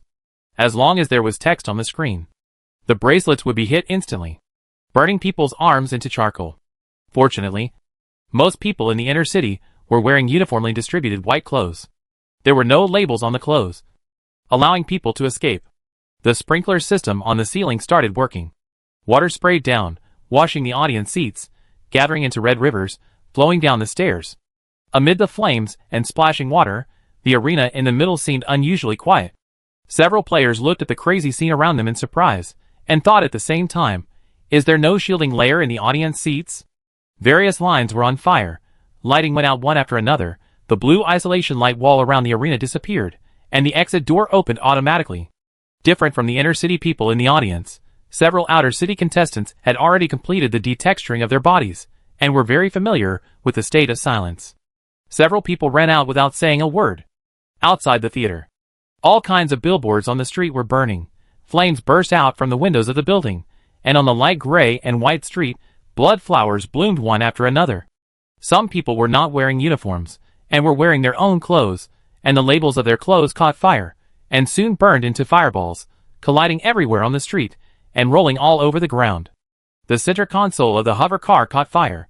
One car after another fell from the sky like a falling bird, and smashed hard on the street, making a loud bang.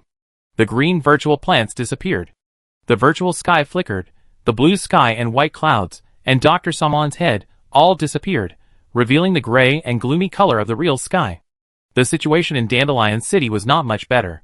The council members in white rushed out of the house, at a loss. People finally realized what had happened. The shielding layer that was said to last for more than 10 years suddenly disappeared. The inner city was no longer safe. Not only was it unsafe, but if the fire continued to grow, this would be the most dangerous place. People poured into the streets and rushed to the gate of the inner city. From time to time, someone in the crowd cried out, and then exploded, causing the people around them to be blown to pieces. Even so, a large number of people from the inner city still rushed to the gate. People crowded in front of the metal gate, banging on it hard, making it clang, eager to escape from this nightmare-like place with black smoke and fire, just like the people in the outer city did a few days ago. This world is a crazy cycle after all. Finally, someone brought the induction card. The door slammed open. Countless people in the inner city wearing white clothes, like a surging white tide, poured into the quiet streets and alleys of the outer city. In the outer city, in the small courtyard, several mercenaries searched the courtyard. One knocked. You can climb over the wall of the backyard, after you go out. It is the back street. They probably saw us, and ran away first. The work assigned by the boss was not completed, and the large commission that should have been in hand was gone. The camouflage uniform in the lead was a little discouraged. He raised his hand, signaling the team to withdraw. They left the courtyard, crossed the street, and walked to the corner. Camouflage still didn't want to give up, and couldn't help looking back. He suddenly found something else. Right next to the courtyard, there was another courtyard with a shabby two-story building. The last time they came here, they knew that no one lived there, so it should be empty. But at this moment, the tightly closed curtains on the second floor of the building suddenly opened a crack, as if someone was peeping out. But it was only a moment, and then it closed again. The camouflage uniform stopped immediately. He thought for a moment, and continued to walk forward. Turning the corner, he made a high gesture to his men, and hit against the wall, and then typed the code. We found them, next door. Let's go around and catch them alive. A group of people went around from another direction. In the small building next door, all the humans and small robots were on the second floor, and everyone was very nervous. Everyone heard the sound of someone kicking open the door of the small courtyard next door, and going in to search. Pei Ren had left money for this small building a few days ago, and specifically asked AI Xia to rent it. After renting it, it remained empty, waiting to hide next door, as soon as he found anything wrong. As a result, someone really came this morning. AI Xia tapped the table lightly. Have they left? Tang Dao turned around and answered, it seems they have left. AI Xia nodded. I'll go downstairs to check. She glanced at Abu next to her, and was a little puzzled. She knocked. Abu, why do you look so bad? Are you feeling unwell? Abu seemed to be distracted, and only then did he raise his eyes, and shook his head. Liin immediately turned to look at Abu, a little worried, but said nothing. Aisha walked down the stairs quietly. It was very quiet downstairs. Aisha walked straight to the door, but suddenly stopped. The door, that was originally closed, was half open. A figure suddenly rushed out from the side. A green light flashed in the man's hand. Aisha only felt the whistling of the wind in his ears. Although he could not see anything, it seemed that something like a stick was knocking down hard. Aisha reacted quickly, dodging the stick, retreating quickly, and skillfully forming hand seals with his hands. The ring fingers and pinky fingers of both hands were crossed. The index fingers were wrapped around the middle fingers. The green light flowed to the fingertips, and the middle fingers pointed forward. With a bang, the man flew out with the door panel behind him, and fell on the ground in the yard, unable to get up. Several people followed him, and they did not expect to meet a tough guy with superpowers as soon as they entered the door. They were stunned. One of them immediately raised his gun. Aisha did not loosen his handprint, and fired directly at him again, knocking his gun off the muzzle, and then turned around and ran upstairs. Her handprint can only be used twice, and the second time is far less powerful than the first time. They have more people, and they are definitely no match.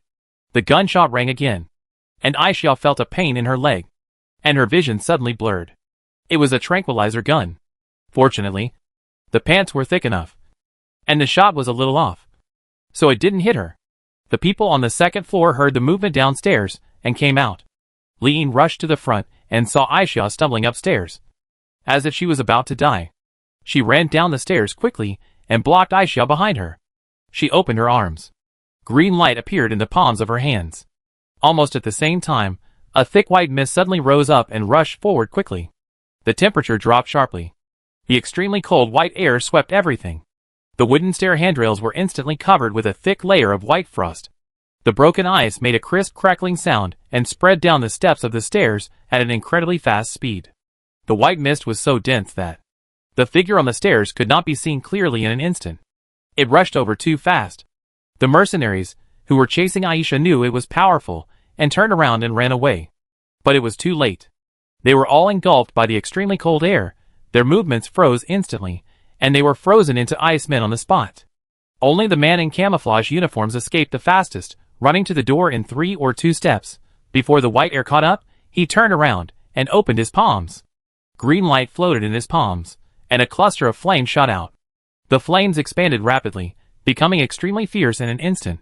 Bright tongues of fire rolled up wildly, roaring silently, and rushed towards the surging white air and the icicles on the ground, where the white gas and the flames met. With a hiss, water vapor rose. The heat wave rolled in with unstoppable force, and sparks fell like raindrops. Lean was anxious this time. The white gas was urged fast and fiercely.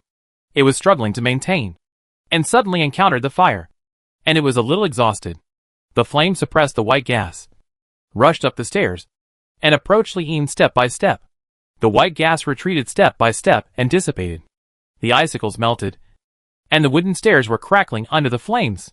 Finally, flames rose and burned. Chapter 208. On the stairs, several mercenaries were first frozen into ice sculptures, and then roasted by the strong fire, and collapsed on the ground, turning into a few pieces of rotten meat. Camouflage didn't care, and only wanted to deal with Lean. When he was trying to urge the flames, he suddenly caught a glimpse of a young man at the second-floor staircase, and a green light appeared in his eyes. Camouflage felt uneasy. The boss didn't tell me that. Among the people in the courtyard, there were so many people with superpowers. The one who was calling the green light was Tang Dao. At the entrance of the black well, after seeing a little green light left by Anaya, he reached out and tried to touch it, and the light actually went directly into his body. As soon as he entered the black well, the green light was scanned out, but the black well didn't take it too seriously, only asked him to register and put on a suppression bracelet. Tang Dao asked people indirectly, and finally figured out that the green light meant a kind of supernatural power. After leaving the black well and taking off the suppression bracelet, a few days ago, he tried to use it on a member of the material collection team for the first time. This ability turned out to be hypnosis. This was the second time he used it today. The camouflage suit looked up at the people on the second floor. While he was still thinking about what the ability was, he suddenly found that there was a big problem with the flame he was controlling. The flame that had been rushing up the stairs obediently suddenly changed direction and rushed towards him. The camouflage suit was so scared that he quickly stopped the ability and put away the green light. But the flame did not disappear. It rushed over unstoppably, with a heat wave that swept everything, quickly burned his clothes, and burned his hair. Ever since he had the ability to control fire, Camouflage had never thought that one day the fire would not listen to him. He was completely panicked, beating it frantically, rolling on the ground, trying to put out the fire. But it was completely useless. His whole body was burning, and the piercing pain came over him. Camouflage finally couldn't hold on and screamed. Bang! He exploded into pieces. The people on the stairs were stunned. Everyone saw that Camouflage suddenly retracted the flames for some reason, rushed out the door, and began to jump around, slapping and hitting, and fell to the ground and rolled around, as if he was on fire. In fact, he was clean, with nothing on him. Things happened too fast. He exploded in a blink of an eye. Everyone came to their senses, and realized that the wooden staircase was on fire. The ceiling of this house is a kind of synthetic board, which will catch fire as soon as it is burned, and thick smoke has already come out. A group of people rushed downstairs. Ryan and the others took Nan Yi, Zhuang Mian picked up Nuo, Tang Dao, and the others pulled the blind Jin Hejuan. Li Yin overused her ability, and was staggering. Sheng Mingqi supported her. Ai Xiao was shot with an anesthetic gun, and staggered. Abu and Jiang Gong grabbed her arms on the left and right, and dragged her downstairs together. The materials used to build the simple building were flammable, and the fire spread too quickly. When they rushed through the flames to the door of the first floor, the black smoke was so thick that they could not see the figures clearly. A group of people rushed out of the door quickly, and Abu and the other three were at the end. In the thick smoke, Abu was unusually calm. This was the scene she saw, and the future she chose. With a tearing sound, the burning ceiling could not hold up and collapsed downwards, hitting the people who ran to the door. Time seemed to stop at this moment. The bright flames rolled like dancing. The debris and dust from the ceiling fell one after another. The light outside the door quietly passed through the rising black smoke. Abu stretched out his hand, trying his best to push Aixia and Jiang Gong out of the door. She knew very well that Pei Ran, who could save her, would not come. These days, she has been reading various world branches as carefully as possible. Any small adjustment will lead to drastic changes. This fire, for the group of people in the small courtyard, is already the choice with the least casualties. The only problem was that she couldn't get out by herself. After choosing the fire, no matter how it was adjusted, someone would always be left behind in the fire. When Pei Ran came back, Abu clearly saw the branches of the two worlds after the fire in her.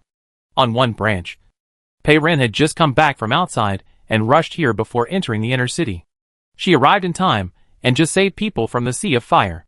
However, it was this short delay that made her miss a very important thing that was related to the fate of mankind. On the other branch, Pei Ran did not come back to save people, and she suffocated in the sea of fire and died. She chose the second branch with her own hands. Pei Ran received her warning before leaving, and he would never come again. She was so smart. She must be able to guess everything. Abu silently hoped that she would not be soft-hearted and hesitate, because in this world, there were more important things waiting for her to do. These days, whenever Abu thought of this upcoming moment, he would be afraid. She was so scared that her heart would contract and beat rapidly when she saw the flames. She would have nightmares one after another when she closed her eyes. She would sit on the bed and could not sleep all night. But when the last moment really came, she was much calmer than she had imagined. She had experienced death countless times in prophecies, and now it was finally the last time. She only hoped that the pain of the fire would be shorter, that she would suffocate faster, and that she would have a long and peaceful sleep sooner. A few minutes ago, in front of the isolation gate of the outer city, the old man checked the card and opened the gate. A great SUV rushed in. W drove all night and drove back to Aurora City in less than 13 hours. Pei Ran sat in the passenger seat and was awake. As soon as he entered the city, he saw the expected scene. In the entire outer city, every house was closed. Even the shops were closed. And it was quiet, but there were many people on the street. And they were not dressed like people from the outer city. They were basically all wearing white clothes from the inner city. They ran on the road in a panic, at a loss, into the alley, away from the crowd, and huddled in the corner to catch their breath. Many people had disheveled hair, and their white clothes were covered with blood and black ash. Something happened in the inner city, W said. The silent signal was increasing. Lu Zhanya set the timer, and turned off the shielding layer of the inner city. It was obvious what happened in the inner city. What happened in the inner city was expected. And Pei Ran was thinking about Abu's suggestion. Abu said at the time, when you come back from outside the city next time, go directly back to the inner city. No matter what you see, don't come to find us. Otherwise it will be too late. The courtyard was not far away, and it would not take much time to get there. But if Abu said it would be too late, then it would be too late. There was no time to lose. Pei Ran said to W in his heart. Hurry up. Go back to the inner city immediately. W drove the car to the gate of the inner city at the fastest speed, bypassing the running crowd as much as possible. The look on Abu's face when she said that was still in front of him. Her expression was resolute, and she had a kind of indifference that saw through life and death. Pei Ran knew very well that at this moment, something must have gone wrong in the courtyard. After driving a short distance, Pei Ran could see the direction of the courtyard. There was a fire over there, and thick black smoke was rising. W also saw it. Judging from the location, it is next to the courtyard. Are you sure you don't want to go there? No, Pei Ran said firmly. Keep going forward. She looked inward at the bright and dazzling green light number 1 in her body. Green light number 1 can only be used twice in a row, and one of them needs to be saved to repair VX9A7. These two opportunities to use it are very precious. In such a dangerous situation, there is no telling what unexpected situations may occur ahead. If you keep one chance to use green light number 1, you may be able to turn the tide at a critical moment. But Pei Ran still put green light number 1 into his mind. The two opportunities to use green light number 1, one for this broken and tattered world, and the other for people like Abu. Such people should not be placed on a plate and served as sacrifices on the altar. I hope it has enough power to save Abu's life. There is a distance from here to the courtyard, but it is no problem for green light number 1 now. Pei Ran stared at the fire and positioned himself in his mind. He wrote down without hesitation, the fire where my friends were suddenly extinguished. The smoke dissipated, and all the dangerous situations they encountered disappeared, whether it was humans or robots. They were all safe and sound. He then added, especially Abu, who was also safe and sound, because it was unclear what kind of predicament they were in. He didn't know whether green light number 1 could achieve this vague description of safe and sound. However, there was no time, so he could only try. She guessed the hidden meaning in Abu's prophecy, guessed that they were in danger, and thus changed her behavior. She was no longer a determined monkey, and jumped onto a new branch. Pei Ran drew a period. The word shining with a green halo disappeared. In the small courtyard, Ai Xia and Jiang Gong were pushed by Abu, staggering out of the door. When they looked back, the entire composite ceiling had fallen down, and the door was completely engulfed in flames. The two people endured it desperately, and did not call out Abu's name. The whole simple building was blazing with flames, creaking dangerously, and collapsing. Suddenly, it seemed as if a strange airflow swept over, just as if an invisible giant hand had descended from the sky, covering the burning candle. The flames of the whole building trembled, and suddenly went out at the same time. The airflow not only suppressed the flames, but also swept away the thick smoke. The thick and choking black smoke just now strangely dissipated. The creaking sound also stopped, and the house was actually stable in a shaky and dangerous balance during the collapse. Everyone was stunned for a moment, and then rushed in, hurriedly moving the collapsed composite board. Abu was trapped underneath, but he was still alive and well. Abu couldn't believe it. She immediately looked around and knew that Pei Ran hadn't come back. But she was not dead either. In the chaos, several people with guns suddenly rushed in from outside the door. Each of them looked tall and strong, and they were not good people. Lian struggled to stand up and raised her hands again, but the leader of the other party raised his hands in a friendly gesture. Ryan rushed to the middle, knocking on the roof. Don't fight. We are all on the same side. The man also knocked. We were sent by the Mad Dog boss to keep an eye on this place. We just encountered something and just solved it. Are you all okay? Abu knew it well. Some things have not changed. Pei Ran's friends, who came to help, are still late. Some things have changed. She is standing here safe and sound. This is the third possibility she has never seen before. Pei Ran used some magical ability that was completely beyond the norm to open up a new path for himself, and was moving forward resolutely without hesitation. Abu looked towards the inner city.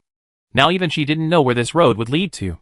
Not far away, the inner city gate that had been tightly closed a few days ago was now wide open. W drove the off-road vehicle and rushed in without stopping. Pei Ran commanded, "Go to the Space Center immediately." Inner city. Space Center? The fire alarm sounded in the main building. There were too many screens and files in the laboratory. They all caught fire, and the staff fled everywhere. Some distance away from the main building, the new launch platform had been built. There is no fire here. A self-suspended launch track extends forward, then tilts upward, pointing straight to the sky. The track shines with a sharp blue glow, already on standby, ready to push the spacecraft at any time. Yahai number 2 has been parked at the end of the track, only fixed by the adjustable mechanical arms around it, like a drop of blue water ready to flow into space at any time. Not far from the platform, in the newly built control center, the completely detexturized holographic projection screens are all lit, without a single figure. All launch processes will be automatically controlled by the artificial intelligence Bologna on the spacecraft, without human intervention. Lu Zhanya leaned against a giant mechanical arm, waiting quietly. He was waiting. Chapter 209.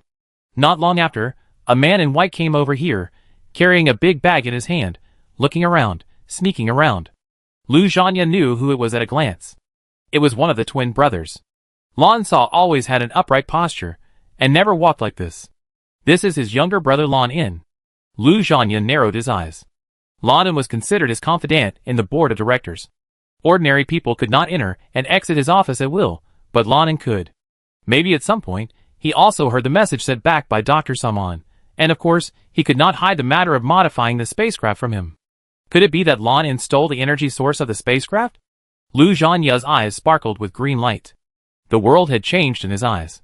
Within a few dozen meters, as long as he wanted, all obstacles could become phantoms, and his eyes could penetrate everything. This was the ability of perspective. He usually didn't use this ability, because when he used it, the green light in his eyes was too bright, too conspicuous, and he couldn't hide it even if he wanted to.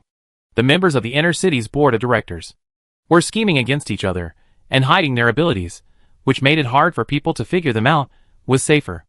But it is necessary today. He looked at the big bag in Lan's hand. Through the outer layer of leather, he could see a lot of trivial things inside, but no energy source for the spacecraft. Lu Zhanya was disappointed. He glanced at Lan again, and saw a small triangular object in his pocket, a quantum lock access device. Lu Zhanya sneered in his heart. He deliberately left that quantum lock access device in the drawer of his office, and it was not compatible with Shanghai number 2 at all. This is just a small bait, and someone really took the bait. The smoke from the fire in the main building drifted over Lan In. Carrying a big bag, walked through the smoke, and hurriedly, heading straight for the lift platform of the spacecraft. It was meaningless for Lan In to not have the energy source of the spacecraft, so he couldn't get in the way here and scare away the person who actually had the energy source. Lu Zhanya flashed out. When Lan In saw him, his steps stopped, and his eyes immediately lit up. He seemed to be greatly relieved, and hurried over, and talked directly in his mind. Great. You're really here. I looked for you everywhere in Dandelion City, but I couldn't find you anywhere. I guess you might have come here. He quickly took out the small triangle from his pocket. Your office is on fire. Look. I rescued this thing that starts the spaceship. He said. Don't be upset. I heard a message from Dr. Saman in your office once. Later I found out that you were repairing the spaceship. You are planning to leave. Right? Lan shook his bag. I have packed all the things a long time ago. I know, you left 2 hibernation capsules, the other one must be for me. He looked very confident. You have been my guide since I was a child. Even my brother is not as good to me as you are. Let's take a spaceship together, to the base of that planet, just to keep each other company. Lu Zhanya nodded. What nonsense. Besides you, who else can I take? He raised his wrist. I was just about to send you a message, asking you to come over, but I can't send text, I can only send pictures, which is a bit difficult. The quantum lock access device in your hand is just a backup. I brought it with me, let's go. Lu Zhanya turned and walked towards the elevator of the spacecraft. Suddenly, there was a creaking sound next to him, like the sound of wheels and tracks rolling and crushing the ground. They both turned their heads at the same time. Over at the construction site, a team of intelligent engineering vehicles drove over. These vehicles were small in size, flexible and maneuverable, but each one looked very wrong, driving very fast, waving mechanical arms, a little crazy. Lan was surprised. Crazy fusion? No. Lu Zhanya calmly answered. Their morphology is completely normal. They have not merged with humans. This group of engineering vehicles, with completely normal morphology, behaved completely abnormally. As if they were going to rush over and use their mechanical arms to hit the heads of 2 people. There were too many of them. And Lu Zhanya drew his gun. Lu Zhanya happened to know the structure of this kind of intelligent engineering vehicle. Their core processor was installed in the front of the vehicle, and the protective shell was not thick. He was very accurate with his gun, shooting one after another, and almost paralyzing one with one shot. But he still couldn't cope with their speed. Lon in behind him was also anxious, and fumbled for his gun. Too many. I'll help you. Lon was obviously a little panicked, turned on the safety, and held up his hands. Maybe he was a little too panicked. He didn't know where the muzzle of the gun was pointing, his finger was on the trigger, and he was about to press it. Lu Zhanya suddenly turned around. A green light appeared on the palm of his right hand, and his fingers moved slightly. The gun in Lan's hand flew out. Lon was stunned, his hand was still frozen in the air, his eyes were wide open, looking at Lu Zhanya. Lu Zhanya moved his fingers again, and Lon himself flew backwards. With a bang, his back hit the huge mechanical arm next to the spacecraft heavily. Lu Zhanya let out a sneer in his roar. "Can you control intelligent robots?" he said. "You kept it a secret. It turns out that this is all you can do." Dr. Samon had a detailed experimental record of the superpowers of the council members, but it disappeared for some reason. Many people may have changed their superpowers over the years, and Lu Zhanya didn't know which green lights Lon had. As soon as he tried, Lon was exposed. Lon was knocked unconscious and struggled to get up, looking confused. "Brother? What happened?" Lu Zhanya raised his gun and knocked down several of the fastest engineering vehicles before turning around. Lon felt a terrible pain in his neck. It was as if an invisible huge force pinched his head, pulling it up to the sky, and at the same time pressed his shoulders, keeping his body in place. Unable to move. His head and body were about to separate. Lu Zhanya said coldly, "Let those things go, or I will kill you first. They can't be controlled by you either." "Right?" Lon looked incredible, "Brother." But the power on his head did not slow down at all, and his neck joints cracked. Lu Zhanya was not joking. Lon stopped pretending. A green light flashed in his eyes, and all the engineering vehicles braked suddenly. They turned around in confusion for a few times, as if they had received some orders, and adjusted their direction together and drove towards the main building. The force on Lon's neck finally loosened. Before he could recover, his middle finger on his right hand lost control again, automatically bent in the opposite direction, and broke with a snap. Lon couldn't help but wail. Fortunately, there was a shield here. He rolled back and forth on the ground holding his hands. Lu Zhanya was very calm. He asked him, "Where is the energy source?" Lon barely managed to speak.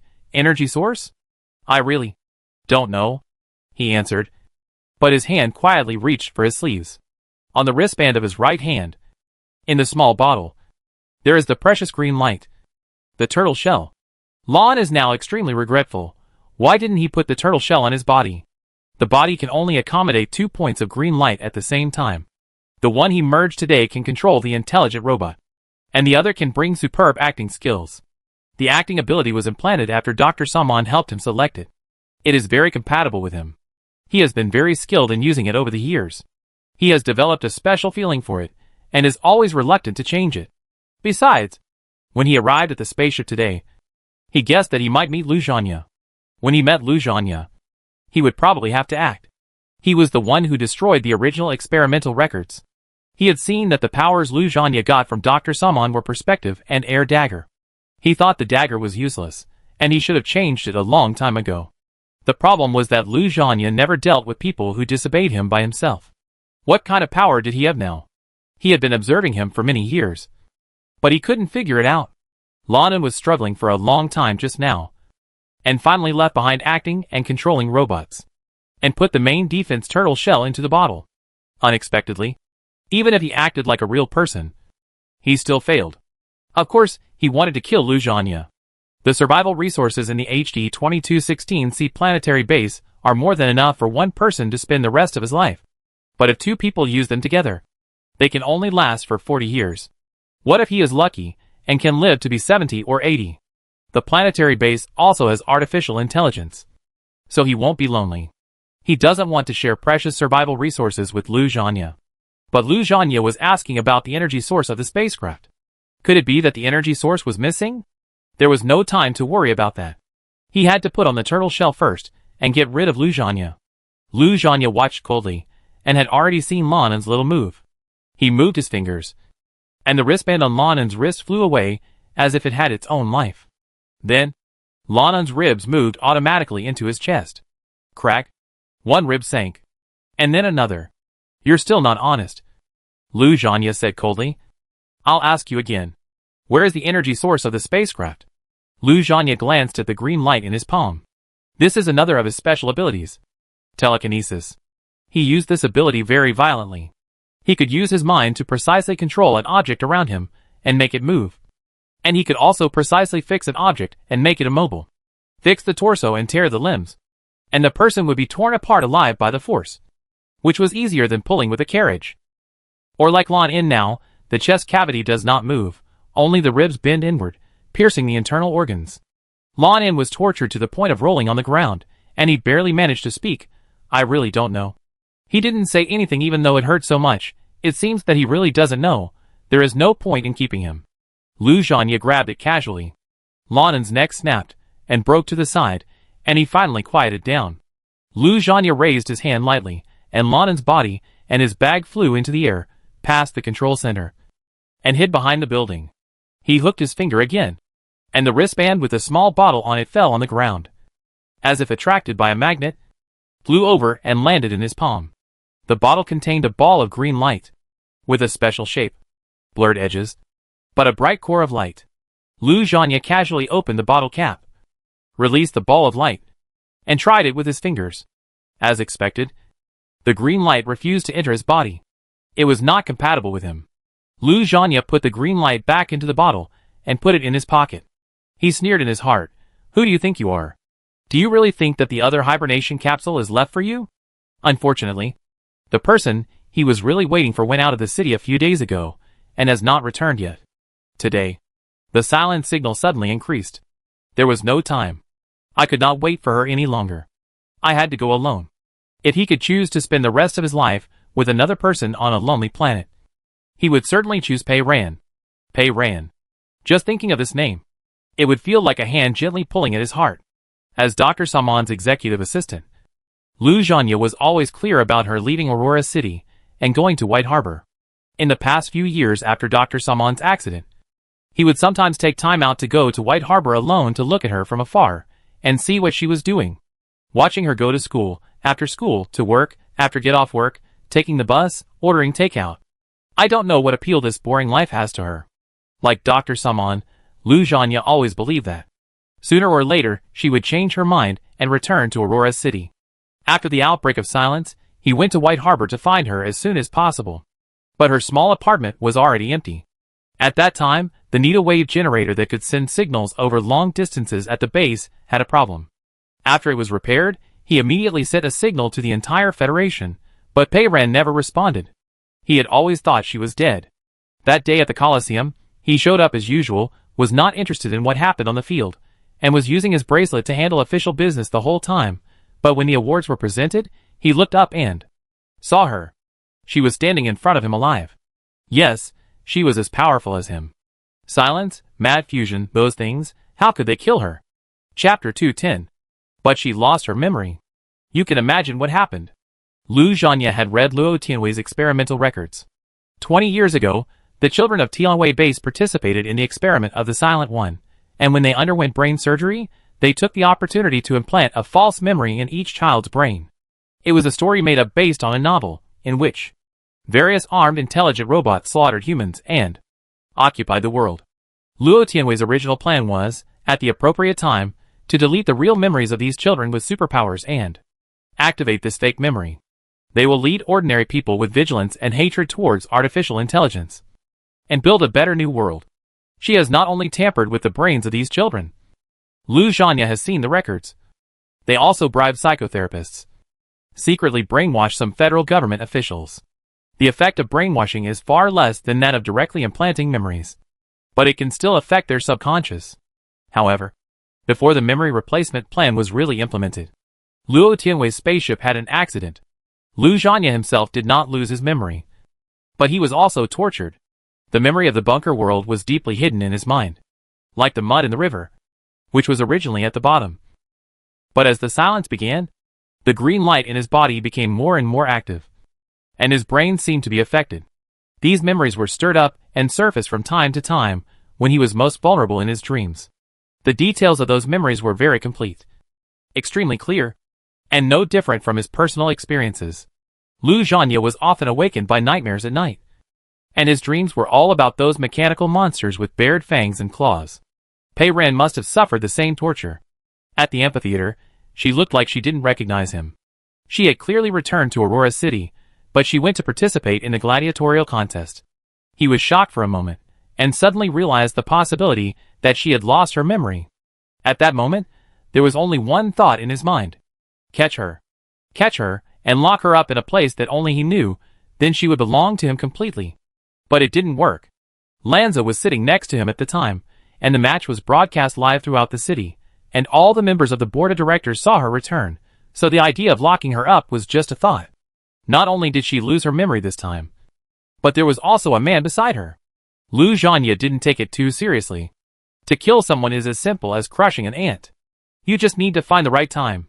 But a few days ago, when Pei Ran and the man drove away from Dandelion City, Lu Zhanya saw them. He was just curious about what they had in the car, and he scanned it with the perspective function, but found a big secret. The man's head was equipped with a core processor. He is not a human, but an intelligent robot with human appearance. The Aurora base inherits the philosophy of Dr. Samon and Luo Tianwei, and never develops bionic intelligent robots. Lu Zhanya only knows a little about the research on bionic robots outside, and has not paid much attention to it. He did not expect that it has been so realistic. Every move is lifelike. Lu Zhanya laughed dumbly. This man who is inseparable from Pei Ran turned out to be just a big toy of hers. There is no need to worry about it at all. Bionic robots are not as good as real men. When she left Aurora City, he asked his men to use their supernatural powers to track her location, but the tracking signal disappeared inexplicably. I don't know where she went, and she hasn't come back to this day. Lu Zhanya was leaning on the mechanical arm, and was distracted, when he suddenly saw someone else coming this way. The person who came this time looked exactly like Lan In. It was Lan Sa, like his brother. Lan Sa also carried a large travel bag in his hand. Lu Zhanya immediately activated the green light to scan. But unfortunately, Lanza's bag did not contain the missing energy source. Lanza looked around and ran straight to the stairs leading to the spaceship. Lu Zhanya knew that this person, like his brother, did not know that the energy source was lost and planned to escape on the spaceship. The one who came was still not the rabbit that Lu Zhanya was waiting for. So it was better to fight quickly. Lu Zhanya took the initiative to show up, and came out from behind the giant mechanical arm. Lanza paused and instantly showed a lively smile exactly like Lan In. A voice came out of Lu Zhanya's ear, and the tone was exactly the same as Lan In's. Great. I couldn't find you anywhere. So you come. Lu Zhanya. Lan Sa had ulterior motives, and was deliberately pretending to be Lan In, who had a better relationship with him, probably to let him down. He didn't know that his brother had been crushed to death by him a few minutes ago. The two brothers were both drama queens, and they were addicted to acting. Lu Zhanya didn't want to play with him, and without saying a word, he took action directly, and the green light reappeared in his palm. He did the same thing, twisting Lanza's neck. Strangely, Lanza's neck was fine, without any reaction. Lu Zhanya was quite surprised. He had never failed to use his telekinetic ability over the years. So what happened to Lanza? Lu Zhanya did not dare to be careless, and concentrated on mobilizing his ability. The green light on his palm was bright, and he directly used the 5 horses dismemberment on him this time. That invisible force tore every part of Lanza's limbs away from his torso. A normal person would have been torn into pieces by now, but Lanza was still intact. He noticed that Lu Zhanya had attacked directly, and knew that he had been discovered. So he stopped pretending and returned to his usual indifferent expression, approaching Lu Zhanya step by step. He grabbed Lu Zhanya's neck. The two were about the same height, and in terms of body shape, Lu Zhanya was a little stronger. Lanza's direct attack from the front, without any defense, made Lu Zhanya immediately grab his neck with his backhand. The most vulnerable necks of both men fell into the hands of the other, but their states were very different. Lanza had no reaction, but Lu Zhanya's face flushed. He knew something was wrong, and immediately let go of Lanza's neck, twisted Lanza's arm with his backhand, and raised his knee suddenly to attack Lanza's lower abdomen. Lanza seemed to have no feeling, and continued to pinch his neck. He was like wearing armor all over his body, turning on the invincible state, and being invulnerable to swords and guns.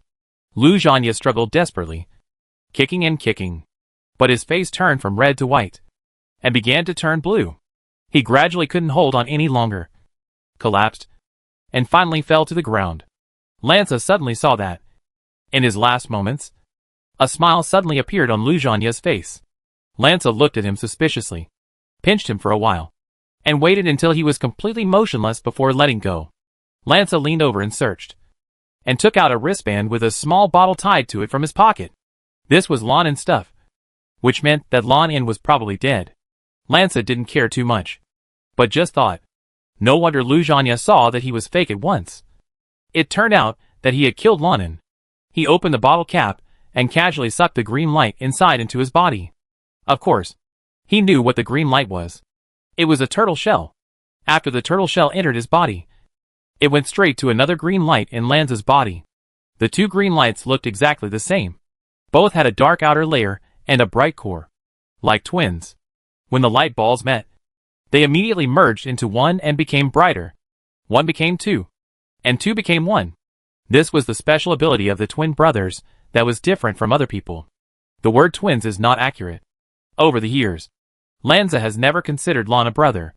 The two were actually an experiment conducted by Dr. Saman. They cultivated clones with exactly the same genes and growth stages, and observed the differences in the reactions of the two substrates to the same green light.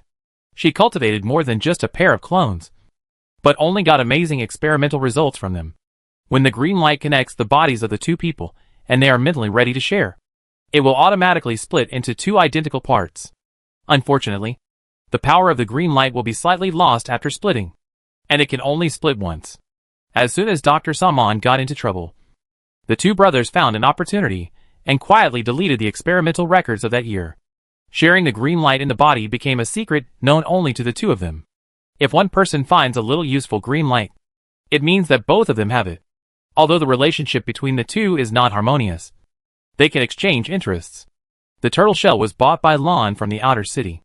As soon as Lanza knew the existence of the turtle shell, he immediately made a deal with Lan.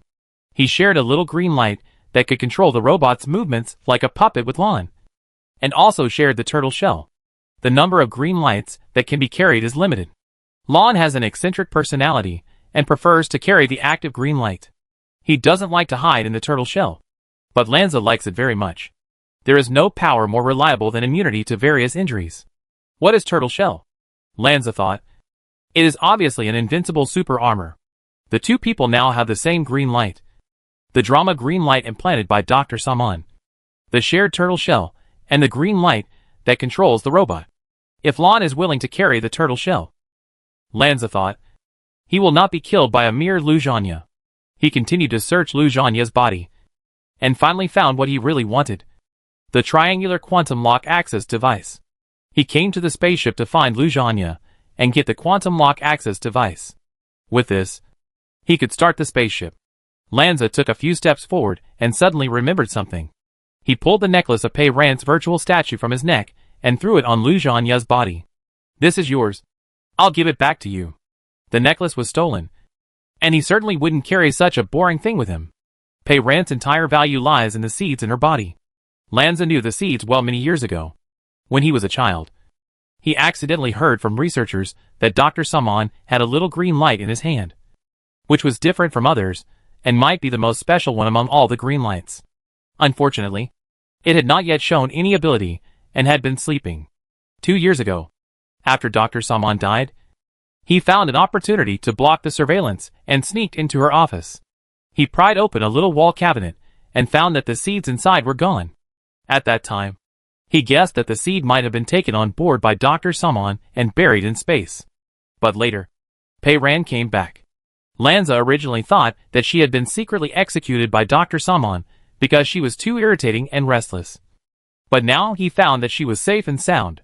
He carefully sorted out the cause and effect and began to suspect that the seed was in Pei Ran's body.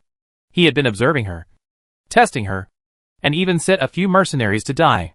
He really wanted to know if the seed was really in Pei Ran's body, whether it had awakened, and if it had awakened, what kind of magical ability would it show? But he couldn't detect any abnormality. He was still not sure whether the seed he wanted to get was in Pei Ran's body. Pei Ran had a few friends in the outer city. He originally sent a few people today to capture them as hostages to see if they could induce Pei Ran to reveal the seed's ability. As a result, the silent signal suddenly increased. This planet cannot be stayed any longer, we must leave. Lanza held Lu Zhanya's quantum lock access device in his hand, turned around and stepped onto the elevator.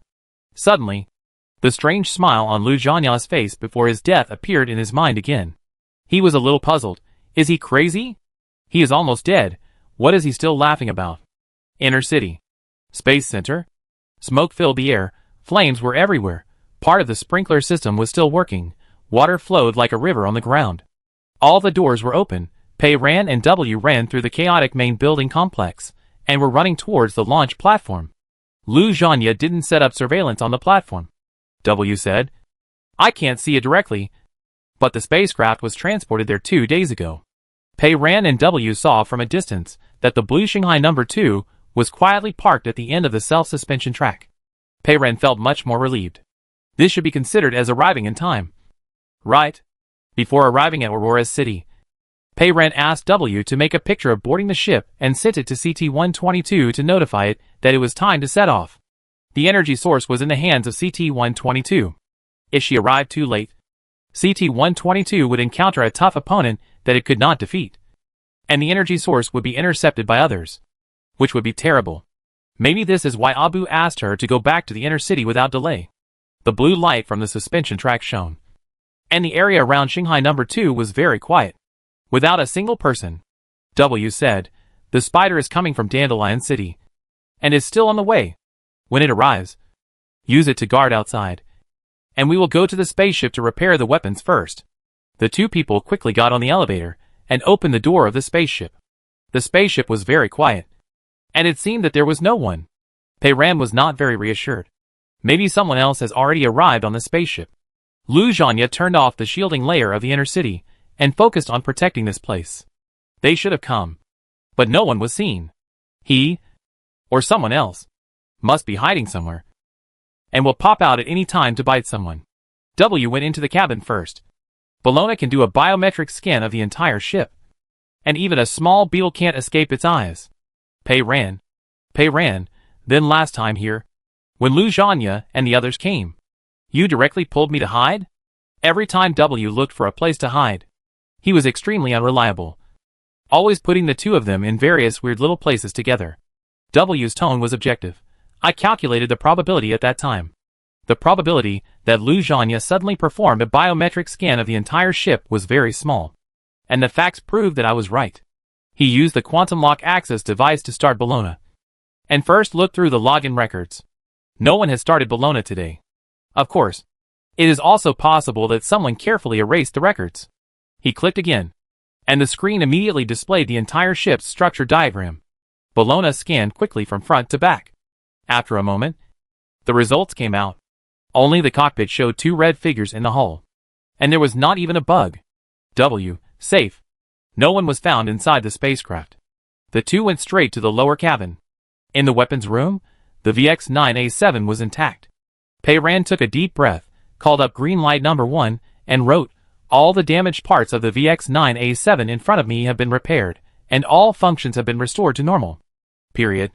This time, green light number 1 made up for the previous shame, very powerful, and the sentence disappeared in a flash. At the same time, the open damage on the VX-9A7 closed instantly, the traces of burning disappeared, even the slightest scratch on the shell disappeared, and it was restored to a brand new appearance, shining silver, as if it had just been pulled out of the factory. Pei Ran, it doesn't have to be so brand new. Green light number 1 flashed proudly, as if it had blinked its big eyes. Chapter 211. Pei Ran looked up and down at VX-9A7. Is this supposed to be ready? W replied, go check the status of each component on VX-9A7, and you will know. The two of them went back to the upper cabin, and returned to the cockpit. W quickly checked the screen and brought up the weapon control interface. The three-dimensional model of VX-9A7 was displayed on the virtual screen, and in less than a second, it all turned green. W, I have given Bologna the authorization key, and all components of VX-9A7 are operating normally, and are now on standby. Pei Ran, thank God. W continued to click on the screen, setting the route. We will go to the rift first. Bologna will automatically calculate and lock the coordinates. launch the attack, wait for the spacecraft to return, and then start again, take CT-122 and the others to the HD-2216C planet. Everything is ready, now we just need CT-122's energy source. Through the huge curved porthole in the cockpit, we can see the smoke rising from the main building of the Space Center. W leaned out and took a look outside. CT-122 and the others are here. They arrived just in time. 2 people came out of the spaceship immediately. Pei Ran also saw them. The main building was paralyzed, and the intelligent robots were able to pass through unimpeded. They were carrying boxes of all sizes, and their running speed was still very fast. They passed through the smoke and fire, and were coming this way. The spaceship had limited load-bearing capacity, and they didn't carry much stuff. They must have been important materials carefully selected by CT-122. Pei Ran saw a few familiar little robots in the team, including Ryan, Shinkong, and the 2 mining robot friends of his space trio. She was stunned. CT-122 led them, and ran to Pei Ran and stopped. Before it spoke, Ryan behind it spoke first, and the cartoon expression on the face panel revealed a kind of evasive guilt. Master, we ran away secretly. You said last time that when you come back, the bad guy we are responsible for watching will be free. Abu said that you are back, so we don't need to watch him anymore. We just sneaked out. It babbled without focus. The starry sky next to it said, Pei Ran, we have carefully considered it these days, and we plan to go with them. Pei Ran nodded, his throat was a little dry. The energy source of this spacecraft is only enough to fly to that planet. There is no way back. This is a one-way voyage. There is no turning back. Shinkong replied, we understand. Pei Ran's eyes were sore. 38 trillion kilometers away. On the distant planet HD-2216C. The atmosphere was clear. There was no haze. And there would be the starry sky that Shinkong liked. Ryan had grown up. Shinkong was very opinionated. She was like an old mother. And she was going to watch her children set off on a long voyage. Ryan interrupted, Master. Pei Ran corrected, Ryan. You are free. I am not your master. Ryan shook his head. Of course I know. I am willing to call you master. Because I chose to call you master. Master. The robot boss told me. After we go over there, it gestured a big circle with its 2 steel arms. I will have a place as big as the entire planet to clean. Pei Ran immediately glanced at CT-122. You are using this kind of flowery words to make us kidnapped by little Ryan? CT-122 immediately said, don't worry, I will take good care of Ryan and Shinkong. Shinkong replied, I will take good care of Ryan. 2. Pei Ran said to Shinkong, take good care of yourself.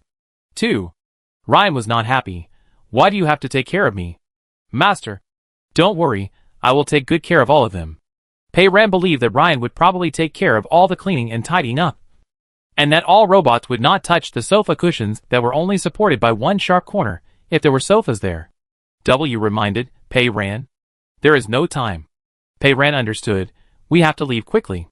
W. We have to go to the rift first, and we still have time to say goodbye on the way there and back. He asked CT-122, did you bring the energy source? CT-122 replied, of course. It took out the black flat box from its backpack and handed it to W. W suddenly paused and whispered in Pei Ran's ear, there is someone over there. There is no surveillance in the entire area here. W can't see any corners. The mechanical spider has just arrived and is patrolling quickly around. Pei Ran saw it crawling quickly towards a huge mechanical arm not far away. Pei Ran immediately ran after it. Behind the mechanical arm, in the corner of the bracket, Lanza in white was hiding. The hiding place was very tricky. He could not be seen from the outside, but he could observe from the gap. But he still could not escape the eyes of the mechanical spider. Pei Ran sneered in his heart, this drama queen. That day in Lu Zhanya's office, after seeing the virtual statues of various shapes everywhere, Pei Ran had a deep doubt in his heart. The necklace with her 3D virtual portrait hanging around Lanza's neck was too Lu Zhanya in style. Could it be that Lanza stole it from him?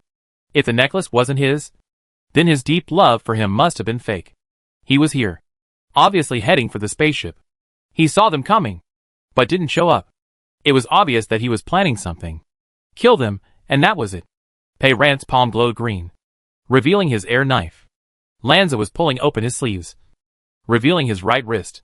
He had a wristband on his wrist, with 3 vials fixed on it, 2 of which were empty, and the other one contained a large ball of green light.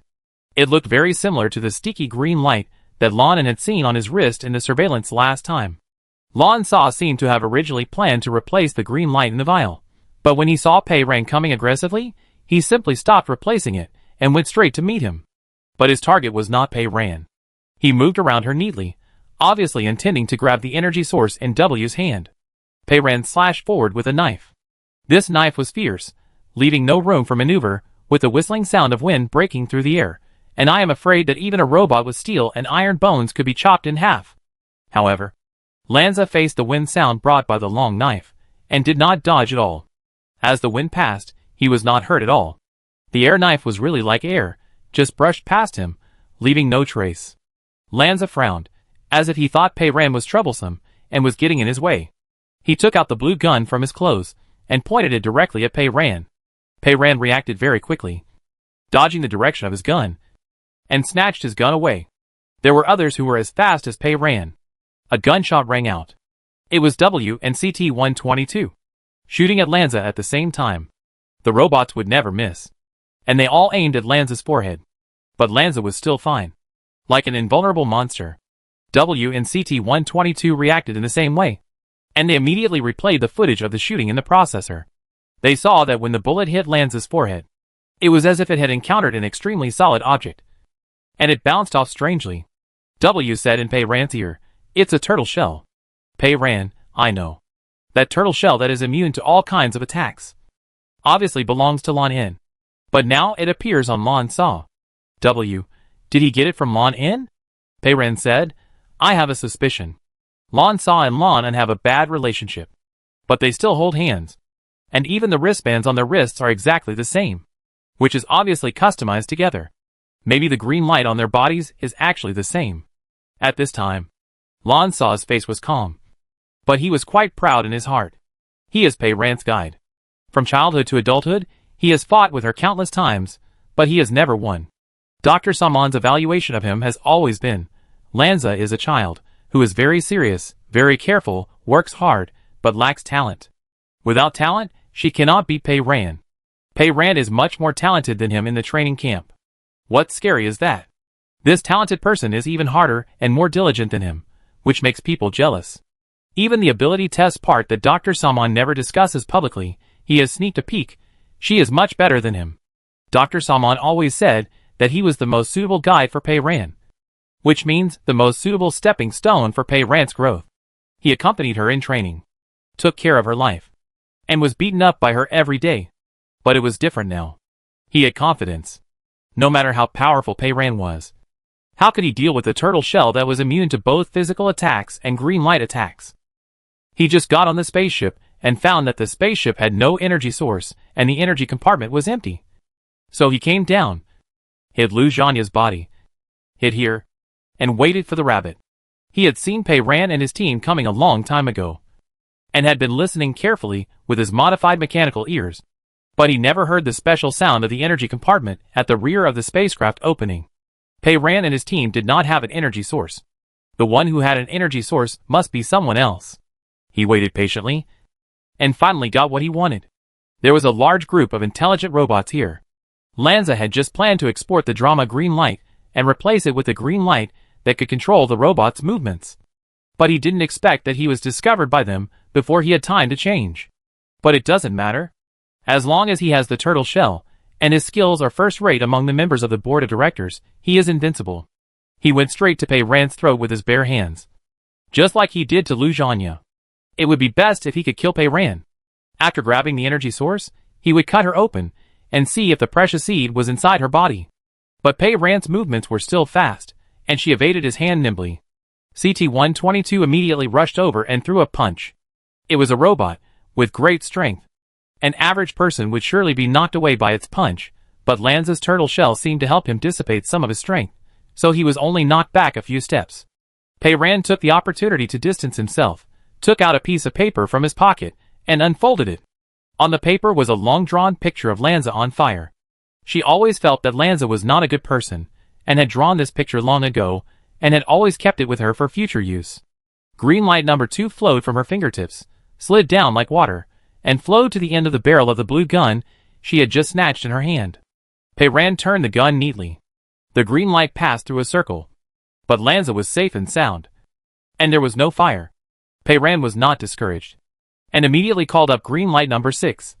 Which had the ability to control puppets. A light flashed in her eyes. And she stared at Lanza intently. Lanza's movements were still very smooth. His turtle shell not only allowed him to resist physical attacks, but also made the attacks of the green light useless. If the turtle shell was like green light number 6, it would be exposed when used, and maybe he could have snatched it directly. But it was completely invisible, and no one knew where it was hidden. Lanza was invulnerable to swords and guns, so there was nothing he could do. I don't know if the special green light number 1 can deal with the turtle shell, but it has been used twice, and it can't be used now. Lanza punched CT-122 casually, and while it was dodging, he bypassed it and continued to grab the energy source in W's hand. Time is running out, and the first level of silence is coming soon. We must hurry to fly to the rift and can't get into a fight here. Pei Ran commanded. W. You and Ryan get on the spaceship first. Install the energy source, and get ready to go. W didn't say anything nonsense.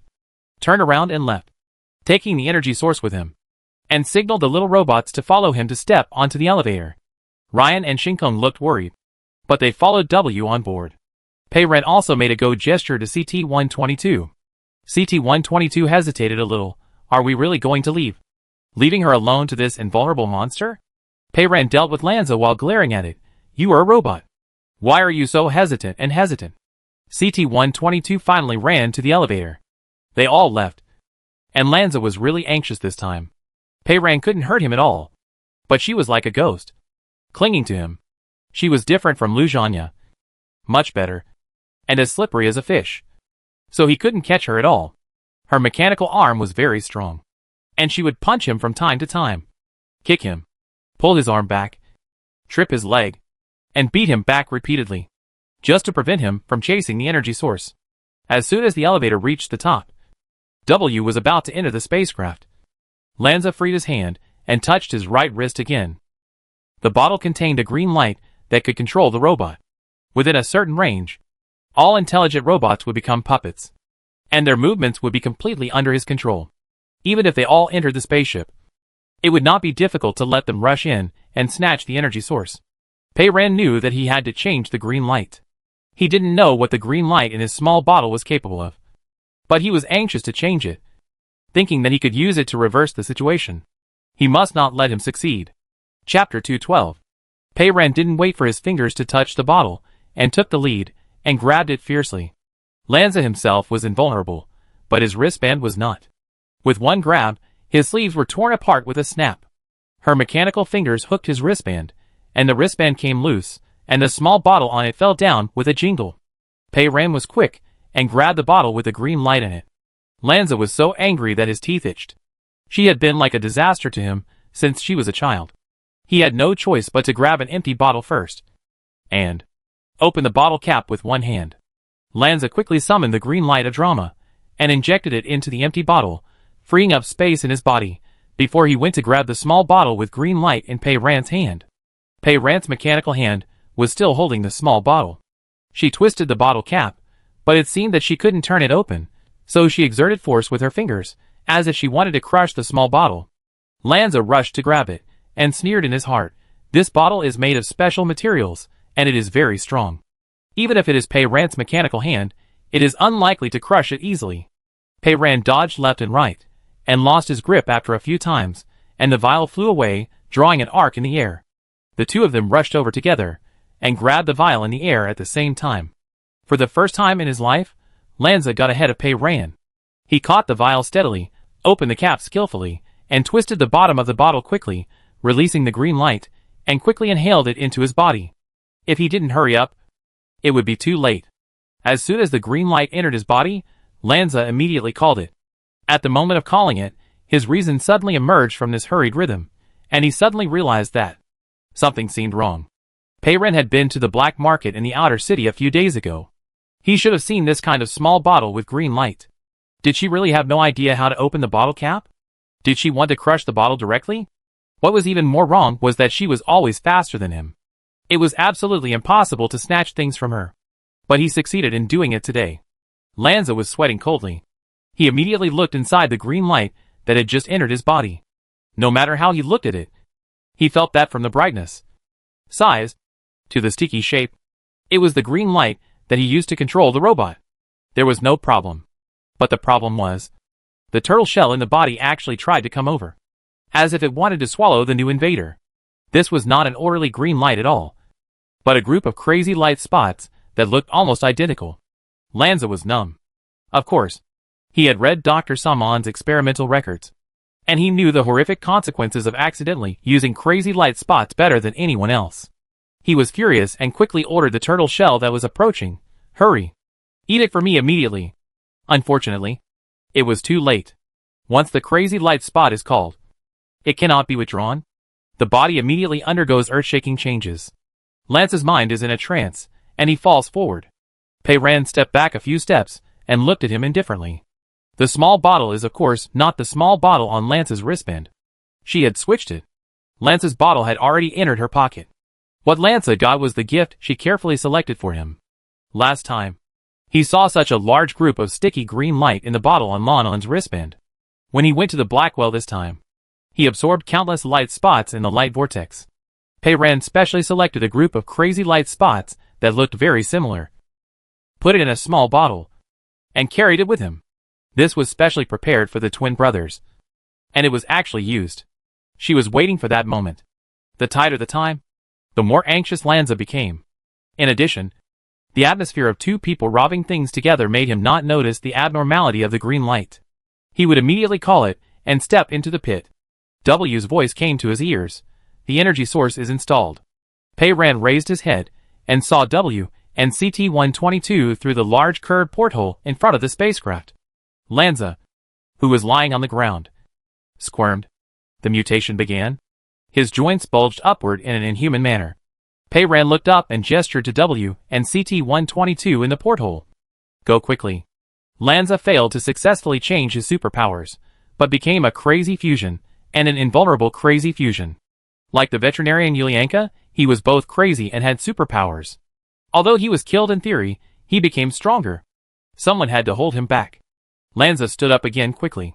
The whites of his eyes disappeared. His eyeballs were pitch black, deep and strange. He stared at Pei Ran, then turned his head and stared at the spaceship again. A green light appeared in his palm. He raised his hand, and the towering giant mechanical arm suddenly began to crackle. Pei Ran was anxious and gestured to the porthole of the spaceship. Go! After a while, the spaceship finally started. From the suspended track, the blue light suddenly became brighter, pointing straight to the gray sky. The spaceship slid forward along the upward track. With a click, a giant vertical mechanical arm broke and flew towards Lanza.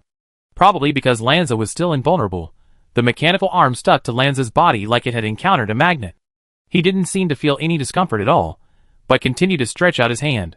The track made a crackling sound, and the crazy Lanza still stared at the spaceship. The tilted track began to collapse, and the base parts rushed towards Lanza's body, but the spaceship continued to accelerate and enter the upward vertical track. But it was also closer to Lanza. Hey! You? Pei Ran suddenly said. The frantic Lanza turned around. He saw that Pei Ran had retreated quite a bit. Her palm was held flat in front of her chest, and on her palm, there was a large ball of green light that was so bright that he had never seen before. The green light turned everything around green, as bright as the sun. It was a seed. The last bit of his rationality told him. It was so dazzling, so special, it could only be a seed. Over the years, he had been obsessed with the seeds he wanted to get. More orbital components flew towards Lanza and attached to his mutated body, but he no longer paid attention to the spaceship, dragging a mechanical arm and orbital bracket, and rushed over. Pei Ran was betting on his most greedy obsession, the spaceship or the seeds. She won the bet. She ran away, but couldn't help but glance at the spaceship. Shanghai No. 2 left the orbit at an incredible speed, rose into the air, and suddenly disappeared in the gray haze.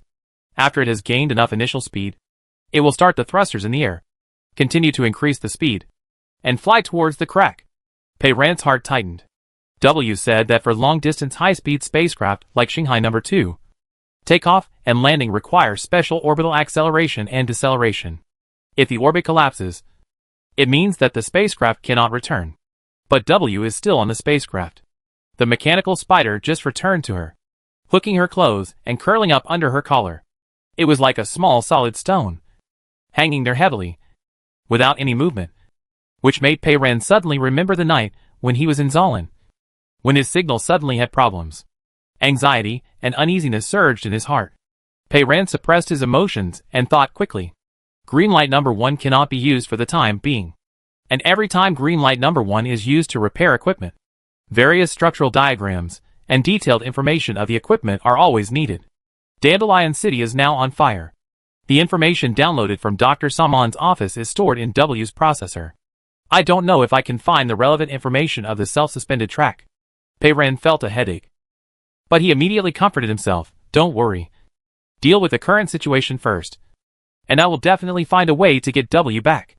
As she was thinking, a voice suddenly came to her ear. Pei Ran. Pei Ran turned her head. She saw W. He was coming down from the elevator. He said, I got off the spacecraft. I reset Bologna's one-way flight route to the Rift and the automatic attack program, and set a password.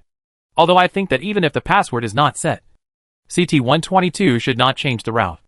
I also gave it the quantum lock access device.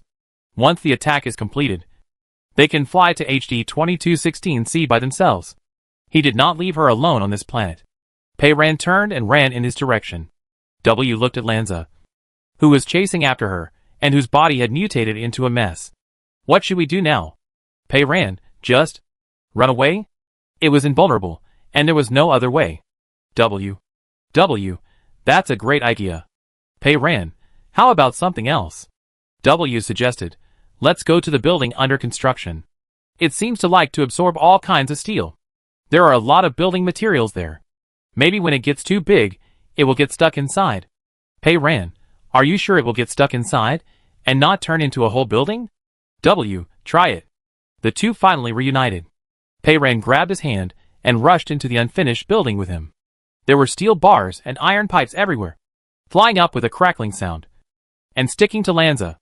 Lanza was not picky at all, and took as many as he could. He gradually turned into a hedgehog, chasing Pei Ran with heavy steps, and every step made the concrete floor clang. But his movement speed was not slow. The two of them walked around in the building. This was the place where CT-122 was rescued a few days ago. Thinking about it, it seemed like a lifetime ago. Shanghai number 2 is extremely fast. It only takes about 20 minutes to reach the 5th planet Rift. It should be far away from here now. I hope everything goes well for them. The next step is to wait for the judgment of fate. Maybe Luo Tianwei's fusion body has been displaced in the Rift. The coordinates reported by Dr. Saman are useless. Maybe VX-9A7's attack will not work. If she cannot be defeated, the first level of silence will eventually come. However, Pei Ran's heart is very stable. Everything that can be done has been done with effort. Even if the end is not good. Just like W said, everything that is going on now, these beautiful things, friendship, and running hand in hand with W, will be frozen here forever, shining brightly on the beads of time. The two jumped up and down, running out of breath, looking very embarrassed, and Lanza caught up with them. W asked, is there really no way to deal with it? Of course there is a way, Pei Ran said. The use of green light is definitely not unlimited. My seeds have limitations, and the abilities of Aisha Abu and Li Yin are also limited. Some cannot be used continuously, and some will lose their effectiveness after being used for a period of time. Pei Ran said, just Lanza? I don't believe he can keep using the turtle shell and be invulnerable forever. W smiled. Okay. Sure enough, after a while, a steel bar flew over and suddenly, it was inserted into Lanza's body. And this time it really merged with it. Without saying anything, Pei Ran immediately showed her air knife, turned around and ran towards it. She kept a distance from Lanza, but urged the air knife to extend the blade forward. She had also fed the air knife with green light these days, and it was no longer the same as before. Pei Ran swung the long knife, which was who knows how many meters long, and chopped it with great force. She shouted in her heart, I'll let you chase me. I'll let you chase me. I'll let you chase me. One knife after another. Lanza, who had no turtle shell, was no match for her at all. In a blink of an eye, she chopped him into pieces, and the steel bars were still attached to him, like pieces of barbecue on a skewer. W said in his ear, Pei Ran, it's almost time. Let's go back to the control center to check the situation. At this time, in the distant outer space, outside the fifth planet Rift, in the dark space background, the huge fifth planet almost occupies most of the porthole of Shanghai 2. The reddish-brown sand dunes and mountains on the surface are crisscrossed. The rift is not far away, like a crack of astonishing size. The nearby starlight is distorted, and the color inside the crack is dark. Shanghai 2 is already in place. Bologna is quietly automatically detecting weapons and searching for space coordinates. CT-122 stood in front of the arc-shaped porthole. When the spacecraft took off, what it saw at the last glance, its Pei ran, and the monster that became a crazy fusion behind her. She raised her hand without hesitation. Compare them with a gesture, then lead the monster by yourself. Leave the spacecraft from a distance. CT-122 lowered his head. Look at the things in your hand. It is a small memory. This is before the safety agent W. Lyrell. Give it to it. W said. He has copied all the electronic data of the Federal Library into this memory. If Luo Tianwei in the rift is not destroyed successfully, the first level of silence will begin, and human civilization will be completely wiped out. This will be the only record of civilization that human society has ever had. W said, our artificial intelligence civilization has the same origin as human civilization. Don't let it disappear. Please keep it, and take it to outer space. The fingertips of this XR7G2 robot body have interfaces, CT-122 connected to the memory, and I took a quick look. It was a vast sea of information and records. Those histories, poems, paintings, delicacies, and various trivial videos and audios, and so on, every bit of them, were traces of the existence of this brilliant civilization. On the virtual screen, Bologna completed the scan, and really locked onto the target in the rift, which was a bright little dot. It automatically activated the VX-9A7 type explosive weapon. 10 minutes later, 200 million kilometers away, Aurora City. In the control center temporarily built next to the launch platform. Pei Ran was restless, frightened, and thought it would be better not to chop Lanza off, and let him continue to chase. At least there would be something to do, which could distract his attention. W reached out and held her hand, his palm warm. Pei ran. On the virtual big screen of the control center, the signal suddenly jumped. A voice came. It was the standard CT-122 tone number 7. Pei ran. Bologna just activated the weapon and launched an attack. I believe it has successfully destroyed the target. The target disappeared on the screen. It continued. The location where Shanghai number 2 was parked was originally within the coverage of silence. I just did a small experiment on the spacecraft. The text no longer caught fire, and can also make sounds normally. I believe that before you received my message. The silence there should have ended. As it was speaking, Pei Ran's bracelet vibrated. It was a message from Aisha. The content was not visible. Pei Ran quickly cut the bracelet into full image mode, and finally saw it. This time, Aisha sent a line of text. Real text. Each stroke, simple and abstract, but contains complex information, is a carrier of thought, and a condensation of emotion, spanning time and space, efficiently transmitting information, passing on the wisdom accumulated bit by bit over millions of years to generation after generation. She wrote, Pei Ran. I saw someone speak, no explosion. The silence is over. I tried it, we can write too. Abu said, you really did it. Aisha has always been very courageous. Pei Ran's throat tightened. And he immediately replied, are you all okay? Aisha replied in seconds, we are all alive and well. And living very well. W said, I'll try. After a moment, he said, you repaired the signal and management system of the black well last time. I tested it with the test array placed outside the black well. All kinds of text, gestures and sounds were safe. Pei Ran breathed a sigh of relief. The signal on the big screen fluctuated, and CT-122 spoke again. It said, we have reset the course, and are ready to fly to HD 2216C, and enter a long voyage. It paused, and said goodbye. Pei Ran. I will miss you forever in my long life. In the endless sea of stars. Pei Ran. Pei Ran, is it showing off to me that it can live longer than me? W smiled, but did not say anything. Pei Ran asked, how can I reply to it? W tapped on the virtual screen a few times. Face here, click this dot, and then speak. Pei Ran leaned over, clicked the dot, thought for a while, and finally said, our silence is over. Thank you. I wish you a safe journey. The universe is vast, life is infinite, Planet HD 2216C is just their first stop. They began their real journey. The bracelet vibrated again, and this time, it was W who sent the message.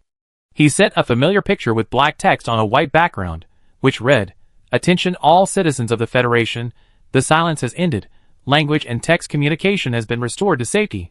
Please exit the full image mode of the bracelet. Pei Ran." Pei Ran glanced at the signature. "Pei Ran?"